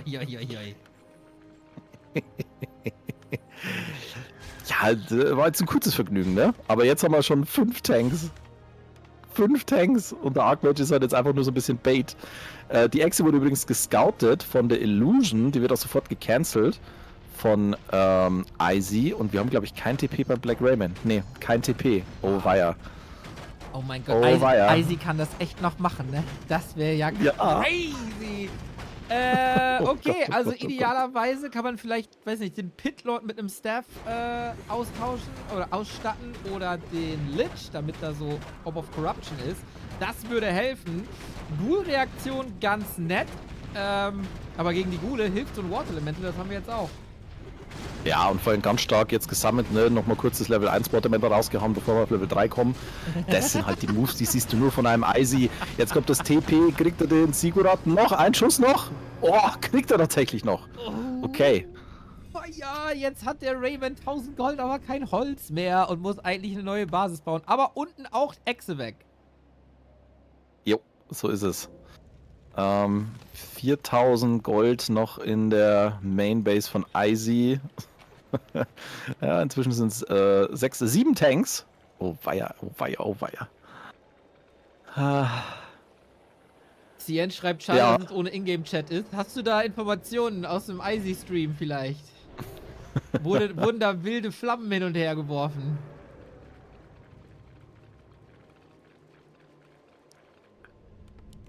Sollte man nicht Meatwags Oh. bauen? Jo, sollte man, aber jetzt gibt's kein Slaughterhouse mehr. Mhm. A player's force is under attack. Ja, Cien, der Izzy streamt, da kannst du bestimmt mal gucken. Bin treuer B2S-Zugucker. Gut, dann ist... Übrigens auch ganz schick von Black Rayman, dass er sich jetzt hier eine Necropolis holt. Wie wir alle wissen, Necropolis kostet ja nur Gold, kein Holz. Dementsprechend kann er sein Supply-Defizit da ein bisschen ja, wieder wettmachen, ohne Holz zu benötigen. Das war jetzt eine verdammt lange Erklärung für einen sehr einfachen Vorgang. Egal. Fischer, was Wie geht hier dem auch oben sei. links ab? Wie ist das passiert? Wie ist das passiert? Hat sich kurz verfahren. Das war jetzt ein klassischer General Izzy. Wir sind umzingelt. Perfekt, jetzt können wir in alle Richtungen angreifen. Ja, das ist so funny. Und diesmal Black Rayman auch zeitlich verteidigt. Sehr schön. Sehr schön. Gott, ey, ich hab Tränen in den Augen. Das ist ein geniales Game. Das ist super. Ja, und Izzy ballert einfach weiter Tanks, ne? Stehen 4 weitere in der Main Base, 2 stehen noch in der Garage, 3 sind hier noch oben, 2 Peasants sind auch auf Abwägen. Er macht das Long Distance Mining mit einem Peasant. Guck mal, der andere wartet hier unten, damit er nicht versteckt sich hier. So Ja. schön Der zwischen den Bäumen. Und dann expandiert er auch nach oben. Alle Goldminen gehören Izzy. Also ich sag mal so, ne, das S in Strategie, in ATS, das schreibt er groß. Das ist, ne? Ach, Izzy, das G steht für Gefahr. Also, Oh, ist Mann. so. Oh, apropos Gefahr. Hallo Archmage! Ja, Haben wir, das Kolnova. könnte knapp werden. Ja, okay, er tippt. Ich hab mich so gut in Aber Black nicht die Rayman Tanks mit rein- reinziehen, nicht die Tanks mit reinziehen, Izzy! Okay, Ja, da. So, jetzt haben wir einiges an Ghule hier gegen die Tanks. Leider keine Eistürme. Ist natürlich auch die Frage, darf man Eistürme gegen Izzy bauen? Das ist eine verdammt gute Frage. Das ist, glaube ich, zu viel Eis. Aber jetzt... Okay, wo sind denn jetzt die ganzen Tanks? Da stehen auch noch mal 2 in der Mitte. Ja, in der Main sind ein paar, aber die sind auch gleich... Achso, ja gut. Die warten. Weiß nicht, geh auf irgendein Schnäppchen am Marketplace oder so. Ja, ne, das ist so... Der Izzy macht das so, das ist so in Wellen, ne? Du brauchst ja auch Reinforcements, das ist ja, Ja. ganz wichtig. Absolut Ne? korrekt. Da kriegt hier jetzt wirklich ist- die Black Eieiei, den Archmage hat's zerlegt. Das habe ich ein bisschen nicht gesehen, aber ich nehme mal an, Kolnova. Ist ein guter Tipp. Sieht schwer danach aus. Okay. A player's force is under attack. Jetzt geht's natürlich den Workshops an den Kragen. Die sind Izzy's ja- Expo ist fast oben. Dass das funktioniert, ist auch Wahnsinn. Ja, die Workshops natürlich wichtig für Tanks.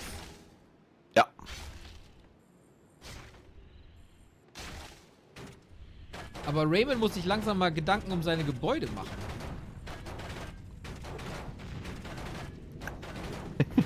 Pass auf, das wird jetzt ein...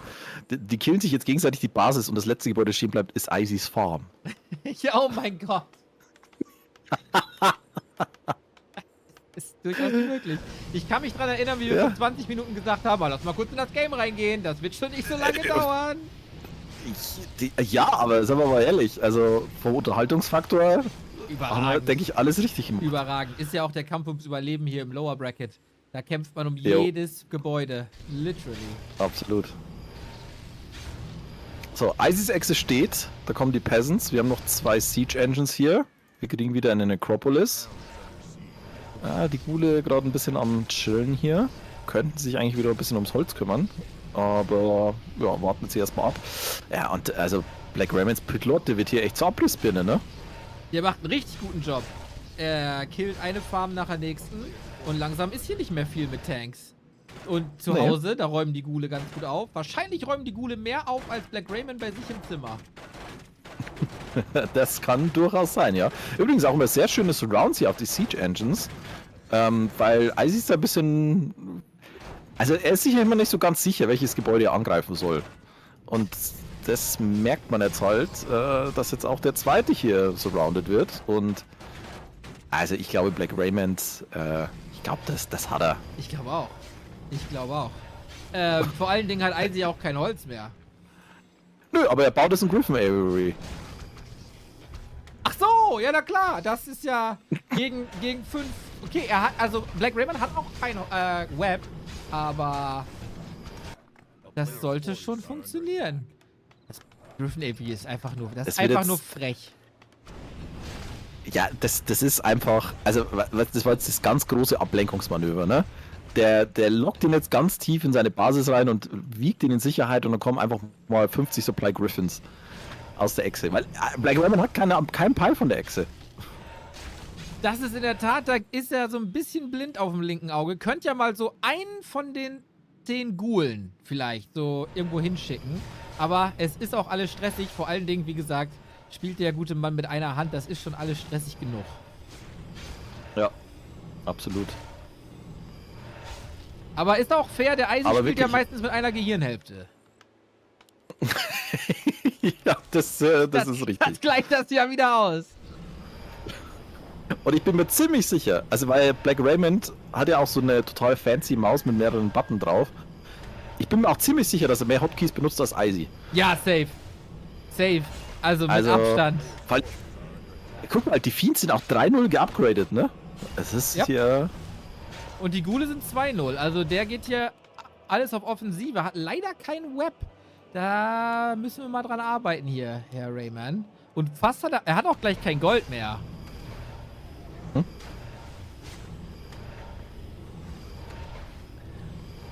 Oh, war ja. Also, Isy geht jetzt halt auch ein bisschen das Holz aus, ne? ja, aber der ist ja relativ dicht dran. Er hat jetzt schon wieder 6, 7 Worker hier oben. Players' forces are under attack. Ich sag mal so. Aber das Ding ist jetzt, er wird aber jetzt bald sein Castle verlieren, ne? Und dann ist es halt auch Essig mit den Griffins. Ah, korrekt. Dann war's das mit den Griffins. Der Archmage übrigens. Was für eine miserable Existenz dieser Archmage hier verlebt hat auf Northern Isles. Jetzt tippt er. Jetzt muss Rayman das wissen. Jetzt muss das war Rayman jetzt- das wissen. Das war ein Fehler. Das war jetzt, glaube ich, ein Fehler von Isy. Also, weil, ganz ehrlich, es hätte ja funktioniert, wenn er jetzt einfach wenn er sich vorher um sein Holz gekümmert hätte und dann halt einfach mal, ja, wie er es jetzt gemacht hat. Guck, der Isy, der denkt mit, der hat einfach mal 5 Griffins gequeued, weil er weiß, das Castle, das wird gleich hier Ende sein, dann kann ich nichts mehr bauen. Also lass ich sie gleich mal jetzt reinhauen, weil dann kann ich sie doch bauen. Genial. Absolut genial. Auch guter Punkt vom Chat. Das Problem ist, man braucht hier 2 für Web. Ich habe nicht gerafft, dass die Black Citadel down ist. Ja, Web ist gerade nicht, ne? Deswegen wird nochmal getaggt.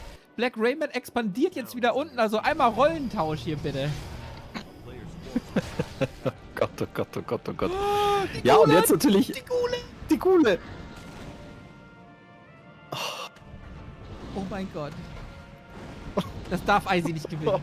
Da müssen wir vielleicht auch als Organisation Dach Inferno jetzt den Sieg an Black Raymond geben, einfach. Ja. Also, also ich würde zumindest mal das Match annullieren und ein Rematch fordern. Ja, das ist die beste Idee, glaube ich. Electric Boogaloo. Oh, weia. Ja, guck mal hier, der Archmage. Also man sieht Ansätze von Micro hier, auf Seiten von Icy. Und da wird ein Ghoul nach dem nächsten, wird da tatsächlich gekillt. Oh, der Dings-Tower. Währenddessen Black Raven mit 2 Statues das Castle killt, kommt der Push jetzt. Aber er hat halt immer noch keinen Jo. Bock. Nee. Und Icy hat halt immer noch 5 Griffins gequeued. Oh nein, der kriegt 10 Griffins. Archmage's Fall, dass der überhaupt noch mal aufsteht, ist ein Wunder. Wann ist eigentlich erst mit dem Tinker haben wir jetzt eigentlich auch ad acta gelegt seit 10 Minuten, ne? Der ist einfach irgendwann nicht mehr wiedergekommen. Ja. Den hat einfach nicht mehr nachgebaut. Genial. Ja, das ist ne unnötige Supply, aber jetzt geht's halt hier aufs Griffin Avery. Oh, weia. Wir hätten noch Rain of Fire. Er kriegt Web. In 15 Sekunden haben wir Web. Okay. Archmage ist zurück. Crawler Feeling, Invo Potion. Jetzt haben wir Destroyer und Web. Nein. Oh, das Griffin Avery steht immer noch. Ja, warum? Er lässt sich baiten. Und jetzt kommt der Angriff. Guck, die Peasants. Alles oder nichts. Ja gut, die hat er gut evakuiert hier, weil die Ghule da in die Economy gehen. Oh, Bist du dir sicher, dass er sie evakuiert hat oder nicht einfach ein Missklick war, weil er seinen Griffin rausmikron wollte? Dude, ich bin mir nicht mehr sicher, ob hier nicht Computer Insane gegen Computer Insane spielt. Ich weiß hier gar nichts mehr. Ja. Aber weißt du was? Wenn jetzt der Tower Push kommt, wäre genial. Ja. Das wäre jetzt wirklich noch, das bräuchten wir jetzt eigentlich noch. Jetzt kommt der Archmage erstmal rein hier mit seiner Info Potion, keine Ahnung, was er da für Pläne hat. Erstmal Watermetal zusammen gegen 2 Destroyer und dann wieder rauslaufen. Okay. Nächster Griffin ist raus und die Griffins attackieren jetzt hier den Nerubian Tower in der Basis von Black Rayman. Oh, Archmage ist wieder weg. Täglich grüßt das Murmeltier auch gerne. Und bester Kommentar von Kevin, Icy's Games sehen oft aus wie ein Walk-TV-Bug. Ja. Das ist richtig. Das ist richtig. Aber da ist schon ein System dahinter. Das ist ja, also er kommt ja Stück für Stück dem Sieg schon irgendwie näher zwischendurch. Und das ist ja genau das, was ich gemeint habe, ne? Also, Icy wusste ja, naja, jetzt expandieren, da unten komme ich nicht klar. Es ist kackendreist, aber da wird er das nie scouten. Ich baue jetzt einfach mal die Echse an seiner Natural. So. Und dann switcht er halt einfach mal auf Griffins. Jo. Und dann ist kein Web da. Jo. Also das, ne, wenn, sagen wir mal, 2 Griffin Averys und ein paar Tower hätte, dann würden wir hier über einen ganz anderen Schnack sprechen. Ja. Schnacken, genau. Hätte man ganz anders. Ach, das ist, ihr wisst doch, was ich meine. Ja, wir wissen doch alle. Das ist für uns alle hier 60 Ja. Stunden. Oh, weia, ey. Eben. So. Jetzt ist für dich schon die 9. Ne? Ja, für mich ist jetzt, ja, fast genau Stunde 9 gleich durch. Na, ist doch schön. Die Griffins sehen nicht mehr so ganz fresh aus, muss ich sagen. Da müsst ihr mal gegen so eine Nova aufpassen. Und Icy, der kann jetzt schon, also die Echse kann er kicken, ne? Weil Black Rayman hat kein TP. Jo. Auch kein Tower abgegradet. Das ist nur eine Necropolis. Das heißt, da ist jetzt, oh, guck mal, Army Split. Das jetzt hier, okay. Jetzt geht's auf das Ziggurat und mit den 3 Griffin geht's jetzt in die Main Base. Die Peasants laufen jetzt wieder an der Army vorbei. Alter, das ist ja, weißt du, ne, wie so ein Comedy-Film, ne? Durch die eine Tür hin und durch die andere Tür raus und sie sehen sich nicht. Es ist der absolute Wahnsinn. Sharky sagt, Sokol und Weekend. Ah, okay, war Rios, alles klar. Hätte mich gewundert, wenn Weekend schon wieder ein Best of 3 spielt. Ah, die Griffins! Er hat sie!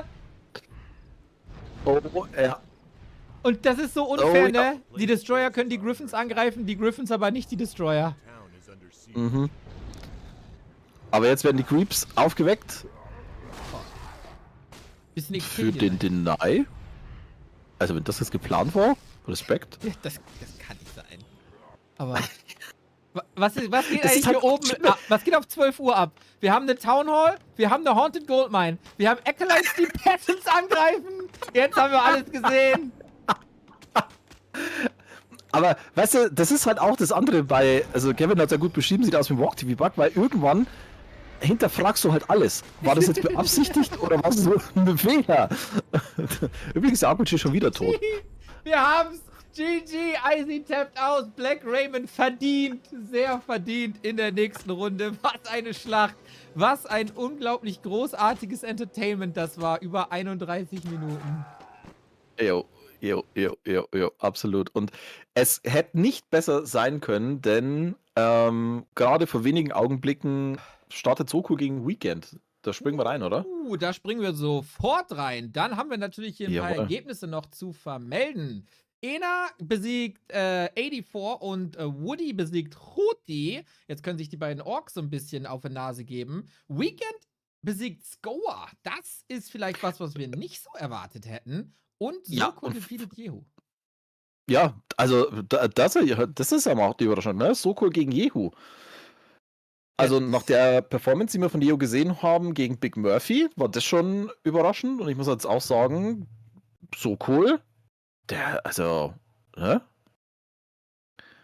Gegen Weekend, da könnte echt was gehen. Da bin ich mal gespannt, was da geht. Du bist natürlich sehr parteiisch jetzt wahrscheinlich. Also ich werde es wahrscheinlich nicht verhindern können, ne? Also ich meine, du genauso, wir kennen ihn ja schon seit 2008, glaube ich. Ja. Ja, kommt hin. Also meine erste Begegnung mit so cool war tatsächlich auf meinem ersten Offline-Event bei den World Cyber Games 2008. Da war er nämlich für Deutschland unterwegs und ja, seitdem befreundet, immer wieder geschrieben, immer wieder ein bisschen in Kontakt geblieben, damals sehr, sehr viel abgehangen, damals noch immer 3 und 3 gespielt mit Selina, das war hervorragend. Und ja, ich werde es nicht verhindern können, da ein bisschen parteiisch zu sein. Seht's mir nach, aber Ich so versuche cool. das auszugleichen. Bester Mann. Das gibt uns Ja, natürlich macht ein es. insanes Lower Bracket auch, wo Huti den Big Murphy rausgeschmissen hat. Holy shit, der Traum ist vorbei. Kreisliga Oha. vielleicht zu doll abgelenkt, aber Huti als Schweizer Repräsentant der ganzen Kiste macht hier einen guten Run, ist dann dabei gegen Pischner oder 84. Wir haben Skoa gegen Black Raymond und Jehu gegen Cien. Das könnte uns so Matches geben wie Jehu gegen Skoa und 84 gegen Huti. Also noch einiges hier für uns im Qualifier. Plus natürlich die Top 4, die dann Best of 3 spielen. Jawohl, ja. Jo, ich würde sagen, wir springen rein, oder? Wir springen rein. Check nur meine API, ob da alles in Ordnung ist. So cool. Weekend. Fischi, wir gehen rein in 3, 2, 1, go! Los geht's. Tidehunters wird die Map sein. Sokol gegen Weekend, Orc gegen Night Elf. Und wenn man dem MMR trauen kann, sind sie super dicht beieinander. Sokol mit 1950, Weekend mit 1938. Schauen wir mal, was es hier geben wird auf Tidehunters. Ist so schön, dass der Sokol wieder da ist, dass der Weekend sich wieder Es ist ein Traum. geschrieben hat.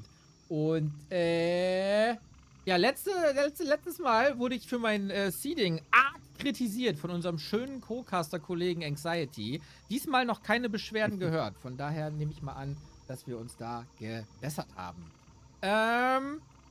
Chat fragt, was ist mit dem Kappa-Emoji passiert. Das ist irgendwie so eine Call of Duty temporäre Promotion-Geschichte oder so. Ich weiß das auch nicht so genau. So cool. Oben links. Weekend. Unten rechts. Und wie fand denn Sokol damals so die Elfen? Wie fand er die Elfen? Er fand sie überschaubar. Sagen wir es mal so. Es war sehr schwer für Orc damals. Muss man wirklich mal zugeben. Meta, Demon Hunter, Beastmaster, Tinker, Druids of the Talon en masse hat den Orks große Probleme bereitet. Also da haben sich Da wurde viel probiert mit Mass-Raidern und Base-Lane, mit Raidern, Spirit-Walkern, mit Demolishern, mit Mercs, mit Piercing-Damage. Da ist irgendwie alles versucht worden. Es hat wenig funktioniert und dementsprechend waren die Orks nicht ganz so gut zu sprechen auf die Nachtelfen damals. Das Ganze hat sich ja ein bisschen geändert. Also, Ja. bei den meisten. Ja, also, ich sag mal so, wir haben jetzt schon ein deutlich balanceres Spiel, als wir es vor 15 Jahren hatten. Ja, kommt drauf an, wen du fragst. Wenn du mich fragst, hast du natürlich vollkommen recht. Du sagst sehr viel Wahres. Ja, eben. Aber Also, wen soll ich denn auch sonst fragen, außer dich? Ja, weiß ich nicht. Vielleicht mit wem du so Kontakt hast. Ich höre Stimmen und sie können mich nicht leiden. Aber oldschoolig, wie wir sind, ist es natürlich der Blade Master auf Seiten von Sokol. Und ja, begibt sich dann auch erstmal zum Creep Camp. Beginnt hier mit dem Murloc Tide Runner Spot, währenddessen wir auf Seiten von Weekend Demon Hunter First sehen, Ancient of War Creeping beim Sea Giant. Und mit Emulation wird da jetzt auch schon mal gleich der zweite Spot angegangen. Claws of Tech plus 5 gibt es für den Demon. Auf Seiten des Blade Masters sehen wir jetzt das erste Item. Er kriegt die Spider-Man-Schuhe. Er kriegt die Slippers of Agility. Sehr coole Creep-Route, muss ich sagen, von Weekend. Gefällt mir wirklich fein. 2 Creeps gleichzeitig, direkt Level 2 und ab dafür. Ein bisschen Damage kriegt er auch noch. Bin sehr gespannt, wie Weekend das spielt. Hat hier oben schon so ein Wisp, um zu gucken, ob Sokol eventuell expandiert. Den haben wir ja gesehen in der Runde 2, Division 2 vom Dach Inferno. Da hat er wirklich noch so ganz oldschool die 2007, 2008er Strategien gespielt. Und die sind ja jetzt auch gerade wieder Meta, ne? So wie Baggy-Hosen wieder in sind, so spielt der Ork auch wieder Blade Master, Shadowhunter, Raider, Walker. So ist es. Und finde ich persönlich war auch immer ein ganz schicker Stil. Und wir sehen es jetzt halt auch richtig oldschoolig. Ja, das sowieso. Was? Das ist furchtbar. Ja, wenn ich mal die Leute Hosen doch mal trage. an. Mit ihrer Hose da unterm Arsch immer am Hängen. Man sieht die Unterhose sogar. Ja, die waren teuer. Bitte dich. Ja, aber was teuer ist, ist ja nicht automatisch gut. Das ist richtig. Oh, Archer ist übrigens draufgegangen. Sokol hat ja versucht, den Last zu setzen. Das hat nicht so ganz geklappt. Ja, also ich meine, ich lebe ja sowieso nach dem Motto, das Billigste ist gerade gut genug für mich. Von daher kann ich das, ich weiß nicht, wo ich darauf hinaus will, aber egal. Der Demon Hunter übrigens mit seiner Creep-Route, super gemacht eigentlich. Hat jetzt auch 2 schöne Items. Mantle of Intelligence sollte jetzt vielleicht ablegen, bevor er trinkt. Macht er auch sehr schön. Grunt von Sokol kriegt jetzt hier ein paar um die Ohren gehauen. Vom Ancient of War, vom Demon Hunter und der Archer.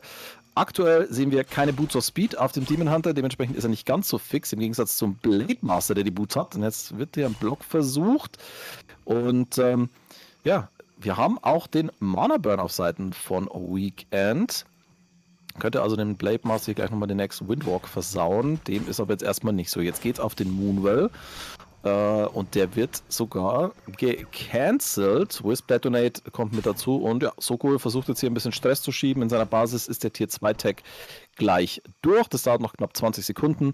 Und dann wird's, ja, wie du es schon angesprochen hast, Beastery und das Torrent Totem geben für die Raider und die Spirit Walker. Die Grunts haben auf jeden Fall viel Spaß hier, solange kein Keeper am Start ist. Blade Master mag auch die Archer nicht so gerne. Der Sokol, der kann immer noch mit seinem Blade Master rumtanzen, als wäre es 15 Jahre her. Sehr schöne Kontrolle, nie wirklich in Gefahr für sich selber, dafür aber für die Archer, killt die nächste und sieht so aus, als würde hier Weekend so ein bisschen ausmanövriert werden. Ja, sieht aktuell so aus. Also Sokol macht hier schön Druck. Und jetzt sind wir natürlich auch auf Tier 2 angekommen. Das heißt, es wäre jetzt Zeit für die Tier 2 Buildings. Der Hunter's Hall steht ja schon. Die Wisp werden jetzt auch erstmal rausgezogen. Aber das ist natürlich jetzt schon ein nicht zu unterschätzender Delay, den Sokol jetzt hier gerade forciert. Hat tatsächlich auch noch eine Healing Salve in seinem Inventar. Also da kann sein Blade Master auch richtig schick und schnell wieder hochheilen. Und jetzt scoutet er mit dem Blade Master auch die Ancients of Lore. Super gemacht von Sokol hier. Wird beide canceln können, wenn die Grunts mit dazukommen. Jawohl, so ist es. Demon Hunter versucht sie nochmal mit dem Mana Burn, aber schöner Sidestep vom Blade Master. haut hier drauf und ja, als hätte er sein Leben lang nichts anderes gemacht, der Sokol. Der hat auch einen Riecher, ne? Für diese Gebäude. Irgendwas, Ja. irgendwas weiß er da. Shadowhunter ist raus, Beastery Lodge, wie gesagt. Und Weekend, jetzt bin ich sehr gespannt, wie er das nochmal rumdrehen will. Fängt direkt mit dem Tag an, also müsste hier fast für so 4 Minuten sehr, sehr passiv spielen. Glaub nicht, dass Sokol ihm das so erlaubt. Ja, glaube ich auch nicht. Also das Problem auf Seiten von Sokol, was ich momentan sehe, ist halt der Blade Master. Er ist nur Level 1. Das ist jetzt nichts Weltbewegendes. Level 3 ist er beim Blade Master wie so bei fast allen Helden. So ein richtiger Push einfach nochmal, so ein richtiger Spike. Aber der beschäftigt sich nicht mit Creepen, weil er nämlich weiß, ey, die Lores, die sind noch nicht ready. Und jetzt gehen wir in die Basis, weil da wird er sie wahrscheinlich bauen und die reißen wir jetzt einfach wieder ab. Schön jetzt auch den Damage verteilt. 2 Grunts auf den Moonwell. Die Helden und ein weiterer Grunt auf den ersten Age of Lore. Beides muss gecancelt werden. Jetzt kommt das TP back. Der Keeper ist mit am Start. Er hat Entangle first, aber kommt nicht hin, um hier irgendwie was zu machen. Ja, das macht Soko schon clever hier, muss man sagen. Ja, war geschickter Schachzug. Er weiß, ich habe noch keinen Critical Strike, aber das funktioniert auf Gebäuden ja eh nicht. Von daher macht es gar keinen Unterschied, ob ich jetzt mit einem Level 1 oder Level 3 Blade Master da drauf haue. Der ist einfach ein Genie, der Sokol. Ja, absolut. So viel zum Thema Orc-Brain, ne? Jetzt kommt es wahrscheinlich zum nächsten Fight. Speed Scroll eingesetzt. Schönes Entangle auf den Raider, damit kein Snare kommt. Hex wurde gesetzt auf den Demon, um den Mana Burn da erstmal ein bisschen zu verhindern. Jetzt kommt der Hex, der Surround. Er setzt 4 Units around. Richtig stark gemacht und da ist nichts da. Kein Staff, kein TP, kein gar nichts. Ja, Shadowhunter muss natürlich aufpassen. Der wird entangled. Beide Helden fallen. Beide Zweithelden, Second Heroes, sind draufgegangen. Jetzt kommt hier nochmal das Snare. Soko probiert es nochmal mit dem Surround, aber da ist natürlich das Immolation. Das könnte hier böse ins Auge gehen. Der versucht den Surround zu öffnen und wieder zu schließen, damit der Raider rauskommt. Der Raider kommt raus, aber der Demon Hunter halt ebenso. Aber der Raider ist noch am Leben. Das heißt, ein Snare ist noch eine Möglichkeit. Und was für Weekend jetzt richtig, richtig finster ist, es ist Tag. Was absurd ist, weil finster, aber egal. Und die Moonwells sind eigentlich fast leer. Er hat noch 2 Moonwells jetzt, mit denen er sich ein bisschen hochheilen kann. Aber ja, das ist halt auch nicht die Welt. Währenddessen kriegen wir Infos von den anderen Spielplätzen. Unser rasender Reporter Pischner hat sich ins andere Spiel eingeloggt und gesehen, Ena ist in den Top 4 und Woody Wood im Lower Bracket. Das hätte man nach letzter Woche vielleicht nicht so erwartet, aber Ena, voller Motivation, ist auf Rache aus. Sehr schön. Einen Schritt entfernt von der Rele, der Ena-Boy.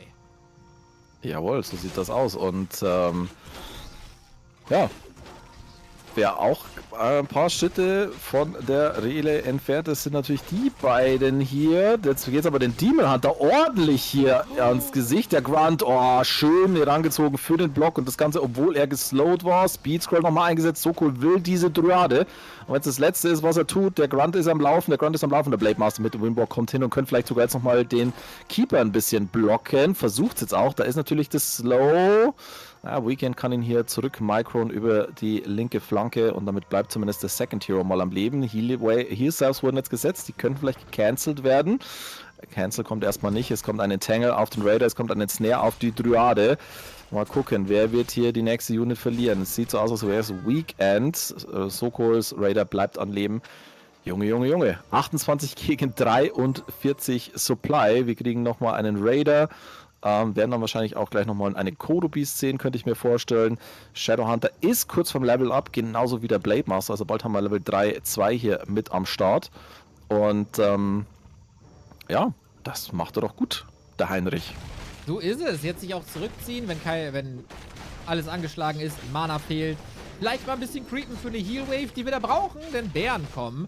Wird das von Sokol antizipiert? Sehen wir Kodos. Die Walker sind schon da, machen guten Damage dagegen. Blade Master Level 3 sieht mittlerweile auch ganz gut aus. Bitte geh Crit. Ja, Mann, er weiß es. Weißt du, manchmal muss man diese koreanischen Top-Orks, muss man durch den Bildschirm anschreien, dass sie die richtigen Skills aussuchen. Aber der Heinrich Rennert, der Sokol, der hat's einfach im Blut. Der hat das wirklich im Blut, ja, ne? Es ist Viralfahren. Sowas verlernst du einfach nicht. Der Blade Master zieht sich jetzt auch schön zurück hier. Shadowhunter creept alleine. Jetzt werden die Healing Selves geholt. Wird auch nochmal kurz der Dust verkauft. Und ja, es kommt die Org-Echse. Kein schlechtes Timing, würde ich mal sagen. Denn, sind wir mal ehrlich, selbst wenn Weekend jetzt in die Offensive gehen würde und pushen würde, das sind einfach nur 2 Helden und ein Bär. So, Ja. klingt nochmal von Pennington, aber ist einfach die Armee des Nachtelfen momentan und mit der kriegt er die Echse einfach nicht klein. Ja gut, ist halt aber auch ein Demon Hunter und ein Bär, ne? Das sind schon 40 Supply. Ja, das ist natürlich wieder das andere Problem. Aber dafür haben wir natürlich auch einen Blade Master, der dann wahrscheinlich gleich mal die Claws of Attack übergeben bekommt. Das sind nämlich Claws plus 8 und das rechnet sich hoch mit den anderen Sachen auf plus 13 Damage. Und Ja. das bedeutet natürlich auch Crits. Und das mal 3. Und jetzt, wie viel kommt da raus? Sehr viel. Korrekt. Das gibt hohe rote Zahlen wie auf meinem Bankkonto. So nämlich. Da wird das bayerische Abitur immer so hoch angepriesen, ne? Und dann kommt da sowas bei raus. Wenn das die Antworten sind, die ihr da in der Schule gegeben habt und das als richtig durchgekommen ist, dann wundert mich da gar nichts mehr. 2 Punkte im Mathe-Abi. Me too. Ich hatte 2 oder 3 oder 4, ich weiß nicht mehr genau. Auf jeden Fall durchgefallen. Ja, vor allen Dingen, ich hab's ja wirklich hinbekommen. Das war eine mathematische Glanzleistung, weil ich wusste genau, dass 2 Punkte reichen bei mir. Ich habe 3,52 im Schnitt. Wird aufgerundet, 4 Punkte, 4 gewinnt. Ich glaube, ich habe mich mehr damit beschäftigt, meinen Notenschnitt auszurechnen und was ich mir erlauben kann, als wirklich irgendwas für Mathematik zu machen. Ja, Aber praktisch anwenden. ja, natürlich. Und wenn ich irgendwann meinen Mathelehrer aus der Grundschule sehe, lache ich ihn aus, weil er natürlich immer mit dem Satz gekommen ist, das müsst ihr können, weil ihr werdet ja nie immer einen Taschenrechner dabei haben. Und Ja, dann kommt das das ist iPhone. richtig. Herzlichen Glückwunsch. Ach, ja. Gott, sind wir alt. Naja. Wenn wir schon bei Zahlen sind, das Supply, das hat sich inzwischen ganz schön angeglichen, ne? Genauso So wie ist die Hero-Levels. 5 Bären, paar Archer. Könnte ihn vielleicht so ein bisschen beißen, dass da keine Dryaden sind und kein Dispel dementsprechend. Also Hex-Fokus immer gefährlich. So cool. Trifft ein gutes Timing. Weekend gerade links zur Seite raus. Zack, Orc in der Base. So ist es. Jetzt geht es erstmal auf den Ancient of Wonders, der wird gleich mal mit rausgenommen. Das heißt, keine Items erstmal hier. Wir haben noch den Moonwell. Die Fighting Position für Sokol wäre natürlich jetzt nicht so geil. Er hat TP, hat er, okay. Der will jetzt einfach nur ein paar Gebäude kicken. Der kickt jetzt hier den einen Moonwell und der wird sich dann wahrscheinlich raustippen, könnte ich mir vorstellen. Was er jetzt macht, ist nicht ganz so geil. Oh, war 1A, hat einen Bären gefressen. Zack, weg ist er. Ja, gut, okay. Das stimmt natürlich. Den Moonwell hätte er vielleicht noch mitkriegen können, wenn der Blade Master nicht aufs Main Building gekloppt hätte, aber ja, nichtsdestotrotz. Oh, jetzt wird's aber auch kritisch, wahr? Ja, der ist ja hier, ne? Nur weil Das, der mal WCG gespielt hat und deutscher Meister war, muss der jetzt nicht die allerhöchsten Qualitätsstandards ansetzen. War er denn deutscher Meister? Ich glaube nicht. Ja, nicht mal das, siehst du. Und dann dann trotzdem so kritisch. Ja, das, ja gut, ne, dann schaue ich halt meine Ansprüche runter. Gut. Ich habe Ansprüche an ganz hohe Crits. Ich glaube, das werden wir kriegen hier. Das wird Ja. fein. Also, für alle außer Weekend und für alle außer die armen Elfen. Demon Hunter aber ebenfalls stark unterwegs. Jo, und vor allen Dingen die Supply-Zahlen eskalieren jetzt halt schon mal ordentlich in eine Richtung. 65 gegen 49 Supply. Also von dem Supply ist natürlich noch ein bisschen was im Magen der Kodo, aber jetzt kommt es hier zum wirklich entscheidenden Fight. Wir haben einen Armor-Upgrade auf Seiten des Nachtelfen, 1-1-Upgrade auf Seiten des Orc-Spielers. Oh, die halbe Armee kämpft nicht. So cool. Wir brauchen die Spirit Walker, die machen nämlich guten Damage hier. Speed Scroll wird aktiviert. Erster Bär, der nicht gemorpht war, wird sofort attackiert. Kodo Beast kommt rein, schnappt sich erstmal was, da kommt aber sofort das Entangle, aber es folgt kein Damage. Jetzt kommt der Spirit Link nach dem Dispel. Wo ist die Heal Wave? Die Heal Wave kommt. Schön die Kodo nochmal rausgemicrot. Wir haben auch den Wind of Mana Stealing tatsächlich noch. Vielleicht sollte er den mal zünden, aber so cool. Der nimmt ja einen Bär nach dem nächsten raus. Das macht er richtig, richtig stark. Und die roten Zahlen, die helfen hier tatsächlich schon. Jetzt kommt Mana Seal und Mana Burn fast in einem Atemzug. Scroll of Healing hier schön nochmal eingesetzt. Der Demon Hunter wird fokussiert. Der hat noch eine große Healing Potion. Spirit Link wird nochmal gecastet. Jetzt geht erstmal ein Druid of the Claw an den Kragen. Wir haben keinen Staff auf Seiten des Nachtelfen-Spielers. Und so cool. Der schneidet hier Weekend in den Montagmorgen. Das war's mit dem Wochenende. GG! So ist es, so cool. Schönes Focus Fire mit den Walkern. Das hat richtig gut funktioniert. Blade Master Targeting auch 1A. Das Early Game war vielleicht ein bisschen zu viel Pressure für Weekend. Der hatte schon recht fix, recht wenig nur noch und konnte sich dann aus der Situation nicht mehr so wirklich rausfighten. Trotz nettem Demon Hunter. Manchmal ist das Schwert dann doch einfach zu scharf. So ist es. Aber man muss sagen, wirklich Hut ab vor Sokol. Sehr, sehr stark gemacht. Und ja, verdient sich den Sieg hier geholt. So ist es. So, ich muss dich noch mal leise machen. Du bist sehr laut heute, sagen die Leute. So. Ich bin laut. Okay. Kann Jetzt auch ein bisschen leiser sprechen. Nee, red genauso weiter. Jetzt habe ich dich ja schon leiser gemacht, dann brauchst du nicht mehr noch mal leiser werden. Okay. Ich könnte auch ein bisschen lauter sprechen, wenn das hilft. Ich glaube, jetzt sind wir einigermaßen da. Chat, ihr sagt Sehr einfach, gut. was hier abgeht. Danke für das Feedback, Freunde. So wollen wir es sehen. Ich gebe euch ein Update vom Bracket. Damn. Ena und Sokol, die beiden Orkse. Hand in Hand gehen sie in die Entscheidungsrunde, wo sie gerade noch auf ihre Gegner warten müssen. Holy, was? Pischner schlägt 84? Oha. Was ist denn da passiert, Pischner? Weißt du, da ist der Pischner im Chat und sagt die anderen Resultate durch. Von Ena und so. Aber wenn er selber weiterkommt, dann nicht. War Deathwin vielleicht? Das ist schon wild. Naja, gut, 0 gegen -1. Oder 0 das zu heißt -1. nichts. Wir hatten ja auch Das schon stimmt. 69:0. Das haben wir auch einfach nochmal gewertet. Ja, aber das gibt's nur bei ENA-Matches. Zu Recht auch. Ja. Mal vom Pischner hören, was da los ist. Das heißt, 84 nicht dabei.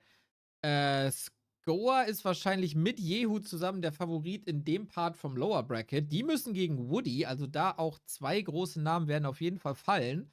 Und mit Weekend, Pischner oder Chuti haben wir einen kleinen Underdog in den Top 4. Jawohl, ja. Das Game ist tatsächlich auch gerade gestartet von den beiden Pischner gegen Chuti. Du musst das ist, Sie spielen das ist ein Schweizer. Du musst das mit ein Schweizer. Chuti. Chuti. Ja. Chuti. Du bist doch da in der Nähe, das musste doch im Blut sein. Also bitte. Ja, also näher als du auf jeden Fall, aber ich würde es nicht unbedingt sagen, dass ich in der Nähe der Schweiz bin. Ja, also. Ja, das die Richtung stimmt. So, jetzt müssen wir mal hier gucken. Wann war denn das letzte Score? Wir haben hier gerade kleine Kontaktprobleme von Score und Black Rayman.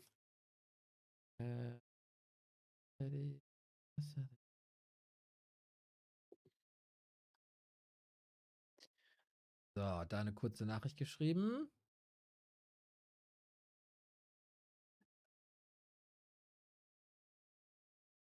So, was hast du gesagt? Welches Game? Chuti und Pischner. Chuti Ne? und Pischner, genau.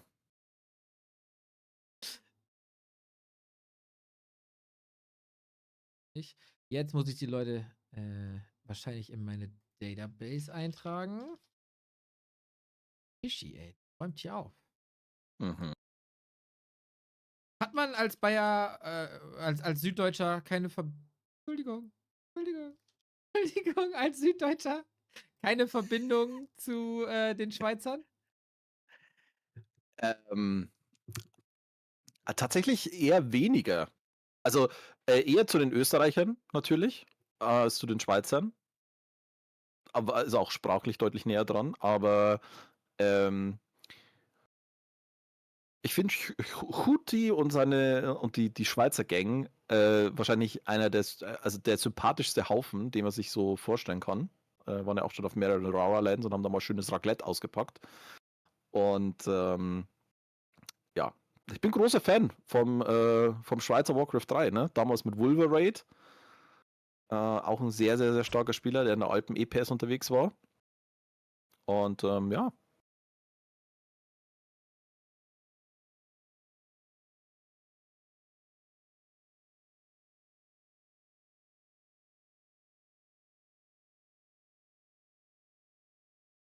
So, ich muss hier kurz Leute connecten.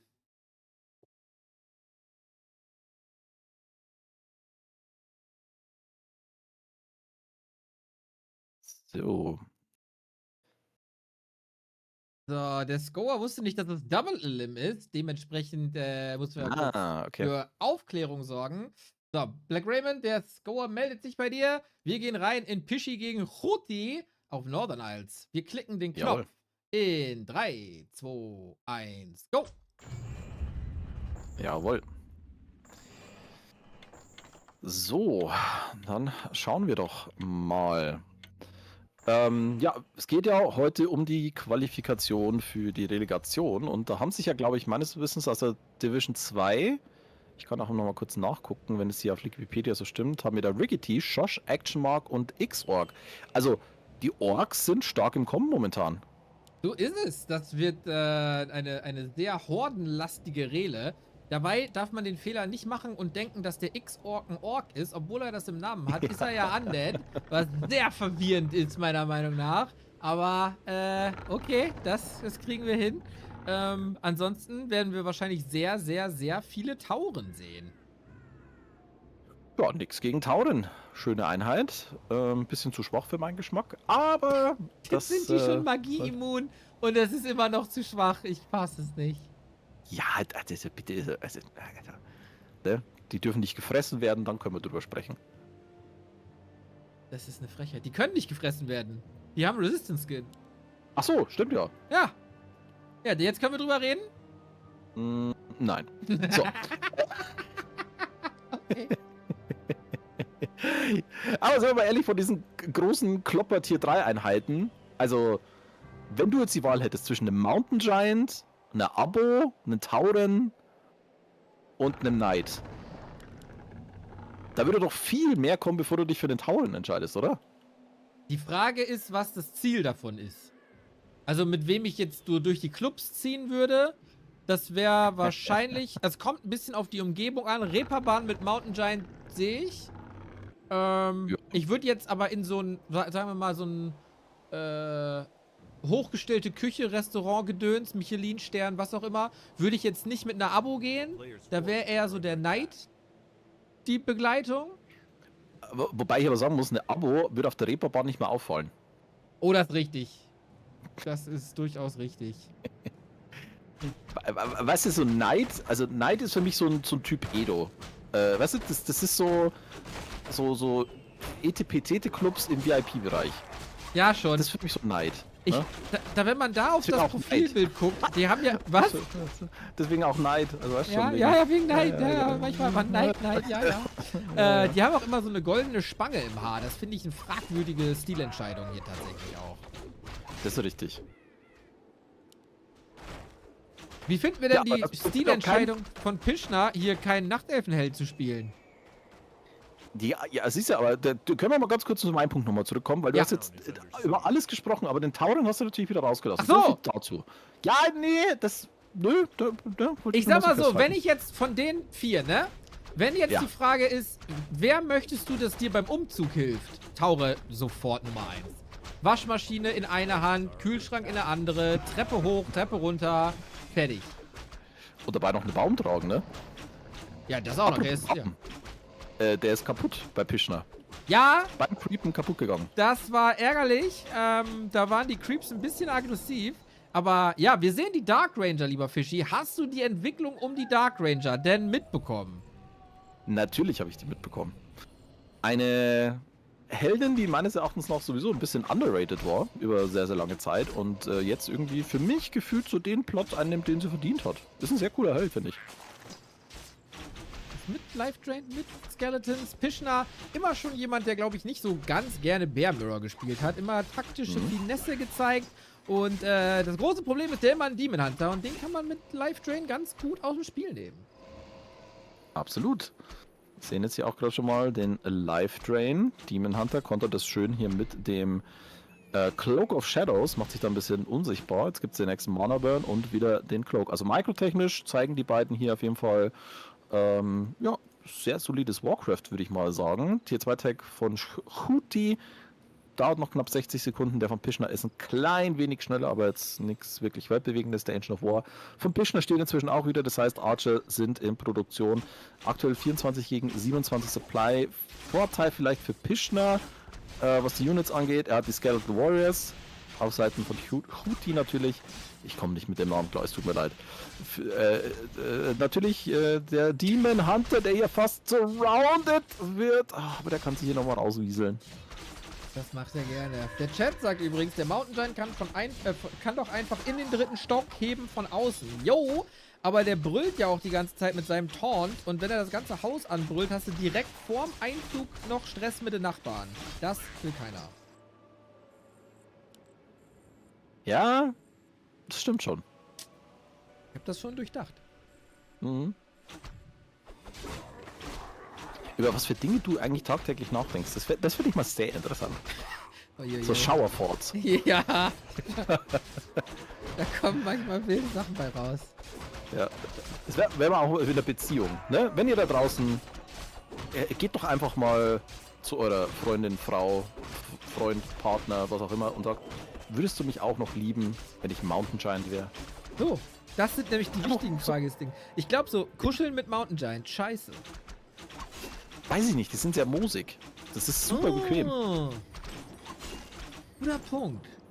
Ne? Ja. Und aber anders gesehen, wenn du dir einen Aro anguckst, da kuschelst du ja gleich mit mehr Leuten gleichzeitig. Also, Ja, das könnte Stress So geben, gesehen. ne? ja. Je nachdem, wie offen die Beziehung ist, natürlich. Ja, das stimmt. Offen ist jetzt übrigens auch gerade die rechte Flanke von Pischner. Da wird nämlich gerade ein bisschen attackiert. Da wurde jetzt auch schon ein Town Portal gezogen von Pischner. Aber mit der Naga im Gepäck geht es jetzt erstmal wieder zurück Richtung Heimat. Da werden nämlich gerade 2 Ancients of Lore und ein Ancient of Wonders hochgezogen. Und ja, ich glaube nicht, dass da Pischner noch groß sich was holen kann. Die Archers sind da ein bisschen zu zügig. Kommen die Skelette definitiv nicht mit hinterher. Okay, dann. Wir haben Level 3, das ist so ein bisschen der Power Spike von der Dark Ranger. Danach wird die erstmal nicht so für eine Weile nicht mehr so viel besser. Keeper kann da ein bisschen helfen, ein paar Units rausfischen. Das wird gegen Dryaden dann natürlich ein bisschen schwieriger. Aber wenn es dann doch auf Bären gegen Bären geht, dann scheint der Keeper wieder, zumindest ganz spät im Spiel. Das sollte dann Pischis Chance sein. Tier 3 auf dem Weg auf beiden Seiten. Es wird ein Bear Mirror geben. Schade. Es gibt so viele tolle Bear Mirrors und dann so viele tolle Night Elf Mirrors und dann spielen die immer diese Bären. Ja. Ja, vor allen Dingen, man hat ja in Nacht Elf Mirror schon ganz, ganz wilde Sachen gesehen mit Mass Ancients of War und Druids of the Talon, wo sich dann auf Turtle Rock irgendwie 20 Bäume gegenüberstanden und ich muss auch wirklich sagen, die unterhaltsamsten Night Elf Mirrors sind tatsächlich eigentlich immer die, wo wenn unterschiedliche Strategien gespielt werden. Also Bären gegen Talons, das ist immer sehr, sehr unterhaltsam gewesen. Reines Bear Mirror, ja, ist taktisch und timing-technisch natürlich immer schön zu sehen und ziemlich anspruchsvoll, aber sag mal so, einen Oscar für Spannung gewinnst du damit halt auch nicht, ne? Nee, das ist richtig. Aber dafür gibt es ja dann so Leute wie Jens, die spielen dann Hippo Rider. Das macht viel Spaß. Ja. Ich freue mich tatsächlich auch doll auf Kevin gegen Rain. Ich glaube, das könnte ein Match auf ganz, ja. ganz hohem IQ werden. Players' forces are under Absolut, absolut. Das, da freue ich mich auch sehr. Also generell, Kevin, ne, nachdem er in der letzten Saison ja so ein bisschen gestruggelt hat, denke ich, hat er auch noch ein, 2 Rechnungen offen. Ein Rain, der da mit dazu kommt. Die ewige Frage, ob Leon seinen Titel mal abgeben muss. Also da ist schon, bevor die Saison überhaupt losgeht, da ist schon viel, viel Spannendes drin, muss man schon sagen. Der ewige Edo, der dreht gerade richtig auf in den Weekly Cups und so. Das ist auch Ja. Ja, Das ist übrigens einen ganz tollen Spitznamen, der ewige Edo. So erhaben. ja, das stimmt. Der ewige Ego. Ego. Ego. Ja, Egon. Ne? Das ewige Ego. Oh, naja. Ja. Ne? Aber ne, wenn Ena sich qualifizieren sollte, dann müssen wir ein bisschen anstrengen. Ne? Ena kommt. Leute, dann ist da Feuer im Inferno. Das sag ich dir. Absolut. Da muss ich die Statements immer vorher piepen wahrscheinlich. Und blurren. Ja, genau. Du solltest dich schon mal mit den Einsätzen von schwarzen Balken vertraut machen. Ja, ich denke auch. Welches Kleidungsstück wird Ena heute tragen? Ist es die linke oder rechte Socke? Ja, genau. Und an welchem Körperteil. So, Pischner versucht hier gerade zu creepen, den Goblin-Merchant auf der linken Seite.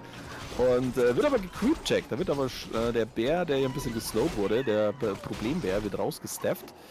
Und die Naga kriegt dadurch Level 2. Und jetzt dreht sich das Ganze wieder um. Jetzt wird nämlich der Schweizer Nachtelf gecreepcheckt. Jetzt wird wahrscheinlich Pischner den Spot übernehmen und wieder gecreepcheckt. Also, wir spielen ein bisschen Creepcheck-Ping-Pong aktuell. Jetzt geht es natürlich um den Rollovers hier. Wer wird sich den holen? Aktuell keiner, denn es geht in den Infight. Fork Lightning, eingesetzt von der Naga. Oh, Pischner verliert einen Bär, der nicht gemorpht wurde.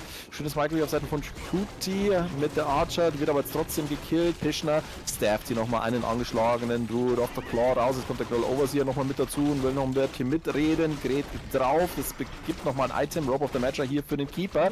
Demon Hunter super angeschlagen. Dark Ranger ebenso. Der Demon Hunter, der hat den Pot, nutzt den Pot. Er nutzt den mit 6 Hitpoints. Der Pfeil war doch schon im Rücken. Junge. Jetzt geht's aber auf den Keeper und der hat nichts im Rücken. Und wird zerlegt durch den Mana Burn. Und jetzt fallen die Archer links, rechts, oben, unten. Die Immo Potion wird jetzt dann gleich vorbei sein. Oh, da kommt der Live-Drain. Der stirbt tatsächlich. Was ist das denn? Das Bild! Ja, guck, jetzt haben wir hier auf jeden Fall mal ein bisschen Action. Und du sagst hier, es gibt keinen Oscar für Spannung. Da fällt alles auf beiden Seiten. Die Dark Ranger hat auch gesagt, ja Leute, macht ihr das mal alleine hier. Aber zum Kill abstauben ist sie wieder da. Und zum Steffen. Jetzt wird sich doch noch mal ein bisschen gekümmert. Sehr, sehr nice. Da war ein TP bei Ruti. Hat er leider nicht benutzt. Auch im Fight Book of the Dead. Bisschen hektisch alles. Pischner hängt arg in eine Seile, sag ich mal. Die Helden sind wieder am Start. Natürlich Low Mana. Bisschen weit außerhalb der Base ist er jetzt auch. Irgendwas muss diesen Demon Hunter stoppen. Ja, irgendwas oder irgendwer. Der hat tatsächlich auch noch das Book of the Dead im Inventar. Also hat im Zweifel noch ein bisschen Reinforcements. Hier in der Basis ist natürlich schwierig, weil der Wisp mit am Start sind. Jetzt werden die Bären nochmal attackiert. Jetzt geht sie wieder auf den Demon Hunter und jetzt muss er das TP ziehen. Jetzt wird die Naga nochmal angegangen. Aber die sollte hier ohne Probleme rauskommen. Jawohl, so ist es. Pischner. Ja, eigentlich schönen Comeback-Fight jetzt hier geliefert, hat den Druid of the Claw gesaved, das TP geforst und bleibt damit erstmal in der Verlosung. Er ist auf 50 Supply aktuell, währenddessen unser Schweizer Nachtelfenfreund hier momentan mit 44 unterwegs sind. Die beiden geben sich richtig gut, gefällt mir. Double Orb of Venom auf der einen Seite, noch gar kein Orb of Venom auf der anderen Seite. Pischner geht erstmal auf 50 hoch. Dann geht's zum Shop. Heal Scroll vielleicht. Info Potion haben wir gesehen. Sehr wichtig. Ich glaube, kommt einfach drauf an, wer macht hier weniger Fehler. Das war schon alles sehr, sehr hektisch. Beide vielleicht diesen Fight nicht so ganz gewollt, aber dann machst du die Augen einmal auf und dann, ja, kommst du nicht mehr raus aus der Geschichte. Aber für den Damage an sich, Orbs für Pischi wären eine feine Kiste. Ja, absolut. Die würden hier ordentlich nochmal ein bisschen Boost geben für seine Armee. Guti hat jetzt gerade die Echse gecreept. Hat kein TP oder irgendwas, aber hat natürlich noch den Staff in seinem Inventar. Und ja, was macht Pischner jetzt? Der kümmert sich erstmal um den Ancient of War, der hier steht. Wird aus dem Spiel genommen. Das gibt aber natürlich auch die Information, wo sich der Kontrahent gerade befindet. Und dann wird sofort die Jagd eröffnet. Okay, ja, da war ein bisschen Wasted Time bei Ruti in der Mitte. Ich finde es sehr schön, by the way, wie du sehr viele verschiedene Aussprachweisen für Ruti gefunden hast, außer die richtige. Ja, ich bin ja so ein bisschen wie Benedict Cumberbatch, ne, mit seinem Penguin. Genau so.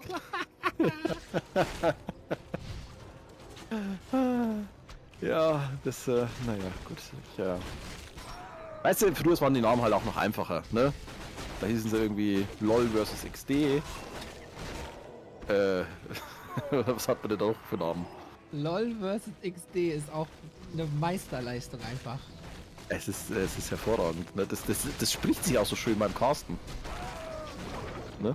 LOL vs. XD versus, naja, oh, jetzt hier Keeper mit dem Entangle auf den Demon Hunter. Der kriegt natürlich auch sofort den Life Drain ab.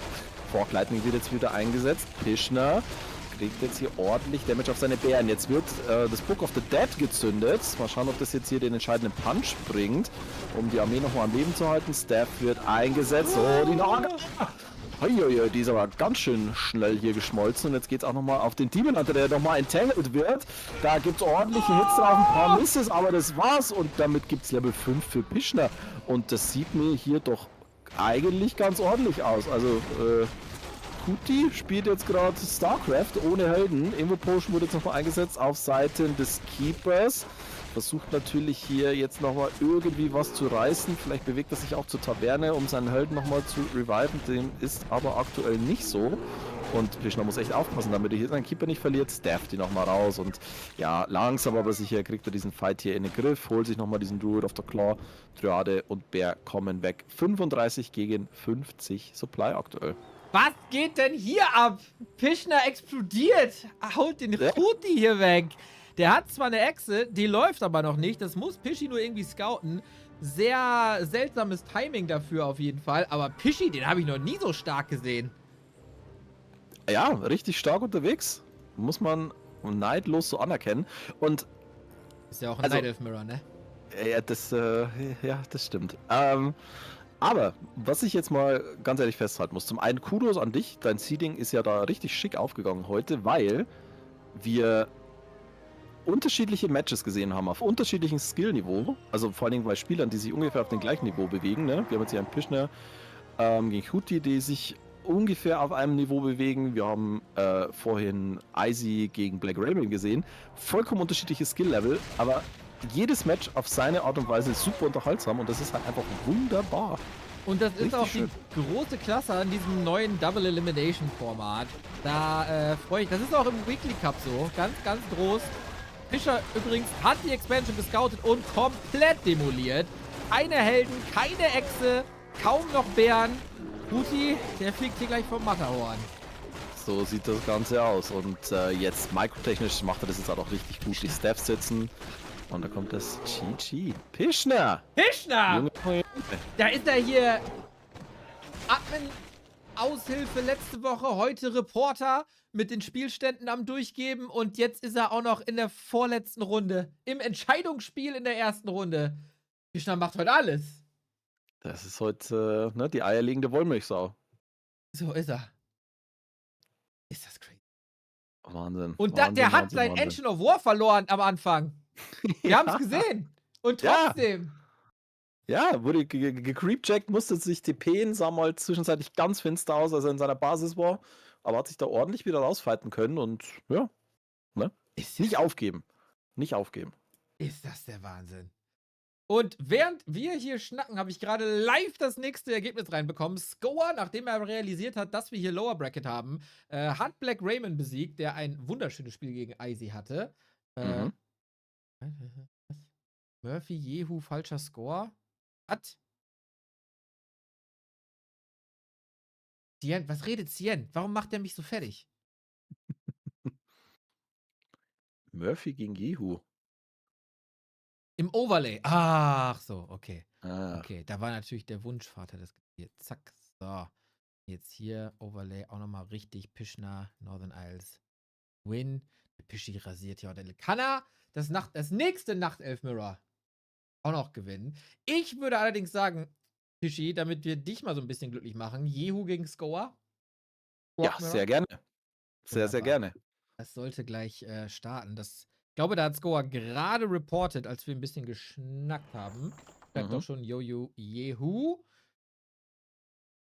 Woody in der letzten Runde von der ersten Runde ist natürlich für die Leute, die jetzt schon qualifiziert sind, gut, das wird ein bisschen dauern, aber ich glaube, wir können dann, sobald Weekend und Pischner durch sind, schon mal die Pairings durchgeben. Jawohl, ja. Das sollte dann der Sieger von Weekend und Pischner trifft auf Ena. Und der Sieger von Woody und Jehu Scorer trifft auf Sokol. Ganz interessant, wenn man nochmal einen Blick zurückwirft auf letzte Woche, da haben sich tatsächlich in der zweiten Phase des Turniers, sage ich jetzt mal, tatsächlich immer die Spieler, nee, Quatsch, ein Spieler hat sich durchgesetzt. Jetzt funktioniert mein Argument nicht mehr. Egal. Aber es hat sich ein Spieler aus dem Lower Bracket durchgesetzt und einer aus dem Upper Bracket. Also das heißt, dass das so passiert ist. Ich wollte jetzt sagen, weil ich gedacht habe, dass beide aus dem Lower Bracket gekommen sind, dann könnte man sagen, guck mal hier, ne, so, naja, egal. Wie dem auch sei. Wir warten auf Scorer gegen Woody. Nee, Jehu. Der Sieger dann gegen Woody. So ist es. Jawohl.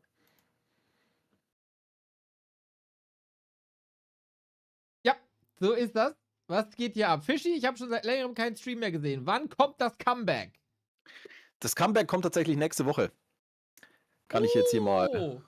Ja, kann ich jetzt mal ankündigen. Wie gesagt, ich habe es am Anfang des Streams schon mal kurz erwähnt. War viel los. Neue Positionen auf Arbeit, Personal Life, alles, was halt so. Alles, was man nicht brauchen kann. So, ne?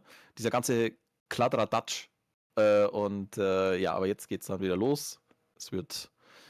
Jetzt beginnt meine Jahreszeit. Ich weiß nicht, wie es bei dir ist. Ich hasse ja den Sommer. Ich hasse ihn. Und jetzt wird es endlich mal wieder Temperaturen, bei denen man vor die Tür gehen kann. So, dementsprechend, ja, wird es jetzt dann bald wieder historische Aufarbeitung von alten Spielen geben bei mir bei W3 History. Freue ich mich schon drauf. Da freuen wir uns alle drauf. W3 History, ja, jetzt muss man hier einen Shoutout geben für die Leute, die den Stream noch nicht gefollowt haben. W3 Shoutout.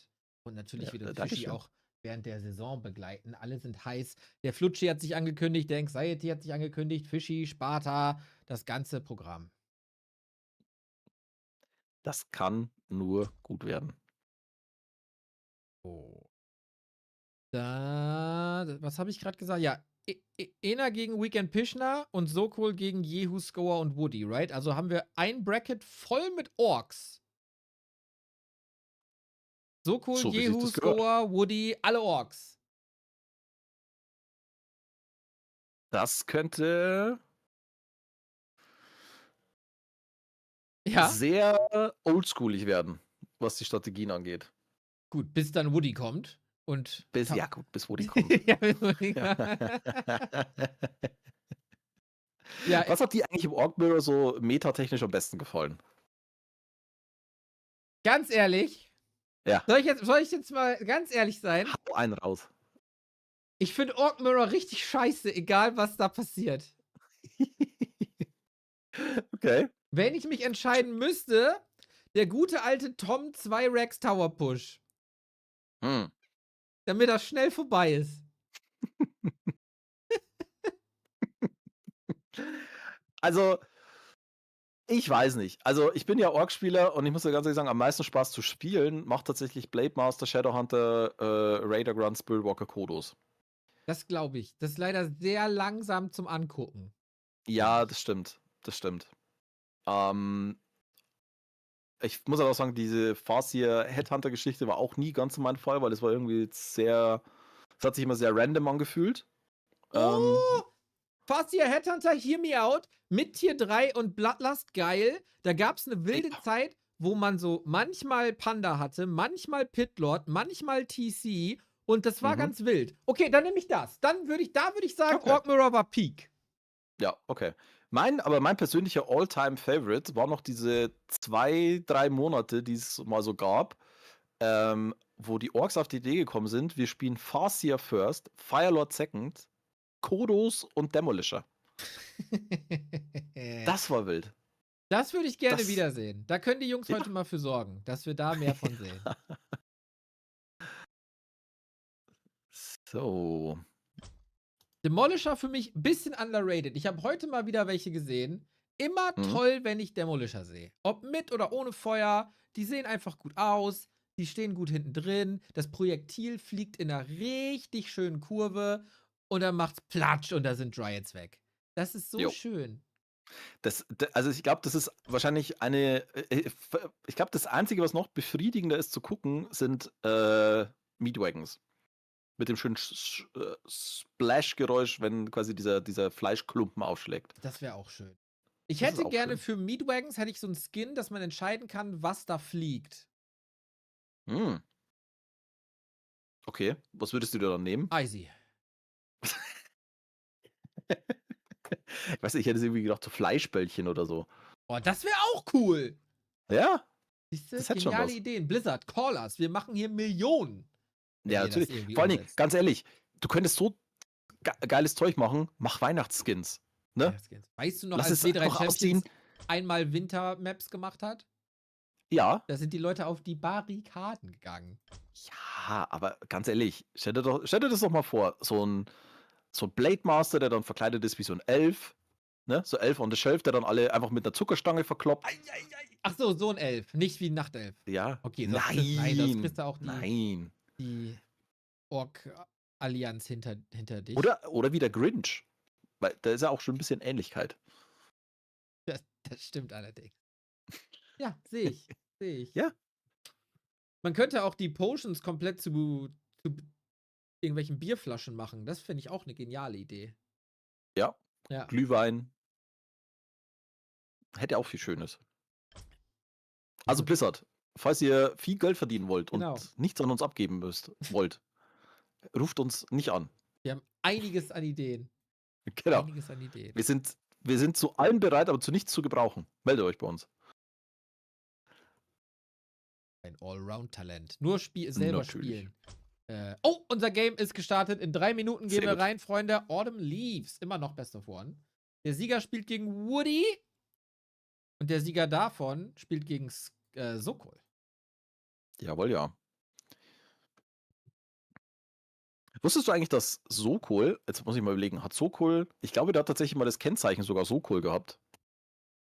Das würde mich nicht wundern. Warte, wenn man. Aber was ist denn? Kennzeichen muss ja SO sein. Ja. Soest. Oder Sock. Wenn das eine kleine Stadt war. Dahle. Aber der war ja weder. Steiermark. Nee, aber ich bin mir nicht sicher. Also, aber irgendwas war da mal. Vielleicht hat er sich auch nur ein Auto von da gekauft und das Kennzeichen belassen. Das kannst du ja auch machen. Ich bin ja auch jahrzehntelang mit einem nicht bayerischen Kennzeichen rumgefahren.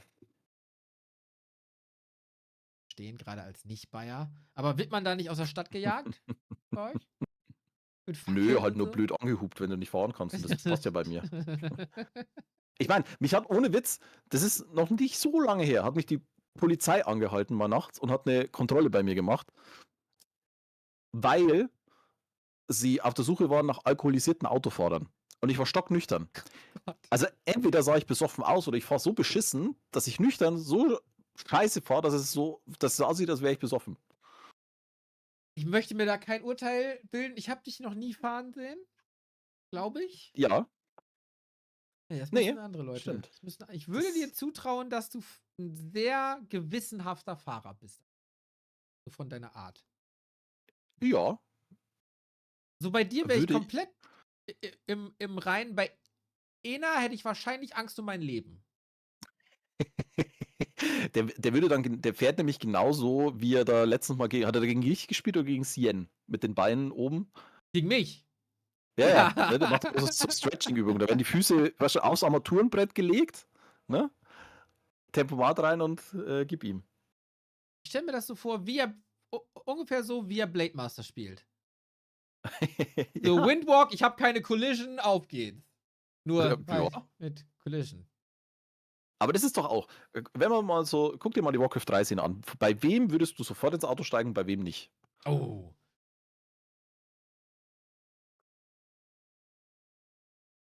Gute Frage. Also, bei Kevin WC3 sofort. Bei Edo ist es ja dann, es kommt drauf an, ob Edo mit dem Sportwagen oder mit dem Maybach kommt. Sportwagen Nee, habe ich wahrscheinlich Angst. Maybach würde ich Ja, nehmen.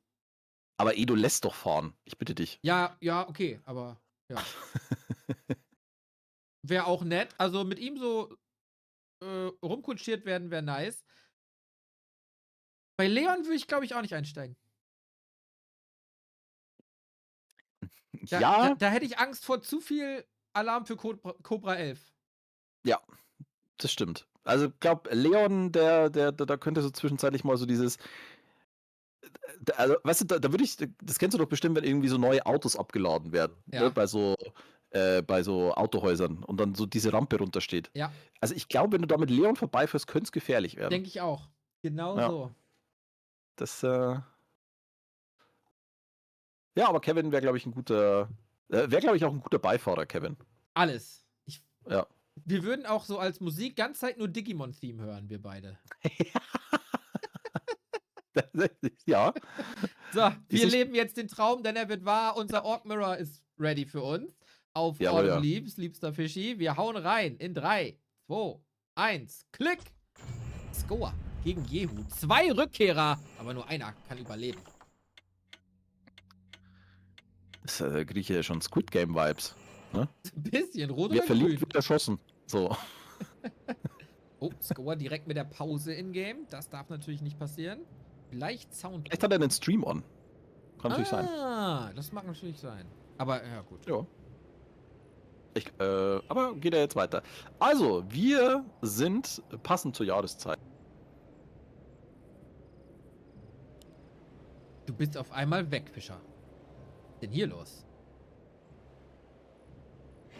Er redet, aber es kommt nichts an. Ihr habt's gesehen, ne? Es kommt nichts an.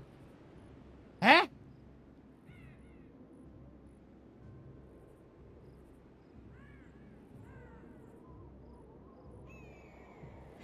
Battery critical. Oh, snap. Das ist jetzt doof. Vielleicht liegt's an mir.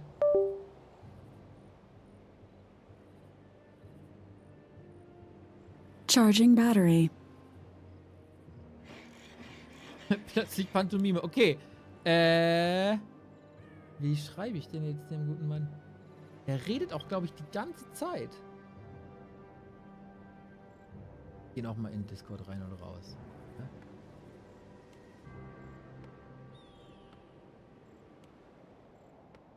Ich glaube, Discord ist tot.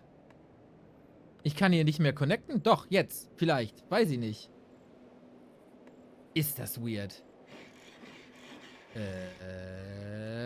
Technische Probleme. Bleiben Sie uns gewogen. Wenn ich jetzt hier anrufe, ist das ein anderer Server vielleicht? Fischer! Hallo? Jetzt geht hier... Hä? Irgendwie geht hier nichts mehr mit Calls. Haben wir einen Teamspeak-Server? Das ist eine gute Frage, tatsächlich.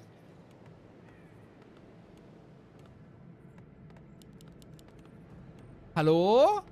Aber hier kommt auch nichts rein, einfach. Hier geht nix, oder? Hier geht nix. Weder...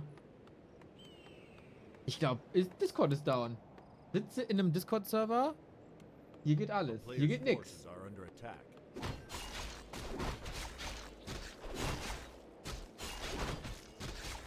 Okay. Ich restarte auch mal schnell. Vielleicht hilft das. Zur Not hilft sowas immer. Zu guter Cast, denke ich mal. Wir haben Scoa und wir haben Jehu. Und was ist denn hier los? Wir sehen Jehu mit der Dark Ranger, damit wir auch mal kurz im Game gehen. Jehu auf jeden Fall sehr, sehr coole Überraschung, dass der wieder da ist. Genauso Scoa. Der hat sich aus beruflichen Gründen mal kurz verabschiedet, anstatt Relegation zu spielen. Der Westi kann Teams... Ich habe gar keinen Teamspeak drauf. Gibt's Teamspeak Web? Warte, vielleicht geht's ja jetzt. Annehmen. Hallo? Hallo? Ist das krass, jetzt geht's wieder. Hammer. Da wollten die uns Das ist ja einfach schön. trennen. Das war wild. Es war wirklich wild. Ich habe dich gesehen so als Pantomime. Du gestikulierst nur noch, aber ich höre dich nicht mehr. Dann höre ich mich selber nicht mehr. Dann ist mein Headset leer. Es war ganz wild. Aber jetzt sind wir am Start. Wir haben nur 3,5 Minuten vertrödelt. Es gibt schon wieder eine Dark Ranger und es gibt einen übertrieben gepimpten Blade Master bei Scoa. Ja, der sieht ganz ordentlich aus aktuell. Mit seinen Claws of Attack und dem Circle of Nobility. Macht inzwischen schon plus 12 Damage. Critical Strike ist natürlich auch mit von der Partie. Und ja, wild. Dark Ranger gegen Blade Master. Das heißt auch Headhunter gegen Grunts. Unterschiedliche Strategien. Das spricht natürlich einen gewissen Unterhaltungswert, würde ich einfach mal sagen. Da bin ich aber ganz auf deiner Seite. Ich glaube, wenn du jemandem, der gerade aus dem Koma aufgewacht ist, erzählst, jo, wir gucken gerade ein Warcraft-Match, da ist ein Blade Master mit Mirror Image gegen einen Dark Ranger mit Life Drain und der in den letzten 12 Monaten nichts mitbekommen hat, der schläft sofort wieder ein. Ja, es ist auf jeden Fall wild. Aber ist doch auch schön, dass hier immer wieder was Neues mal von der Strategie-Werkbank fällt und das dann hier auch ausprobiert wird. Ja, vor allen Dingen hätte es ja auch keiner erzählen können, dass Orks mal Mirror mitspielen, ne? Mit So. Blade Master. Also das ist ja auch. Und das auch noch richtig gut ist. Scoa hat ja so ein bisschen seine, nicht seine Roots, aber seine Stärken im FFA und da knallt dir der Blade Master im Late Game mit seinen Mirror Images halt alles weg, wenn er dann so 3 davon hat. Und Critical Strike Level 3 und noch, weiß ich, Crown of Kings und welche tollen Items es da gibt. Und darum, warum nicht einfach mal das auch im 1 gegen 1 benutzen? Jawohl, ja. Haben ja viele haben sich ja auch ordentlich im MMR hochgepusht, indem sie Blade Master Headhunter gespielt haben mit den Mirror Images. Das war ja eine Zeit lang auch sehr on vogue, wie die Engländer sagen, wenn sie Französisch sprechen. Und ja, dementsprechend immer ganz spannend, wenn man mal diese Skills dann zu sehen bekommt oder ein bisschen damit rumexperimentiert wird, die lange Zeit halt verschmäht worden sind. War ja ähnlich mit dem Live-Train auch, wenn wir mal ehrlich sind. So ist es. Und für beide heißt, sie können sehr, sehr gut creepen. Der eine tankt mit der Dark Ranger mit Life-Drain, weil man einfach Leben kriegt und dann die Headhunter idealerweise keinen Schaden nehmen. Der andere creept mit den Mirror-Images, weil die auch ganz gut tanky sind und sowieso verschwinden und dann der Rest der Armee nicht leiden muss. Und man kann Life-Drain natürlich auch mit Mirror-Image einfach disjointen. Ja, so wie wir das gerade gesehen haben. Und ja, jetzt kommt Scour hier langsam aber sicher ein bisschen an die Headhunter ran und mit seinen Critical Strikes kann er die natürlich gut zusetzen. Oh, schön jetzt auch seine Grunts zur anderen Seite rübergezogen, um hier ein bisschen zu blocken und ein bisschen mehr Schaden zu machen. Gibt tatsächlich auch die Healing Wave First vom Shadowhunter und ja, einfach um die Jungs ein bisschen länger am Leben zu halten, was bisher auch ganz gut funktioniert. Sind jetzt ein bisschen getrappt hinten in der Mainbase, aber da sollte wahrscheinlich gleich die nächste Healwave kommen und dann sind die Jungs auf jeden Fall auch wieder safe. So sieht's aus. Aber, wie du es gesagt hast, die Mirror Images, die machen schon was her. Jetzt gibt's hier aber den Hex von Scour auf den Shadowhunter von Yehu und der muss jetzt wirklich aufpassen. Oh, der Hex kam eine Millisekunde zu spät, da kam die Healing Wave nochmal rein und es ist ein sehr schöner Army-Split jetzt hier. Scour räumt mit seinem Blade Master in der Mainbase auf, kriegt da die Kills und der Shadowhunter, ja, begeht den Brudermord. Killt den Shadowhunter von Yehu. Gemein, gemein, gemein. Yehu geht's hier gar nicht gut. Scour zeigt nochmal, was er kann. Mit 3 Grunts und Blade Master Shadowhunter mehr oder weniger klassisch. Einiges an Supply verloren. Der arme Yehu. Die Headhunter fallen natürlich auch sehr schnell, bevor die Upgrade haben, wo Yehu sich gerade so hingearbeitet hat. Aber da müssen wir natürlich auch sagen, Yehu geht hier 3, Scour nicht. Und dementsprechend, je länger das Game geht, desto besser sollte es eigentlich für Yehu werden. Ja, absolut. Auch ganz interessant. Wir hatten ja vorhin mal so einen kleinen Angriff auf die Mainbase von Scour. Da haben sich die Scattered Warrior bemerkbar gemacht und hat jetzt ein bisschen mit seinen Peons rangiert. 2 hat er da weggezogen. Ich vermute fast, wenn man sich das mal anguckt, ja, da ist tatsächlich sogar einer gekillt worden von den Peons. Also der hat eine Zeit lang nur mit 4 Peons gemeint. Also ein bisschen Goldvorteil dadurch bekommen von Yehu, kleine Achtsamkeit von Scour. Ja, Scour ist jetzt weiter am Creepen, der nimmt sich gleich mal das Merc-Camp vor, großer Spot, währenddessen Yehu hier sich mit diesem kleinen grünen Spot auf dem, ja, an der rechten unteren Ecke der Map begnügen muss und ja, Level 3-2 aktuell gegen Level 4-1. Nette Dark Ranger, wenn die Level 6 wird, dann kann es natürlich ordentlich knallen, aber auf Level 5 bringt die nicht ganz so viel, währenddessen jedes Level für Scour immens wichtig ist. Frage ist so ein bisschen, wie kontrolliert Scour dann die Tauren, wenn es soweit ist, aber am besten kontrolliert man Tauren, bevor man die überhaupt nicht rauskommen lässt. Und damit geht's aufs Totem und das sieht wieder gut aus. Grunts, schon gute Carries, aber Backstep jetzt von Yehu. So ist es. Da fällt ihm die Berserker-Armee jetzt in den Rücken. Spiritwalker haben da ganz, ganz schlechte Karten. Da wird einer wahrscheinlich das zeitliche segnen. Es gibt nochmal die Healing Wave. Okay, wird nochmal rausgemicrot. Scour, ja, versucht hier Return the Favor, versucht den Spiritwalker seines Gegenspielers zu killen. Der bringt sich aber nochmal schnell in seine Astralform und bleibt damit am Leben. Also man sieht hier, die Spiritwalker sind auf jeden Fall diejenigen, die jetzt erstmal attackiert worden sind. Jetzt geht es ein bisschen auf die Berserker. Level 3 jetzt auf Seiten von Scours. Second Hero, Level Up auch für den Second Hero von Yehu. Healing Wave wurde jetzt auf beiden Seiten reingekostet. Die Dark Ranger hat schon ordentlich einstecken müssen. Jetzt gibt es aber den Life Drain, der wird eingesetzt hier auf einen Grunt. Und damit ist die Dark Ranger ja, gut wieder auf die Hälfte der Hitpoints, währenddessen Scour schon ordentlich jetzt was wegsnacken kann, was die Berserker angeht. Holt sich jetzt hier schon mal 2 in diesem Augenblick. Wird wahrscheinlich den 3. und 4. sich dann vielleicht auch gleich nochmal holen, wenn er nicht vorher auf die Dark Ranger geht. Oh, jetzt kommt von oben ein Raider reingelaufen. Der blockt noch ein bisschen, aber beteiligt sich nicht so wirklich an dem Fight. Jetzt kommt er rein mit den Ensnare, das heißt Spirit Link und Disper sind erstmal futsch, wollte ich sagen, aber Astralform, Heatwave, der Junge bleibt erstmal stehen. Wieder verliert Jehu richtig, richtig viel. Der hätte eigentlich einen TP gehabt. Vielleicht ein bisschen unnötig, aber er wollte wahrscheinlich Zeit schinden für die ganzen Tauren, die hier kommen sollen. Der erste ist schon am Start. Walker auf der anderen Seite machen guten Magic Damage dagegen. Torrent Chief, den soll auch kommen. Jehu aber weiterhin einige Probleme, sein Holz zusammenzukriegen.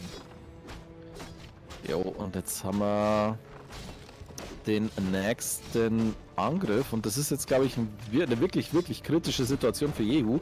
Also wenn er diesen Push irgendwie halten kann und dann wirklich eine vernünftige Armee an Tauren rauspumpen kann, dann könnte hier echt nochmal was gehen. Jetzt geht's mit den Firelords, der ist natürlich sehr, sehr schön mit seinem Soulburn, verhindert dadurch die Mirror Images.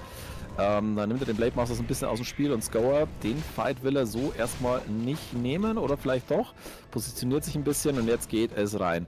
Dark Ranger wurde jetzt erstmal ensnared, wird fokussiert. Dispel fliegt rein, um die Mirror Images zu zerlegen. Scour holt jetzt auch noch die Peons mit dazu. Scheint, das will jetzt hier wirklich den Push dann, oder den Push dicht machen mit ein paar Towern vielleicht. Mal gucken. Invo Potion wurde eingesetzt auf der Dark Ranger. Aber Scour, der verliert jetzt doch schon einige Units hier. Ist das crazy. Auf einmal läuft's hier mit Firelord am Start und mit Tauren am Start. Bisschen Heilung wäre ganz nett. Life Drain wieder drauf. Dark Ranger geht's gleich wieder tipptopp. Life Drain und Heal Wave ist schon richtig nett. Jetzt das Repositioning, wo alles kurz vorm Sterben ist. Goa Fighting. Die Walker hauen natürlich gut drauf. Die Tower werden abgebrochen bisher. Aber wir brauchen Mana, damit hier geheilt werden kann. Der Blade Master schnetzelt alles kaputt. Mit dem Crit ist auch der Taure weg. Wow, Junge, ja, der hat gesessen. Jetzt geht's hier nochmal auf den Firelord. Der steht richtig mies. Aber er kriegt nochmal den Reverse Life Drain sozusagen. Es kann ihn aber nicht wirklich retten. Und jetzt muss sich Jehu ganz, ganz weit nach hinten zurückziehen in seine Basis. Hat auch momentan keine Voodoo Lounge und die wird von Scour natürlich sofort wieder attackiert. Ein Watchtower wird, denke ich, durchkommen. Der zweite muss wieder gecancelt werden. Aber das sieht doch jetzt hier schon gut aus für Scour. Momentan 45 gegen 33 Supply. Es fehlt hier ein bisschen ein Raider. Wenn er jetzt einen Raider hätte mit Ensnare, dann könnte er hier nochmal ordentlich die Kills klar machen. Aber dem ist momentan nicht so. Wir sehen jetzt den ersten Demolisher in Produktion. Versucht sich hier dann, versucht einfach aus einer Start zu kriegen, um die Tower loszuwerden. Jetzt geht es hinten auf das Orc Road. Das wird repariert, geht aber drauf und jetzt mal drauf. Es geht drauf auf den Firelord, der hier nicht den besten Weg nach draußen zurück, wo auch immerhin findet, aber bleibt da am Leben. Es sieht vielleicht danach aus. Jo, er kommt tatsächlich nochmal weg. Junge, deine Audioqualität dank Discord geht hier auch immer weiter Richtung Volksempfänger. Das ist so funny. Aber ja, Scour sieht so aus, als würde er das Ding hier zumachen. Hat da wieder den Firelord gekillt, damit kein Soulburn mehr. Die Burrows werden auch weggeschnetzelt, damit kann er den Firelord noch nicht mehr wiederholen. Es ist das große Desaster, ein wildes Schlachten. So macht Orc Mirror Spaß. Zumindest für uns und für Scour. Für Jehu eventuell nicht so. Ena, du bist A. Als Winner Bracket Dude bist du A und Scour ist eine Runde weiter, nachdem er sich fast schon verabschiedet hat aus dem Turnier nach der ersten Niederlage. Der Lower Bracket Run geht weiter. Und Jehu, es war ganz, ganz wundervoll, dich zu sehen. Ich hoffe, du bist bald wieder mit am Start, wenn die zweite Division losgeht. Jawohl, ja. Da kann, denke ich, für ihn einiges gehen. Hat sich ja heute schon sehr, sehr stark präsentiert, sehr gut präsentiert. Also wäre auf jeden Fall schön, ihn dort zu sehen, weil da werden wir bestimmt auch das eine oder andere Division 2 Match mal auf dem Stream auch zu sehen bekommen. Ja, sehr, sehr schön. Also wir haben fast unsere Finalisten. Ein Match steht natürlich jetzt noch aus und das ist Woodwood gegen Scour. Der Gewinner muss dann gegen Sokol. So ist es. Wir switchen aber ins Decider-Bracket, weil da spielt Ena gegen Weekend. Wir wollen natürlich alle Entscheidungen sehen. Das wird Best of 3 werden. Mal gucken, ob es Ena in die Relegation schafft. Ich sehe den guten Slasher im Chat. Das macht natürlich ganz viel Spaß. Der lokale Disney-Kartenspiel-Experte und Podcast-Host. Gerne auschecken, den Mann.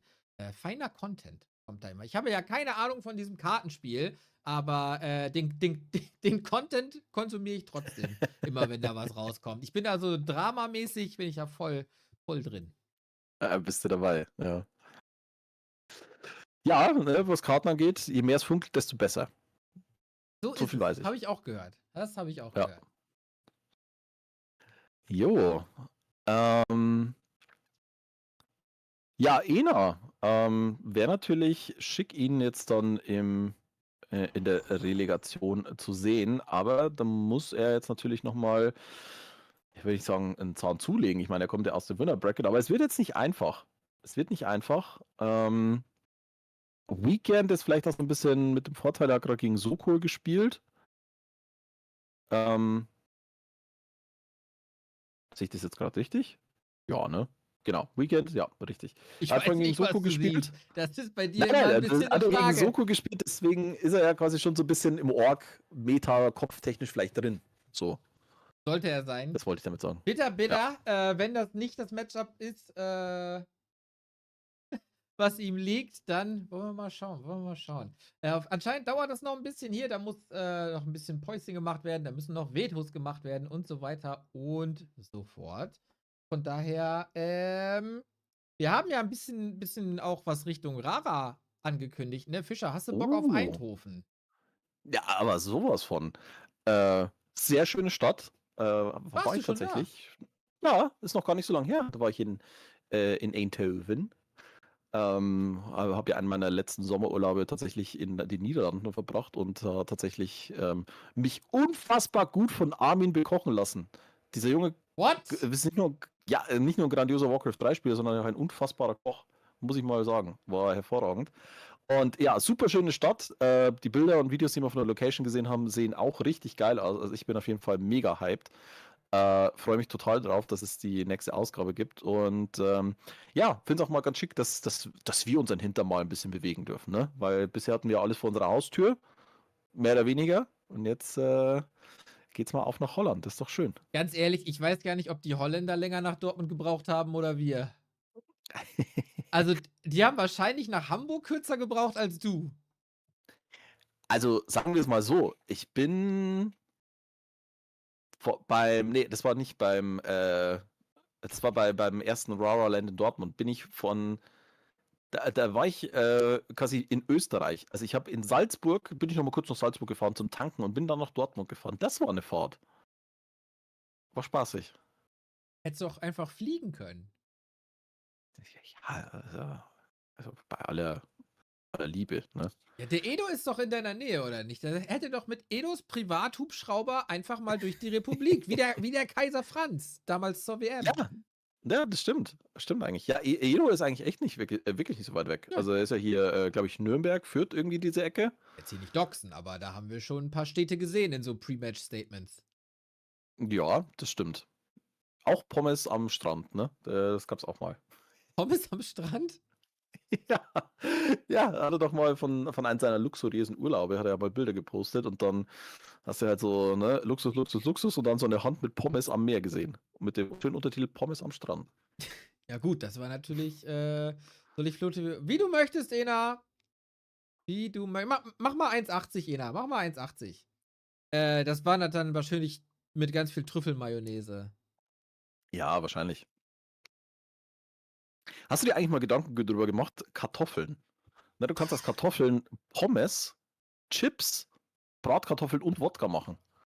Fischer, ich habe mir da nicht nur Das- Gedanken drüber gemacht, ich habe eine komplette Tierlist mit Kartoffelprodukten auf dem Stream. Ich und der Chat 2 Stunden, riesen Diskussion. Jeder hat natürlich da seine nationalen, lokalen Gepflogenheiten. Junge, hier, es hat gebrannt.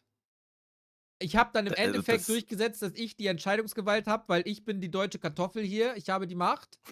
Für mich was ist denn eine vielleicht nicht so ganz gute, nicht ganz typische Meinung? Ich finde Curly Fries besser als normale Fries. Ah. Also sprechen wir von diesen Curly Fries, die es bei bei einem dieser 2 bekannten Fastfood-Ketten gibt. Egal, wo es die gibt, die sollen halt gecurlied sein, wie Locken, Ach so, okay. die halt so okay. gedreht sind. Weiß ich nicht. Also kann ich verstehen, weil ich immer das Gefühl habe, die sind immer ein bisschen anders gewürzt. Aber für mich trotzdem, es sind normale Pommes, ist halt einfach Nummer 1. Kartoffel auf die 1. Okay, Florian Wirtz. Alles klar. Wusste nicht, dass ich mit einer Berühmtheit aus Liverpool caste jetzt hier. Okay. Ja, also, nein, aber worauf ich eigentlich hinaus wollte, Ja. wenn du dass du alleine über die Kartoffel 2 Stunden reden kannst, das ist doch so, vergleich das mal mit Sellerie. Die Tatsächlich. Die versuchen es ja nicht mal. Ne? Kannst du irgendwas Geiles als Sellerie machen? Nee. Ich glaube, das Einzige, was man machen kann, ist halt roh oder gekocht. Oder vielleicht gibt es so Ja. Sellerie-Sticks oder so. Ganz ehrlich, mein Sellerie-Wissen ist ausbaufähig. Aber ja. Aber, Fischer, meiner Meinung nach sollte man Süßkartoffeln verbieten. Absoluter Obermüll. Ey, danke. Danke, Ja. dass mal jemand diese Meinung teilt. Ja. Weil es ist wirklich, also wer auf die Idee gekommen ist, Süßkartoffeln, das war wahrscheinlich der gleiche Idiot, der auf die Idee gekommen ist, wir legen mal auf ein Wurstbrot irgendwie Salat und ein Ei und sonst irgendwas, wo du denkst, du beißt in was weiß ich was rein. Fischer, ich bin Süßkartoffeln, riesen Pommes. Eibrot-Fan. Nee. Also bei dem Argument ziehe ich nicht mit, aber generell, erstmal sind Süßkartoffeln nicht süß. So, dann, wenn man die so schneiden muss, die sind viel zu hart, da ist eine normale Kartoffel viel besser zu schneiden. Die Farbe ist auch nicht geil, ist nicht an der Süßkartoffel, ist nicht geil und es wird einem verkauft, als wäre das hier so etepetete Sterne-Gedöns. Nö, Süßkartoffel, Müll, raus aus meiner Küche. Richtig. Wobei ich aber sagen muss, tatsächlich, als ich war ja so ziemlich genau vor einem Jahr, war ich ja in Südkorea, urlaubstechnisch, und bin dann auch mal durch so einen südkoreanischen Markt gelaufen. Unfassbar viele Süßkartoffeln. Also die finden die total geil. Ich kann damit einfach nichts anfangen. Süßkartoffeln sind sehr gesund. Ja, das toll, da kannst du auch Apfelsaftschorle mit Chill Mineralwasser trinken, da macht das Leben überhaupt keinen Spaß mehr. Also, Wollen wir ins Game gehen? Unser Game ist ready. so gesehen, ganz ehrlich, aber wenn du auch aus Kartoffeln Wodka machen kannst, dann ist Wodka eigentlich schon fast ein Smoothie. Fischer, wir gehen ins Game. Gut. 3, Was gucken wir überhaupt? 2, Achso. Ena gegen Weekend natürlich. Ja, natürlich. Was denn auch sonst? So, 3, 2, 1, go. go. Sehr gut. Der Decider, Freunde. Wer hier 2 Maps holt, ist in der Rele. Es könnte der nächste Ork sein. Es könnte der erste Rele. Ne, der zweite Rele Nachtelf sein. Ich habe während der Sendung das Update bekommen, dass X-Ork nicht seine Main Race Undead spielt, sondern Nachtelf. Er ist also der X11. Es ist sehr kompliziert, mit diesem Menschen da eine Rasse festzulegen, aber er ist ein ganz, ganz feiner Kerl, von daher ist er da entschuldigt. Er ist ein bisschen ein Warcraft-Rassen-Chamäleon, der Mann. Da freue ich mich also drauf. Also, Aber ganz kurz. Ein Mensch, der sich X-Org nennt, Ja. normalerweise Undead spielt, Ja. sich aber jetzt für Nachtelf entschieden hat. Ja. Okay. Ja, er ist ein bisschen ein Chamäleon.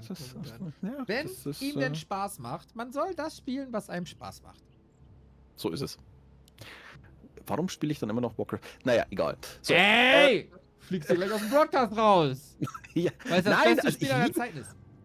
ja, natürlich ist es das beste Spiel aller Zeiten, aber das ist halt einfach, wenn du dann an deiner eigenen Unfähigkeit, wenn du tagtäglich deine eigene Unfähigkeit durch ein Spiel gezeigt bekommst, da kriegt man zwischenzeitlich auch schon mal.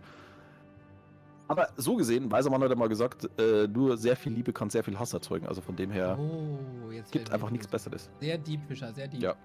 Das war der Trainer von Energie Cottbus, so viel dazu.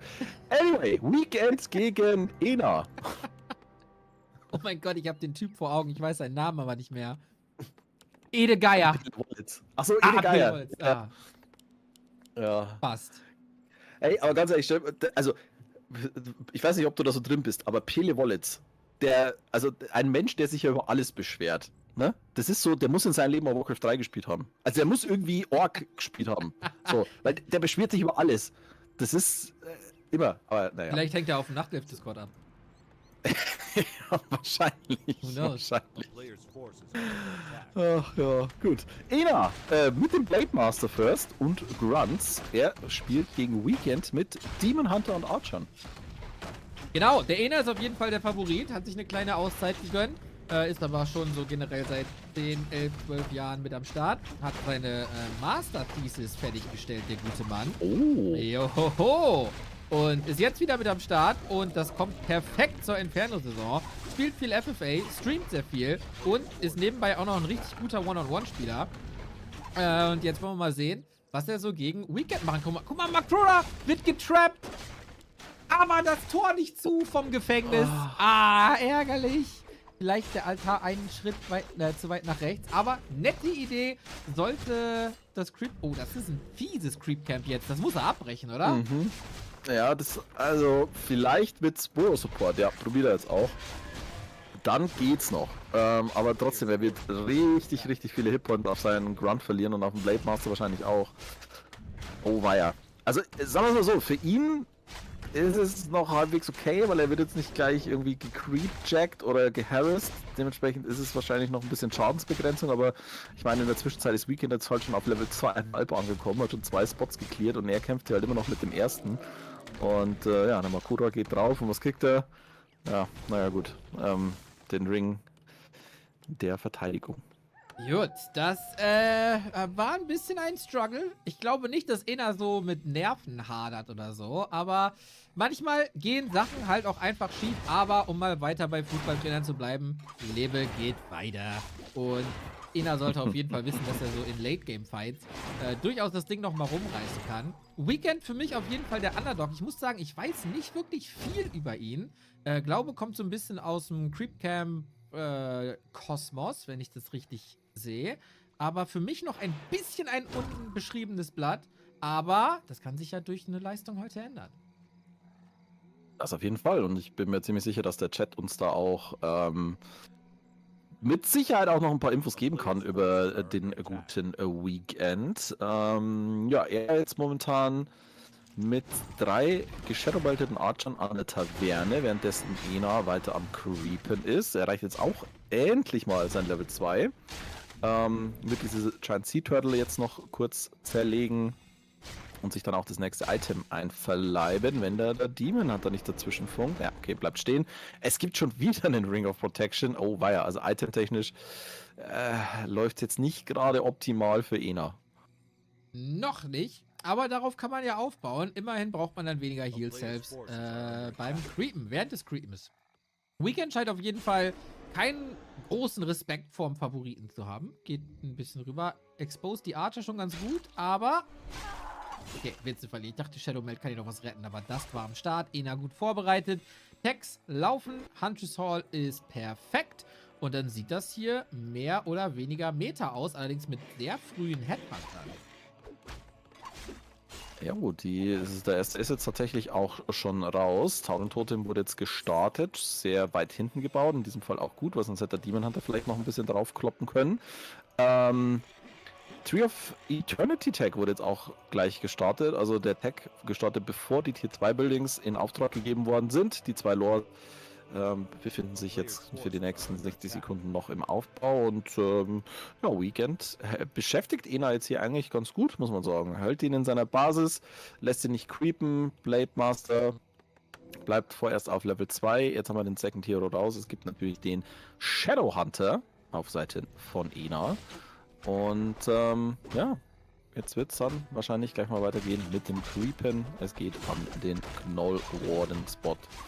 So sieht's aus. Jo, und auf der anderen Seite war Weekend fleißig, hat den Engine of War rüber bewegt, damit Demon Hunter gleich Level 3. Nächstes Item nicht so das größte, aber zum Scouten ganz nett, zum Blade Master Revealen ganz nett. Bisschen Information freut ja immer. Und Weekend geht nicht auf Mastroiaden, sondern auf Bären. Damit hat er eigentlich die Headhunter schon so ein bisschen ausgekontert. Ena mit Raider Walker unterwegs. Interessant, dass er erst auf Tauren Totem geht, dann auf Raider. Aber gut, hat auf jeden Fall viel Creep Speed, Serpent Ward, Headhunter, das alles macht Damage. Das macht Damage und jetzt gibt es erstmal einen kurzen Timeout Oh, das macht der Ena von gerne. Ena. Da muss man manchmal ein Döner gegessen werden, da muss manchmal zur Toilette gegangen werden. Manchmal, weiß ich nicht, der sterbende Schwan im Yoga nachgemacht. Da muss man sich dran gewöhnen, dass Ena die Timeouts durchaus ausreizt. Jawohl, ja. Ging aber relativ zügig, also kein Problem an dieser Stelle. Level 3 gibt es jetzt für einen Blade Master, nachdem er die Echse gefinisht hat. Und der wird immer mehr zum Tank hier. Jetzt hat er schon plus 6,6 Armor-Punkte und noch den Period of Vitality. Also mehr Armor, mehr Hitpoints. Der Junge kann tatsächlich jetzt ordentlich was einstecken. Alrighty. Und das Scroll of the Beast gibt es auch oben drauf für Weekend. Es ist das klassische Night Elf Orc, was oftmals etwas träge ist. Ena baut hier allerdings schon Burrow auf der rechten Seite. Riecht für mich nach Echse. Ja, sieht danach aus. Wir haben jetzt auch den zweiten Peon hier schon in 7:30-Stellung. Der wird sich dann wahrscheinlich gleich an die Echse machen. Interessant, mit 38 Supply. Der Scout Wisp. Oh, Genial von Weekend. Perfektes Timing, wenn er denn hingeguckt hat. ja, ich glaube, ihr müsst es auf der Minimap sehen jetzt. Players' forces are under Ich attack. glaube, soweit hat er noch scouten können. Ah, gucken wir mal. Ob wir eine Reaktion von ihm zu sehen bekommen. Demon Hunter holt sich in der Basis erstmal den Orb of Venom. Master Upgrade ist in der Pipeline. Jetzt kommt jetzt auch nochmal der Druid of the Claw mit dazu. Und ja, ist ja noch so ein bisschen, ich würde schon fast sagen, eine Philosophiefrage, ne? Mit was man startet. Holt man sich erstmal ein paar Duraden, ein Tag sofort durch auf Tier 3, holt man sich erst die Lores, Duraden, vergisst man komplett die Duraden, geht gleich auf Bären. Also, da gibt es mit Sicherheit irgendeine tiefe strategische Finesse dahinter, die sich mir bisher nicht erschlossen hat. Aber, wie dem auch sei, es sind Dryaden und es sind Bären und es gibt einen Fight jetzt wahrscheinlich am Doppler Merchant. Jo, die Serpent Wards machen viel Damage, die Headhunter auch. Wir haben einen Walker für ein bisschen Damage gegen Bären, aber ich glaube, das reicht noch nicht. Ein bisschen mehr Magic wäre schon nett. Master Training ist fertig. Invo Potion haben wir auch. Keeper Level 2. Ich glaube, Weekend ist ganz gut ausgerüstet. Würde am liebsten noch ein bisschen warten für 2 weitere Bären für 50 Supply. Vielleicht den Red Spot, vielleicht den grünen Spot. Und da wächst natürlich die Defensive Line von Ena. Erster Burrow da, Tower da, Echse noch 40 Sekunden. Ja, und wenn die Echse erstmal steht, ist sie natürlich auch immer schwierig zu killen. Übrigens auch sehr schönes Mickey Mouse Placement hier an der Echse. Also sind wir wieder bei Arcana angekommen. Und, ja, es ist die Mickey Mouse, das ist richtig. ja, ne? Das ist halt, das Auge spielt ja mit. So. Ja, Shadowhunter ist halt tatsächlich auch immer nur auf Level 2,5. Mana-technisch sieht es auch nicht so geil gerade aus. Also es gibt nur 2 Serpent-Bots. Der erste wird schon mal zerlegt. Wir haben zum Glück schon das Upgrade für den Watchtower und der ballert jetzt auch schon ordentlich hier auf den Demon Hunter. Der kriegt das Rejuvenation, das wird auch sofort gedispelt, zusammen mit dem Entangle auf den Blade Master, und auch sofort wieder mit am Start. Weekend morpht aber seine Bären nicht. Die fighten jetzt eher ein bisschen schwach. Oh, Double Limbo Potion jetzt hier von beiden Helden. Und Snares kommen wieder rein. Ena versucht jetzt hier wirklich alles, um diese Echse zu halten. Und er kriegt tatsächlich den Demon Hunter gekillt. Die große Limbo Potion macht hier den Unterschied. Leider kein TP gezogen. Ein Reju unter der Invo Potion hätte das ganze Ding rumreißen können. Jetzt Ena natürlich in phänomenaler Position. Er hat die Armee, er hat die Echse, er hat die Tower.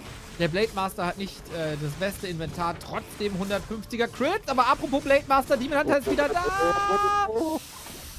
Das wird so knapp. ein Speed Scroll. Oh, er schafft's. Aber der Demon, wo ist der denn? Dispel auf dem Reju, der ist immer noch ensnared. Block von Ena mit dem Grunt. Oh, die Orks mit dem Block sind heute wirklich gut unterwegs. Und der Staff und damit ist der Demon Hunter weg. Das sieht sehr gut aus für Ena. Ja, absolut. Echse läuft. Ancient of War, der hier auch noch mit hinzugezogen wurde, geht ebenfalls drauf. 58 gegen 40 Supply. Also das sieht jetzt hier schon sehr, sehr, sehr, sehr solide aus, was Ena spielt. Und ja, der Nachtelf,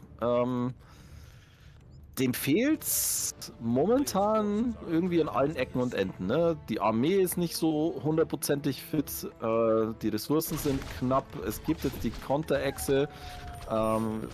Jetzt wird auch nochmal kurz hier die Echse attackiert, das geht auf den Watchtower, aber Ena ist sofort mit am Start und ja, verjagt erstmal den Nachtelfen. Alright. Was kann Weekend jetzt noch tun? Es sind nicht so viele Kodos gegen die Bären. Ist immer so der Hard-Counter mit einem Haps und 4 Mund mäßig. Aber Ena riecht Blut. Ena sieht eine Menge Opfer hier kommen. Und die Echse wird auch nicht laufen. Das kann eigentlich nur der Demon Hunter alleine reißen. Oh, und das wird schwierig werden. Erste Dryade ist gefallen, Spirit wird nochmal gecastet, die Ensnares natürlich auf den Bären, damit da auch kein Staff irgendwie dazwischen kommt. Jetzt sehen wir auch das erste Mirror-Image hier auf Seiten von Ena. Demon Hunter mit Immolation wird gefokust, Ensnared, wieder mal die Imbo-Potion gezogen. Kriegen wir nochmal einen Snare auf den Demon. Ne, Fokus war auf den Blade Master diesmal, der muss natürlich aufpassen. Spirit kommt hier sofort nochmal rein. Jetzt der Staff auf den Demon Hunter. Der bleibt gerade doch so am Leben, aber jetzt geht es natürlich auf den Keeper, weil der ist super viel ins Snare. Oh, Entangle nochmal auf den Ground. Ich dachte, der kommt schon auf den Blade Master, aber nein, es geht auf den Ground. Die Ensnares kommen rein, der Keeper fällt und damit ist die Nachtelf-Armee nicht mehr existent. 27 Supply und das ist das GG von Weekend und Ena holt sich den Sieg auf dieser Map. Hat Weekend ganz gut gemacht. Das Early Game war sehr, sehr cool. Hat Ena in Schach gehalten. Aber die Echse hat Druck auf ihn aufgeübt, den er wahrscheinlich nicht so gewohnt ist, würde ich sagen. Und dann der kleine, große Blunder mit, leider, den Bären in der Depth-Form, wenn sie eigentlich in der Master-Form hätten sein sollen. Und dann fightet es sich natürlich schlecht. Demon hat er gefallen. Die Ena auch gut auf seinen Blade Master aufgepasst, trotz vermehrtem Hero-Fokus. Und damit Ena einen Schritt von der Rele entfernt. So ist es. Eine Map muss er noch gewinnen. Dann ist er durch. Ich glaube, Woody und Scour, die müssten wahrscheinlich auch schon bald durch sein. Das Spiel läuft schon seit knapp 20 Minuten. Ja, das ist Woody Wood Early Game gerade angefangen. Ja, gut, okay. Ja, ja, das ist richtig. Ja, wir haben hier noch ein bisschen, also falls du heute Abend noch was vorhast, Fischer, Cancel ist. Woody Wood ist in der Rele. Letztes Mal ging, glaube ich, bis 11, halb 12 oder so. Da geht noch was. Oh, da geht auf jeden Fall noch was. Jo.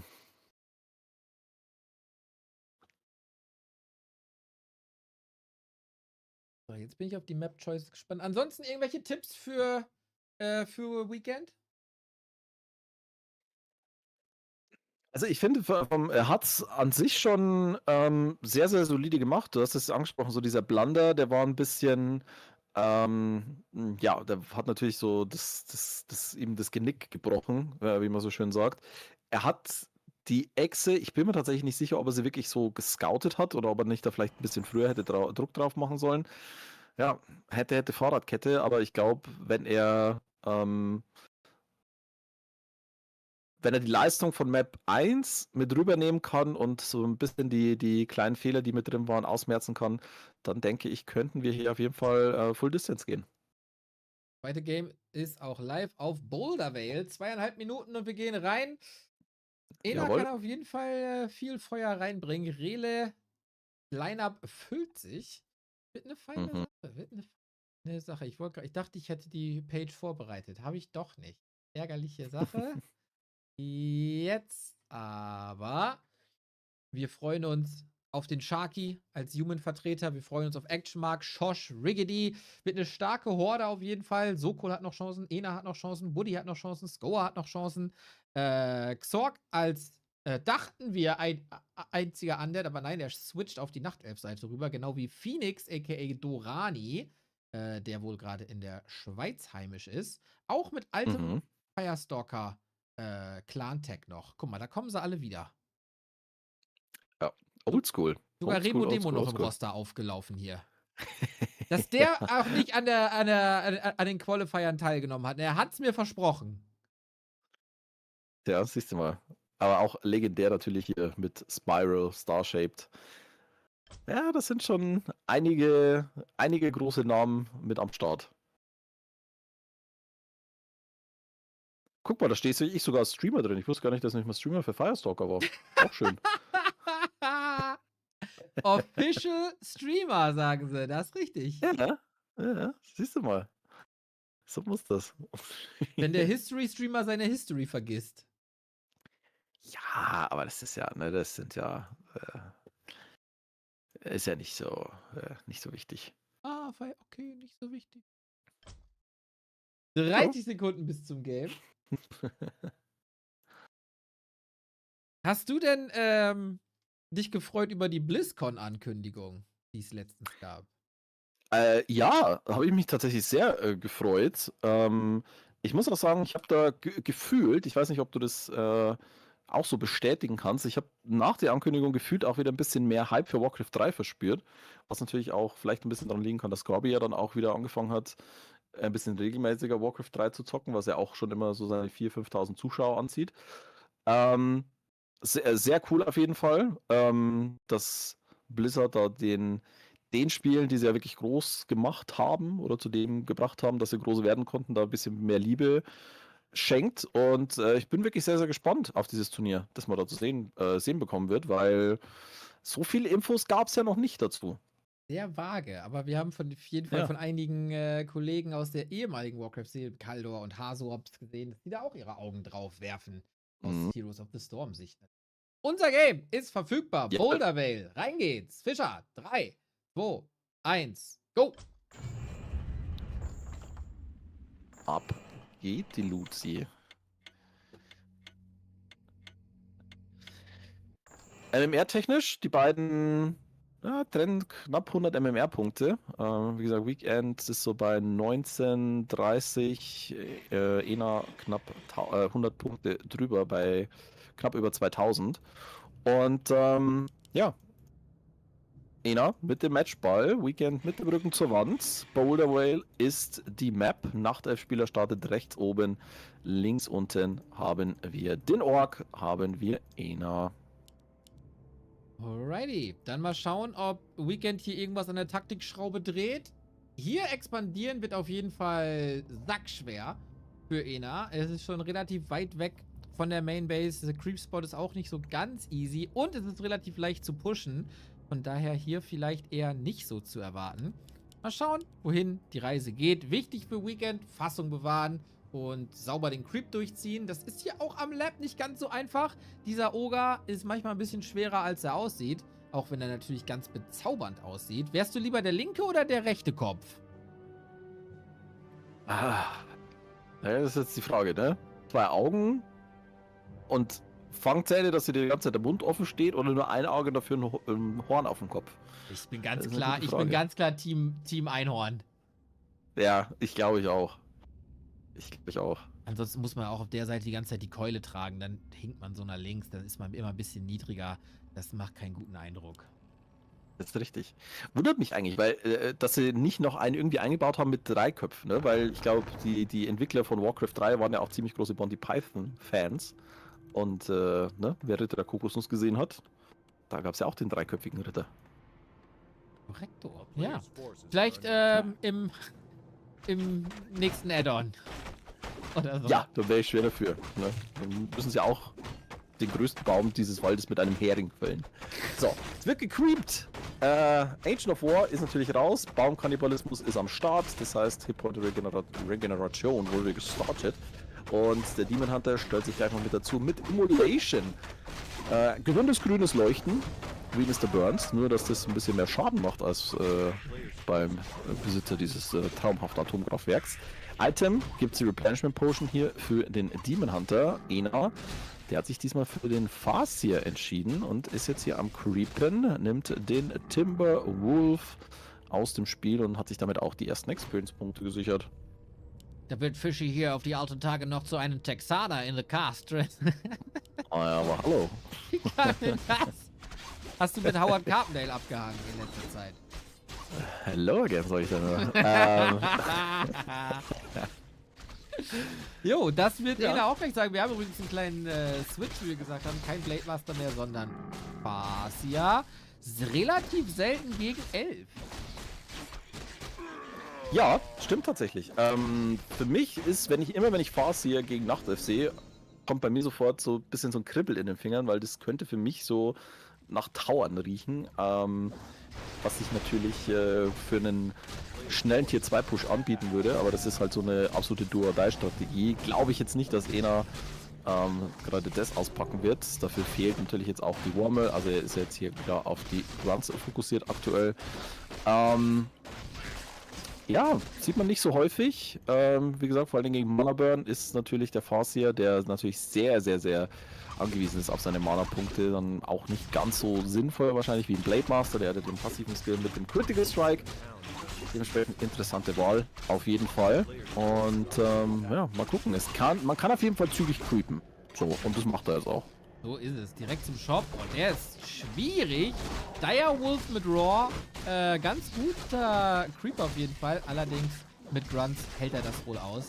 Der Chat sagt, liebe Grüße an Fischis Mama, falls sie wieder zugucken. Janis soll lieb sein. Kannst du das mal ausrichten? Das werde ich mal ausrichten, ja. Ich glaube nicht, dass sie gerade zuguckt, aber ich werde dafür sorgen, dass sie darüber informiert werden. Vielen Dank, Matrazzi. Ich bin natürlich immer lieb. Auch. Natürlich. Habe auch nie was anderes behauptet. Nee, deine Mutter aber. Ja, Mutti hat immer recht. So. Boah, die Grunts, die Grunts. Ui. Ja, gut reagiert mit dem TP. Konntest es hier gerade nochmal saven. Gibt auch nochmal eine Runde Healing Self für alle. Clarity Potion natürlich oben drauf. Und Ena hat so ein bisschen mit den Rings of Protection. Ich glaube, das ist jetzt schon der dritte oder vierte, den er findet. Oh, schön Chain Lightning gleich mal rausgeschmissen, bevor das Mana geburnt wird. Dass man zumindest ein bisschen was davon hat noch. Okay, und muss aber auf hier... Seiten von Weekend. Ja, bitte. Muss hier durchaus in der Base verharren, wenn er hier rausgeht. Kriegt er direkt einen Mana-Burn ins Gesicht, ein paar Pfeile an den Kopf. Da muss die Heilsalbe erstmal durchgehen. Weekend muss auch nicht unbedingt mehr creepen. Demon Hunter Level 3 ist eigentlich alles, was er braucht. Naga. Ah, Naga Mass Range. Ja, es sieht momentan... Es sieht ein bisschen wild aus, weil in seiner Basis halt mal so gar nichts passiert. Ne? Kein Tier 2 Building. Ah. Der ist aber sehr arm, wenn man sich so die Ressourcen anguckt. Also jetzt kommen die Laws, okay. Den Grunt hat er gekriegt, den zweiten Grunt eventuell auch noch. Mit Immolation rein, mit Frost Arrow, also Ena blutet hier. Total. Das ist aber, muss man auch sagen, eigentlich ein sehr, sehr schickes Timing, das man hier mit der Naga haben kann. Vor allem, wenn der Ork halt Grunt spielt, denn... Oh, war ja... Jetzt kann man es nicht mehr haben, das Timing. Oh, nee, jetzt ist vorbei. Okay. Ja, was ich eigentlich gerade sagen wollte, denn wenn man sich den Second Hero holt und dann eben Go macht, dann wird es natürlich auch ziemlich zügig Nacht. Das heißt, man kann den Shadow Melt benutzen und mit Slow Arrow und Archer Focus Fire kann man doch ein bisschen was reißen, aber das ist jetzt so ziemlich alles zerrissen gerade bei Weekend. Der ist runter auf 23 Supply, der hat alles verloren, was er mitgenommen hat. Es sah so gut aus und dann auf einmal war da ein bisschen zu viel Damage und jetzt hat Ena natürlich alle Freiheiten dieser Welt. Es riecht mir ganz stark nach sehr vielen Dryaden. Da haben wir aber auch dann schon wieder die Serpent Gods dagegen. Raider kommen, noch mehr Grunts. Naga ist zurück, weil er zum Glück nur der Level 1 hält, aber das sieht in diesen 1 gegen 1 Situationen, in den Fights, ist Ena da vielleicht eine kleine Klasse besser. Ja, wirkt momentan so. Level 4 jetzt auch auf Seiten des Farseers. Oh, es kommt der Peon wieder mit dazu. Da wird also quasi wieder expandiert und Weekend. Ich weiß nicht so recht, was er da jetzt erreichen will. Ich meine, okay, er kriegt einen Mana Burn raus und kann einen Serpent Ward killen. Ja, okay, er delayt zumindest die Exits erstmal ein bisschen. Das ist ja schon mal mehr, als wir geschafft haben heute. Ja, das ist richtig. Wobei, ich habe gerade hier, ich gucke auf die Uhr, 10 Stunden, 40 Minuten Stream. Von daher, ein bisschen was weggeschafft haben wir hier, glaube ich, auch, Fischer. Ja, das ist, also du mehr als ich natürlich, aber, ne? Weil wir haben ja noch Woody Wood, 12 Stunden sind schon drin. Ich wollte auch sagen, die 12 Stunden machen wir voll. Ja, Auge auf bei der Berufswahl, sage ich da nur. Es wird jetzt weiter gefightet. Ena ist am Creepen. Da hat der Foster Trapper dem Nachtelf ein bisschen geholfen mit einem Snare. Und Ja, Level 2 jetzt für den Shadowhunter und Level 4 für den Farseer. Guck mal, der Enanet, der hat hier gerade im Broadcast zugehört, der hat gehört, der Jannis und der Daniel, die wünschen sich Demolisher und dann spielt er für uns die Demolisher. Natürlich macht es auch Jawohl. Sinn gegen Dryaden und so und gegen Gebäude, wenn das irgendwie das Ziel ist. Gegen Bären stinken die vielleicht ein bisschen ab, aber Hauptsache ist, wir kriegen unsere Demolisher. Are under attack. So ist es. Und ja, man kann mit dem Demolisher ja auch so einiges an Späßen treiben, ne? Also ich meine, man kann sich ja auch mal vielleicht einen Zeppelin besorgen und ganz wild sich in irgendwelche Gegenden begeben und dann nicht angegriffen werden. Machst du sowas? Also wenn ich's könnte, würde ich's tun. Ja, das sehe ich, Pass, ein großer Verfechter dieser Geschichte. Ja.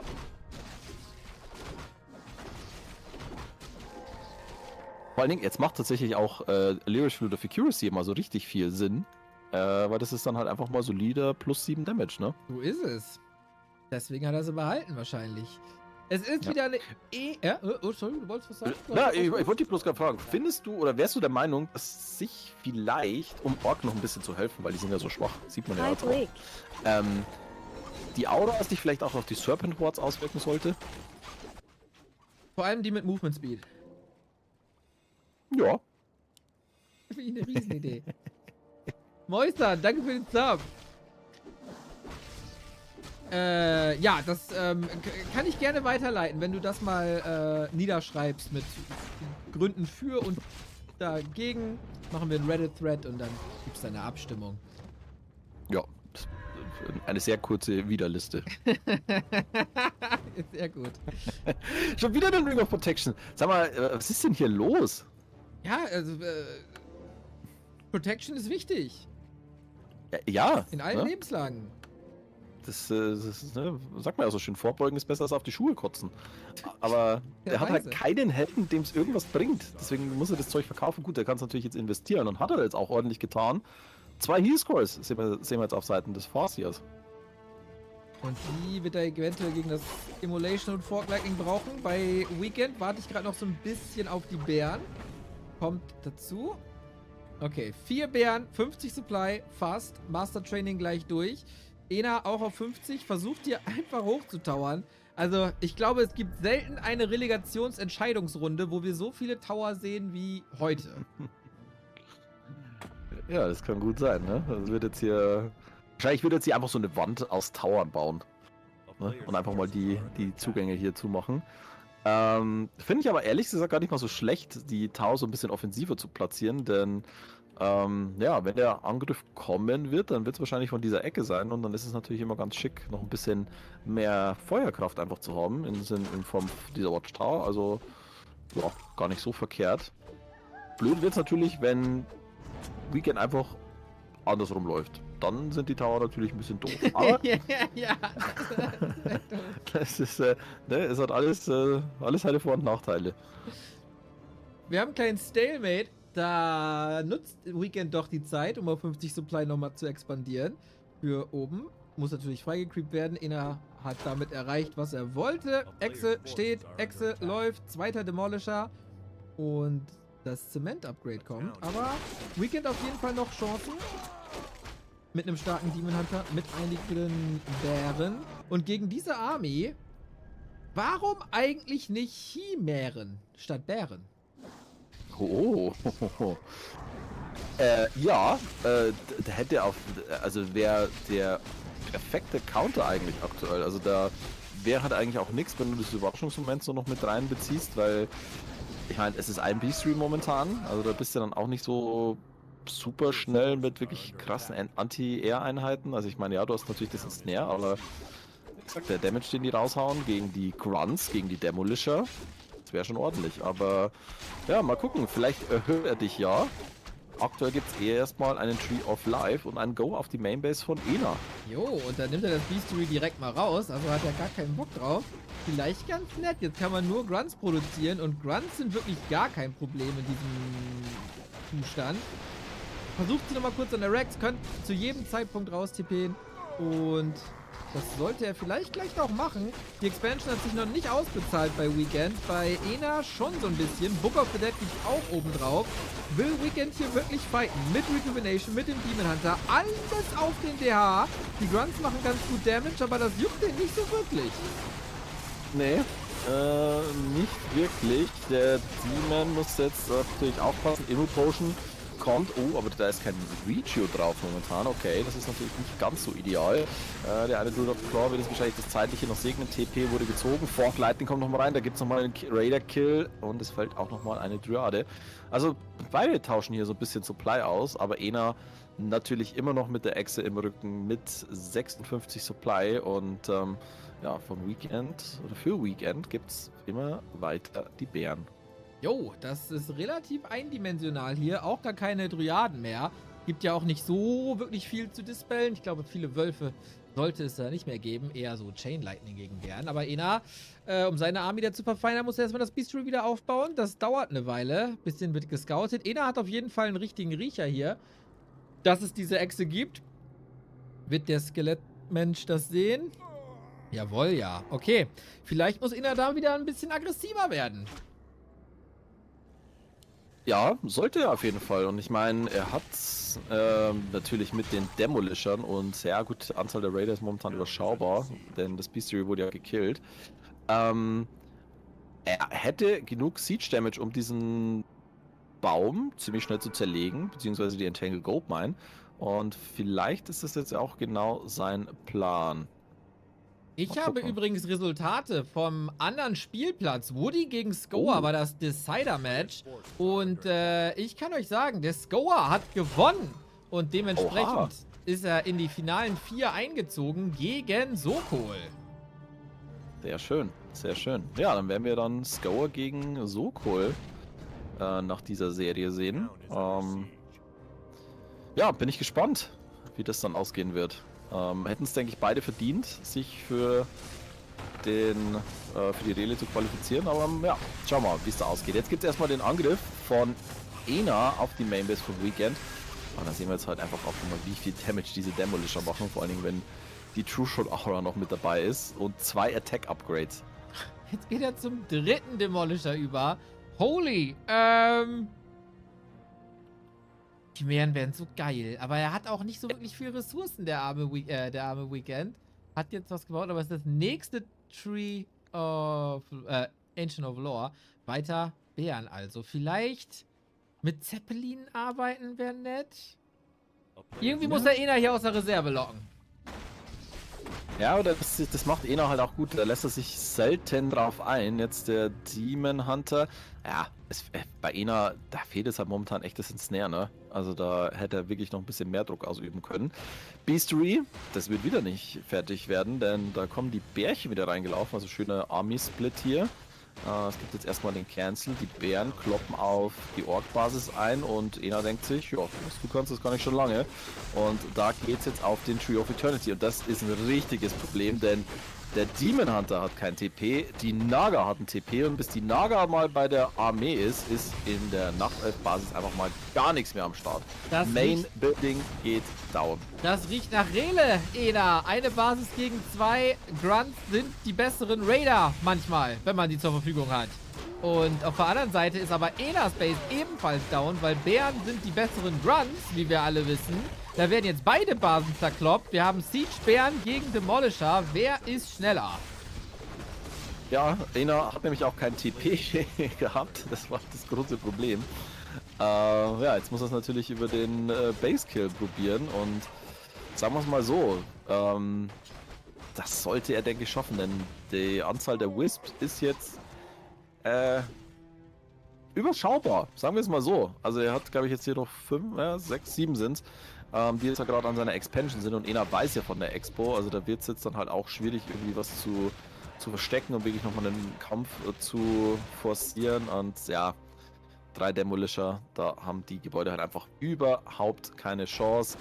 Ena, meines Erachtens noch ganz richtig, holt sich jetzt noch ein paar Tower, baut noch ein paar Ork Burrows an seiner Echse. Jetzt kommt das TP glaube, Ena drückt einfach durch mit den Gebäuden. Das sieht ganz glaub- gut aus, ne? Vielleicht auch nur mit den Ja. Demos. Die müssen ja nichts angreifen, weil es kaum Dryaden gibt. Nächster Baum down.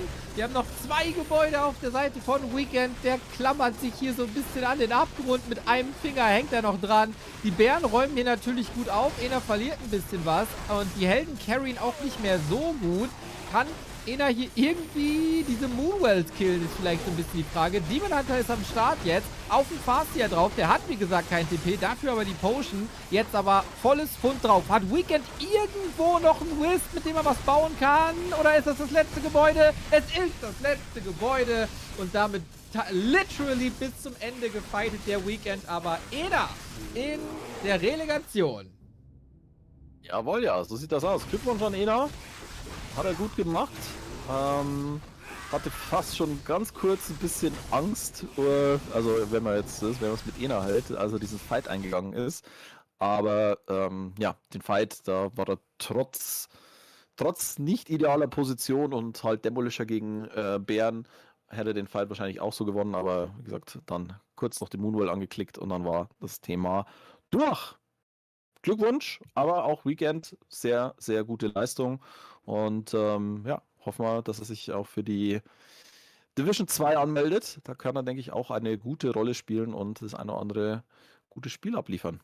Ich freue mich auf Ena in der Rele. Oh, das ist so die richtige Würze. Das ist so, ja gut, wir haben auf jeden Fall Salz schon drin und Pfeffer und so, ein bisschen Curry und ein bisschen Chili haben wir auch. Aber das ist jetzt so California Reaper. Nochmal schön reingehauen. Das wird geil. Jo. Das wird geil. Ena wird sich auf jeden Fall gut vorbereiten. Der wird wahrscheinlich grinden. Gas war süß zu mir. Danke fürs Mut zu sprechen. Sehr schön, dass die Orks da zusammenarbeiten und nicht nur zusammen essen gehen. Das war ein schönes Foto von euch beiden im Creepcamp Discord. Damit brauchen wir noch einen Teilnehmer und es wird auch ein Ork sein. So viel können wir sagen. Jawohl, ja. Und ich überlege gerade, ich glaube tatsächlich, seitdem wir das Dach Inferno haben, hat Ena das erste Mal jetzt in die Rele reingeschafft, wenn ich das richtig sehe, oder? Ui, da muss ich sagen, da... Ah, ne, Quatsch, in der ersten Season war er mit dabei, in der Rele. Es gab Aber- auf jeden Fall ein paar Open Qualifier Situationen, wo es ganz knapp war. Genau. Ich bin jetzt gerade, hab mich mal durchgeklickt, also wirklich in der Dach Inferno Season 1, da hat er sich in die Rele reinspielen können und hat dann gegen Changer und Darkness das Vergnügen gehabt und Tedster. Genau, und Stimmt, Darkness rausgehauen. Oh ja, ich erinnere mich. richtig. So, dann ist jetzt mal Gut. Zeit. Es ist mal Zeit für Ena in der großen Liga, im großen Spotlight. Aber hallo. Auf jeden Fall. Das muss einfach passieren, nur für dieses Statement. Ja. Das ist wirklich ein Muss. Also, Oh. Ena-Statements, das wird, glaube ich, das kann das Highlight einer jeden Woche werden. Ja, oder der Bann für unseren Twitch-Kanal. Das könnte beides gut passieren. Ja, ein bisschen Schwund ist immer, ne? Dicken Dank an Weekend und natürlich auch dicken Dank für Woody. Schön, dass du wieder zurückgekommen bist, kurz vor unserem Dach Inferno. Ich hoffe, du hörst nicht auf, deine Tower und deine Tauren auf der Leiter zu verstreuen. Wir brauchen so ein bisschen Leute wie. Absolut. Ja, jetzt natürlich die Frage, wissen wir schon was von Sokol? Die haben sich gerade ausgetauscht da Ah, ja. im Channel. Perfekt. Aber ein Game ist noch nicht live. Ich Okay. habe die nochmal darauf hingewiesen, dass jetzt Best of 3 ist. Heißt, wir könnten noch mal ganz kurz ein Päuschen einlegen. Fischer, du kannst Pause einlegen, wann immer du möchtest. Ja, dann gehe ich jetzt, ich komme so in einer halben Stunde wieder. Alles klar, mach das. Ja, dann bis gleich. Bis gleich, Fischi. Leute, wenn ihr was zu sagen habt, sagt es mir gerne. Ich leite es gerne weiter. Ich habe die letzten 3 Tage mit Nachforschungen verbracht. Warum kann die Banshee auf einmal den Greifen übernehmen? Wo kommt der Bug her? Seit wann ist er da? Was anderes habe ich von der Welt nicht wirklich mitbekommen. To be honest. Kevin hat Probleme mit seinem Auto. Das ist doof. Ich hoffe, es lässt sich reparieren. Ansonsten sind wir morgen wieder da mit ganz viel E-Sport. Happy Fortitude, Infi, Focus, Zock und Moon den ganzen Tag. Heute waren es, glaube ich, 7 oder 8 Stunden, wo die sich die Games ins Gesicht gedrückt haben. Und morgen wird es wahrscheinlich auch nicht unbedingt weniger sein. Gibt es Forschungsfortschritt? Ich bin der erste Mensch der Welt, der einen fliegenden Griffin übernommen hat. Das war Fortschritt. Und Blizzard hat sich gemeldet, falls die Leute das nicht auf den Socials gesehen haben. Ich habe natürlich den Bug reported und Blizzard hat gesagt, jo, wissen wir checken das mal. Also wir checken mal, ob das gut oder schlecht ist. Und dann wollen wir mal schauen, ob morgen fleißig Greifen übernommen werden. Sollte man dann vielleicht auch ändern, dass Kodos Greifen essen können? Ist das vielleicht die Änderung, auf die die Welt wartet? Who knows? Ich bin froh, dass ich diese Entscheidung nicht fällen muss. Das kann ich sagen.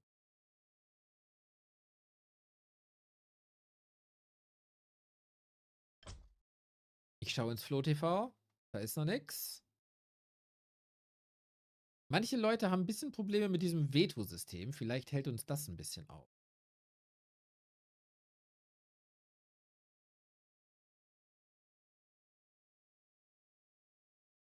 Das Game von Scoa und Woody, lockere 36 Minuten. Das ist ja dann Early Tier 2 Rush von Woody quasi.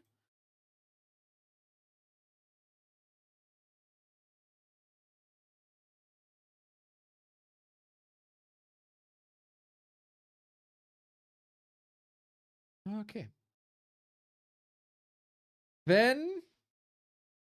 Schauen wir Woody Scoa? Ja, na klar. Na klar schauen wir Woody Scoa. Ach so, Woody Scoa. Nein. Nee. Wir warten. Wir warten auf Sokol und Scoa. Ich meine, können sich wahrscheinlich einige Leute ausdenken, wie dieses Game gelaufen ist. Aber geil, dass Scoa wieder da ist, ey. Ich war so in love mit seinem Spielstil, als er im Inferno war. Was, Season 2 oder 3? Immer heftig am Fighten, immer dahinter die Echse gebaut und damit relativ weit gekommen. Es war geil. Scoa hat richtig Spaß gemacht.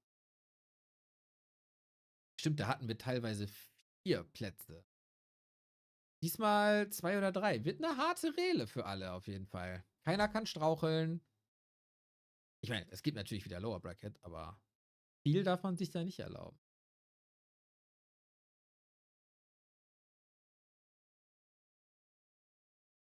Freunde, ich hole mir mal Wasser. Und dann ist das Game hoffentlich da. Wenn Fischi jetzt gleich wiederkommt, sagt ihm nichts. Sagt ihm einfach, ich bin abgehauen oder so.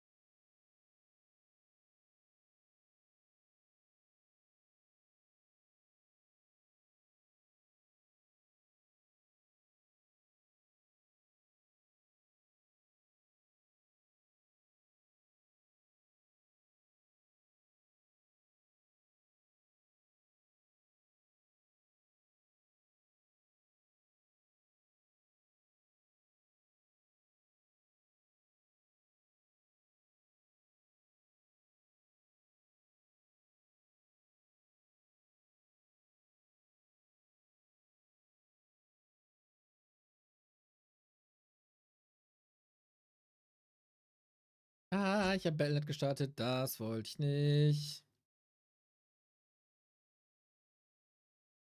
Okay, Game Name ist schon mal geshared worden. Dann soll es gleich losgehen. Mit FloTV rein da.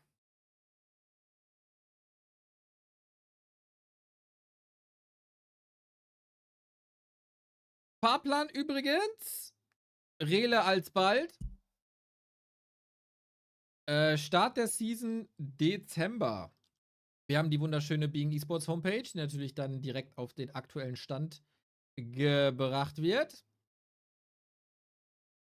Was ein guter Abend hier heute. Hallo Westi! Die Rele wurde angekündigt für den 22. und 23. Das ist nächsten Samstag, nächsten Sonntag. Da also gerne wieder einschalten. Dann wissen wir unser Teilnehmerfeld und dann 2 Wochen später in der ersten Dezemberwoche rein in die Season. Besti, wie wär's mit Fragengewitter Inferno-Teilnehmer? Wenn du nicht zu eingebunden bist mit der Kreisliga natürlich. Oh, unser Game ist gestartet. Wir haben 2 Minuten. Gibt's noch Seiten für upcoming WC3-Events wie Readmore oder Fragstar früher? Gute Frage, Joefish. Ich kann dir empfehlen, Warcraft3.info. Da gibt's auf der rechten Seite immer, was an dem Tag abgeht. Da gibt's auf der linken Seite die Streamer. Da gibt's einen Matchticker. Es gibt keine Forensektion sozusagen. Dafür haben wir aber natürlich Reddit. Aber Warcraft3.info ist schon eine gute Seite. Würde ich sagen. Auf jeden Fall. Da gibt es auch Stats, wer ist gerade der beste Spieler. Die posten wir dann einmal die Woche und dann sagen Leute Sachen wie, gar kein Night Elf in den Top 4. Und dann sagen andere Leute, aber dafür 6 Nachtelfen in den Top 12 und so weiter und so fort. Es ist immer wild mit Warcraft3.info. Hallo Fischer, herzlich willkommen zurück. Wie war die Pause? War hervorragend, ne? Bin kurz in mich gegangen, hab gemerkt, da ist nicht viel, und dann dachte ich mir, komm wieder zurück. Gut, top. Das klingt sehr meditativ. Gott sei Dank waren wir da nicht dabei. Ja, ne? So, ja. Was sind denn deine Predictions jetzt? Für was? Für das nächste Game. Fürs Scour nächste gegen Game. Sokol. Oh, das ist so Ja. hart. Sokol kommt aus einer Pause zurück, Scour kommt aus einer Pause zurück. Beide haben hohen Grundskill. Beide können's. Wer hat aber hier das Bessere? Also Sokol kann wahrscheinlich in diesem Matchup mehr auf alte Fähigkeiten vertrauen als in anderen Matchups. Scour ist aber auch anders als andere Orks, glaube ich. Ich würde dem zutrauen, nochmal so Blade Master Mirror Image zu spielen. Ich sage, weil du natürlich wieder für deinen Heinrich bist, für deinen Kollegen, Kumpanen, bin ich jetzt einfach für Scour. Für meinen Weißt du, Mitbären. Norddeutschland gegen Süddeutschland. Das ist jetzt hier nämlich die Ansage. So nämlich. Es ist halt wirklich. Kommt Scour. Wo kommt denn Scour eigentlich her? Ist das so deine Ecke oder ist das noch weiter nördlich? Also, ich weiß da keine Details, ne? Aber wenn man dem Scour so Details. zuhört in die Statements, dann weißt Ach du so. schon, das ist hier aus dem Norden raus. Ach so. Ein bisschen. Ja, ich meine, wenn du mal den Heinrich hörst, dann merkst du halt auch, das ist ein eindeutiger Bayer. Ja, meinst du das? Okay. Ich würde mich über beide freuen. Es ist eigentlich schade, dass wir nicht einen dritten Platz haben hier heute. Und es ist auch schade, Das dass wir lange kein Warcraft-Game mehr hatten. Fischer, ich bin jetzt hier wild, auf diesen Knopf zu drücken. Gib mir mal einen Countdown ich jetzt. warte schon drauf. Ich soll einen Countdown geben. Ich mach hier die ganze Zeit, Okay. jetzt mach du doch mal. Ja, okay. Okay. So, 3, 2, 1, Sück. Stark. Sehr Ich hoffe, soft. er hat- So samtig. Ja. Ja, das ist lang nicht mehr gesüngt, aber ich kann es immer noch. Autumn Leaves, Freunde der Sonne. So, jetzt mal in den Chat. Nord- oder Süddeutschland? Womit haltet ihr? Mitte gibt's nicht. Ihr müsst euch für eine Seite entscheiden. Quasi Fischer, wie tief ist das Wasser? Auf welcher Seite steht ihr? Goa für den Norden, Sokol für den Süden. Lasst es uns wissen. Norden, Ne? Norden. Ich sehe hier keinen Süden, Fischer. Gar nicht. Existiert Ja, nicht. aber ne? Du weißt ja, was man sagt, ne? It's nice to be a price, but it's nicer to be. Warte, stopp. Jetzt krieg ich mal hin. Moment, stopp. It's nice to be a price, but it's higher to be a buyer. So nämlich. Ja, wer hat das gesagt? Ich weiß es nicht. Hat der sich auch so versprochen wie du hier? Nein, das war jetzt eigentlich. Das ist ja. Ne? Also ich komme ja sowieso aus einer Gegend von Bayern, wo man irgendwann angefangen hat, unflätige Laute der Sprache zu interpretieren. So. Und statt diese Leute darauf hinzuweisen, hat man sich gedacht, ja, mei, die sind halt so. Und dann hat das ganze Elend seinen Lauf genommen. Aber, bei Pink denke ich mir auch manchmal, also manchmal das Fischbrötchen aus dem Mund nehmen, bevor man spricht. Aber das ist ja alles schlimm. So. Wie dem auch sei. Zurück zu Warcraft 3. Es kommt übrigens jetzt doch ein bisschen Süd rein, ne? Wollte ich nur mal kurz sagen. Ja gut, wir haben auch eine Abstimmung, danke Pischi. Und was wir hier auch haben, liebster Fischer, ist was zur Hölle? Es ist ein Torrent Chieftain Headhunter Bild. Oha, okay. Sokol, ja, also Sokol jetzt mit einer ganz wilden Strat. Da bin ich jetzt mal gespannt, was er sich dabei gedacht hat. Vielleicht denkt er sich, er muss sowas auspacken, um ihn mal auf den falschen Fuß zu erwischen. Der muss ihm mal gleich mal ein Statement setzen mit so einer Taktik. Puh. Hear me out. W3 Champions Finals, ich weiß nicht, ob du es gesehen hast. Wir hatten den chinesischen Kollegen Hazy. Hazy ist ein geiler junger Spieler, der komplett crazy ist, wie der Name suggested. Und der hat einen disgusting TC Naga Push gespielt und Dice rausgekegelt aus dem Winner Bracket. Ist Okay. das so? Aber das hat famos funktioniert. Wie Sokol das jetzt aufs Parkett bringt, schauen wir mal. Ich habe aber gelernt, TC kann funktionieren. Okay. Quasi TC ist okay. TC, are you okay? Are you okay, TC? Also erstmal wird hier Verstecken schön. gespielt. Und Sokol gewinnt. Score hat ihn nicht gefunden. Ja. Dafür hat Süd tatsächlich den Vote gewonnen, wollte ich nochmal ganz kurz anmerken. Schiebung, Schiebung, Schiebung. Ja, ja. Ne? Das es wird angezweifelt. Wie dem auch sei. Es wird gecreept. Auf beiden Seiten. Sokol mit Out of First. Geht auf diesen Force Troll Berserker. Bisher Scour noch keinen Scout, noch keinen Plan von dem, was ihn da jetzt erwarten wird. Tier 2 Tag bei Scour am Laufen. Bei Sokol tatsächlich noch nicht. Forces are under attack. Alrighty. Jetzt Ja, aber. also der Headhunter-Bild generell immer ein bisschen später. Hat keiner von beiden gescoutet tatsächlich? Nee, ne? Nö. Spielen einfach blind. Gut, da sind sie aber, also da ist auf jeden Fall Scour, wird hier eine Überraschung erleben. TC braucht Zeit, viel Zeit und Platz und Raum. Bin gespannt, ob Scour ihm den gibt. Also TC kann halt eine Waffe werden, ne? Ich würde das nicht unterschätzen. Nee, auf keinen Fall. Also, da wurde auch gerade Players' forces are under ein sehr interessanter Fakt von Ina reingebracht. Wenn der TC stompt, dann fressen die Mirror Images mehr Schaden. Warum?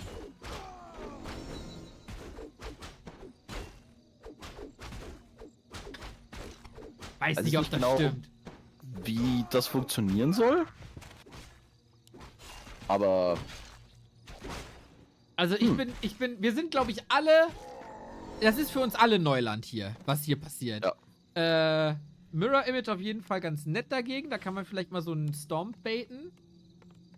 Weil Heroes nur 70% Magic Damage kriegen und Images keine Heroes sind. Ach so, meinst du das? Okay. Ja, gut. again what learned. Inas Fun Fact der Woche. Sehr schön. Gutes Format auf jeden Fall. Ja. Ich würde sagen, TC hat so langsam die kritische Phase halbwegs überstanden. Ab Level 3 wird er gefährlich. Scour geht einfach mit Blade Master in die Base und kloppt die Burrows kaputt. Ja, das ist, leider das Borrow Placement nicht sonderlich gut. Dass da ein Blade Master einfach reicht, trotz ein bisschen Repair. Jo, die Ja. Economy sieht nicht ganz so rosig aus, ja? Oh, jetzt kann Ja, er keinen das muss- Second Hero bauen, weil er Supply blockt ist. Oh, aber der ist stuck. No Der way. ist stuck. Oder? Nee, doch. Ah. Nee, klar, kommt er durch. Dachte schon, okay. Das wäre natürlich jetzt wild gewesen. Aber er probiert's. Der Lampenbilder. Und jetzt neu bauen. Komm. Bau, bau, bau, bau, bau, bau, bau, bau, bau. Oh, oh nein. Was? Nein. Okay, die Grunts kommen rein. Boah, die haben aber jetzt auch schon dick viel Schaden genommen, ey. Okay, also ich habe viel Spaß. Das kann gerne so weitergehen. Ja. Aber der TC, der macht natürlich mit seiner Aura auch schon gut was her. Und jetzt kommt der Stomp nochmal. Ignoriert aber den Blade Master, der will die Grunts. Oh, Shadowhunter kommt damit dazu mit dem Hacks. Ja, und die Healing Serve. Okay, ja, das muss jetzt der TC quasi die ganze Zeit machen. Level 3 wäre halt so geil gewesen, irgendwie das halbe Level noch zu kriegen, aber jo, Big Point für Scour hier auf jeden Fall, das Burrow rauszunehmen.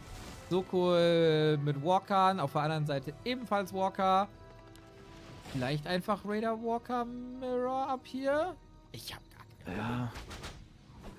Ich weiß nicht, ob das jetzt so gut ist von Sokol, dass er zurückgeht zum Creepen. Ich glaube, er hätte durchaus jetzt ein bisschen Druck machen können. Also mit Stomp und Focus Fire wäre vielleicht ein bisschen was gegangen. Aber gut, er ist halt noch nicht Level 3. Naja, ist er zumindest jetzt schon mal. Slippers of Agility gibt es als Item, währenddessen der Blade Master halt sofort wieder in die Mainbase reingeht mit dem Mirror Image und das tut schon weh. Kriegt er es diesmal verteidigt, ist die Frage. Die Peons, oh nein, oh nein, oh nein, das Tauchentotem. 13 Sekunden. Ich weiß nicht, ob es reicht. Es ist diesmal Level 3. Kriegt er den TC da irgendwie hin? Die Kuh, die ist zu groß, die ist zu sperrig. Oh, geht sich das aus? Nee, geht Oh sich nicht nein. aus. Aber jetzt wird der Block. Weißt du, das ist so, wie wenn du besoffen... Nein! Wie wenn du besoffen vor der Haustür stehst und den Schlüssel nicht reinkriegst. Das war der TC. Oh Gott, der Blade Master, der wäre so tot gewesen, wenn er da hingekommen wäre. Oh Mann.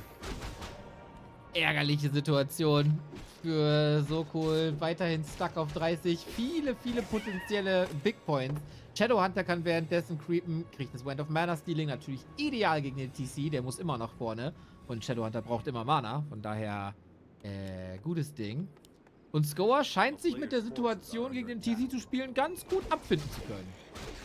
Ja, sieht so aus. Hat jetzt sein Shadowhunter mit dem Rest der Armee alleine zum Creepen geschickt und ja, sein Gegenspieler gut auf Trab gehalten. Zweimal enge Situation, aber zweimal rausgekommen. Und jetzt kommt es wahrscheinlich zum großen Aufeinandertreffen. Hex auf den ersten Raider. Wo bleibt der erste Stomp? Der Stomp kommt. T-Wave kommt rein. Focus Fire macht richtig was her. Erster Raider geht jetzt natürlich sofort drauf, aber jetzt muss Sokol hier ein bisschen Fersengeld geben.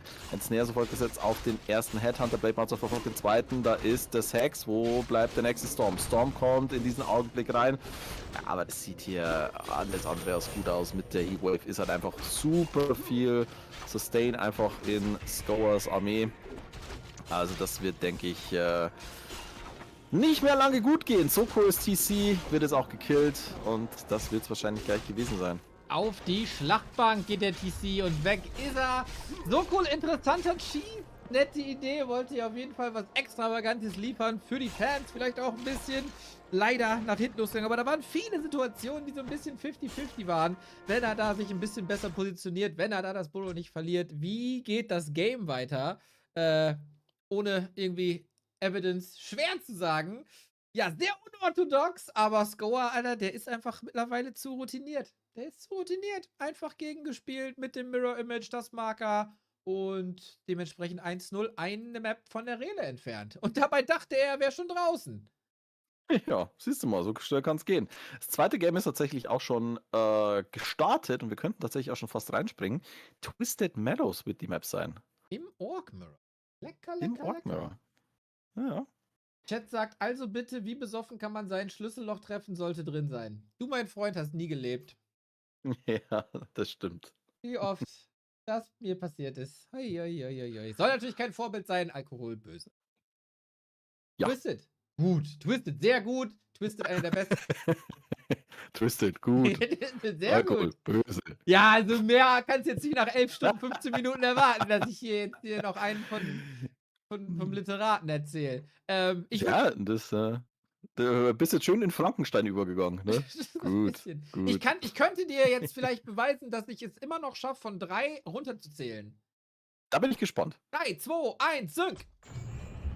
Ja, Ich bin begeistert. Ja, aber richtig schnell auch. Ja. Aber hallo. So. Map Nummer 2. Matchpoint für Skoa. Twisted Meadows. Junge, Junge, Junge. Ich muss echt lang zurückdenken, wann ich das letzte Mal ein Orc Mirror auf Twisted Meadows gesehen habe. Robbie gegen Sakat. Ja, Ist gut. Das ist jetzt auch schon schnittige 20 Jahre her, ne? 22, ja, es ist 22 Jahre her oder so. Es ist wild. Ne, 2005 war's. Ah. Da ist das History-Wissen taut wieder auf. Fischi bald wieder auf seinem Stream unterwegs. Jetzt schon mit den Knowledge Bombs. Natürlich, ja. Und ich bin auch schon mal sehr gespannt, an der Stelle schon mal, ne? Shoutout an Sparta. Wir haben ja auch noch eine Revanche offen. Ich bin jederzeit bereit, dir wieder den Arsch zu versohlen. Ja, ich auch. Definitiv. Ich könnte es auch Was im, war das? Stopp mal, wie war das beim Allgemeinwissensquiz? Wie heißt die Hauptstadt von. Was war denn das? Ich weiß es nicht Kannst du dich dann mehr. noch. Ja. Ich habe gar keine Ahnung mehr. Das war alles viel zu hektisch und viel zu stressig. Mhm. Aber ich weiß, ich Da habe war auf jeden Fall gut Blutdruck. Ja, du hast auch verdient gewonnen, aber wie gesagt, ne? Das, Hat sich. überhaupt nicht, ne? Zumindest wusste ich, warum Todd in der dritten WC3-Season gebonnt wurde. Das war stark. Das Ja. auch wie aus der Pistole geschossen. Ja. Der Fischer. So. Anyway, zurück in die Zukunft, was die Gegenwart ist, die bald zur Vergangenheit wird, wenn wir uns nicht damit beschäftigen. Scour startet rechts oben mit Ork und links unten haben wir. Das ist so cool, der einen Fast-Tag spielt. So cool, der den Fast-Tag spielt. Warum denn auch nicht? Er will auf jeden Fall hier nicht ins Meta gehen. Er will auf jeden Fall auch nicht dieselbe Strategie spielen wie sein Gegner. Fascia, Harass und dann... Was hält so cool denn so von Mass, Raider und Lame im Orc Mirror? Also um ehrlich zu sein, er war ja sehr lange Zeit, ich weiß nicht, ob es immer noch so ist, sehr gut mit Grubby befreundet und haben sich auch viel ausgetauscht.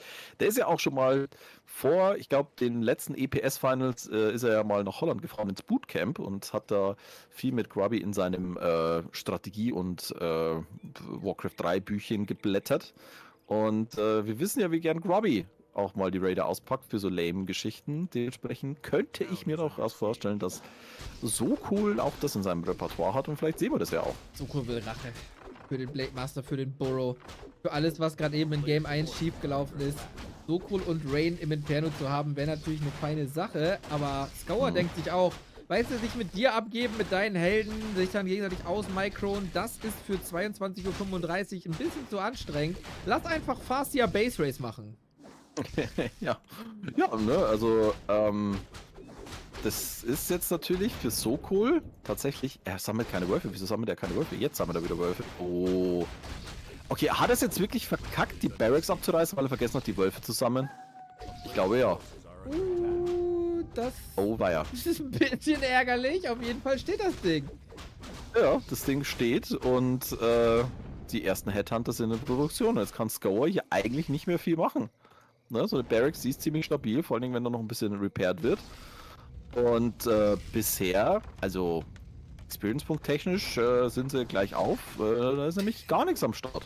Dafür natürlich der riesen Fast-Tech-Vorteil bei Sokol. Frage ist, wie kann er den ausspielen, wenn die ganze Zeit da so ein Fastia mit seinen Wölfen auf irgendwelche Tier-2-Gebäude kloppt, aber der Headhunter, der hatte einen Auftrag, du lenkst den alten Mann und seinen Wolf ab und wir fangen hier an zu schaffen. Und das hat der Headhunter wahrlich famos gemacht. Das hat er in der Tat sehr gut hinbekommen. Ja, noch knapp 70 Sekunden hier auf Seiten von Scour für den Tag. Sokol ist schon durch und wir sehen auf Sokols Seite den Firelord. Den Und jetzt wird Firelord. gepusht. Blaze Fury. Vielleicht kurze Taktikbesprechung mit Icy. Rein geht's mit Mass Summons. Das zeigt er jetzt natürlich. Scour kann dann gleich auf Schamanen gehen, um beide Summons ganz gut zu kontern. Wenn er denn jetzt hier nicht Bruch geht. Oh, reagieren. Er muss reagieren, Scour. Oh, gerade noch so den Headhunter wegziehen können. Er wird jetzt auch nochmal denied. Aber das ist natürlich jetzt ein richtig, richtig starker Push.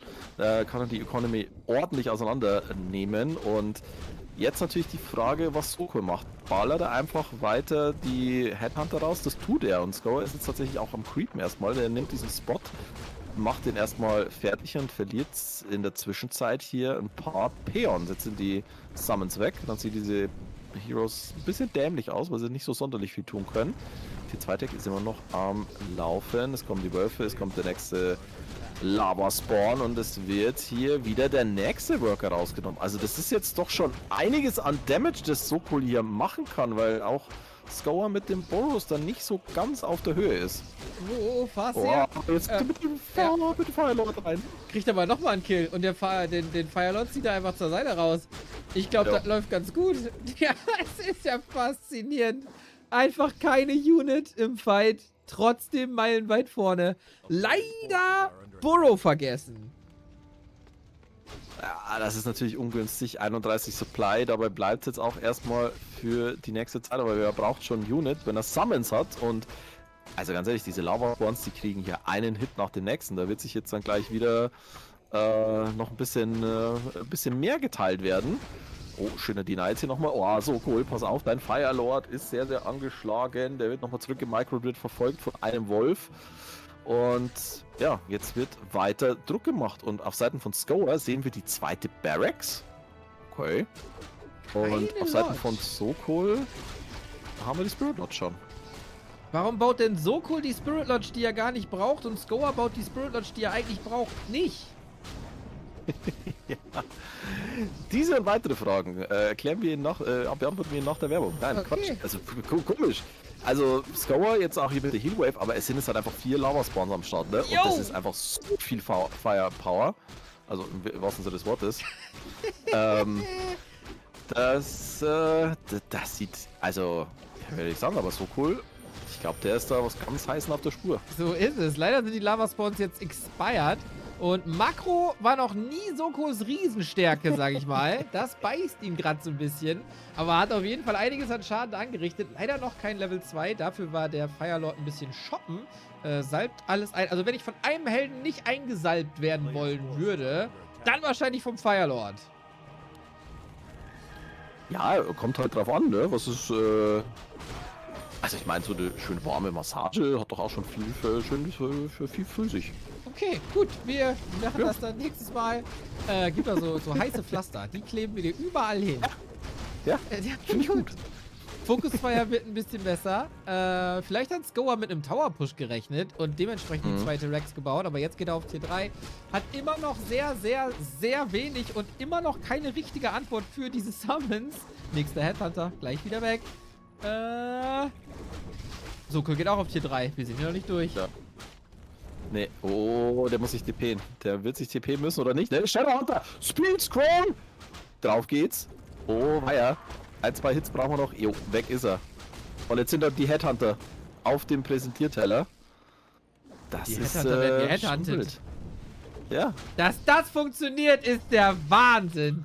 Im Orc Mirror, da gibt es viele Möglichkeiten für Spökes. Und jetzt haben wir Level 2 drauf da. Aber hat, glaube ich, kaum noch Mana. Dafür wieder 3 Lava-Spawns. Hat irgendjemand irgendwas gecreept? Nee, ne? Nö. Nö. Nee, warum denn auch? Das ist diesen orangenen Spot vor seiner Basis. Ach, Den ja, hat er stimmt. kurz gecreept. Stimmt, Aber der hat ansonsten- einen Slipper. Ja. Die Lava-Spawns laufen halt einfach amok hinten. Oh ja, die Headhunter, denen geht's gar nicht gut. Die muss mal jemand in den Arm nehmen. Ja, und vor allen Dingen, es ist halt auch, er braucht halt einfach komplette Base-Defense. Das heißt, alles in die Burrows, da wird gefeuert und es wird einfach kein Gold abgebaut. Jetzt geht's auf Tier 3 für Skoa, aber was will er denn machen? Ein Third Hero sich holen? Ein Orb of Lightning? Orb of Lightning Okay, wäre Orb of- nice. Orb of Lightning wäre definitiv nice, aber in der Zwischenzeit ist dann halt Sokol auch dann bald schon auf Tier 3 und kommt dann mit Bloodlust an und jetzt bewegen sich tatsächlich 3 Peons aus der Basis. Der klassische Tier 3 Tower Push. Oder was? Ja! Oh, Perch! Ja, jawohl! Drauf! Oh, der Fass hier! Oh, muss ich TPen. What the f... Oh, weia. Was ist denn was... Das ist dein Ernst, ne? Ja. Das ist einfach sein Das, fucking Ernst. Sokol ist Das und ist- bleibt eine Legende, ey. absolut phänomenal. Chain Lightning. Ja, Beastmaster Third, genau. Das wäre noch ein guter Third Hero. Ja, leider natürlich Oder? auf 40 Supply geblockt. Ist ja klar, bei Sokol. Ist doch logisch. Vielleicht baut er jetzt auch einfach einen Orkburrow. Pass auf, der baut jetzt einen Turm, einen Orkburrow und einen Shop. Er ist bald bei 1000 Gold, Fischi. Wir müssen da auch drauf achten, ne? Sokol legendär, 1000 Gold, immer. 40 Supply. Aber Ja, gut. muss mein T-Shirt mal wieder rausholen. So ist Ja, es. und der Shepard, also auch mal ganz ehrlich, wir haben zwar jetzt das Upgrade, okay, gut, aber Skoa hat zum einen lange Zeit weniger Gold bekommen und musste auch noch die ganze Zeit Gold ausgeben für Heilung. Also für Mana, für die Healwave, Speedcrawl hier nochmal auf Seiten von Sokol.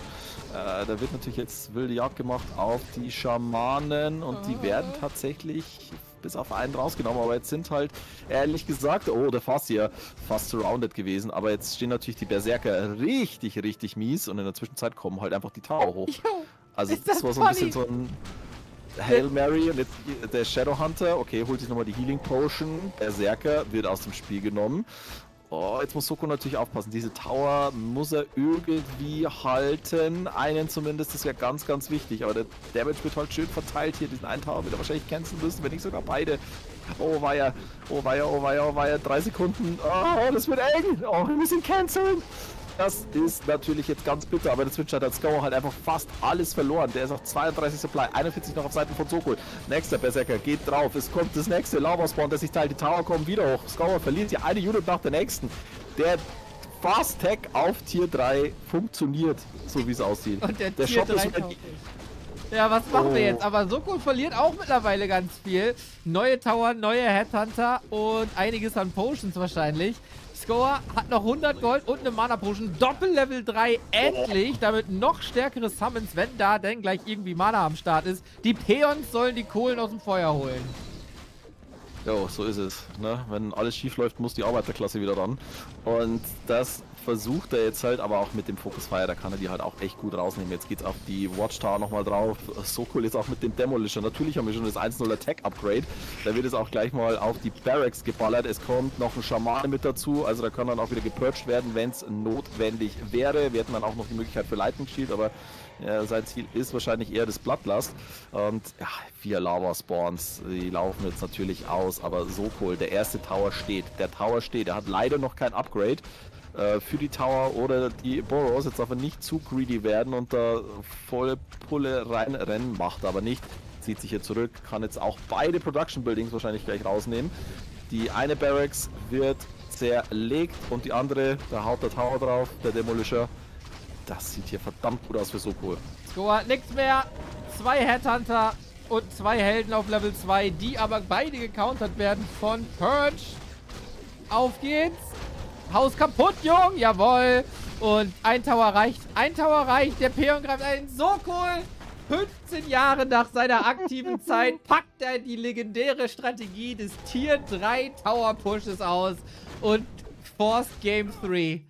Also sowas habe ich noch nicht erlebt. Wahnsinn. Wahnsinn. Mega, mega unterhaltsam.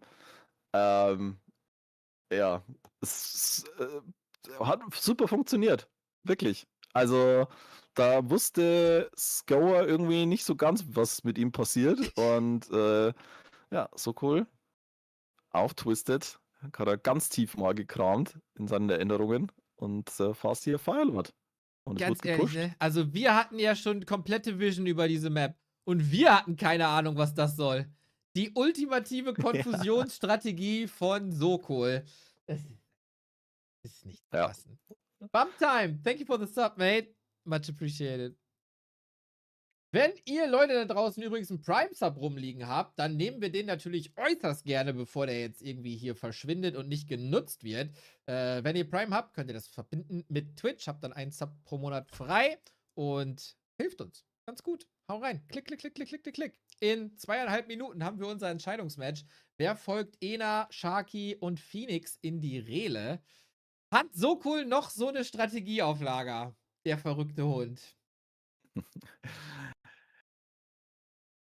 Fände es jetzt eigentlich lustig, wenn wir jetzt zu Standard gehen würden. Weil Scour rechnet jetzt wahrscheinlich mit allem, nur nicht mit Standard. Und wenn Sokol jetzt Standard auspacken würde und dann nochmal so richtig, ja, richtig reinhaut, das wäre natürlich sehr, sehr krass. Aber ja, so wie es sein muss. 1-1, letzte Map entscheidet. So wünschen wir uns das. So muss das sein. Und ja, mega. Freue mich darauf. Unglaublich. Rhabarberalle, dicken Dank für 6 Monate. Jo. 1 Minute 5 Sekunden hat Sokol noch, um vielleicht in den alten Kopien, wie Kevin sagt, in den alten Papyrus-Schriftrollen der Strategien zu suchen. Und ja, dann werden wir sehen, was die gibt. Die Map, können wir auf jeden Fall sagen, Tidehunters sollte einfacher sein zu scouten, einfacher sein, das auszulesen. Mal gucken, mal gucken, mal gucken. Pischi 1-0 Huti, Pischi 1-0 Huti. Tatsächlich müssen wir, glaube ich, noch ein bisschen länger warten, weil das Spiel ist jetzt schon rum. Das ging nur 2 Minuten. Das sieht mir nach einem Rehost aus. Ja, heftiger Rush. Nee, ist ein Rehost, aber nochmal gerehostet. Doppelter Rehost, wie du schon sagtest. Ja. 3-mal hält sicher. So Hält ist es. besser. Rain packt die Mass AOWs aus. Gegen dich vielleicht. Get ready. Get ready. Das würde ich sehr feiern. Also wer das noch nicht, wer in seinem Leben noch keinen Nachtelfen-Mirror gesehen hat mit Mass Ancient so hat wirklich was verpasst. Das fast so schön wie Nachtelfen-Mirror auf Lost Temple. Oh weia. Das mag ich mir nicht ausmalen. Jeder 7 Expansions, nur Hans. Tier 1. Ja, Ja. genau. Also dann stehen sie alle am Fountain, es stirbt einfach nix. Und dann stehen sie sich halt so 5 Minuten gegenüber und gewinnen tut dann der als erstes Level 6 erreicht. Sehr gut. Das sollten wir öfter machen. Ja.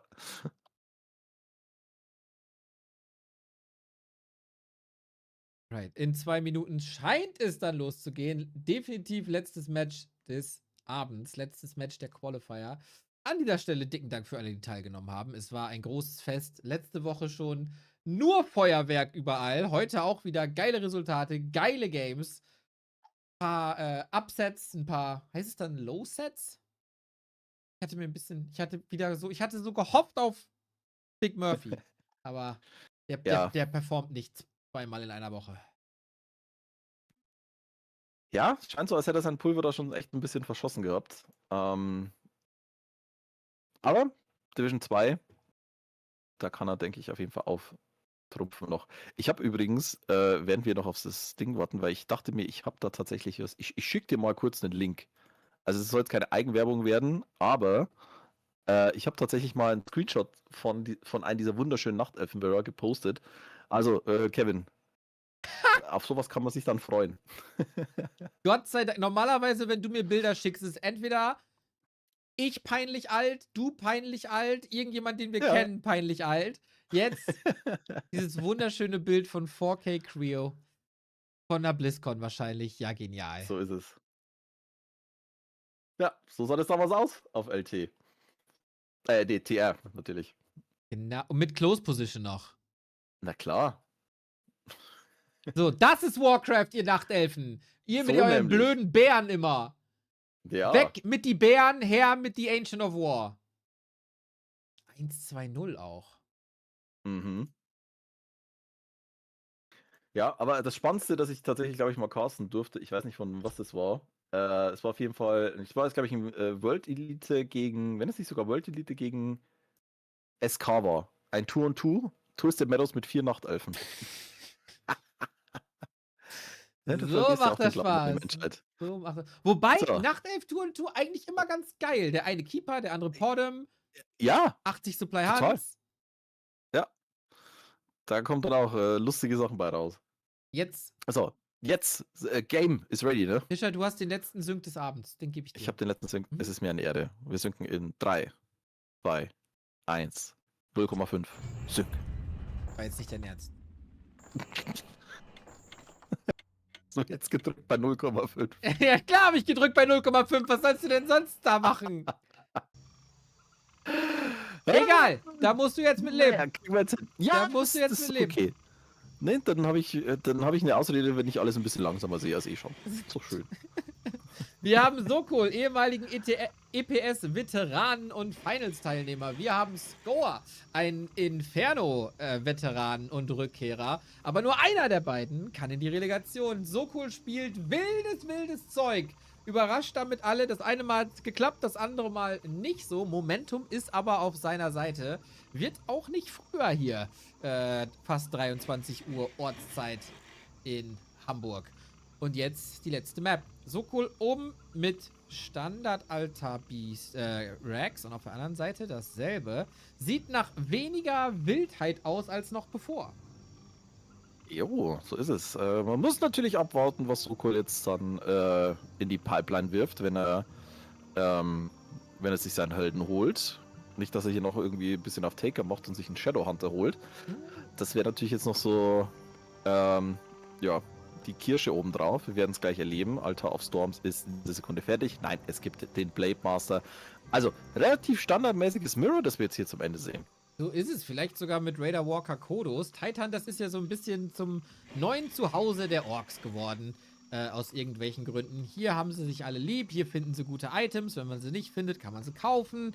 Man kann in der Mitte ein bisschen was wegsnipen. Man kann auf den Außenseiten ein bisschen was wegsnipen. Expandieren geht auch ganz gut. Wobei im Mirror mal schauen.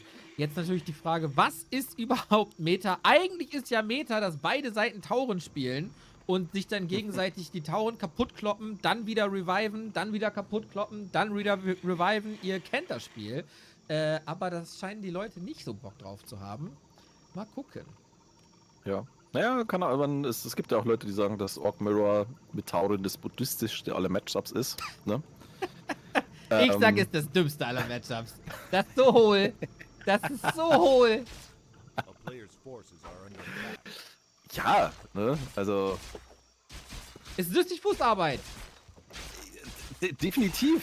Ne? Aber, weißt du, das ist so, wenn ich mir so ein Orc Mirror angucke und denke mir so, boah, keine Ahnung, da muss ich ja nur an die nächste Fußball-EM denken, wenn ich mir dann überlege, ich sehe es dann schon kommen, wenn ich dann irgendwie um 2 Uhr nachts da sitze und mir Osttimor gegen die Westfalen-Elf angucke, wo ich mir dann auch denke, so, was mache ich eigentlich mit meinem Leben, dass ich mir sowas angucke? Da gucke ich mir lieber so ein Orc Mirror an. Ja gut, das ist klar. Das ist Also, natürlich klar. Holzbein-Kiel gegen Barfuß Damaskus. Aber Scorer, jetzt schon den ersten Spot fertig gecreept und der findet schon mal ein stabiles Item mit den Gloves of Haste, bisschen Attack Speed, immer ganz fein. Sokol mit den Gauntlets, klassisch Sokol oder klassisch 1,20 Patchwork, verkauftes TP, läuft zum Merchant, wird sich dann ein Circlet holen. Und vielleicht sogar den Dust. Ne, tatsächlich nur den Circlet. Und dann geht es auf die Suche nach seinen Kontrahenten. Oder wenn man ihn nicht findet, geht es halt einfach in die Basis und dann wird da ein bisschen auf die Peons oder auf die Gebäude eingedroschen. In diesem Fall geht schon mal auf die Voodoo Lounge. Oh, ganz nett, ganz nett, ganz nett. Irgendwann wird Mana gebraucht, irgendwann werden Speed Scrolls gebraucht. Das kann er sich jetzt nicht kaufen. Guter, netter Harass. Jackmann, danke für den Sub. Scorer hier leveltechnisch natürlich weit vorne. Ich glaube, es wäre tatsächlich smart gewesen, auch noch auf die Peons zu gehen. Aber dann würde man natürlich den Merchant aufgeben, for free. Und das ist vielleicht auch nicht so die geilste Idee. Also ist so ein bisschen, fühlt sich das an wie Abtasten hier gerade. Ja, auf jeden Fall. Ja, da treffen halt auch, glaube ich, wirklich so Spielphilosophien gerade aufeinander, ne? Also mit Mirror Image und viel Creepen und Sokol ist halt so klassisch Windwalk first, Items kaufen und sich dann auf die Suche machen nach seinen Kontrahenten, um da vielleicht ein bisschen was abzustauben. Aber man sieht es halt auch, er checkt einen Spot nach dem anderen, aber er findet ihn nicht so wirklich. Jetzt ist er endlich angekommen und wird wahrscheinlich mit Windwalk versuchen, da jetzt gleich nochmal irgendeinen Creep rauszunehmen. Aber mal gucken, jetzt wird erstmal noch ein bisschen gefightet hier. Der Grunt geht wieder auf die Voodoo Lounge. Ist natürlich ein bisschen problematisch, weil da der Tower in der Nähe, das Burrow in der Nähe ist. Und so cool. Ja, der probiert. Hat natürlich die Boot of Speed. Das heißt, er kann auch diese Grunts gut weghetzen. Grunt im Early Game wäre geil, aber das braucht noch ein bisschen. Gerade weil der Shop noch nicht da ist, ist jeder HP wichtig. Blade Master könnte sich gleich noch selber hochheilen. Mana hat er auch noch. Die kämpfen hier um das Item oben an der Echse. Bisschen ein Stalemate. Scorer spekuliert, aber nee. Bevor der Windwalk ausläuft, dann lieber doch nochmal draufhauen hier. Grunt kommt auch dazu. 3 gegen 1. Unfaire Geschichte. Kriegt aber Verstärkung. Und Sokol killt tatsächlich den Grunt. Ja, jetzt muss er nur aufpassen, dass er da einigermaßen gut rauskommt. Jo, schafft er. Ja, das ist halt, ne, ganz alte Schule. Und ich finde es auch immer schön, dieses Infi-Walk dann einfach so mal drumherum eiern und so, gehe ich jetzt drauf, gehe ich jetzt nicht drauf, soll ich es tun? Aber alles richtig gemacht hier von Sokol. Und dieser Creep-Spot, der zieht sich halt auch einfach ewig, weil dieser verdammte Murgle immer weiter am Heilen ist. Und jetzt haben wir natürlich eine ganz interessante Situation. Sokol zieht einen Grunt zurück, der wird attackiert, den kriegt Scorer aber nicht. Dafür fightet jetzt Sokol mit den Grunts. Oh, und der Shadowhunter, der braucht noch sehr, sehr lange für Sokol. Shadowhunter bei Scorer kommt aber gleich dazu, mit Items, mit Speed Scroll. Schafft es noch irgendwie diese Grunts zu retten. 2 Kills wären super nice, blockt und keine Clarity benutzt gerade, als er die Zeit dafür hatte. Und jetzt wird es ein bisschen eine Falle, weil der Shadowhunter ist am Start. Die Grunts wollen Rache und nächste Hex. Noch nicht ready. 2, 1 Soko gerade so rausgelaufen. Ja, da hat nicht viel gefehlt, aber da ist noch die Speed Scroll aktiv, aber ich glaube, Soko sollte wegkommen mit den Boots. Ja, macht er. Ja, an der Stelle auch nochmal Gruß an Tobi Rain. Der ist gerade im Chat und feuert seinen ehemaligen Teamkollegen an. Das wäre natürlich, wir haben schon angesprochen, eine sehr schöne Geschichte, die beiden alten Recken wieder vereint zu sehen im Inferno, aber natürlich auch wäre es richtig schön, Scour mal wieder in Action zu sehen. Jetzt geht's hier, oh, war ja so cool. Be careful. Das könnte ins Auge gehen mit diesem sehr, sehr angeschlagenen Blade Master. Speed Scroll, er will einen Grunt will er haben. Ich sehe den schon. Das ist. Ich sehe den schon sterben. Okay. Ja. Puh. Okay, dann ist gar nicht mal so viel passiert, außer dass Scour hier seinen Gegner sehr hart outlevelt hat. So cool, nicht so die Steals wie damals. Vielleicht Scour auch ein bisschen besser drumherum gespielt als die Gegner damals. Wir gehen Raider Walker. Es ist tatsächlich das 2000er Orc Mirror. Jo, so ist es. Und ja, Hero-Level spielen da natürlich eine Rolle, wobei man sagen muss, ganz wichtig ist natürlich da der Second Hero. Der Shadow Hunter, Level 2 gegen Level 1 Healing Wave ist halt einfach ein absoluter Gamechanger. Und ja, da muss natürlich Soko jetzt gucken, dass er da mal ein bisschen Speed auch kriegt. Spannend wird es natürlich auch auf der Map Tide Hunters mit dem Goblin Merchant, denn es gibt nur einen Shop, das heißt, die Anzahl an Heal Scrolls, Invo Potions ist sehr überschaubar.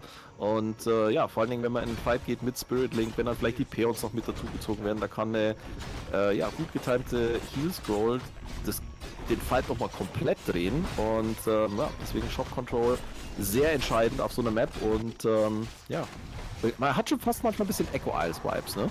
So ein bisschen, korrekt. Das sind ja auch Inseln. Tide Hunters quasi auch Inseln, wenn man sich die Korallen anguckt.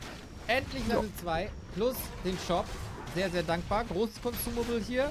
Scour lässt ihn auch mehr oder weniger gewähren. Scroll of the Beast sollte größtenteils gedispelt werden. Wenn nicht, dann wirksam. Auf der anderen Seite Flöte für Scour auch nicht so wild für Range Damage. Und Soko hat die Burrows nicht vergessen. Wichtiger Key Fact. Ja. Also, ich tatsächlich glaube, also die Scroll of the Beast kann man natürlich sagen, ja. Das ist so, kann dispelled werden, ne? Drückst drauf und es ist sofort wieder weg, bringt nicht viel, sollte man es ja verkaufen. Aber wenn wir uns wirklich in diese Fights begeben, ne? Die dann mal 2 Minuten gehen, 3 Minuten gehen, dann gehen irgendwann in Spirit Walkern halt auch einfach mal der Saft aus. Sie können dann nicht mehr dispellen oder vielleicht sind sie schon gekillt. Und dann am Schluss einen Level 3 Blade Master zu haben mit einer Scroll of the Beast, das kann nochmal einen richtigen Push geben am Ende. Also das wird wahrscheinlich so eins der letzten Items sein, könnte ich mir vorstellen, die in diesem Spiel eingesetzt werden, wenn wir in diesen Schlussfight gehen. Das kann schon echt nochmal ein Gamechanger sein. Genauso wie dieses Item beim Rock Golem. Vielleicht noch ein bisschen Damage für den Blade Master. Das geht ihm so ein bisschen ab. Shadowhunter Level braucht er auch. Normalerweise sollte der Blade Master irgendwie harassen, aber das ist im Mirror schon irgendwie ein bisschen schwierig. Goa macht ein bisschen besser, was die Level angeht, sollte den Timing-Vorteil auf seiner Seite haben. Ring of the Archmage ganz nett für mehr Stats. Und damit sind wir beide bei 50 Supply. Scour schon auf 1000 Gold. Und mit der ganz, ganz fetten Belohnung unten mit Heal Wards. So ist es. Oh, er verkauft tatsächlich das Scroll of the Beast und holt sich hier eine Scroll of Healing dafür. Okay, hätte ich jetzt nicht gedacht tatsächlich. Aber okay, investiert hier lieber in die Heilung. Level 4, 3, das ist natürlich jetzt so cool, braucht so schnell es geht. Oh, der wird seine Immo-Potion einsetzen müssen, schätze ich mal. Okay, kriegt vielleicht einen Raider, aber die Heal Wave ist ready. Bevor er hier gehext wird, lieber raus. So ist es.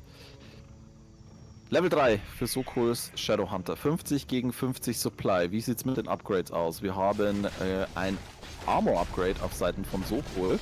Keine Upgrades momentan auf Seiten von Scour. Der hat auch momentan noch keins in der Pipeline. Der geht ins Upkeep erstmal. Okay. Jetzt holt er sich das Armor-Upgrades. 50 gegen 60. Jetzt müsste natürlich Sokol dann bald mal nachziehen. Aber momentan kein Orc-Borrow. Jetzt gibt es aber den Creep-Check. Vielleicht könnte da ein bisschen was gehen, weil noch ist der Fight relativ ausgeglichen. Kodo ist nicht in einer guten Position, da wird sofort das ins Snare geworfen. Dispel kommt rein, aber Sokos Blade Master muss hier sehr, sehr, sehr viel einstecken. Soko hat hier ordentlich zu kämpfen, die Healways knallen rein. Es wird von Soko schon ein Raider gefressen. Eine Healing Wave ist noch mit am Start. Jetzt kommt sofort nochmal die Kurobis von Sko mit dazu. Frisst hier auch nochmal den Raider weg. 47 gegen 57 Supply. Aber das ganze Supply ist hier momentan noch nicht auf dem Schlachtfeld angekommen. Sko mit der nächsten Heal Wave. Sokol ebenfalls nochmal mit der Heal Wave. Und Sokol hat mehr Mana auf seinen Second Hero. Blade Master auf Seiten von Sokol. Geht jetzt hier hinten auf die Spirit Walker. Kann hier schon ordentlich Schaden machen. Nächste Heal Wave kommt jetzt mit dazugezogen. Sko hat jetzt die Peon mit am Start. Wir brauchen jetzt gleich nochmal den Spirit Link, damit hier ein bisschen was geht. Nächste Heal Wave wird sofort eingesetzt von Sokol. Jetzt hat auch noch Sko den Heal Walk gesetzt. Der wird aber sofort gecancelt hier vom Second Hero des ehemaligen Faculty-Spielers. Beide Spieler verlieren hier Unit nach Unit. Und Sokol, er produziert nicht so viel nach. Da ist nur ein Grunt in der Pipeline und das könnte hier wahrscheinlich noch das Zünglein an der Waage sein. 58 gegen 37 Supply. Der Blade Master ist jetzt, der wird gefokust. Da kommt nochmal die Heatwave rein, aber da gibt es keinen Weg raus mehr für Sokol. Der wird zerlegt. Da fällt der First Hero. Wenn der Blade Master fällt, dann ist meistens auch das Game verloren. Und so ist es. Goa ist wieder da. Der Norden obsiegt über den Süden, wie sich's kehrt. Und jetzt hat man es geschafft. Mann, Mann, Mann. Schade, schade, Sokol. Viel Freude bereitet, der alte Heinrich. Ja. Aber Goa vielleicht ein bisschen aktiver in den letzten Jahren. Trotz Pause noch ein bisschen frischer im Saft. Und das hat sich ja ausgezahlt. Einfach gepowercreept.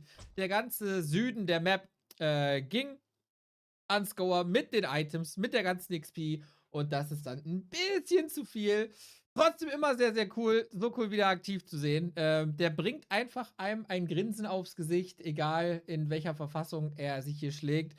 Und damit haben wir unsere Rele-Teilnehmer für nächstes Wochenende. Und wird heiß nächste Woche. Absolut. Ja, wenn wir uns mal angucken, aus dem ersten Qualifier hatten wir ja den guten Sharky, der sich ja da durchsetzen konnte.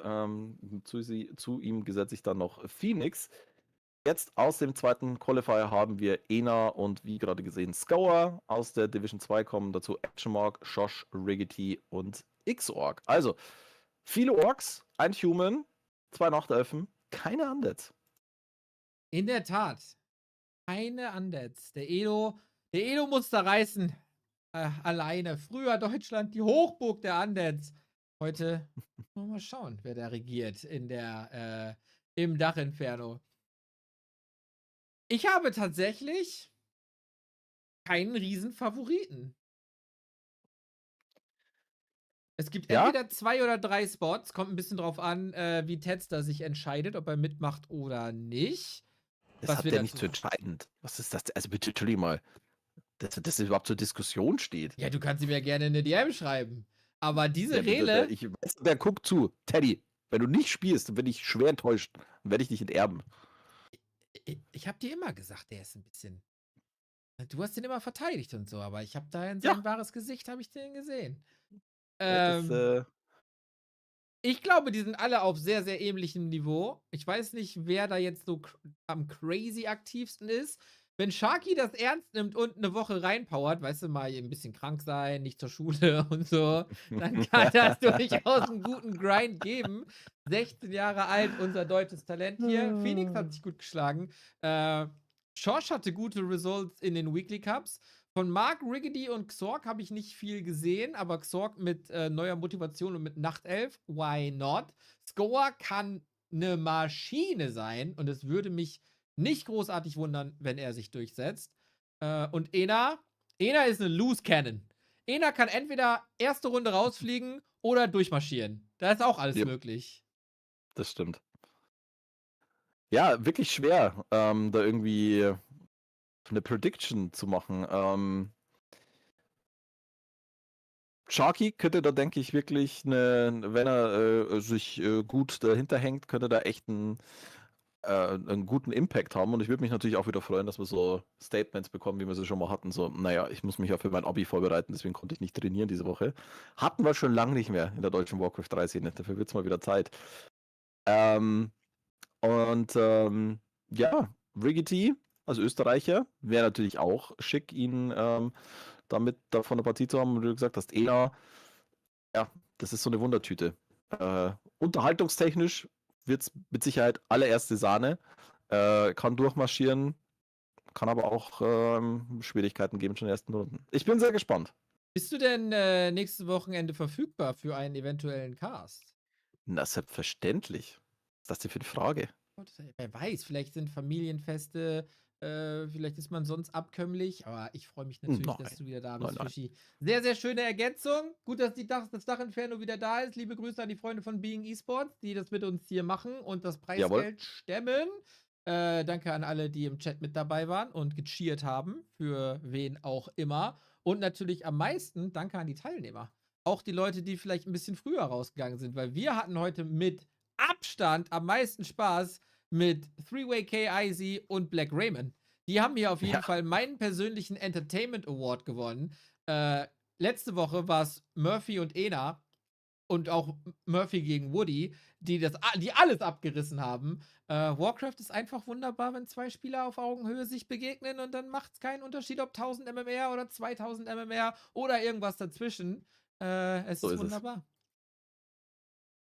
Gut, dann Dem kann ich nichts hinzufügen. gut. Es war sehr schön. Ich dann auch nicht. Morgen bin ich wieder da in 12 Stunden. Ich habe jetzt 12 Stunden gestreamt und in 12 Stunden bin ich wieder da. Alles klar.